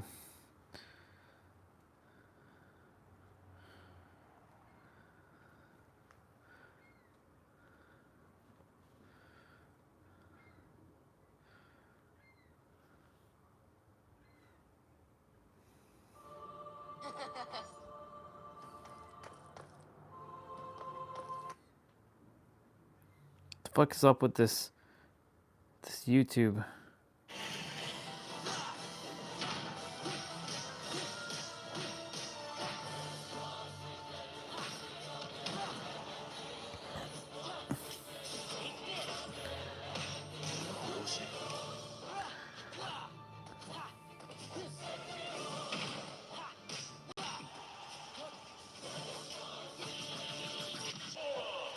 Pulled off an impressive victory.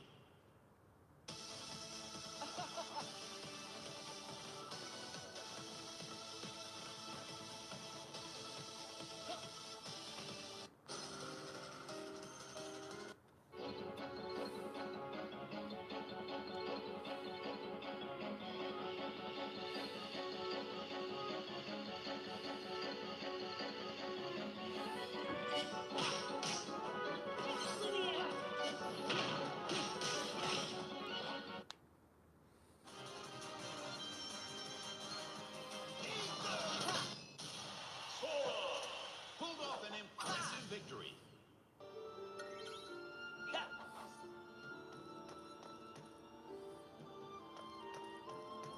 Interesting.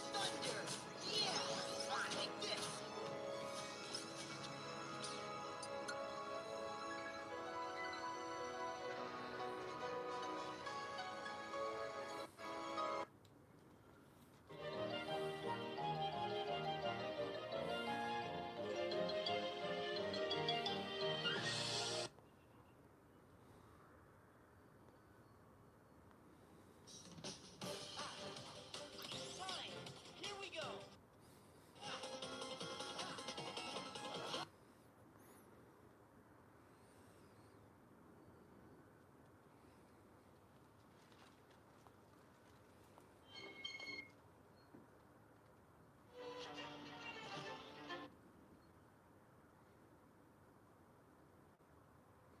Anyone who'd like to be next? An impressive victory.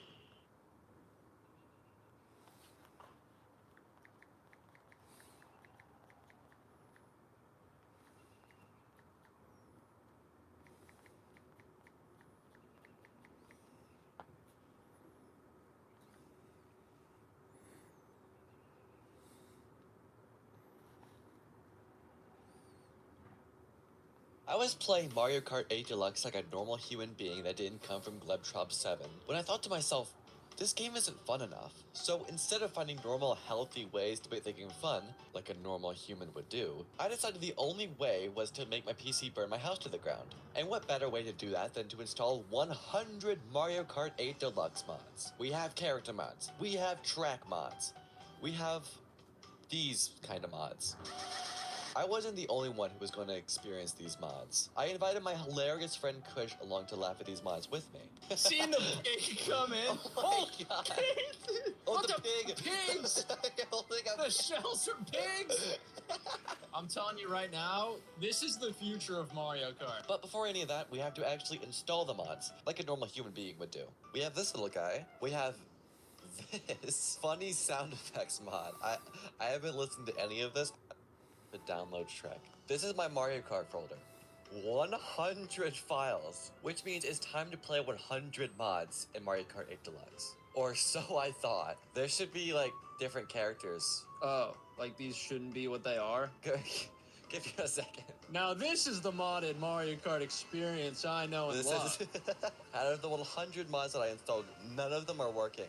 All it's doing is making my game extremely laggy. Every single one of them, the only purpose they serve is to slow your computer down. You installed Alright. 100 malware mods on your Mario Kart to see how beefy your computer is. Bro's just playing Mario Kart. He's like, trust me, it's modded, I swear. I just realized they have to be unzipped. Oh my god, dude.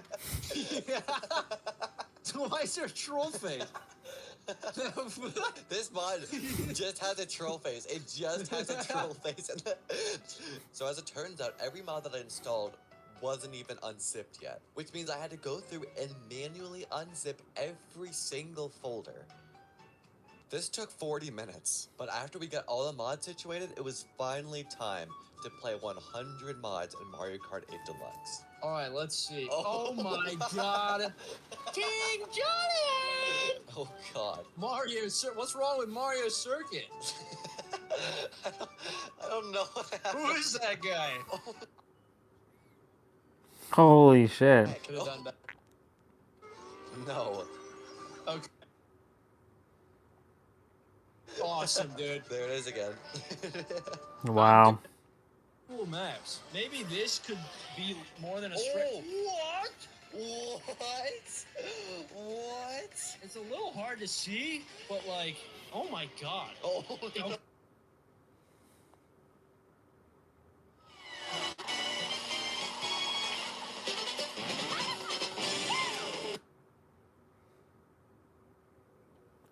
The fuck is up with... This is why everyone hates Peach Chat. First and foremost, she made our girl quote-unquote easy mode in New Super Mario Bros. U Deluxe. Not a single level is hard when you can just float and have extra time. Secondly, she spawned cursed memes that we shall not be talking about here for reasons. And of course, out of all the characters to finish off the BCP, they went with her over, I don't know, King Bob-omb, Nabbit, or Poochie? At the end of the day, however, we still have to be grateful that we even got our fan favorite characters in the first place, and as long as Funky's around, I'll be satisfied. Peach Chat is just the cherry on top.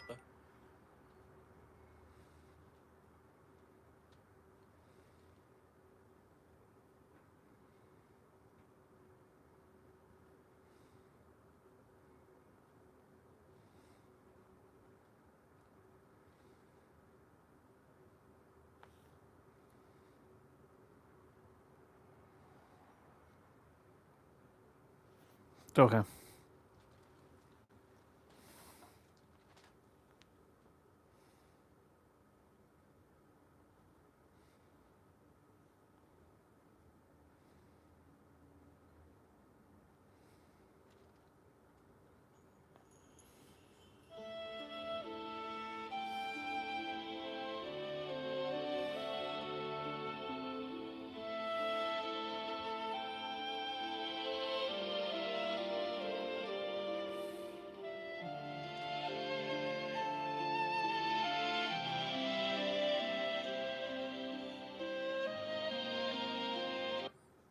Fuck is this?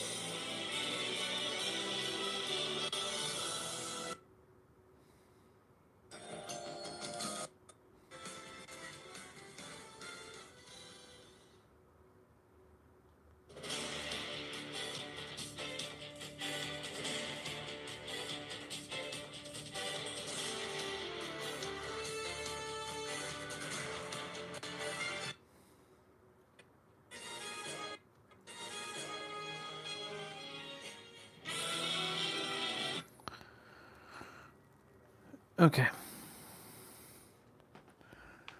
Oh.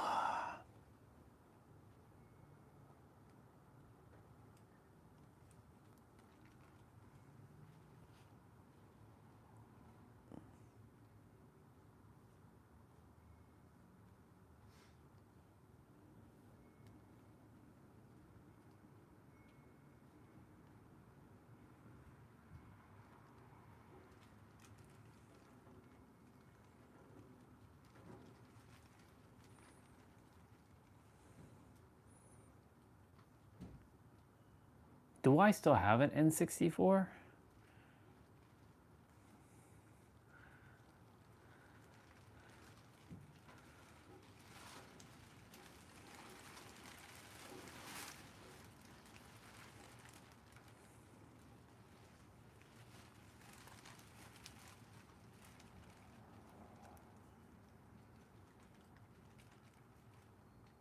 Okay. Let's get rolling.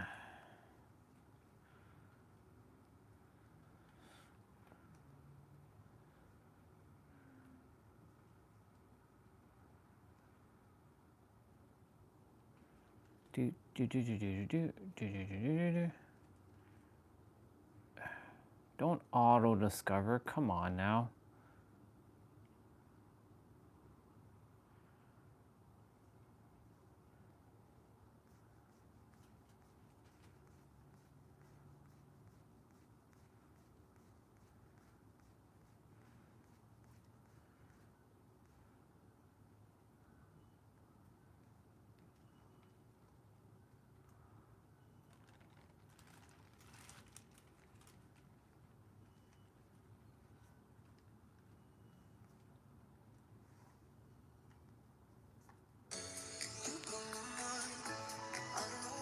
Okay.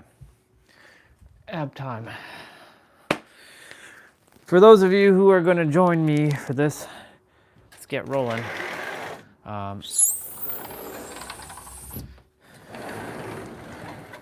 Everything else is done. So I am going to be using weights again because, you know, that's how we do it with this one now. I'll let her explain. Hi everyone and welcome. So today it is day 3 of our epic program. This is going to be abs and core, some balance movements as well. So we'll be doing single leg work, single arm work, some hovers and pulls. Lots of fun to be had. The timer is going to be on for 50 seconds of work, 10-second rests. For the whole duration, this is approximately 40 minutes in total. All you will need is your mat and a bottle of water. Please ensure you spend at least 5 minutes warming up prior. Don't forget to subscribe and hit that notification bell so you don't miss any workouts. In regards to modifications, of course, place the hands under the hips for the leg lowers. Alternatively, bend at the knees, perform single leg alternate lowers. We're starting with like plank stuff. Maintain contact with the mat at all times. With crunches, of course, you can place both hands behind the head for a little bit extra support for your neck. And I think that's it. I think we're ready to go. Let's go. All right. We're starting with downward dog knee drives.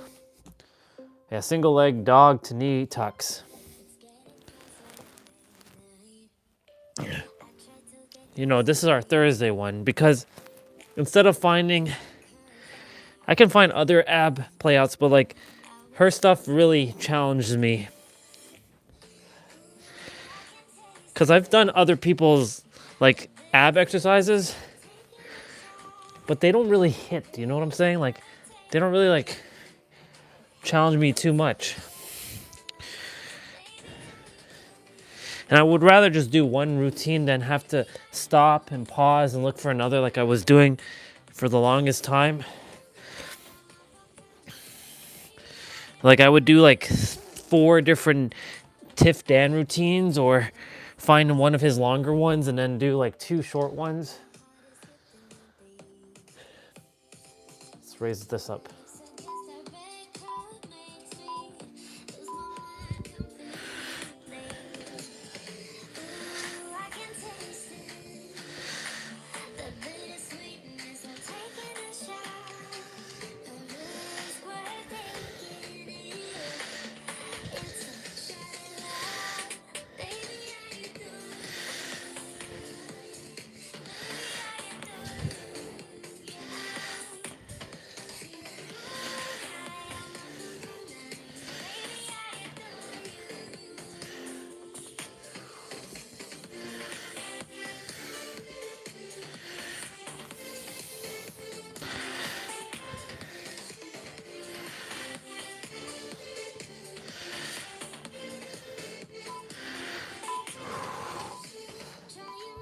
Okay, we're doing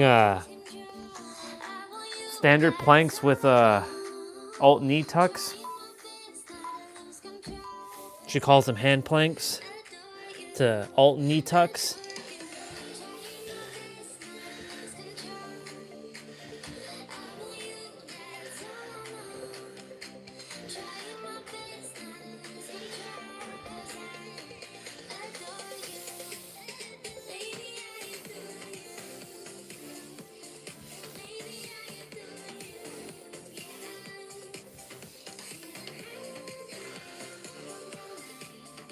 Have to slow down there a little bit.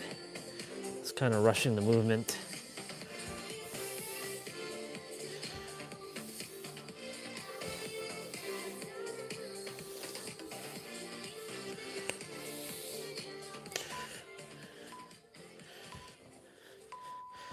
Okay, so this one, we're bouncing on our left forearm.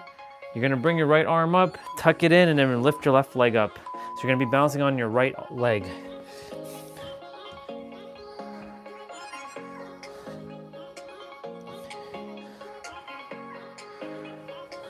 This one's good for mind-body coordination and balance.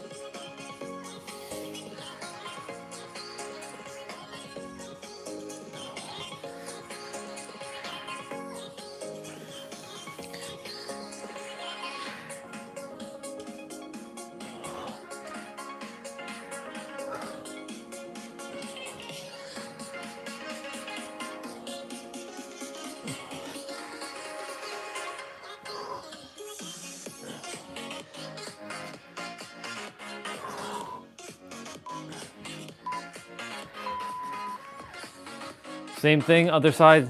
So you're gonna be balancing on your right forearm, bring your left arm up, tucking your left arm in, lifting your right leg up. So you'll be balancing on your left leg.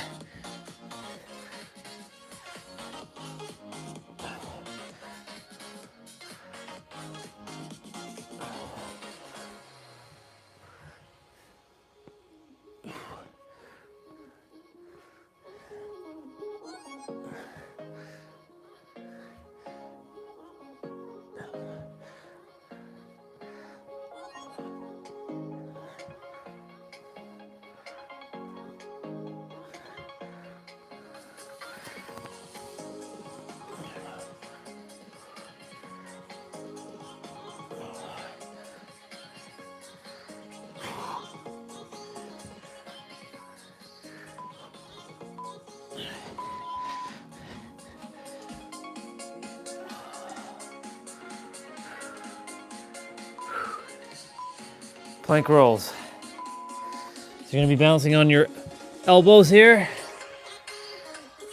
and you're doing a back elbow.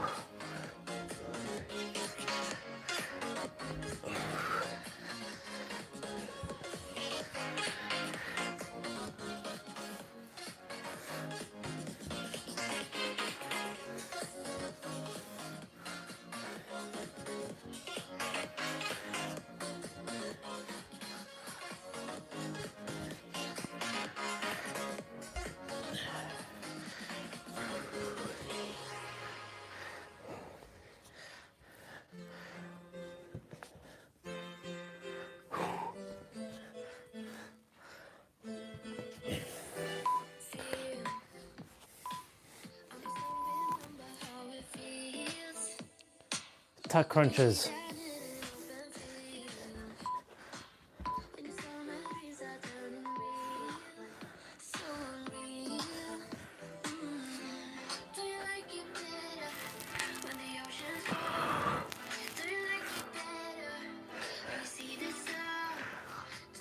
I was getting organized there with my moves.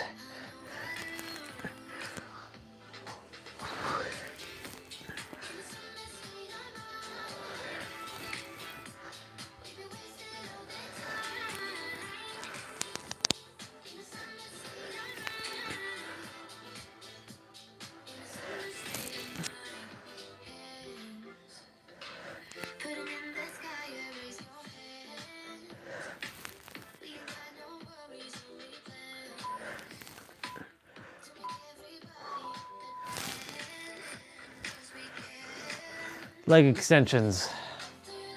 This is similar to reverse crunch, but you're not rolling your back. You're just bringing your legs, your knees towards your chest. The difference between this and reverse is doing that.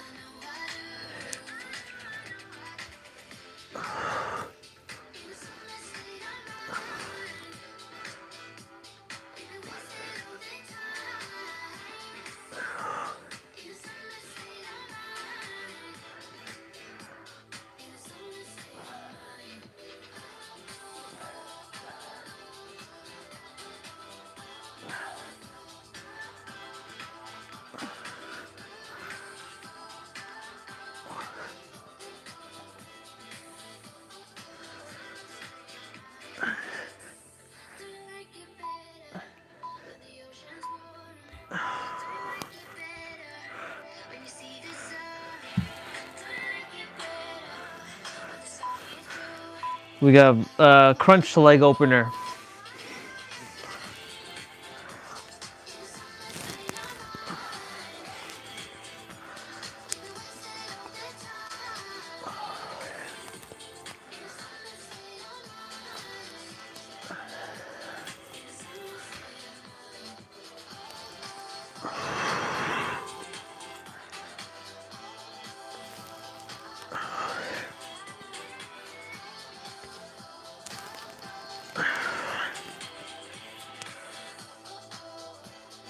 Yeah.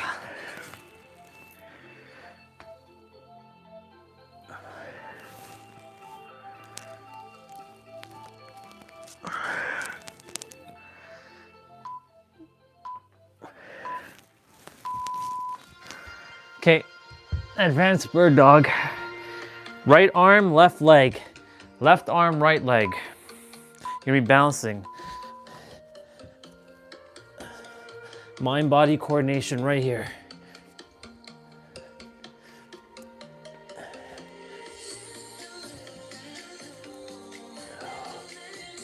Suck in your gut here.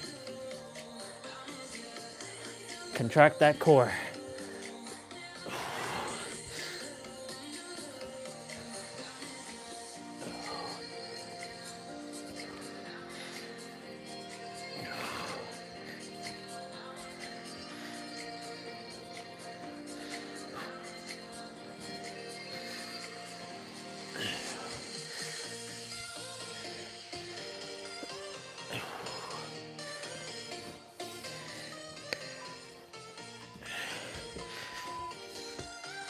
Standard bird dog now.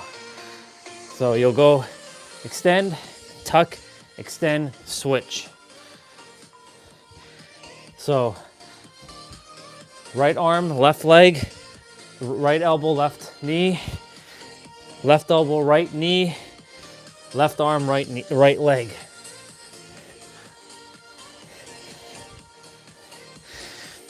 Your soul understood what I said there.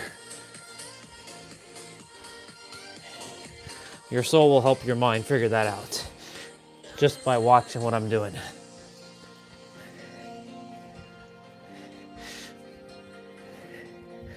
I'm kind of going easy on my spine a bit, not going too crazy, resting it. Like no back bends much for the time being, not to strain it.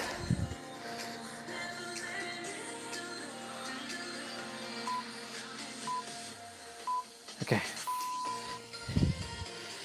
So we're doing hover knee, like hover shoulder taps. So your knees are hovering over the ground.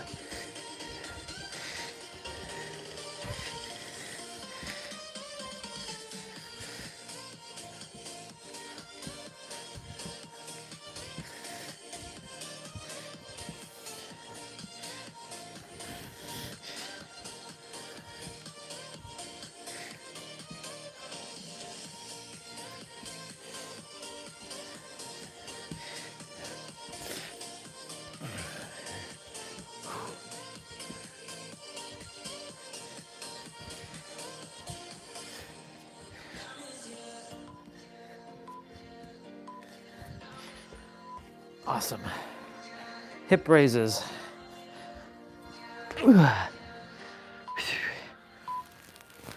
Music change.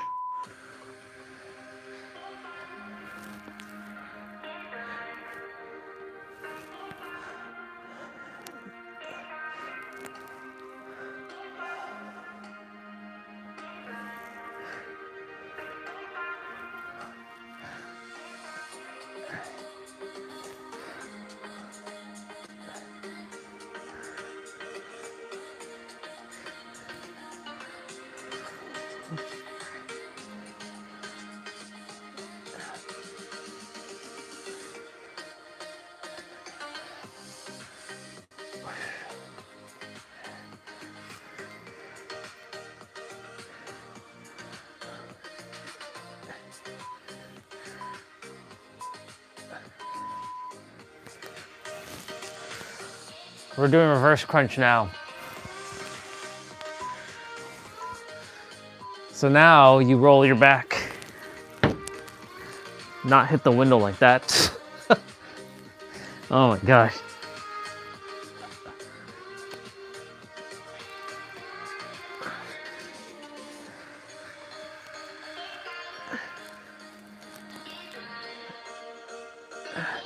This is helping me to test my core strength when I keep my arms up and stability.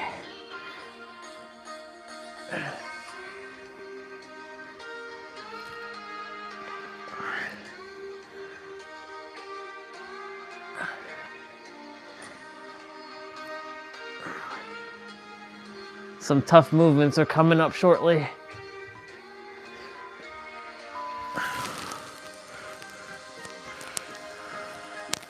Hip raises to leg lower.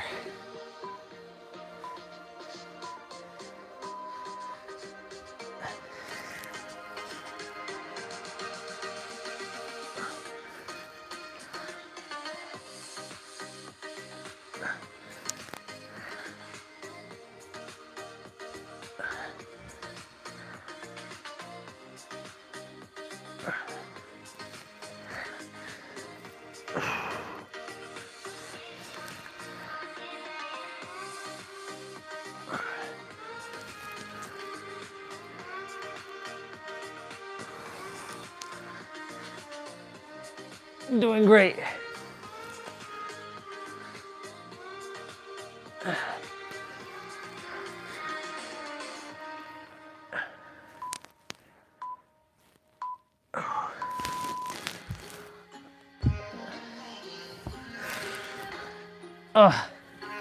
V-sit tucks. Told you this. Some of these ones are coming up.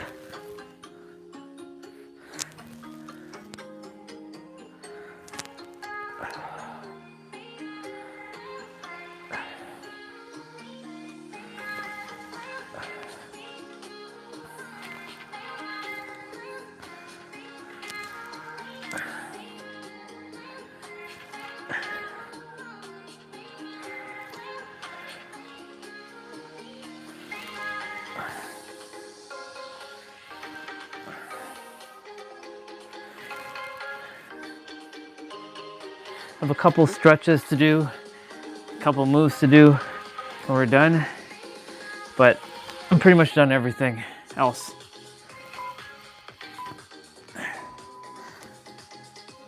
Elbow scissors, because you're on your elbows here.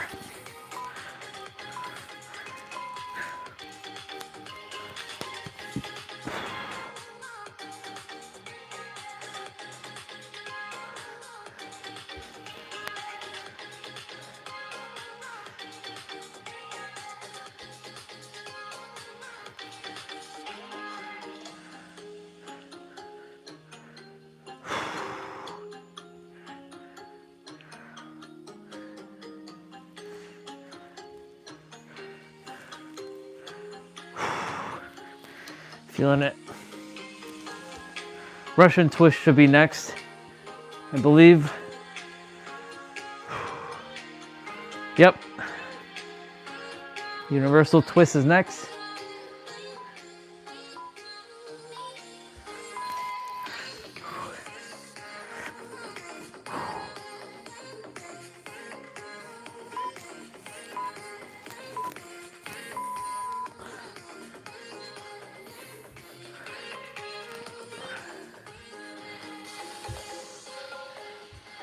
Of course, you know, this is easy mode here, because if we've done 40-pound dumbbell Russian twist, then 10 pounds is nothing.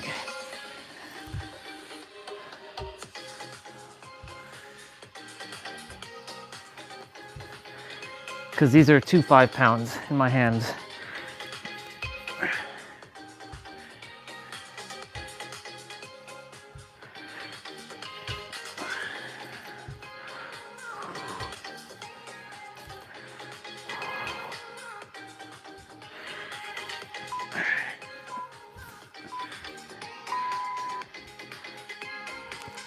Sprinter ups. So make sure your lower back comes down first before your shoulder blades do.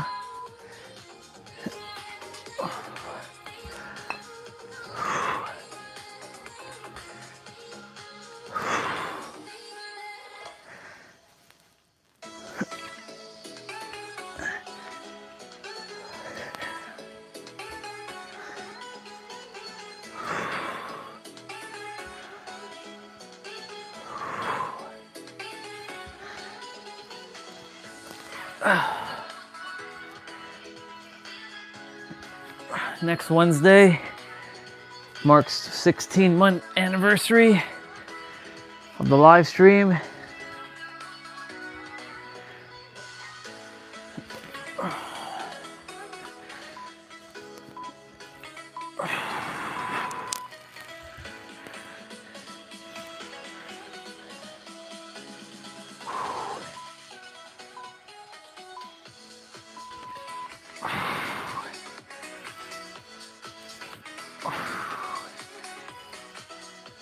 And then onwards to 17 months. And then after that, well, I don't know what we'll be doing. Will I continue? Probably not. Not on this stream. Not on this channel. So I have to settle all of my demons, all of my past anger, once and for all, before I bring any of that energy to the new channel.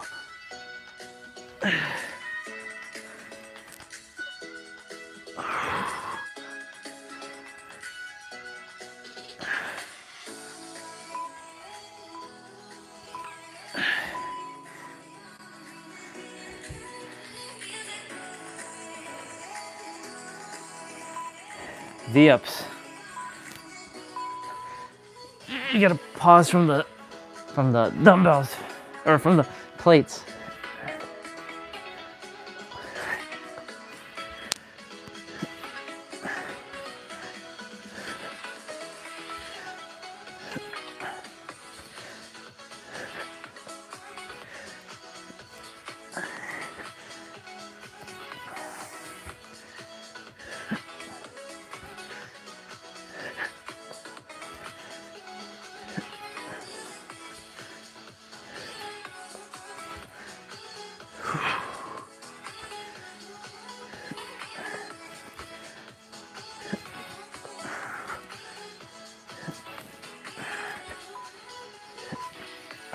Oh yeah. All right. Standard crunches. And this is where this sounds like wife's music with the violin.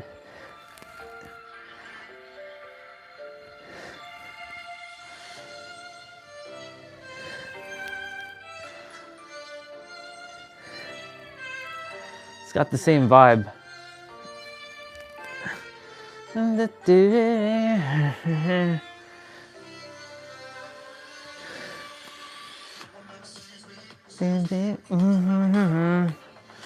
No one saves me, saves me. See, I looked at the time, 17 seconds. I'm telling you, that number. I wasn't looking at any timer. I just looked, and it's 17 seconds. And of course, it's playing during what could be Weiss' track.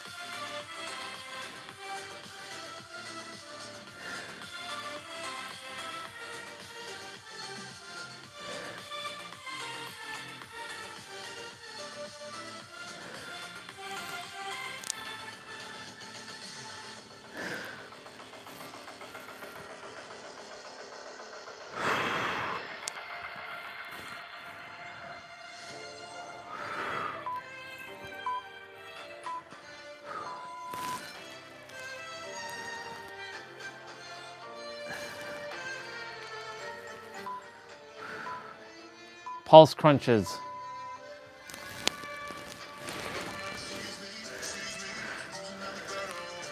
Or crunch pulses. It works either way.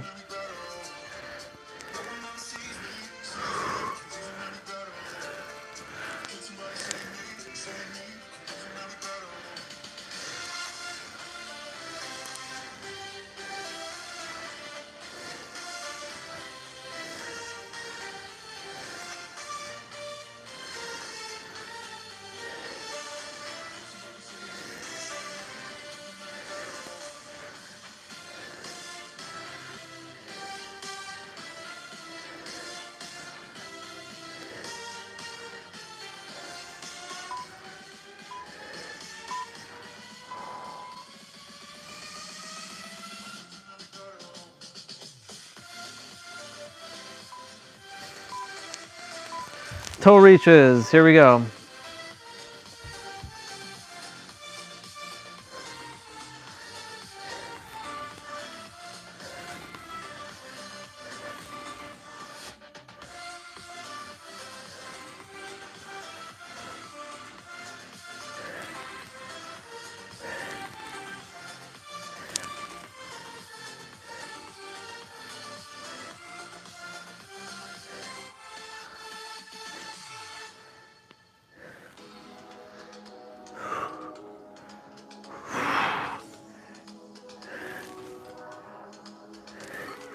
One of the hard moves is coming up shortly.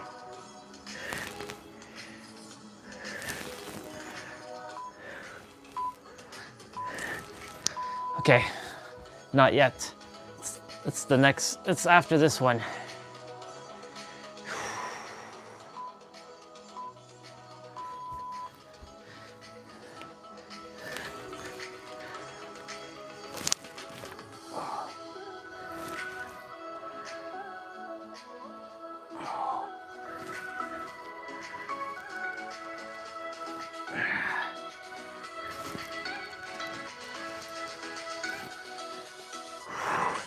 Oh my God, feeling it.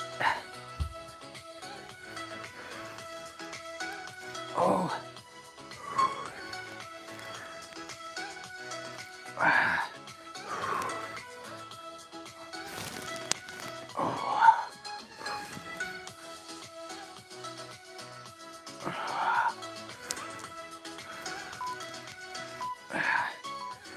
Okay, here we go.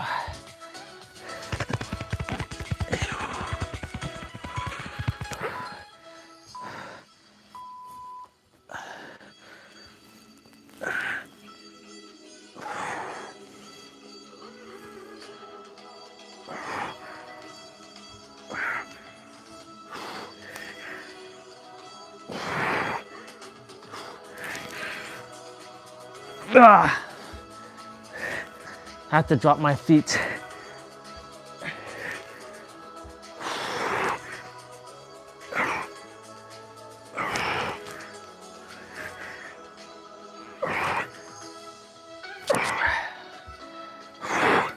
Have to drop it again.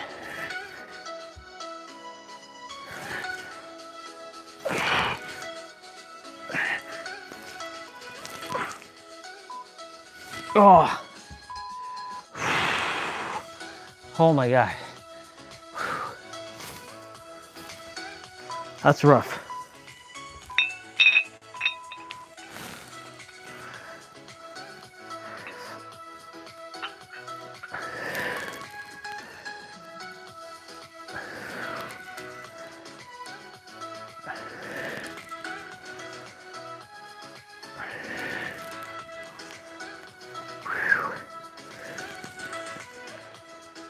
Abs are burning. Abs are burning.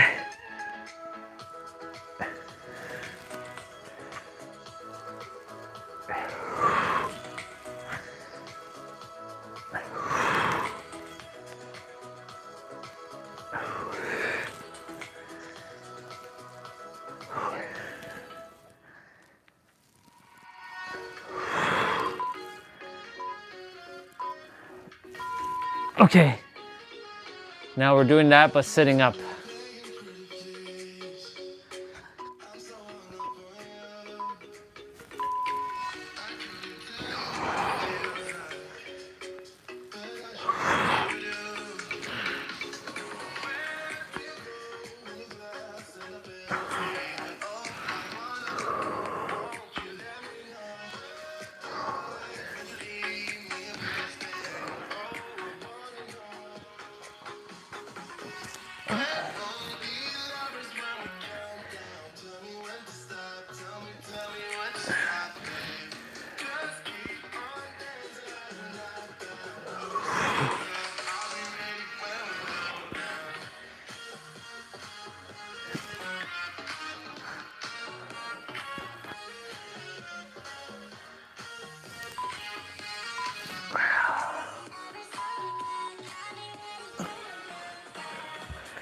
Aye. X arm sit-ups.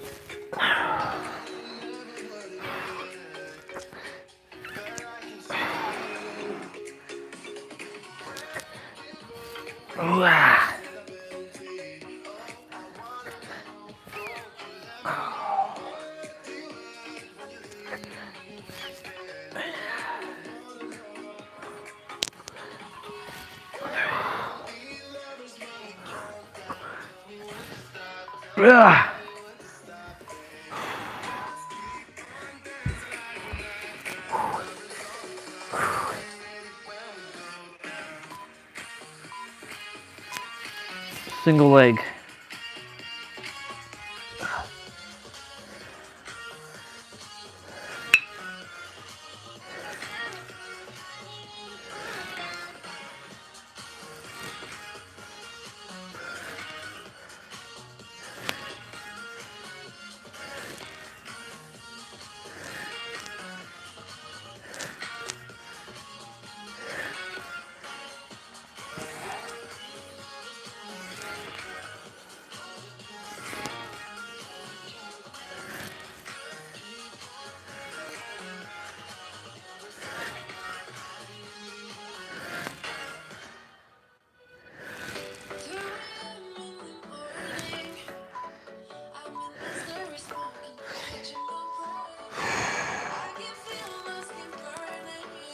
Holy shit.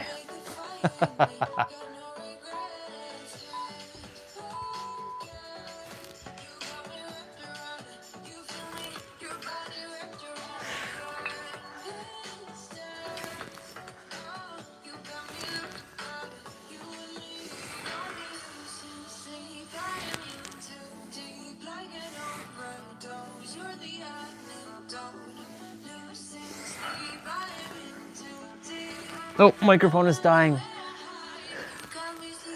I just noticed.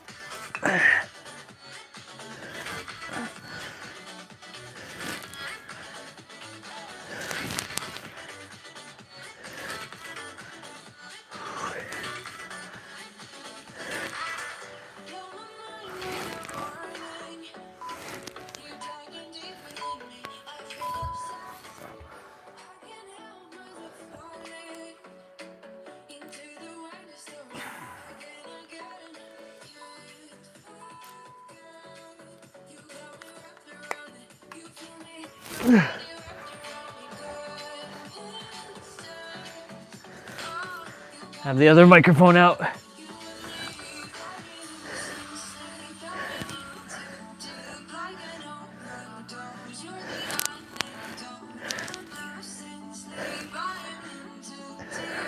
We're almost there, y'all. We have 4 more moves to do. We have a plank, and then the 2 challenging plank holds where you're balancing on one arm.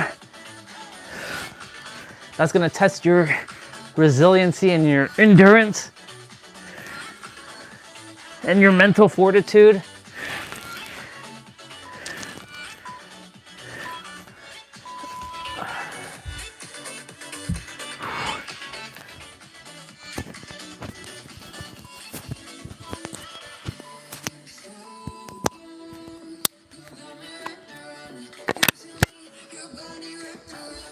It's okay, I lost 5 seconds.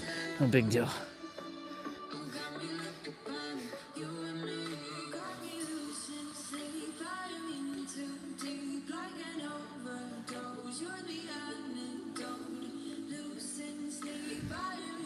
So when you go to do the next one, keep your stance with your legs a little wider.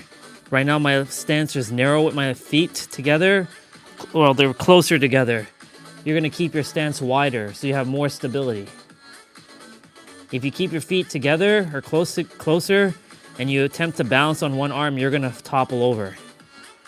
It's more challenging, of course, but you will start to rattle and vibrate like a gelatin figure. All right, here we go. Okay, so keep your stance wider and tuck your right arm in and hold.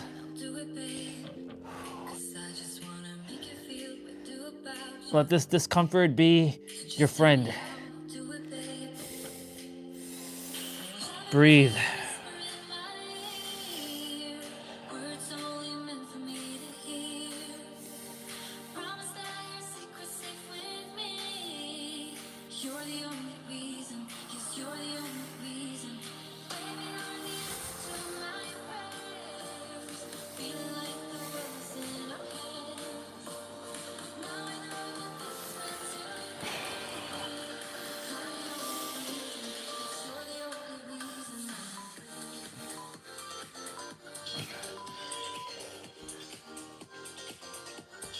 We have the other side to do, and then we have running mountain climbers.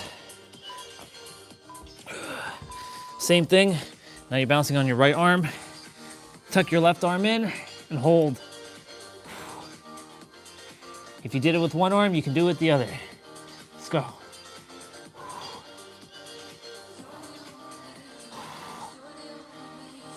Suck in your gut here.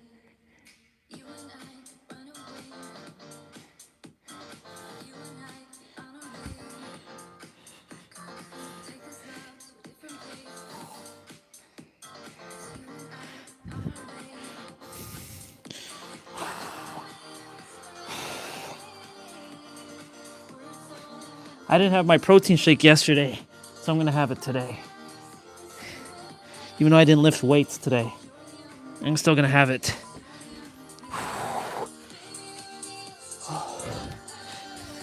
One more.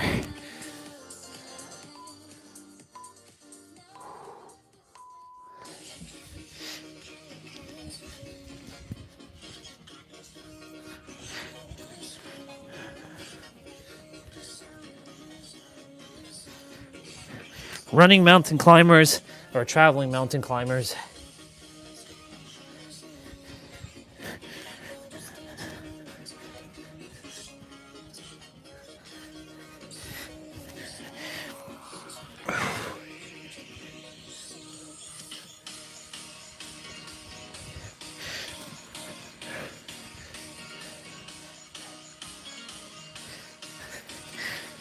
I'm gonna do some of my stretches here after this. And we're done. All right, so I'm not gonna go too aggressive with my back bend here, just enough.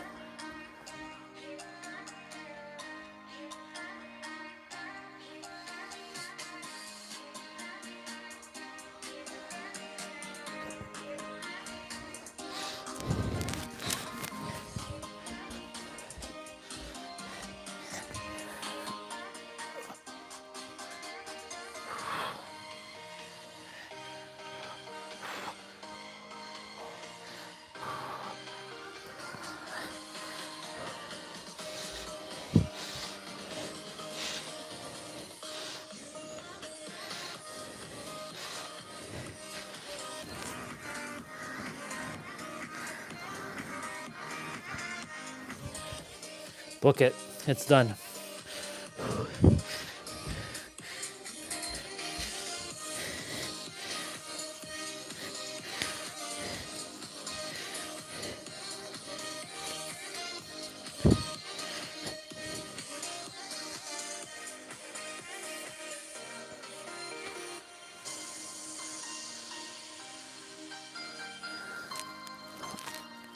She finishes off all her exercises generally like this.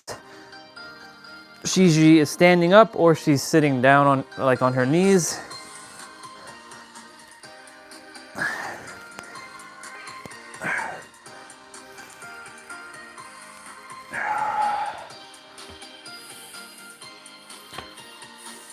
See you, sister. Until next week.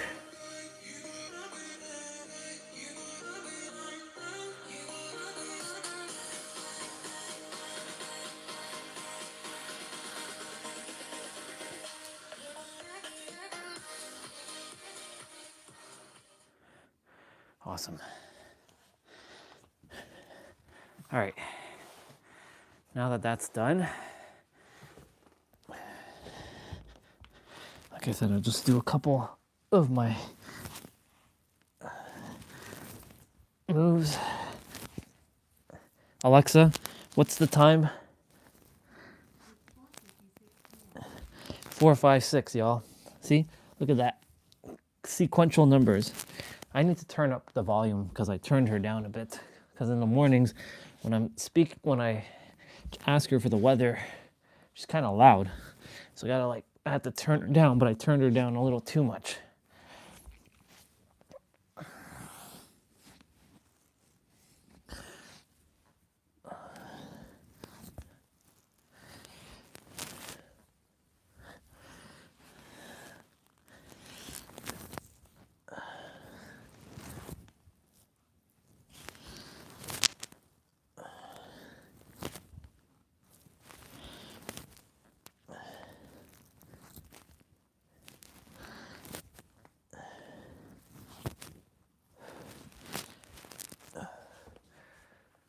Okay.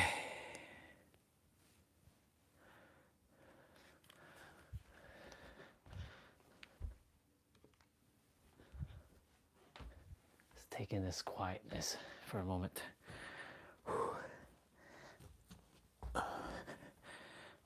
Let's do basically I'm doing my night stretches in the day. That way, once I finish shower, helping pack groceries, grab dinner, I'll be just relaxed. No movement for the rest of the evening. Well, last night what I did was every hour that I was sitting, on the top of the hour, I would get up for like a couple minutes, like doing the sitting up and down, stretching a leg out, doing this, sitting back up, doing the thing, and then going back. World of difference, by the way.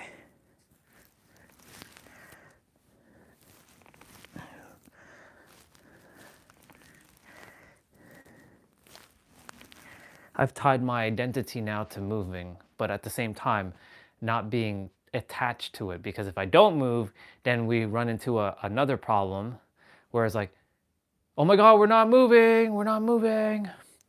And then the character freaks out when we're not moving. So making sure this character doesn't get attached to identities as well, the paradox.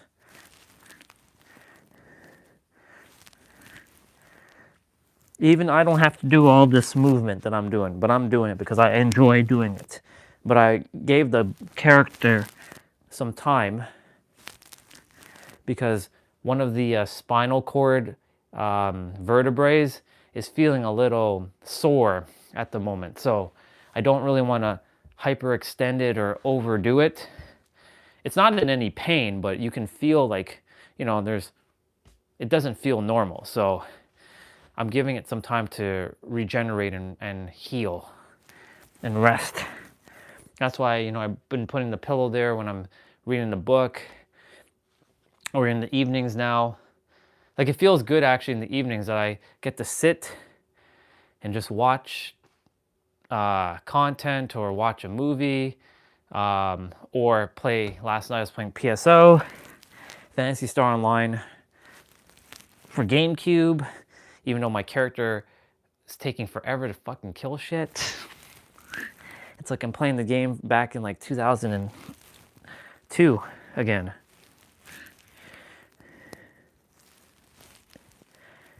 I made Lacus.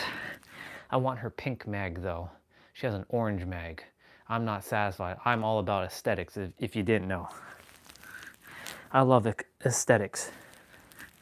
That's why, like, when I'm in my space, you're not going to see, except for the cabin tree, it's going to be brown, but I want to change the painting. Like right now, like, that's a nice brown, that's a nice brown. That's a nice wood finish, but I want that to be more gray. If anything, I might paint that to be more gray, or change like the finish. I don't mind the browns as long as it's not like this kind of brown.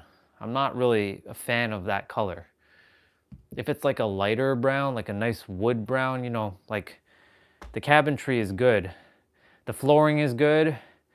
There's lots of whites, makes the room bright. And the brown, like the laminate type floor that they put down looks good. The bathroom has good tiles. It's a nice like grayish tile, like the backdrop.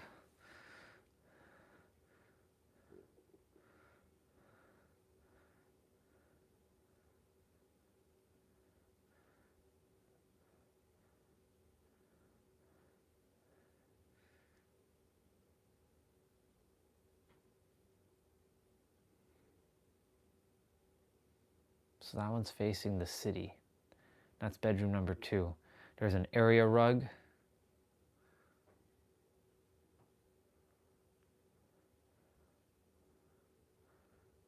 Yeah, I like it. Yeah, that's facing the city.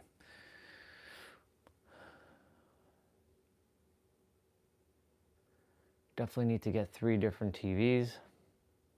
Mount them.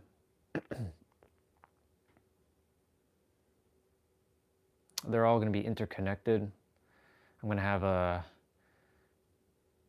local, like, I might put my server in a closet so it's not in, or make it look more aesthetically pleasing, where it has all my content, like access my games and access things. I'm not digging that rug in there. Like, it's a nice rug, but I'm not into like animal skin type of rug. So I'm going to remove that rug from my office space. I mean, it does fit the vibe, but it's just like, I don't know. I don't know about that. This is the other bedroom. This one's also facing the city. The main bedroom, or the master bedroom, faces I don't like calling it master. Fuck that. The main bedroom faces the ocean, faces the bay, the front. I like that building so much. It's off on its own. It's not close to the other ones. It's not too congested in that area.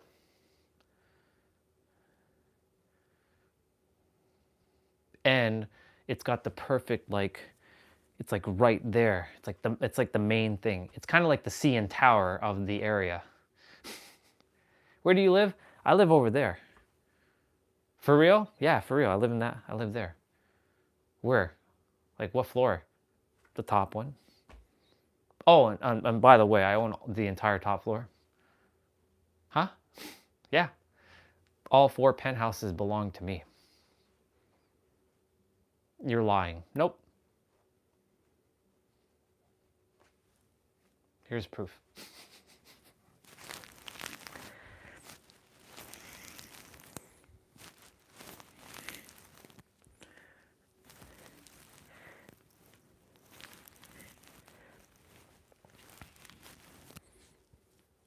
And I don't plan, once I have all 4 of them, I don't plan to sell. They are mine until I die. Whoever I desire to have it will have it when I'm gone. I'll split it amongst 4 different families. You can have this one, this one, this one, and this one. Fully paid off, it's yours. Enjoy. Do whatever it is that you want with it. It's only temporary anyways, right? We're only here for a temporary time. What about your Supra? Whoever wants to drive a Supra, they can drive a Supra if they want. What about your other cars? Well, whoever wants those cars, they can have it. I'm gonna have to drop a will though. But property must stay in California. It's not leaving California. It belongs there.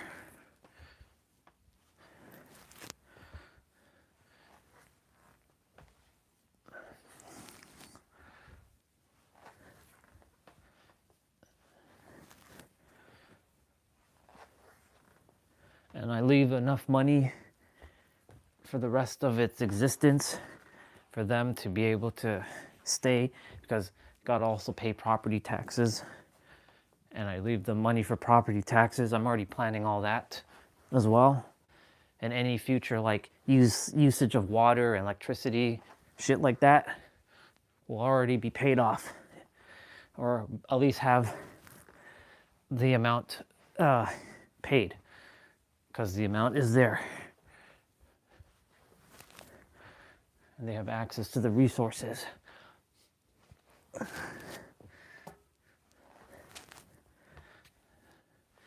I still think I'm supposed to bring this castle into existence as well, but we'll see. We'll see about that. If more people remember who they are, I don't really have to do that anymore. But we'll see.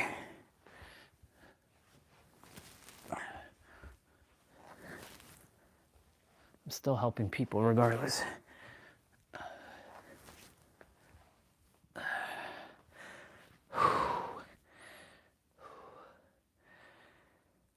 Oh yeah, okay. So this one I haven't done.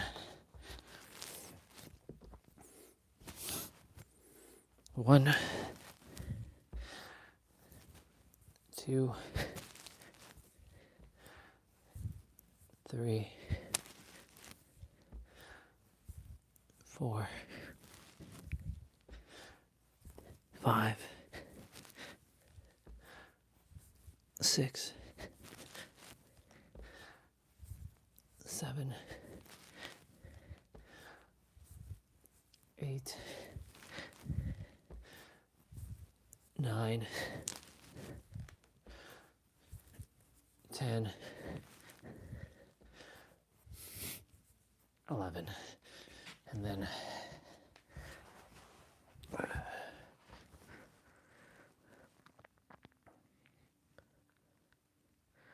I gotta do some crawling in a moment.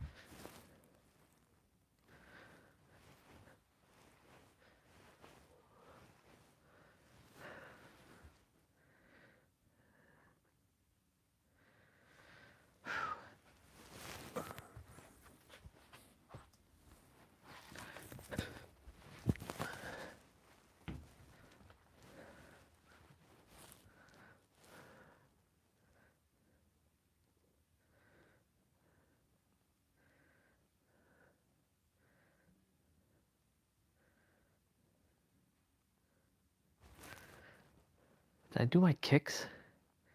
No, I didn't do my kicks. I gotta do my kicks.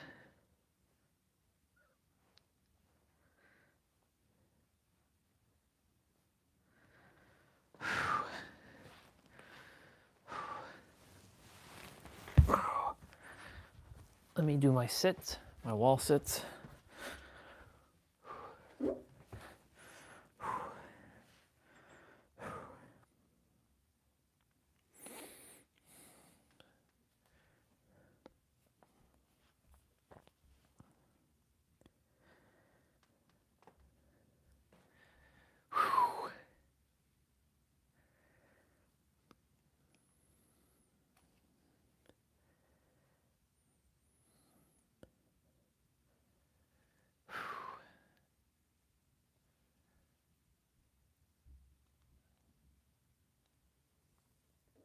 Oh, okay.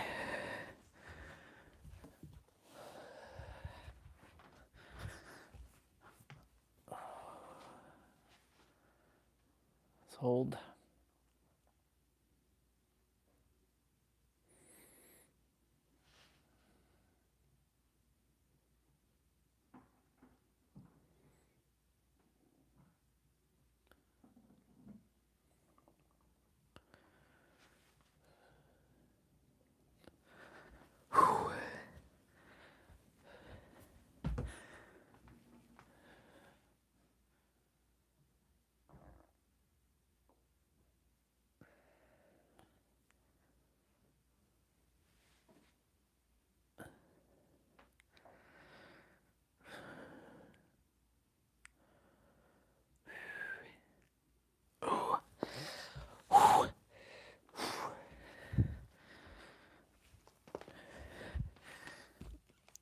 So I'm doing my holds right now.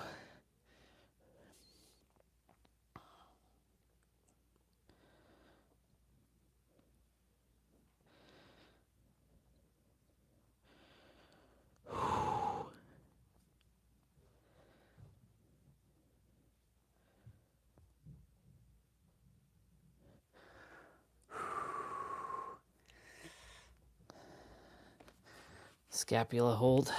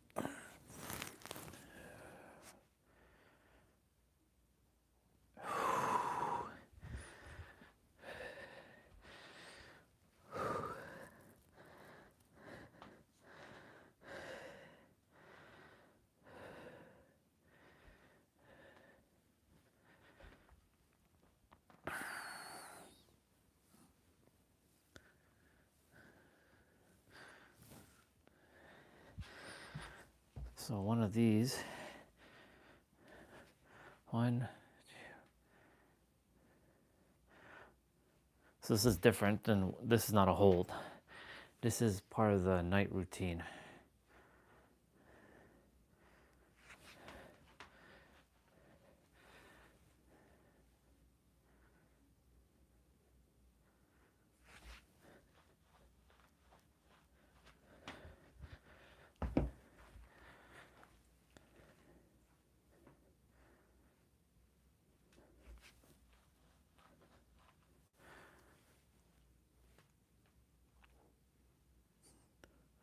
The only thing that has to be fixed is the sleep.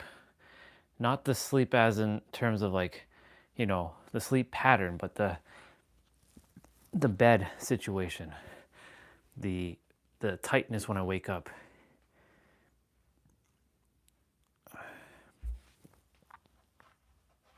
I think I set that up, that game for my body to be tight at this part of the game, because even when I used to sleep on this for years, I didn't sleep on that at all.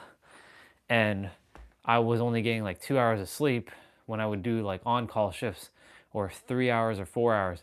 But I'd be waking up tired, but I wouldn't be waking up sore. I wouldn't be waking up with tightness. It's because I wasn't moving. So I do know that part of the movement is causing the tightness, and it's attempting to regress.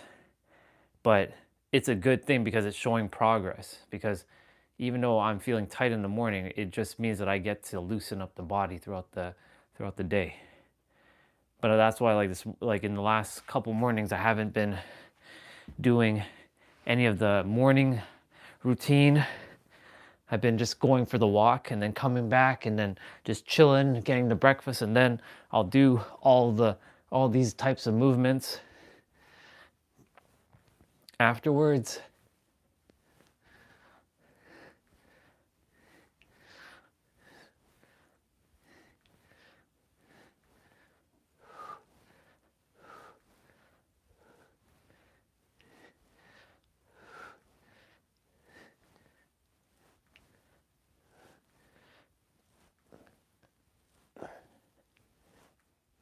Okay.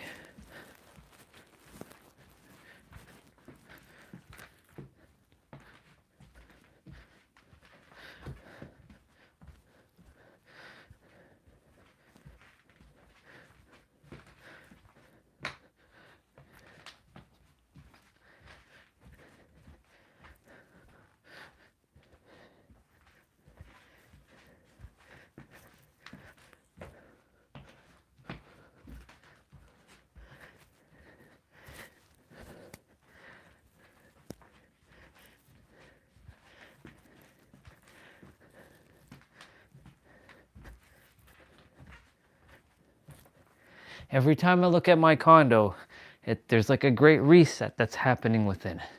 It's a good thing. All right, I already did this one, but I'll do it again.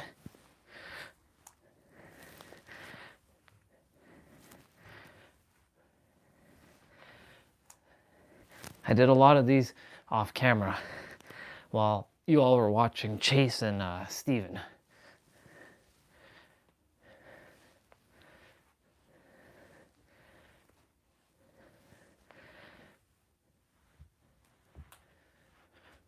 Okay. Crawl.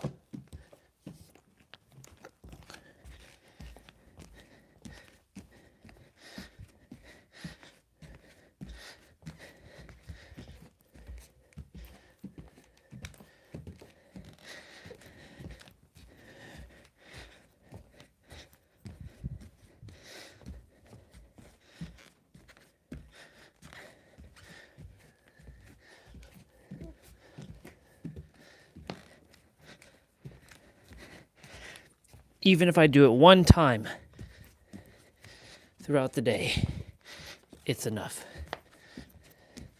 Because that trains the body in remembering that you haven't forgot to do these moves.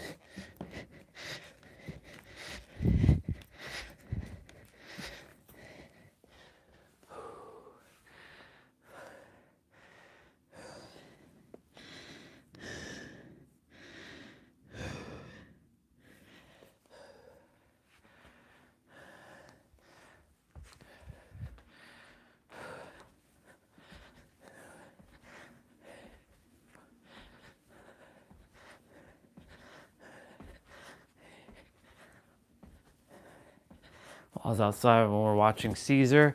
I was storing my punches because, I'm not forgetting to do my punches and my other kicks.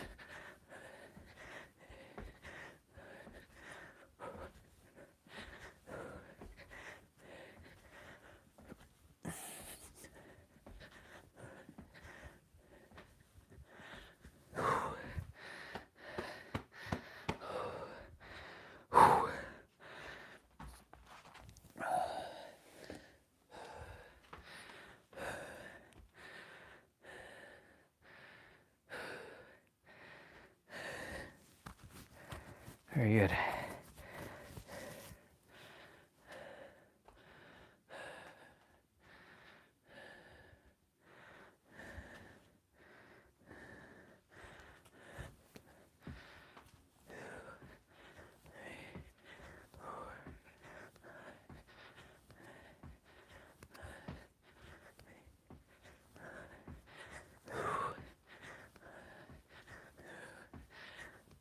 Thinking of putting my server in my closet, but internet has to be going in there. There has to be a plug and a power line. If there's a power line, or if there's a plug, like an outlet in the closet, I can store away my server in there. That way it's out of the way. No one will see it. It's not obtrusive. But I would require a power line adapter. Now, for those of you who don't know what that is, I'll explain quickly.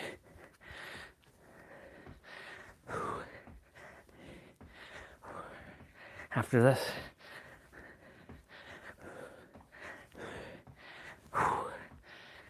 Perfect.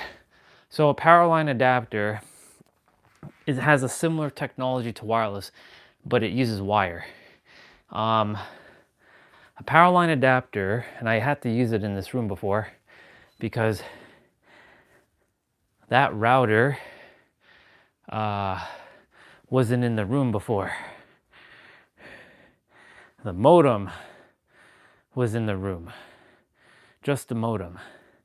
And I wasn't using this room for internet for the longest time.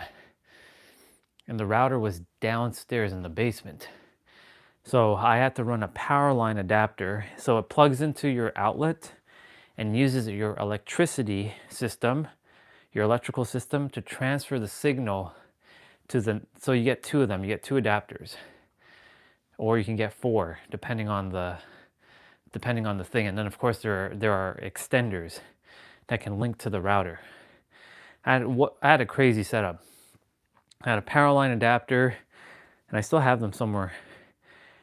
I'll take them with me. They're in that container thing in the basement. I plugged one over there because the modem was on that table or on that thing. And then I took the second one, plugged it into an outlet that is actually on the same circuit line, because they have to be on the same circuit line. Because there was one time I brought it up here, there's two outlets here. One that's kind of like its own circuit box, and then one that's on the wall. Funny enough, the one that's on its own isn't connected to any of these other lines. It's connected to something else. Whereas the one on the wall is connected to the one that's downstairs. And I was like, what the fuck? Why isn't it working? And I figured it out. I'm like, oh, they're on two separate lines, so they have to be on the same line. That's the catch with power line adapters. But once you have them working, it works. It's like having a wireless connection, but with a wired connection. So your connections are actually very stable. The only time it won't work is when your electricity is. But then again, when your electricity is out, your internet stops working anyways. So it doesn't really matter. So that's what a power line adapter does. It uses your electrical lines to transfer the signal from one device, go into the wall, transfer it to the second device, and then you plug in an Ethernet cable into it and then into your computer. And then that's how you get internet.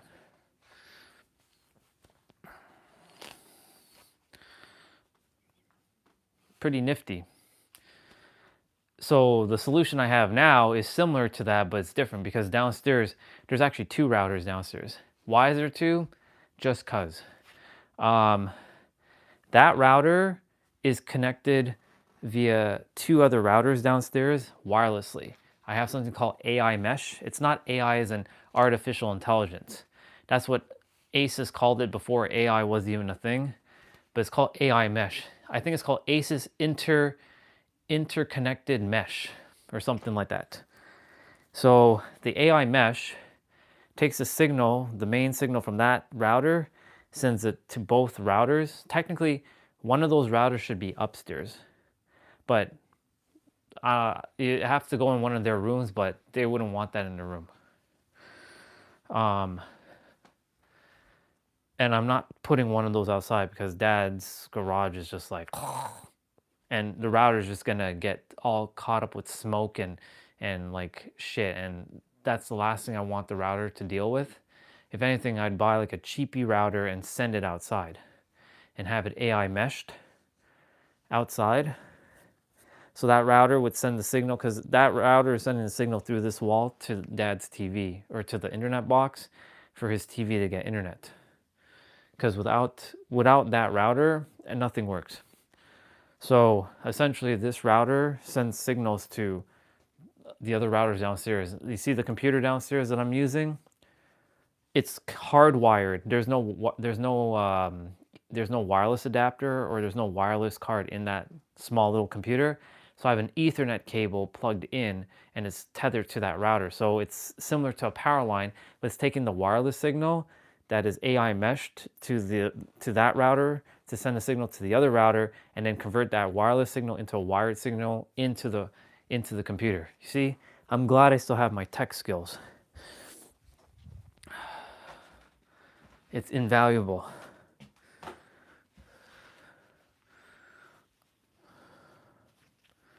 So when I'm at my space, my wife will never have to worry about internet problems or tech issues, because I'll be handling all that shit.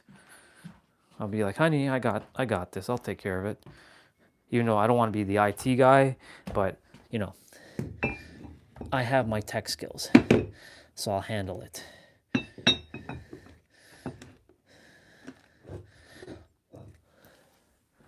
I'll handle all of it.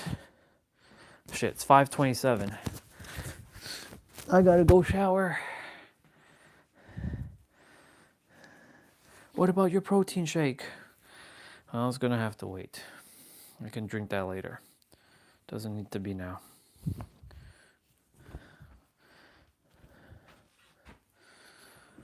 Okay, I'm not leaving you all with nothing.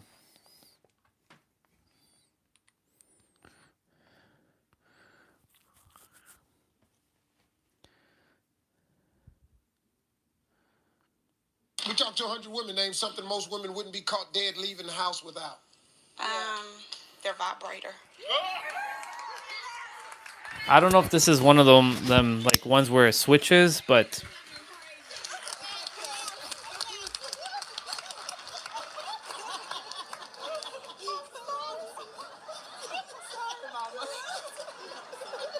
Well, on my way to the grocery store, where in the world is my toy?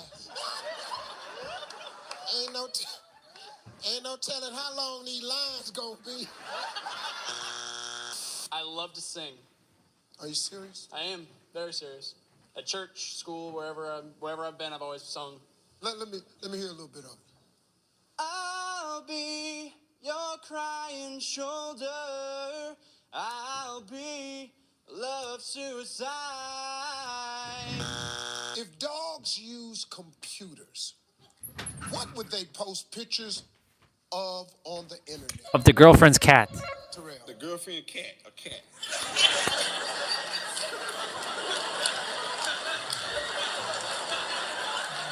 The girlfriend cat. That's amazing how you thought of that.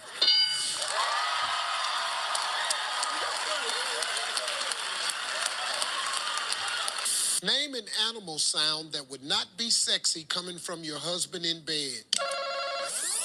Moo. Do that again. Moo. Big John ever did that before? Never did move. Big John. Maybe a roar. Woo. Big John. I gotta move. Name an animal sound that would not be sexy coming from your husband in bed. A horse. Neigh. A horse. Do it again. Neigh.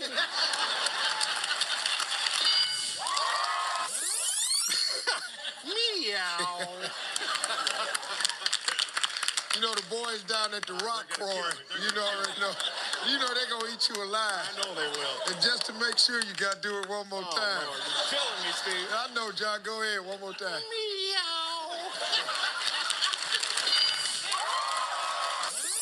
I'll talk to 100 married women. Give me an animal sound that would not be sexy coming from your husband in bed. Cricket. Oh, yeah. Oh, yeah. Oh, it's going to be way better than that cat one, boy. What did you just say? You know what? It's no... Like nothing's going on, you know? Name something that gets up in the morning before you do. Sorry, Mom, but for men, they're penis.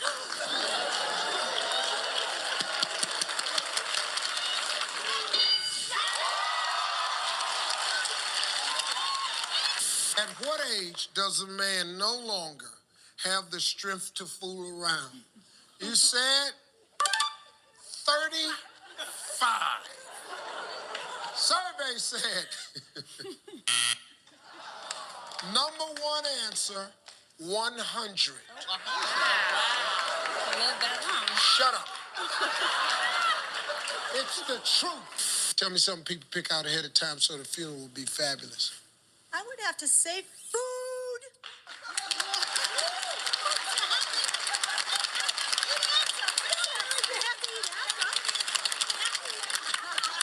Will you walk in the door and just grab a sandwich?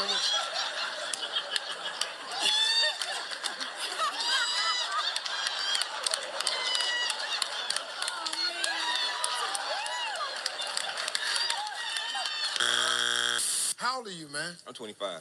25? Boy, Yes, you sir. look young. You're only 25, you don't know nothing about this. Name the worst place to be when the Viagra you took kicks in. I would say at school.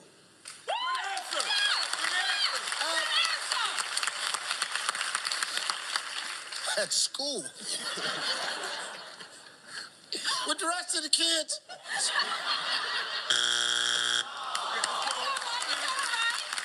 I mean, look, you gotta know, the guy's 25. He has no idea. I know all of these. Hell, when you're hosting a game show.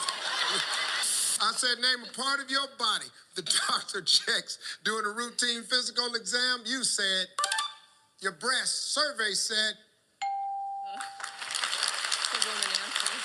Yeah, I know. I think you might want to report your doctor. Names. You're right.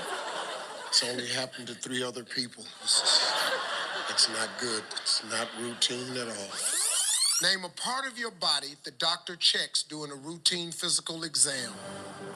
Your junk, your privates. Okay, hold time.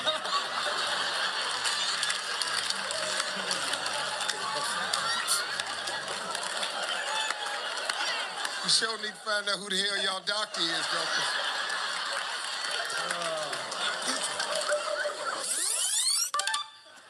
Your junk. Survey said. Hey, Crystal, how you doing, I'm darling? doing great. Good. Hey, let me say this, Steve. I knew you were fine, but you even finer in person. Be careful, Crystal. This is not a game. Good, good, good. What do you do for a living, Crystal? Well, I'm a dental assistant. I work in Douglasville at Creekside Dental. Yep, you got pretty white teeth, too. Yeah. She said Just like Creekside that. Dental. And then flash that commercial out. Are you looking for a dental practice that puts your needs first? At Creekside Dental. One more time right in that camera. Where you work, right there, say it. Creekside Dental. Creekside Dental. I go there too. Name some information you wouldn't want to be the last one at the office to know about. You were caught stealing?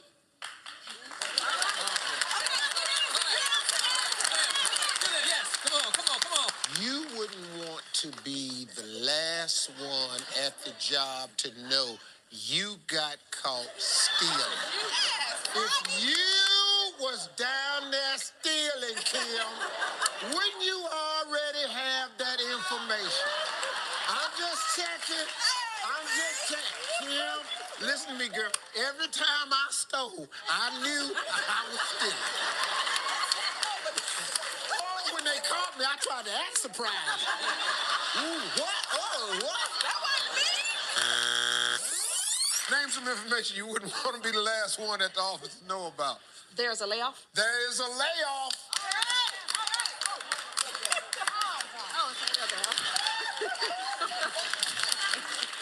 Listen to me. Let's get this straight. Let me talk to the Carlisle family right now. See these answers up here? Your objective, once you see one, is to guess the one that ain't turned over yet. We don't need y'all reading what's on the board. Most of these people have an education. Okay, let's just, all right. Sometimes you gotta go over the rules again. Okay, you got it, son? Here we go. Name some information you wouldn't want to be the last one to know at the office know about. That the building's on fire? That the building is on fire.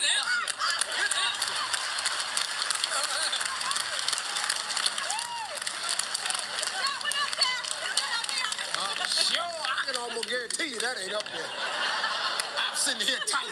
Ain't nobody told me nothing. Now I got all these third-degree burns on my butt, and y'all sitting up here running down the hallway and ain't said nothing to me. How did I know what that smell was? But baby, your dress was on fire. How did I supposed to know?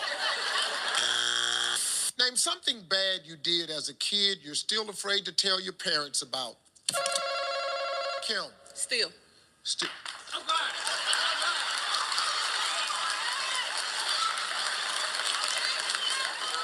Kind of a running theme we got here.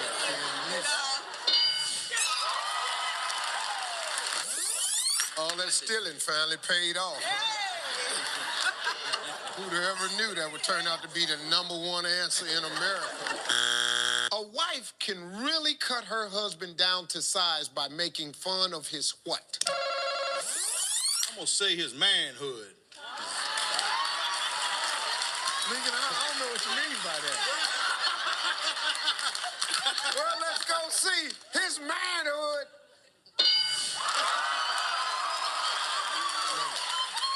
Hey, all you women that's out there clapping, listen to me. Don't call your man shrinky dink. Okay? You'll wind up in a real situation, I can tell you that right now. You can do a lot of stuff, but what I ain't about to be is shrinky dink. Okay. Let's go, man. A wife can really cut her husband down to size by making fun of his what? I have to go hike. Okay, yeah.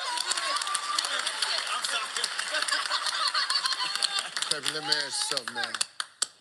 Kind of had to deal with that a little bit. Pretty much, sometimes. Sometimes it's good, though. That's right. Yeah. Good thing come in small package. Yes, sir. Shrinky dinky.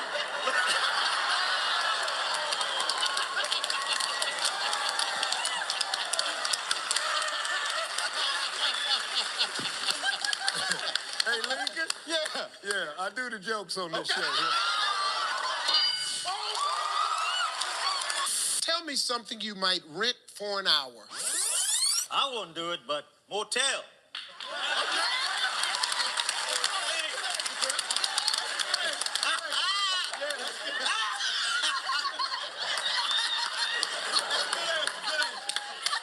Peppy, you wouldn't do it. How do you know about it?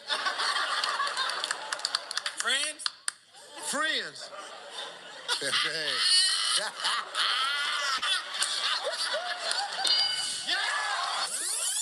I'm thinking of tuxedo. Tuxedo. Let me ask you a question, Lincoln. Put this tux on 1 hour. Where you going?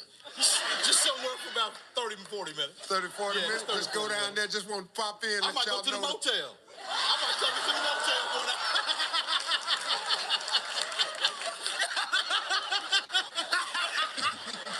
Lincoln, let me tell you something. Okay. You've been telling some good jokes. Yeah. And now one of your answers been up there, though. And let's just go and stay hugged up like this. Because I got a feeling that ain't up there either. There we go. That tuxedo. I love this guy right here. All right, where we go? We got one strike, Simone. A prostitute. Okay. That's a good answer. Yeah.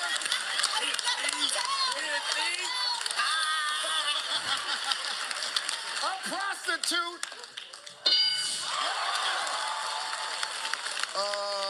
Priya. Yes. Tell me something you might rent for an hour. A hall to have a party. Oh, a hall to have a party. Yes.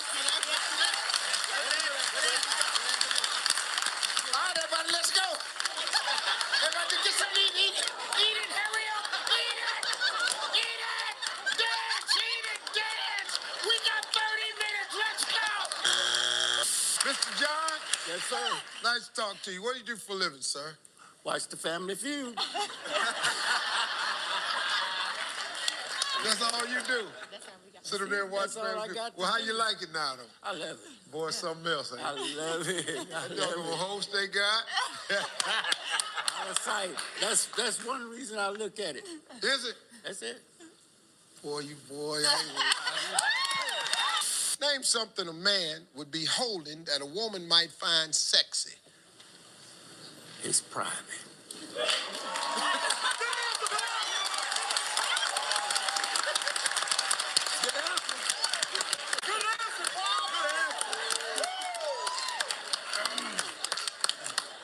When this air pump, how you think people down at church gonna feel about it? Probably not too good. Probably not. That kept me married for 50 years.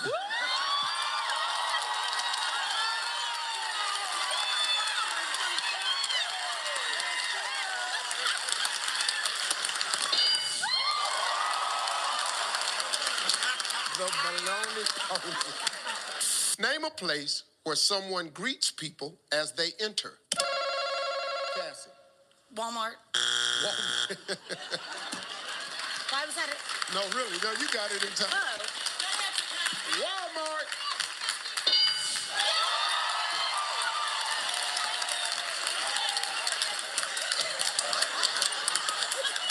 Cassie, pass or play? They go play.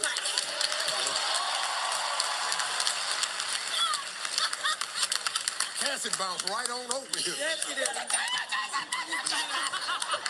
Hey, Bob. How you doing, sir? I'm doing great. Good, good, good. What do you do for a living? Well, I'm retired. I play a lot of golf, and I just recently celebrated my 49th wedding anniversary. Wow.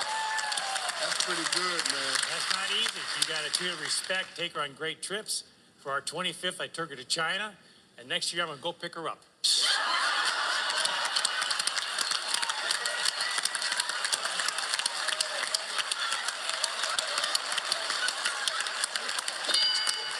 Dudes be sitting around writing these jokes, man. Name something that follows the word pork. You pine. Huh? You pine. Pork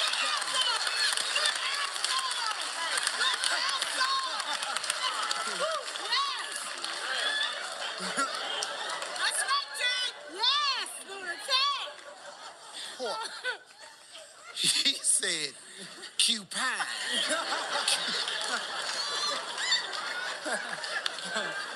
Cupine.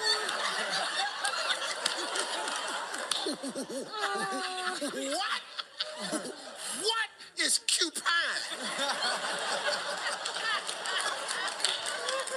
This is the greatest answer I've ever heard. No, I feel you. I feel you. It's number one. Oh, my mama. Pow. It's number one. Oh, really? Well, I'll tell you what. It's going to be number one on YouTube. But Cupid! Name a part of your body that sees the least sun. Your private parts. Your private parts. What is a cooter? Name an occupation where you see people swinging something. Pumpkin? Boxing. Boxing. Boxing? Boxing.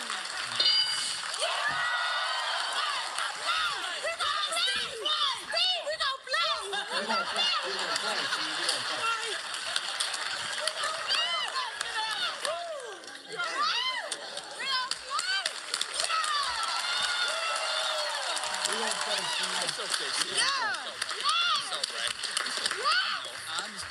I'm big. I know, Pastor. I'm doing pretty good with you and the fellas. I not heard Well, that. been trying. I know you've been trying.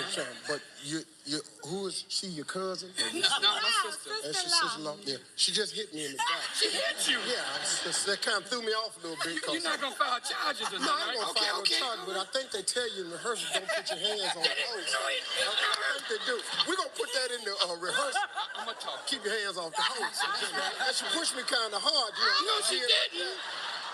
Plunky treating me a little rough right now. We're going to hit the wheel, though. All right.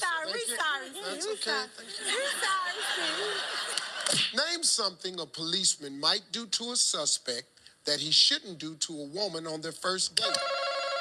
Heidi. Tase him. So you don't want to kiss, huh? Really? Catherine, how you doing today, darling? Good, how are you? Hey, if your mate is loud in the bedroom, what might you do so the neighbors don't hear? Put a pillow over their head. That's true. That's a good answer. Catherine, wow. I mean, just looking at you, I'm not thinking. You never know. Yeah.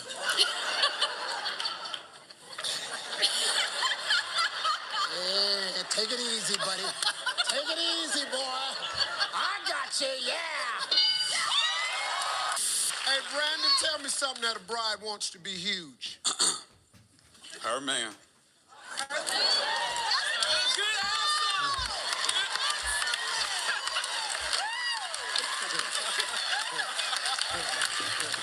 Yeah.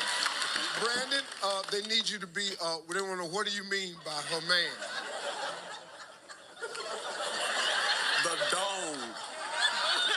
Huh? The whopper. Say what now? Penis?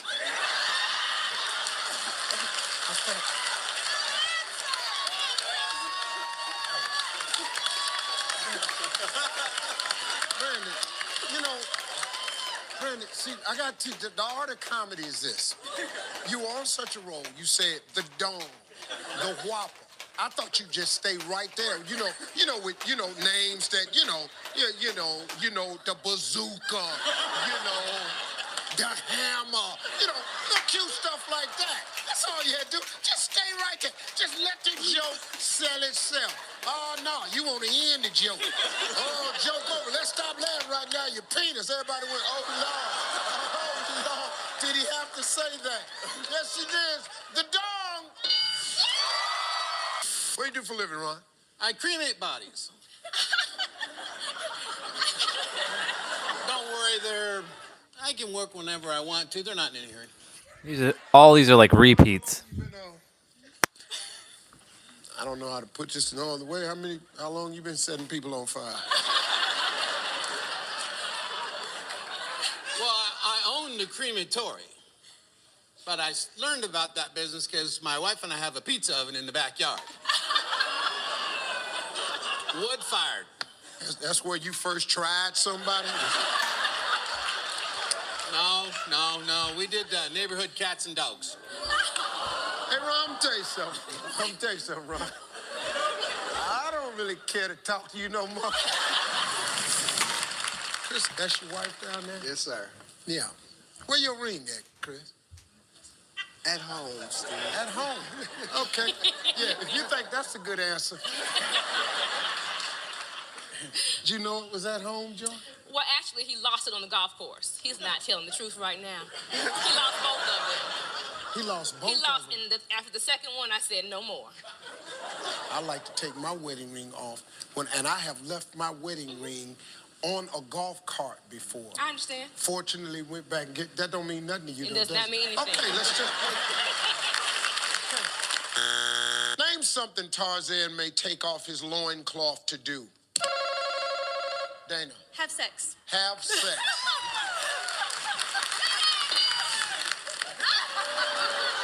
Who answers topic, James? To swing better in the trees. To swing?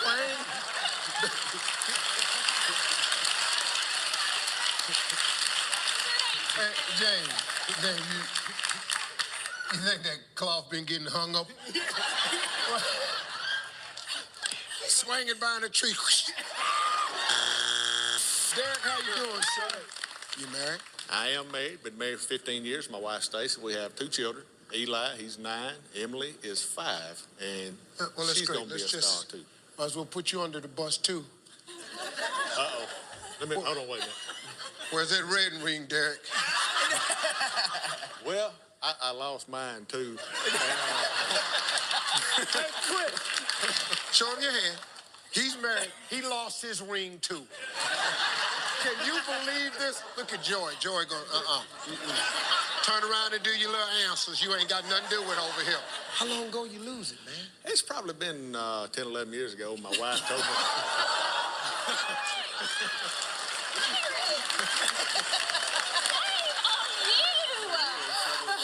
Oh, it's been about 10, 11 years ago. I lost that problem. I've been looking for it the whole time. Based on his personality, what kind of bug would you compare your husband to? Tasha. A roach.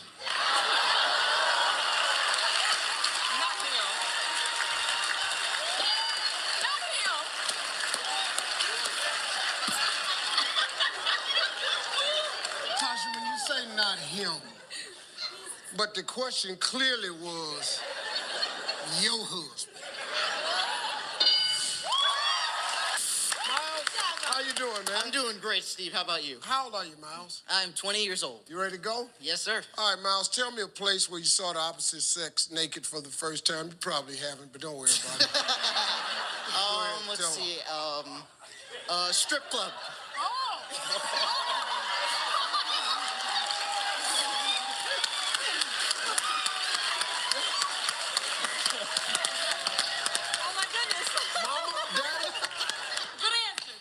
Good answer. That's a good answer, though. Strip club. How you doing? Great, thank you. Theater major? Yes. Very pretty. How old are you? I'm 16. 16? Yes. 16, Steve. You got problems, partner. You're going to have to hurt somebody. Man, all right, I'm going to have to go down here. We're going to do this a little bit different. Read this question for Kayla. Sure. Tell me a place where you saw the opposite sex naked for the first time. Okay. Not me personally, but the internet. Oh, yeah. That's not a good answer. Because it's true. You're looking at the naked people on the internet. That's it. Your computer's gone. When a husband and wife have an argument, what usually happens at the end of their argument? Oliver. The gentleman ends up being scolded again.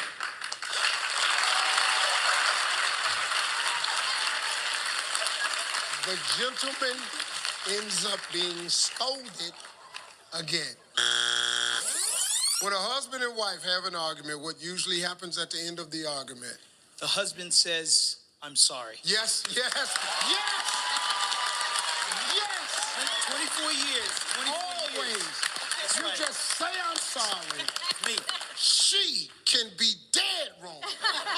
You have to say you're sorry. I'm sorry, Steve. I know you do. I do it. Oh, I thought you wanted to say, okay. No. I do it all the time. Yes, sir. Because if we don't say I'm sorry, it continues.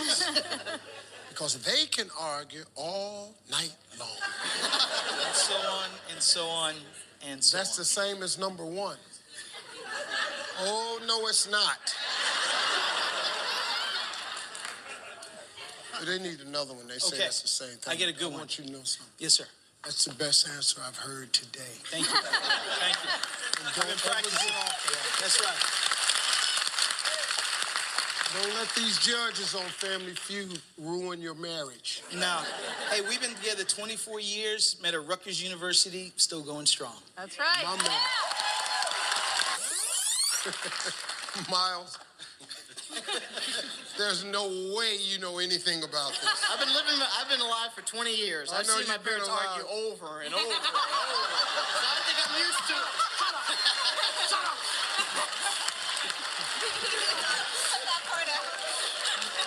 It's not you say on TV about your parents. I've been lying 20 years. I'd heard over and over and over. I'd have said to myself, oh, Lord, when this gonna ever stop? Okay, Miles. When a husband and wife have an argument, what usually happens at the end of their argument? They watch a romantic movie. You seen that at the house? Like that. I tried to give him an out. I said, you seen that at the house? Not yet. This kid is killing this one. Hey, Steve. Hey, Mary. How you doing? Hey. So what do you do for a living? Nothing.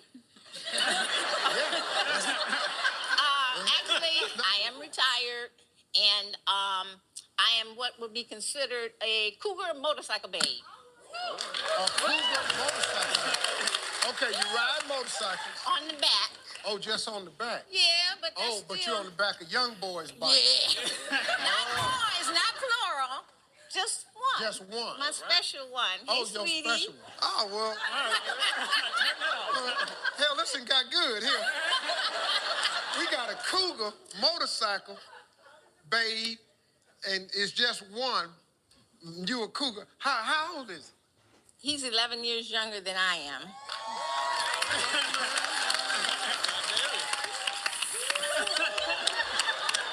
Got your hair, that's why you got your hair right and all that. Right now, just keeping it going. That's what can happen. See, you gonna get you one if you keep yourself together, see. So back in the motorcycle. So when y'all getting married? Oh, no.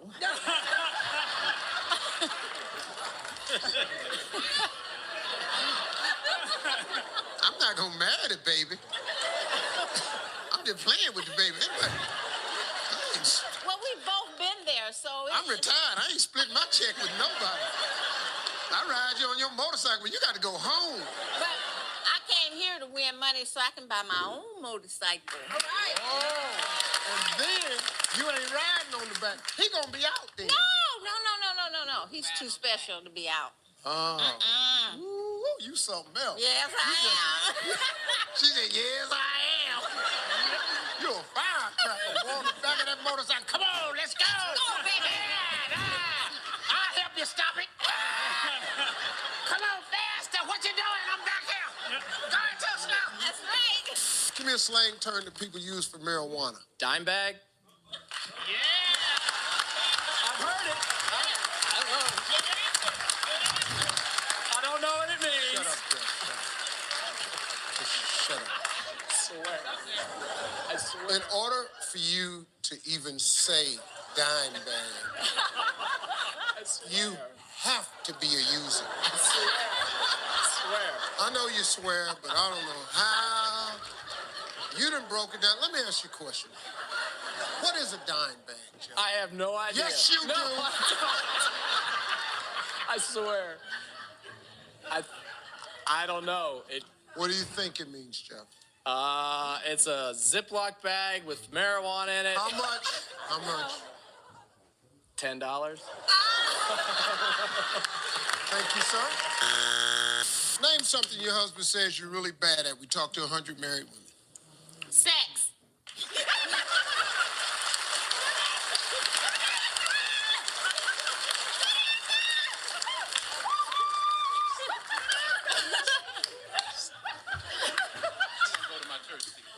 Yeah, she don't go to your church. She ain't got no husband. Because there ain't a husband on planet Earth gonna ever turn to his wife and go, you're really not good at sex. That is a suicidal statement. You say that, you're the dumbest guy on planet Earth. Hey, Elizabeth, how are you? Hi, I'm doing great. Good. How What are do you do for a living? I am a self-employed nanny. I watch babies. Good. That's good. That's Lots good. of different babies. And you're married? I'm newly engaged as of Friday. Newly engaged? Oh, Lily, you did it. Gotta get the money. Yeah, gotta get it. Who is it? Who is my fiance? His name's Elijah. He's a ginger. He's a what? He's a ginger with the red hair. Never heard Some of of that. them are kind of weird looking. He's a good one. He's a good-looking ginger. That's all right.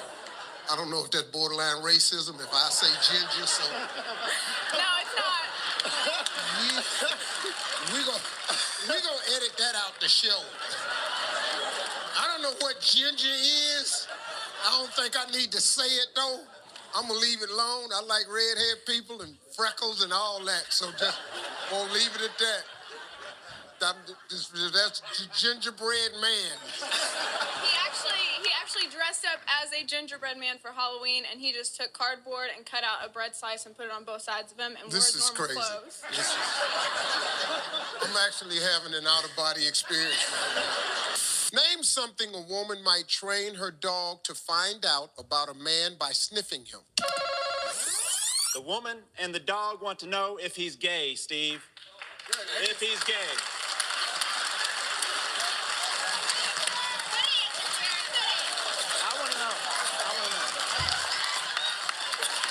I don't want to say that. I have a career. I don't, Steve. I know. She's trained the dog to sniff the man to find out if he's gay.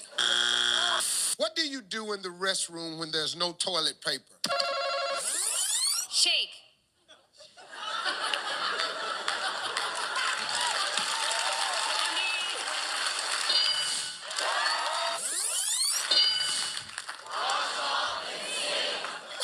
Wash off in the sink. How'd you like to walk in a public toilet and see somebody with their ass hanging in the sink?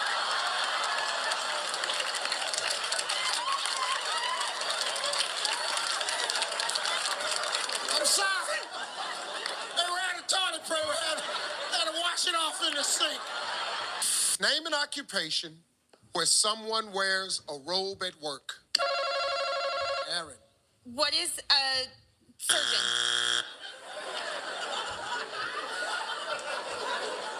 You thought we were playing Jeopardy? For a second, just for a second. What is a surgeon? Hey, Mitchell. Yes. No problem here. We talked to 100 men. One of them could have been you. Name a food you like to see a sexy woman eating. You're standing next to one. I want to see her eating a popsicle.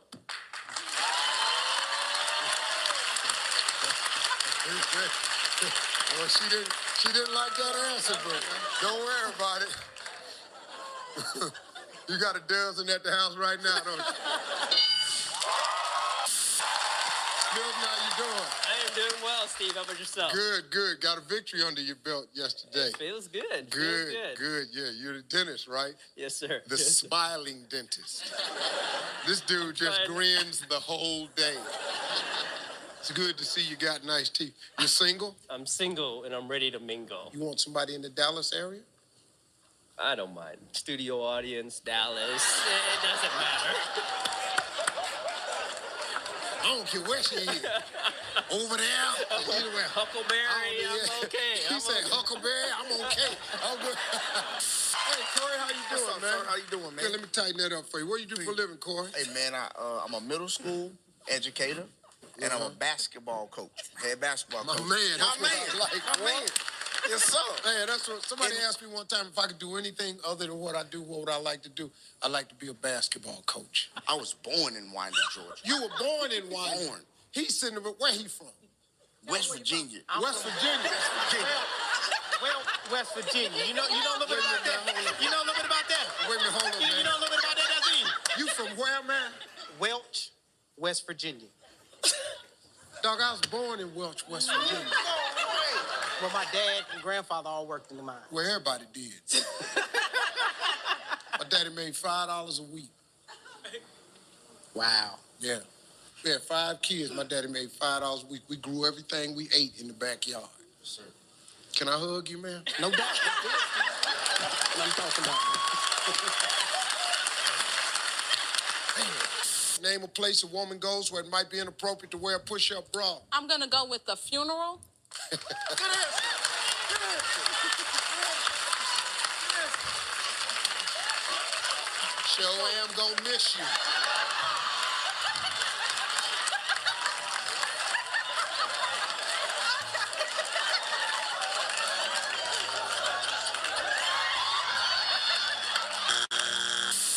go crazy when they see a squirrel? What do men go crazy about when they see it? Samantha. Nuts.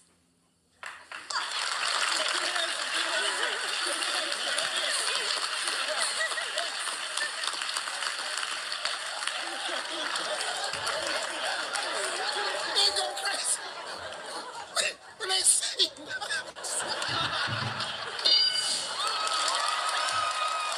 Name a fantasy job you'd want if you lived during the Old West. Saloon showgirl.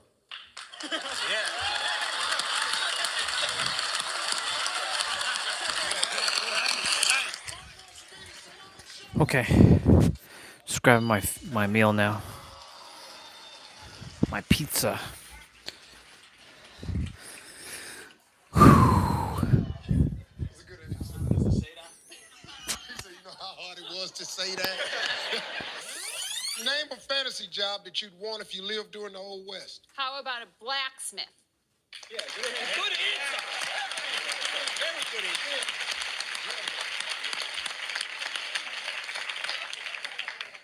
Next time, Linda, kind of push it together a little faster, just for me, okay?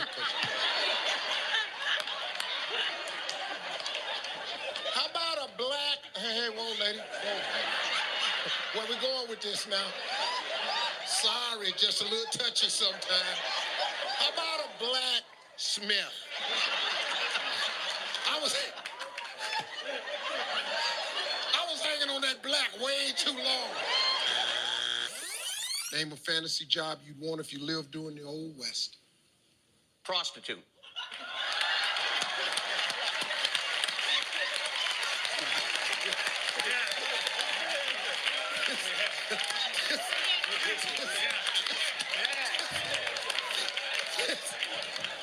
This guy here. Prostitute.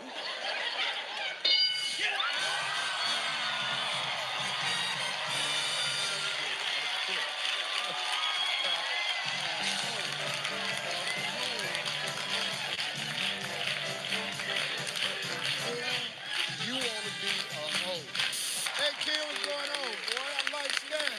That is a Steve Harvey original. Is it? Yes, it is. Boy, look at you right there. That's right. That's the Steve Harvey suit. I like that. Feels good. Ken, is this My wife, Debbie. your wife, Debbie?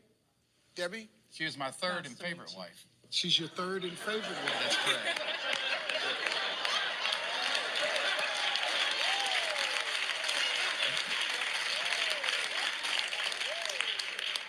I know exactly what you mean. Thank you. Man, Thank you, sir. I thank you for saying it, man. I'm like, oh, we're going to have to get us a club. William, one strike. Tell me something a man has that he likes to polish. His man part? Yeah,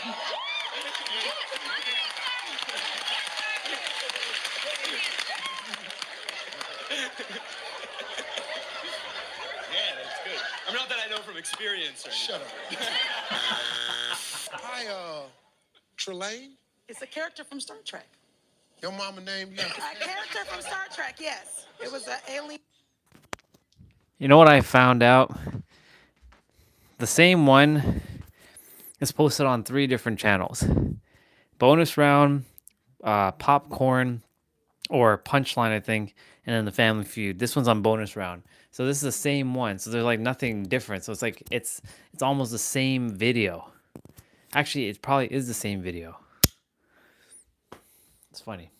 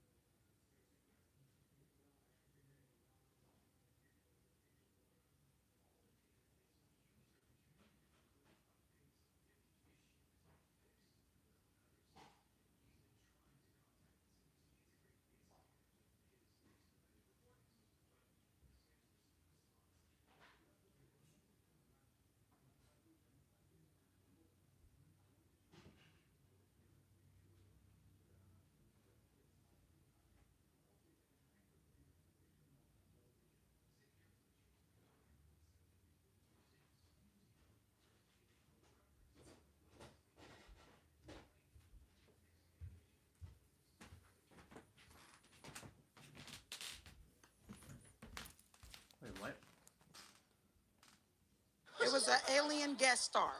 An alien guest Yes. star. So he didn't even make it on the show? Your mom was sitting up there. This happened in. She was pregnant with you when it happened. She's sitting up there eating some ice cream and a pickle.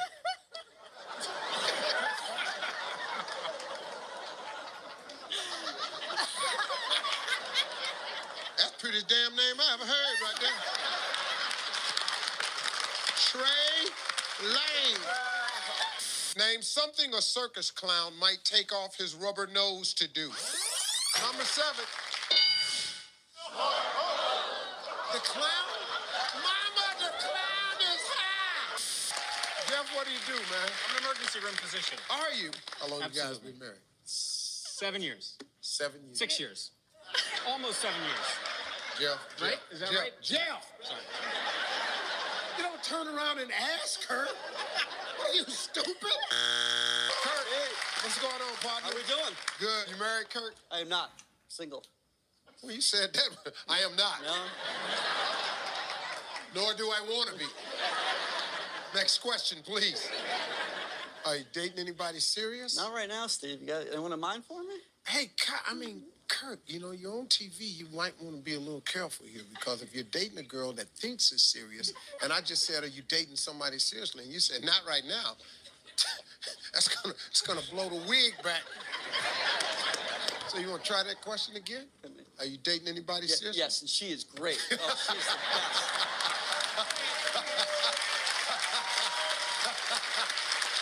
Love her to death. I'll tell you, man, I know how to take care of a guy. Name something a wife hates to discover her new husband does in his sleep. Masturbate.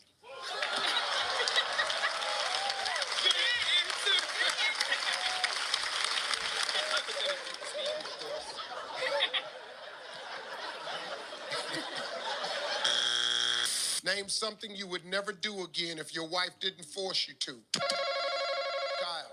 Get married.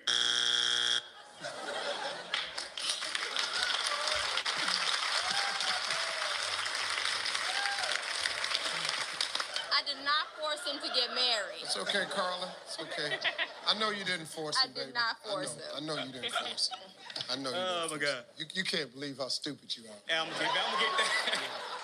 And what's going to be even more stunning, watch this.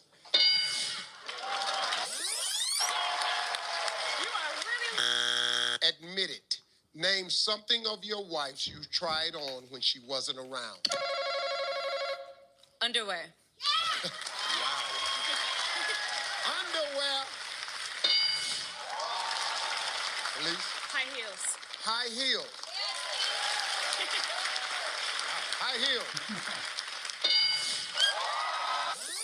What man has a wife and he can wear her shoe? That's a 13, folks. If I slip That's that a into 12, my folks. wife's shoe, we're getting a divorce.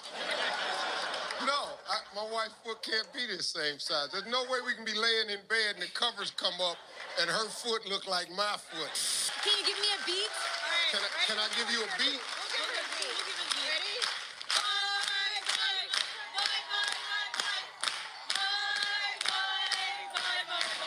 Oh, yeah. Yeah.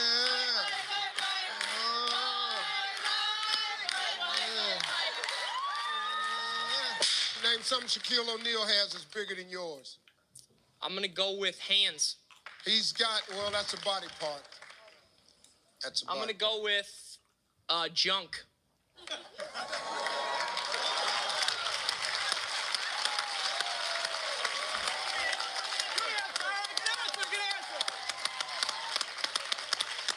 That's all body parts? I know you're the judge here, but I just got to, that's a totally separate item. That's handled differently. It's set aside differently. It's cared for. It's protected with our life. I actually have an alarm system. Warning, you're too close. Back up. We ask 100 men, name a part of your body a blindfolded person might touch and think belong to a woman. They're private parts.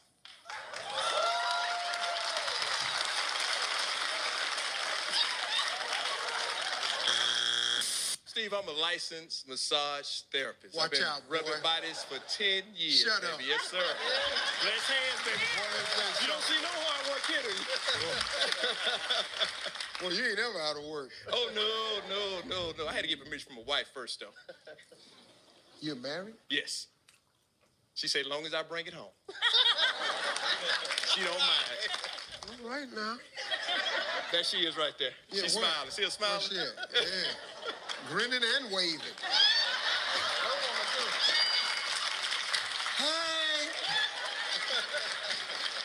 Hi, Mr. Hands. Well, that's good, man. What is it that a customer likes most during a massage? Well, my clients, they like them buns rubbed. I can't believe what the hell are you grinning that hard for? Most of my clients like them buns rubbed. That's it. Hey, gluteus maximus is the best part, the biggest muscle in the body, baby. Name a phrase that takes courage to say for the first time. Well, Steve, this doesn't pertain to me because I'm celibate, but you have a small penis.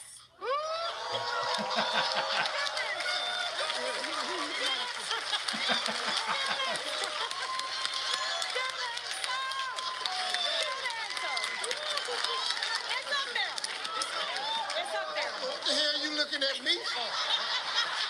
This don't pertain to me, Steve, but you have a small penis. Name something you toss. Toss them draws.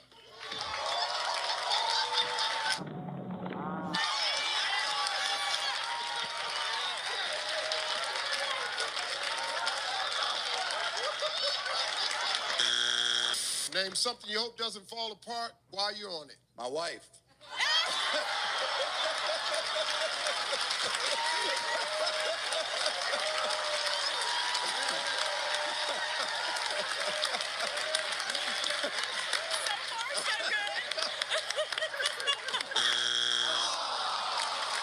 That was the best answer I ever heard. Marie, how you doing today? Good, how are you? What do you do? Well, I investigate adult abuse and neglect with the state of Alabama. And you're staring at me. Are you being spanked now as an adult and you need protection? I try to every now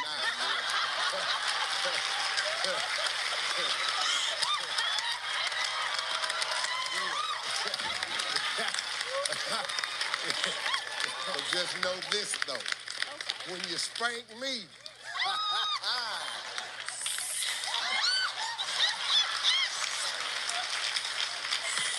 I don't think that's the kind of the spanking I protect. Could I tell you something? yeah. Okay. You're going to do it anyway. No, my little niece Annie We're going to play the game after a while. Y'all hang in there. it'll just be like is emotionally involved with you. Emotionally, not physically, emotionally involved with you. Wait a minute, She's listen, red? I don't know any of you.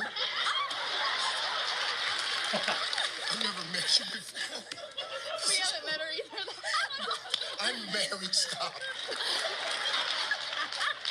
Now, I'm in an extramarital affair that I don't even know about. That's the worst kind. I'm gonna get another divorce. At least I need to know who the hell is lying. She keeps your book in her car, and that's when Oh, well, that's good. Just let Annie read the book. Oh, yeah, Hal. Oh, you used to knock 'em dead, didn't you, boy? Oh, I could tell. Pretty dude like you. Freckles. Sneaky looking. You got your little mustache and goatee with a drawing on it. Anytime a man cuts his goatee to make it look like a champagne glass, that's sexy right there. That's when you're sexy right there. I bet nobody ever told you that, had it? No, it has. No. My wife loved it. Yeah, that's good.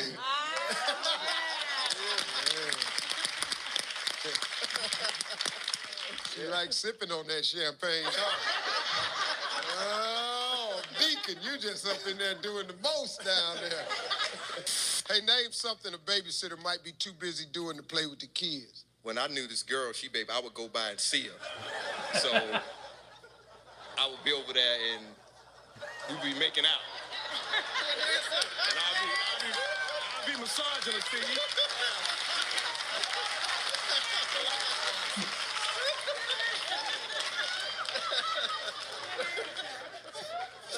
That good enough for you? Somewhere making love, too busy to play with the kids. Oh. There we go. My name fell off, Steve. My name fell off. What the hell is going on over here? Hey, Simpson, we only got one strike. Name something a babysitter might be too busy doing to play with the kids. I'm a very responsible parent. Let me put that out there. But sometimes... Let me ask y'all something. There's something about this family right here. Can y'all ever just answer the question? And what you do for a living? I work at my mother's kitchen, which is a soul food place. I would just love to have you there, Steve. Well, I'm coming to Chicago. What's the name of the restaurant? My mother's kitchen, Comfort Southern You said you work... Food. I work there. I'm a waitress. Yeah. Okay, I was trying to get the name of your mama's restaurant. My mother's kitchen. Oh, I'm sorry. That's it, honey. Just help yourself. It's okay. It's okay. It's all right, Steve. I heard you say it was your mama's kitchen. I'm trying to find out the name of the place. It's my mother's kitchen, Southern Comfort Foods. You greet the people at the door? I hug everybody come in there. I said, oh, welcome, darling, to my mother's kitchen. Yeah, I am so proud that you came to visit us. Uh-huh. Oh, they love you. They love you. I know they do. Yes, and they call me Sweet Dorothy at the restaurant. Yes, ma'am. Yes. And you probably the reason y'all on the show, too. Absolutely. I know all of this here. You have a holy name. That's a holy name? Holy. Saint Stephen. Do you know my whole name? Broderick Stephen Harvey. You know who I was named after? No. Broderick Crawford on the Highway Patrol show. Broderick Crawford. Name something a single guy might have a collection of from all the women he's dated. Bruises?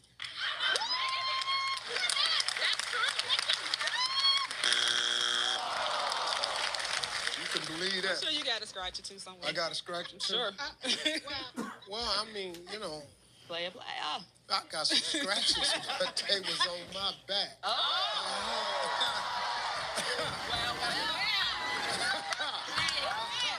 You feel me? This is what I do for a living. You know, you can't stop me. Watch out. Isabella, how you doing? I'm doing great. Good. Yes, sir. I would like to say a shout out to my husband who is in the audience, my husband of 37 years, Henry. Henry here today? Henry is here. Let me see, where's Henry? Yes, he is. Henry. Yes, sir. All right. Didn't want Henry on the show? Oh, yeah. He's here. I said didn't want him on the show. He's morals. He's good support. Yeah, didn't want him on the show. Didn't want Henry out here trying to take a shot at this 20,000. You picked the 5 people in your family you thought could win this money, huh? They said, how about Daddy? Don't worry, Daddy, just come and support the show. I can't play no Family Feud. I've been working. I don't even know what the show about. Henry had a job all his life, ain't he? He did. So he ain't got Retired time. military. The whole family involved in the military? Pretty much. Well, that's good. Thank all y'all. Yeah. Thank you. Well, Miss Isabella, let's go. Name something a man drops when a woman suddenly says she wants it. His pants. All right. That is amazing. Ooh. Let's see something.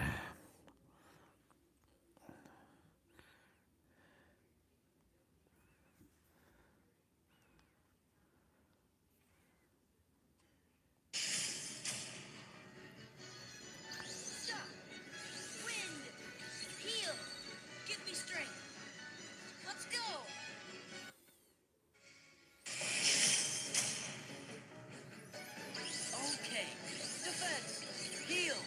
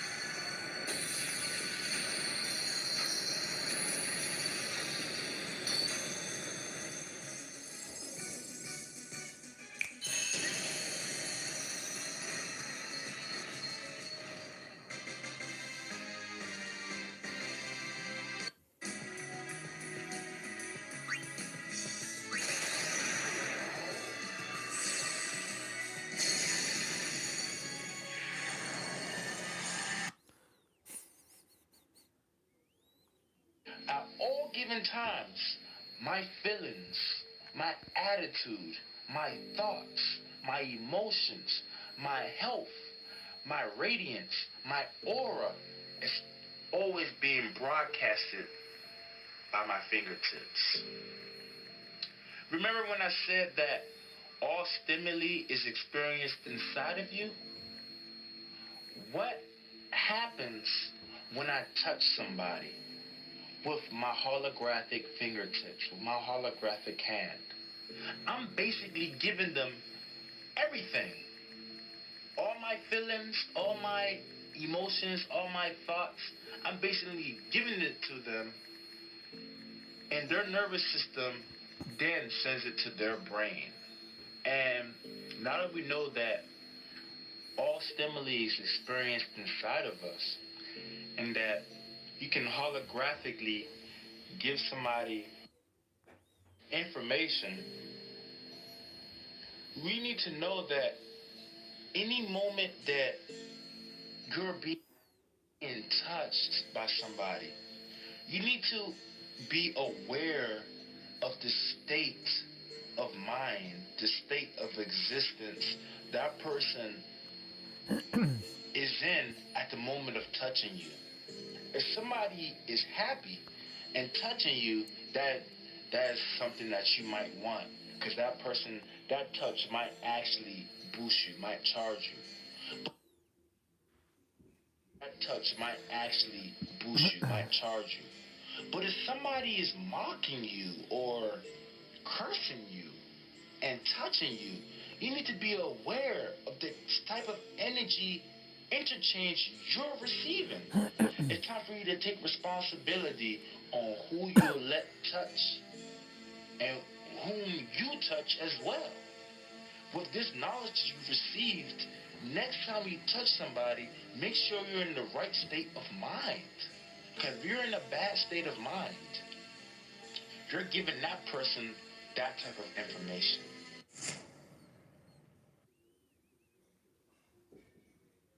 Alright, so if you've never played a Nintendo Switch before, these are the games that I would recommend. The first game that I would recommend you pick up is Super Smash Bros. Ultimate. It's just a game that you can get millions of hours out of and never get sick of. You can play online, you can play with your friends. It's just the ultimate game to get. The next game that I would highly recommend would be Mario Kart. Mario Kart is great, once again, for online gameplay. Mario Kart? With your friends, with your Mario family, Kart. everything. Just millions of hours can be put into Mario Kart and you'll never get sick of it. The next thing that I would recommend is just anything Mario, so Mario Golf, Mario Party, all that stuff. Zelda Breath of the Wild for a fantastic RPG. Can never get sick of that game. And anything Pokemon. Pokemon Sword and Shield, Pokemon BDSP, Let's Go, all that stuff.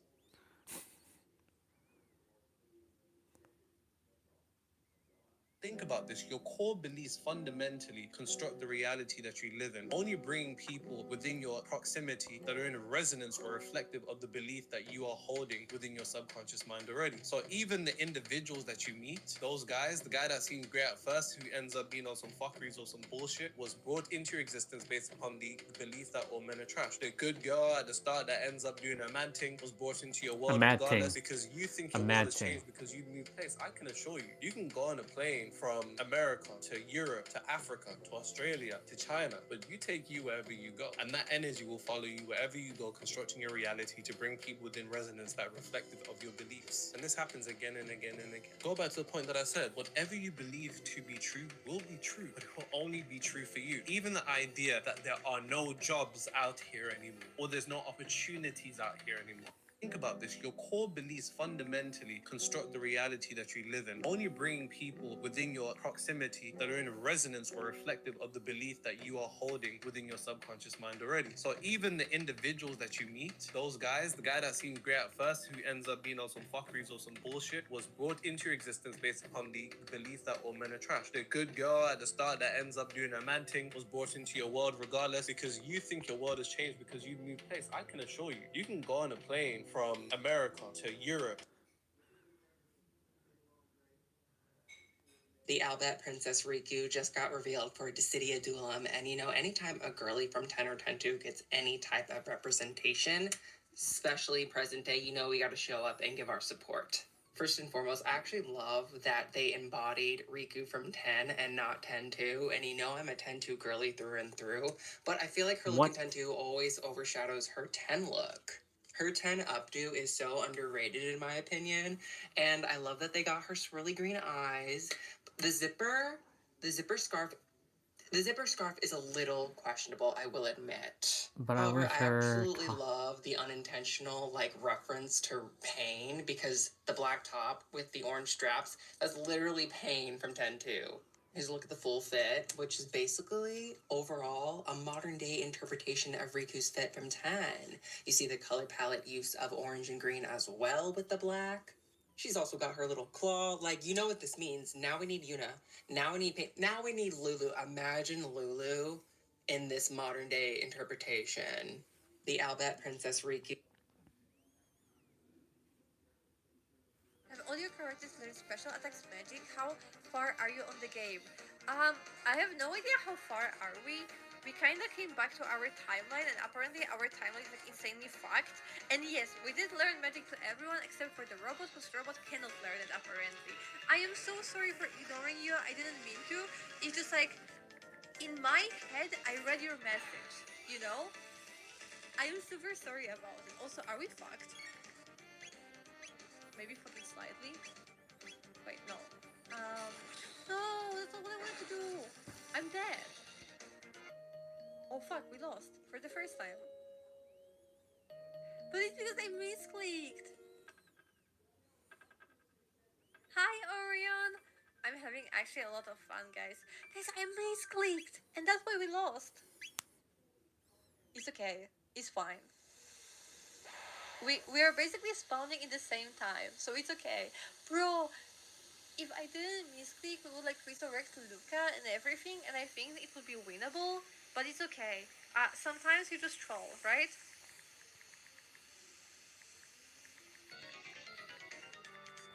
Big Boy was definitely angry.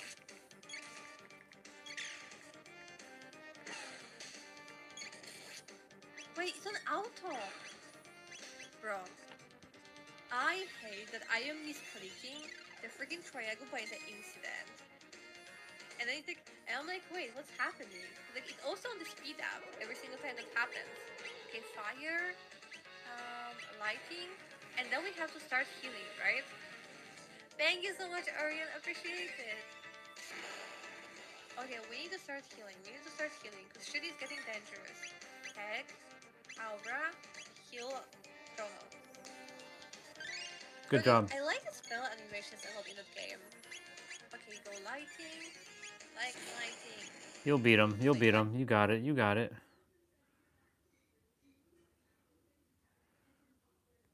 This OS takes phones forgotten to time by manufacturers and offers a new lease of life.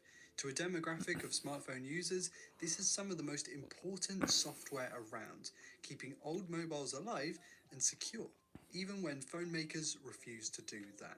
Believe it or not, it's been around for 10 years now, so we need to talk about it. Hey guys, I'm Ryan Thomas, and this is Lineage OS.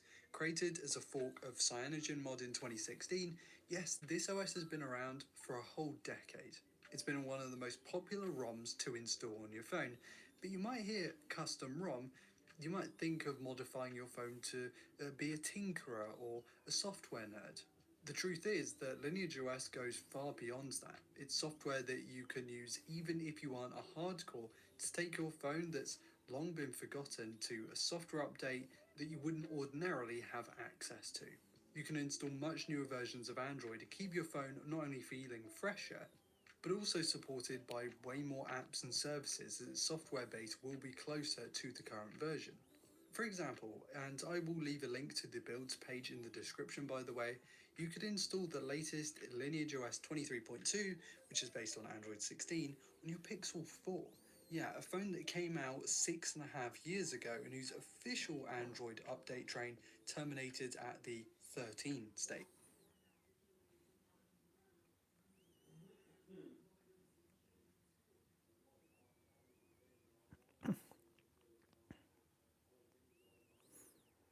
Oh, it's her birthday. Happy birthday, AJ.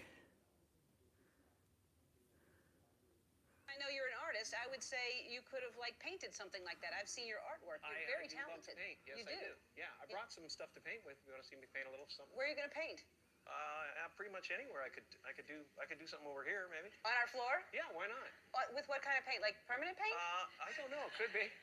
Could be. You never know. All right. You never know. Why not? Let's Yeah. paint it. What Wanna do that? What are you painting? How just, long? Well, we have to go to break. Can you start and can we come back? Yeah, no, sure. Start. Okay, I'll stay here until No, we go no, to break. no. No, you break the start. form. Okay. Is this gonna... Okay, this looks like that. So we'll go to break and we'll see what. Oh Lord. This is my favorite part. Woo!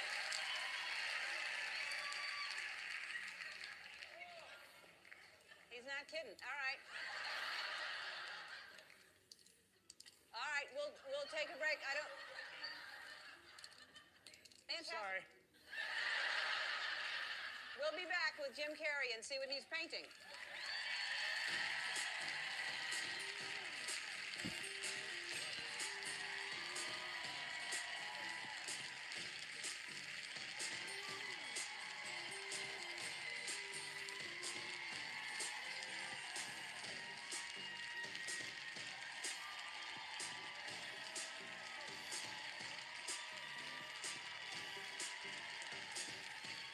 What the hell is he drawing?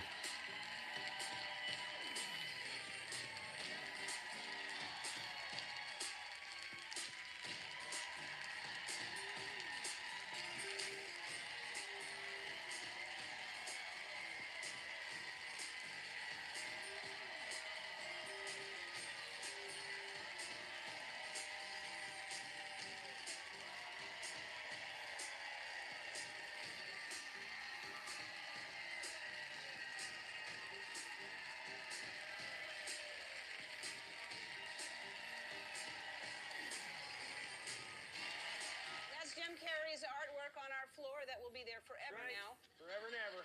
All right. And Yep. So it is the characters. It's Dumb and Dumber 2. That's right. Yeah. Me and Jeff. That's right. Yep.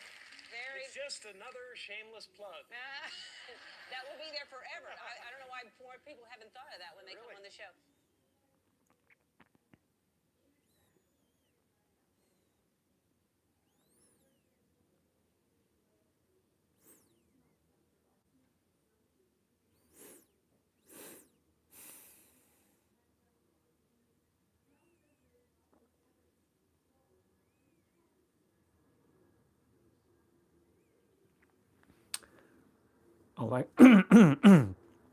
Alexa, what is adrenochrome?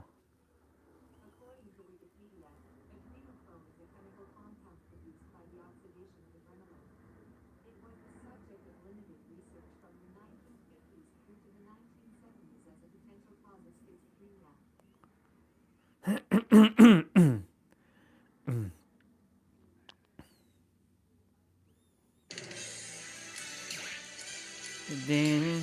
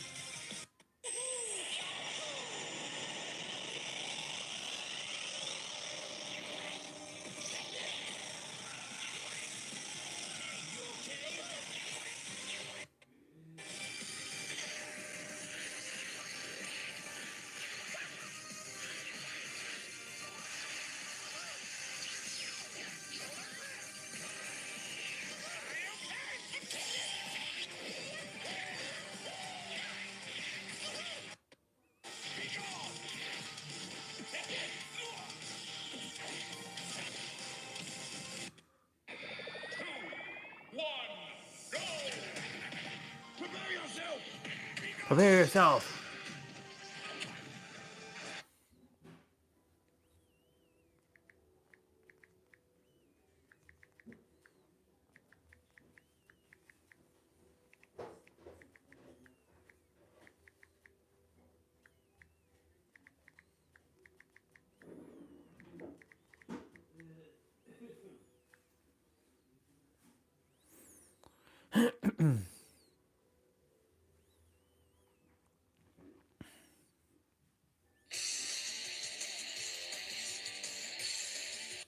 Patreon release. Become my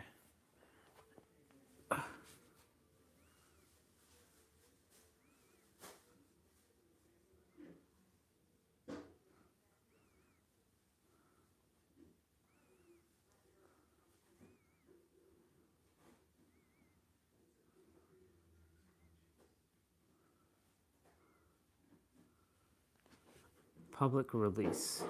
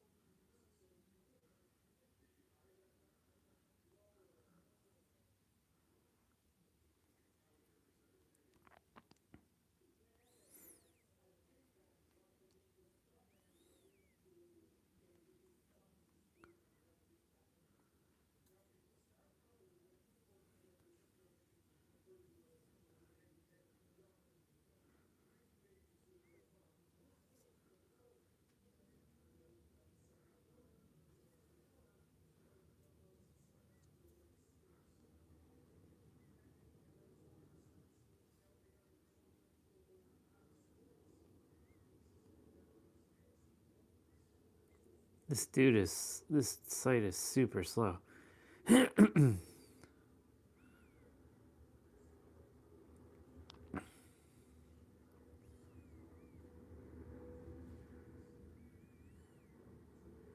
Trunks. Yuna. Eisen. Oh boy.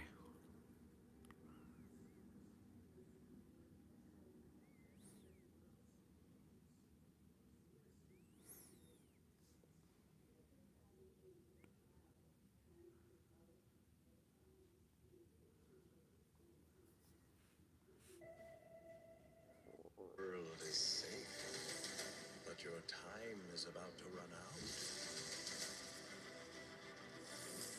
The chaos has only just begun.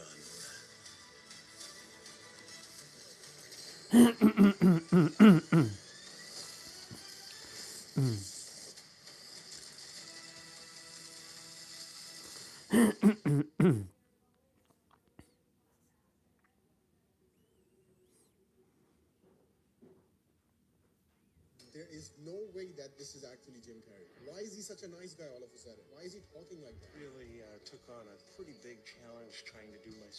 Within seconds, it became something else entirely. The fact that he had just told the truth to millions of people. But then something weird happened as Jim tried to get on with the interview. Mid-sentence, his phone buzzed. He picked it up and looked at it, and something changed. You know what they're trying to do? Who? This thing is buzzing. Hold on. They're trying to turn us into, you know, consumer drones of some sort. Hold on, I just got to get this. And yeah. Yeah, listen, I'm in the middle of blowing the lid off some. And just like that, the switch flipped. He went from warning the world about government-controlled media to robotically promoting his movie. Jim just randomly turned happy and docile. Exactly what he just warned about. For years, course, fans have dissected this clip. Some say it was just Carrie being Carrie, eccentric, unpredictable, always performing. Others see something else, a man trying to tell the truth, then being stopped mid-sentence by a call that reminded him who he was working for. Now, 11 years later, Carrie re-emerges looking like a different person. The clone theories are everywhere, and the internet is convinced something is wrong. But maybe, just maybe, Jim's been trying to tell us something all along, and we weren't listening. He tried to tell us, absolute legend, I hope he's all right. It really doesn't look like him at that awards show. I can't believe Jim Carrey did this. He is forever gone because of this. I wonder what they did to his daughter. I hope she's okay. Damn. Reminder for those who can't see the old comments from 11 years ago, these laughs were tracks added after. People in the studio weren't laughing much. I don't exist. So they're all characters that I played, including Jim Carrey, including Joel Barish, including any of those things. They're all characters. Yep.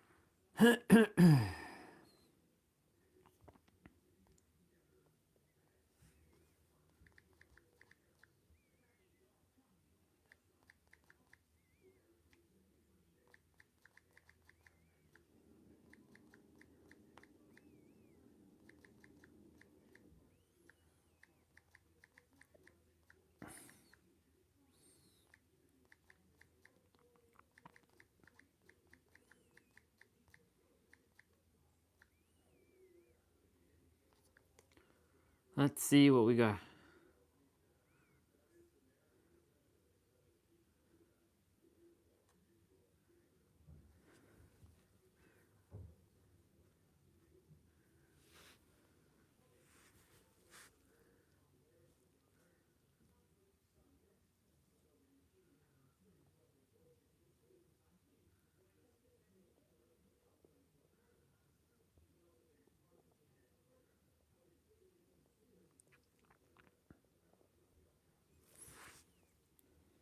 Cool beans. All right. We have how much time left? 14 minutes.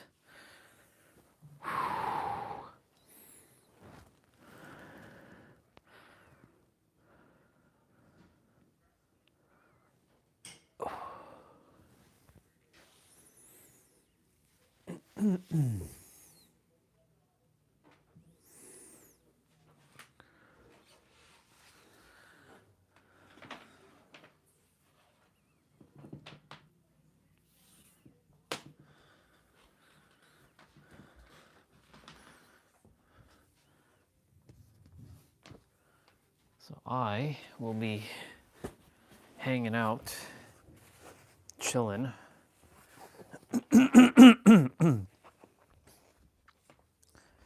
Plugging in my tablet, playing emulators.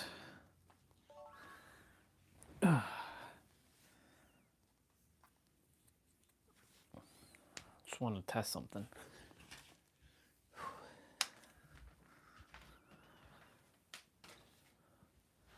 I'm going to move my Mac over here.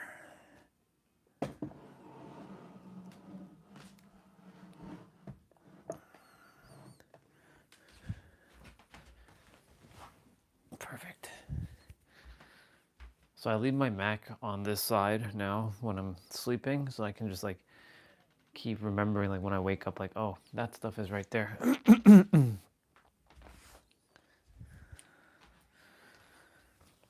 All right.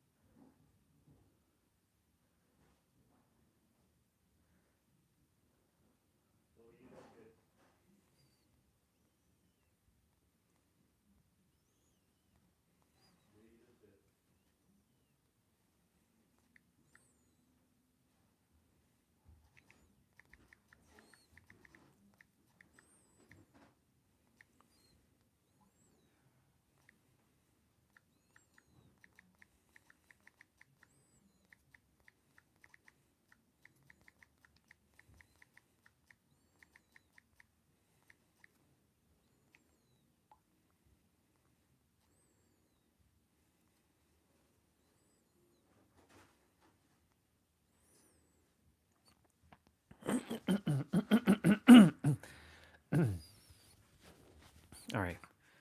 I am going to look for something now.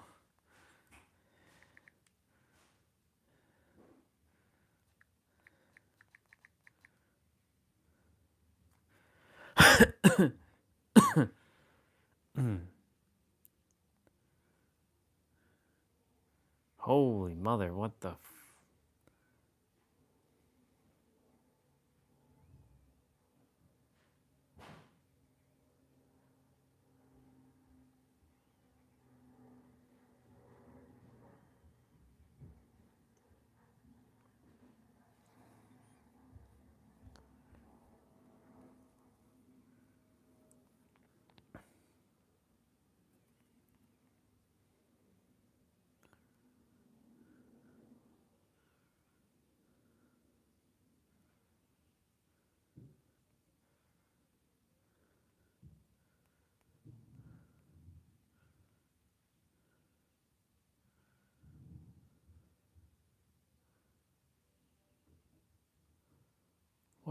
fuck?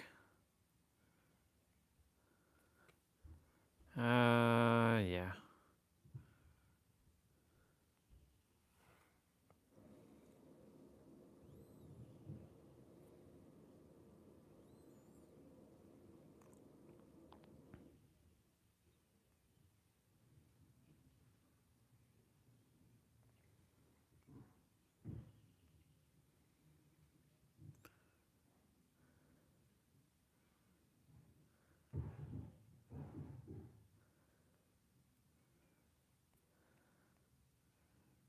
What the fuck?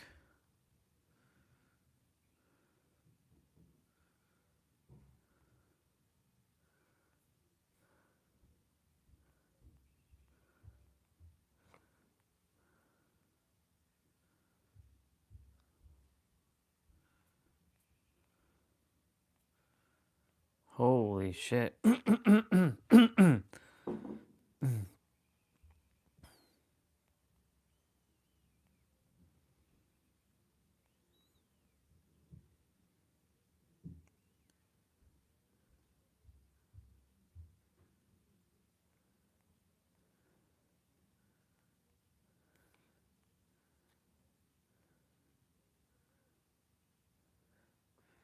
Don't we need an enable code?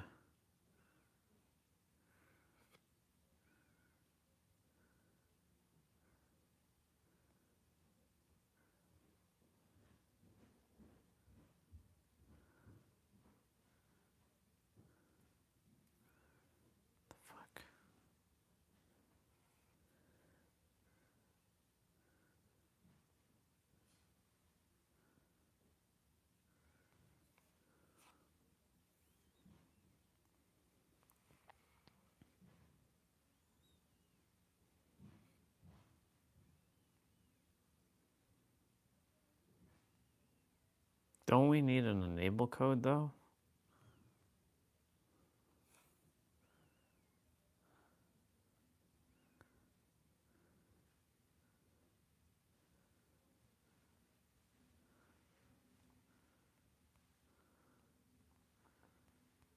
Okay.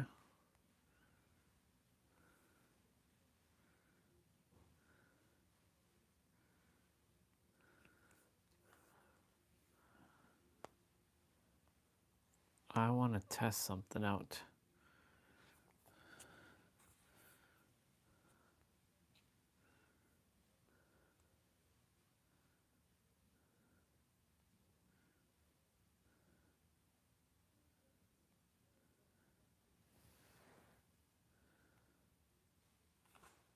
What do you mean?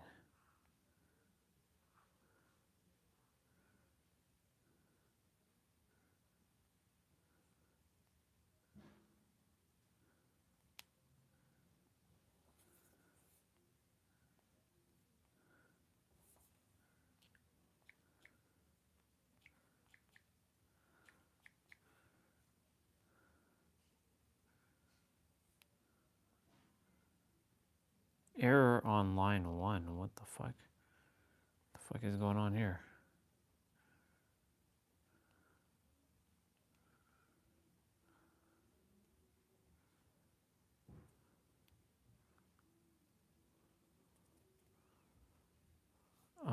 Okay.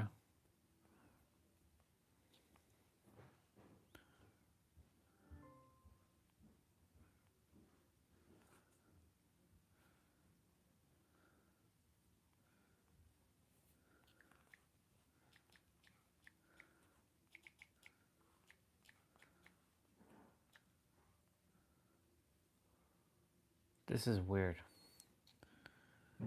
Okay. Graphic mods are currently disabled.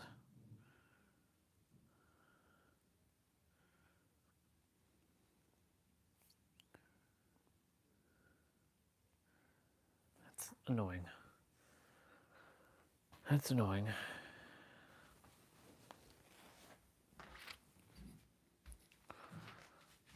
Alexa, play notification.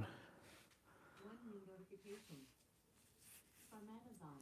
From Amazon. On Friday, there's a chance of rain near you in West Humber, Clairville, starting around 10 a.m. and stopping around 4 p.m. Also, there's a chance of snow starting around 10 a.m. and stopping around 11 a.m. Okay. We got 5 minutes. So that means the live stream will be done at 7:09. Well, it's a good day. Relaxing. I'm going to be relaxing for the rest of the evening. I'm not going to be moving much. I'll just get up, stretch, get back down, and just hang out.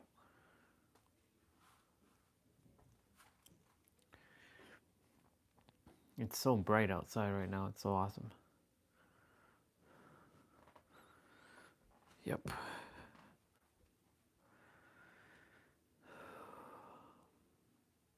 Full body Friday tomorrow.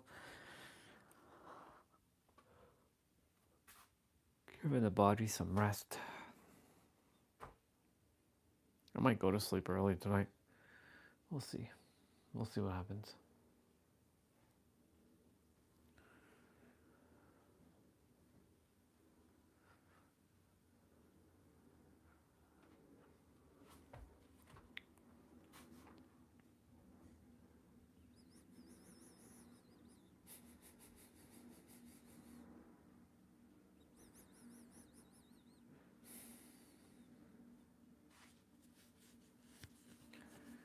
I trust Tehran will be okay with what I shared, what itself shared with itself.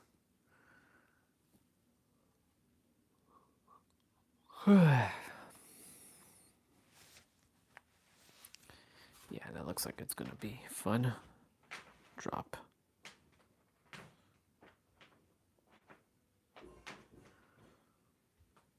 It's 7:12. Got a couple more minutes. Then I'm gonna end the stream.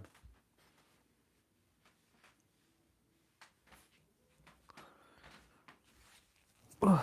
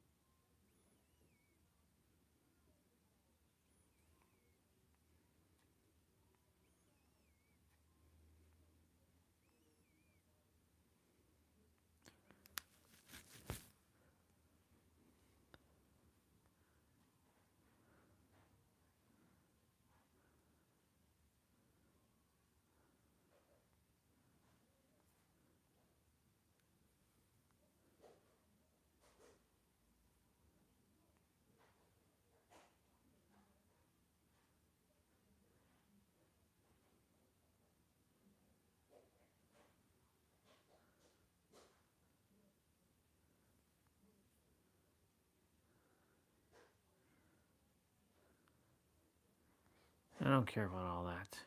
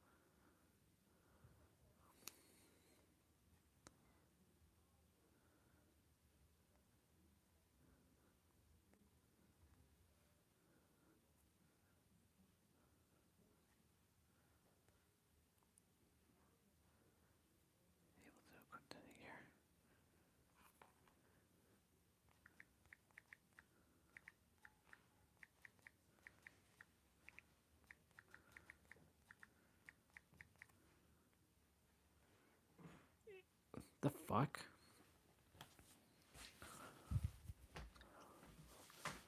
Oh shit, I didn't do my wrap up. Oh well. Alright, y'all. Have yourselves a good night. Love you. Bye.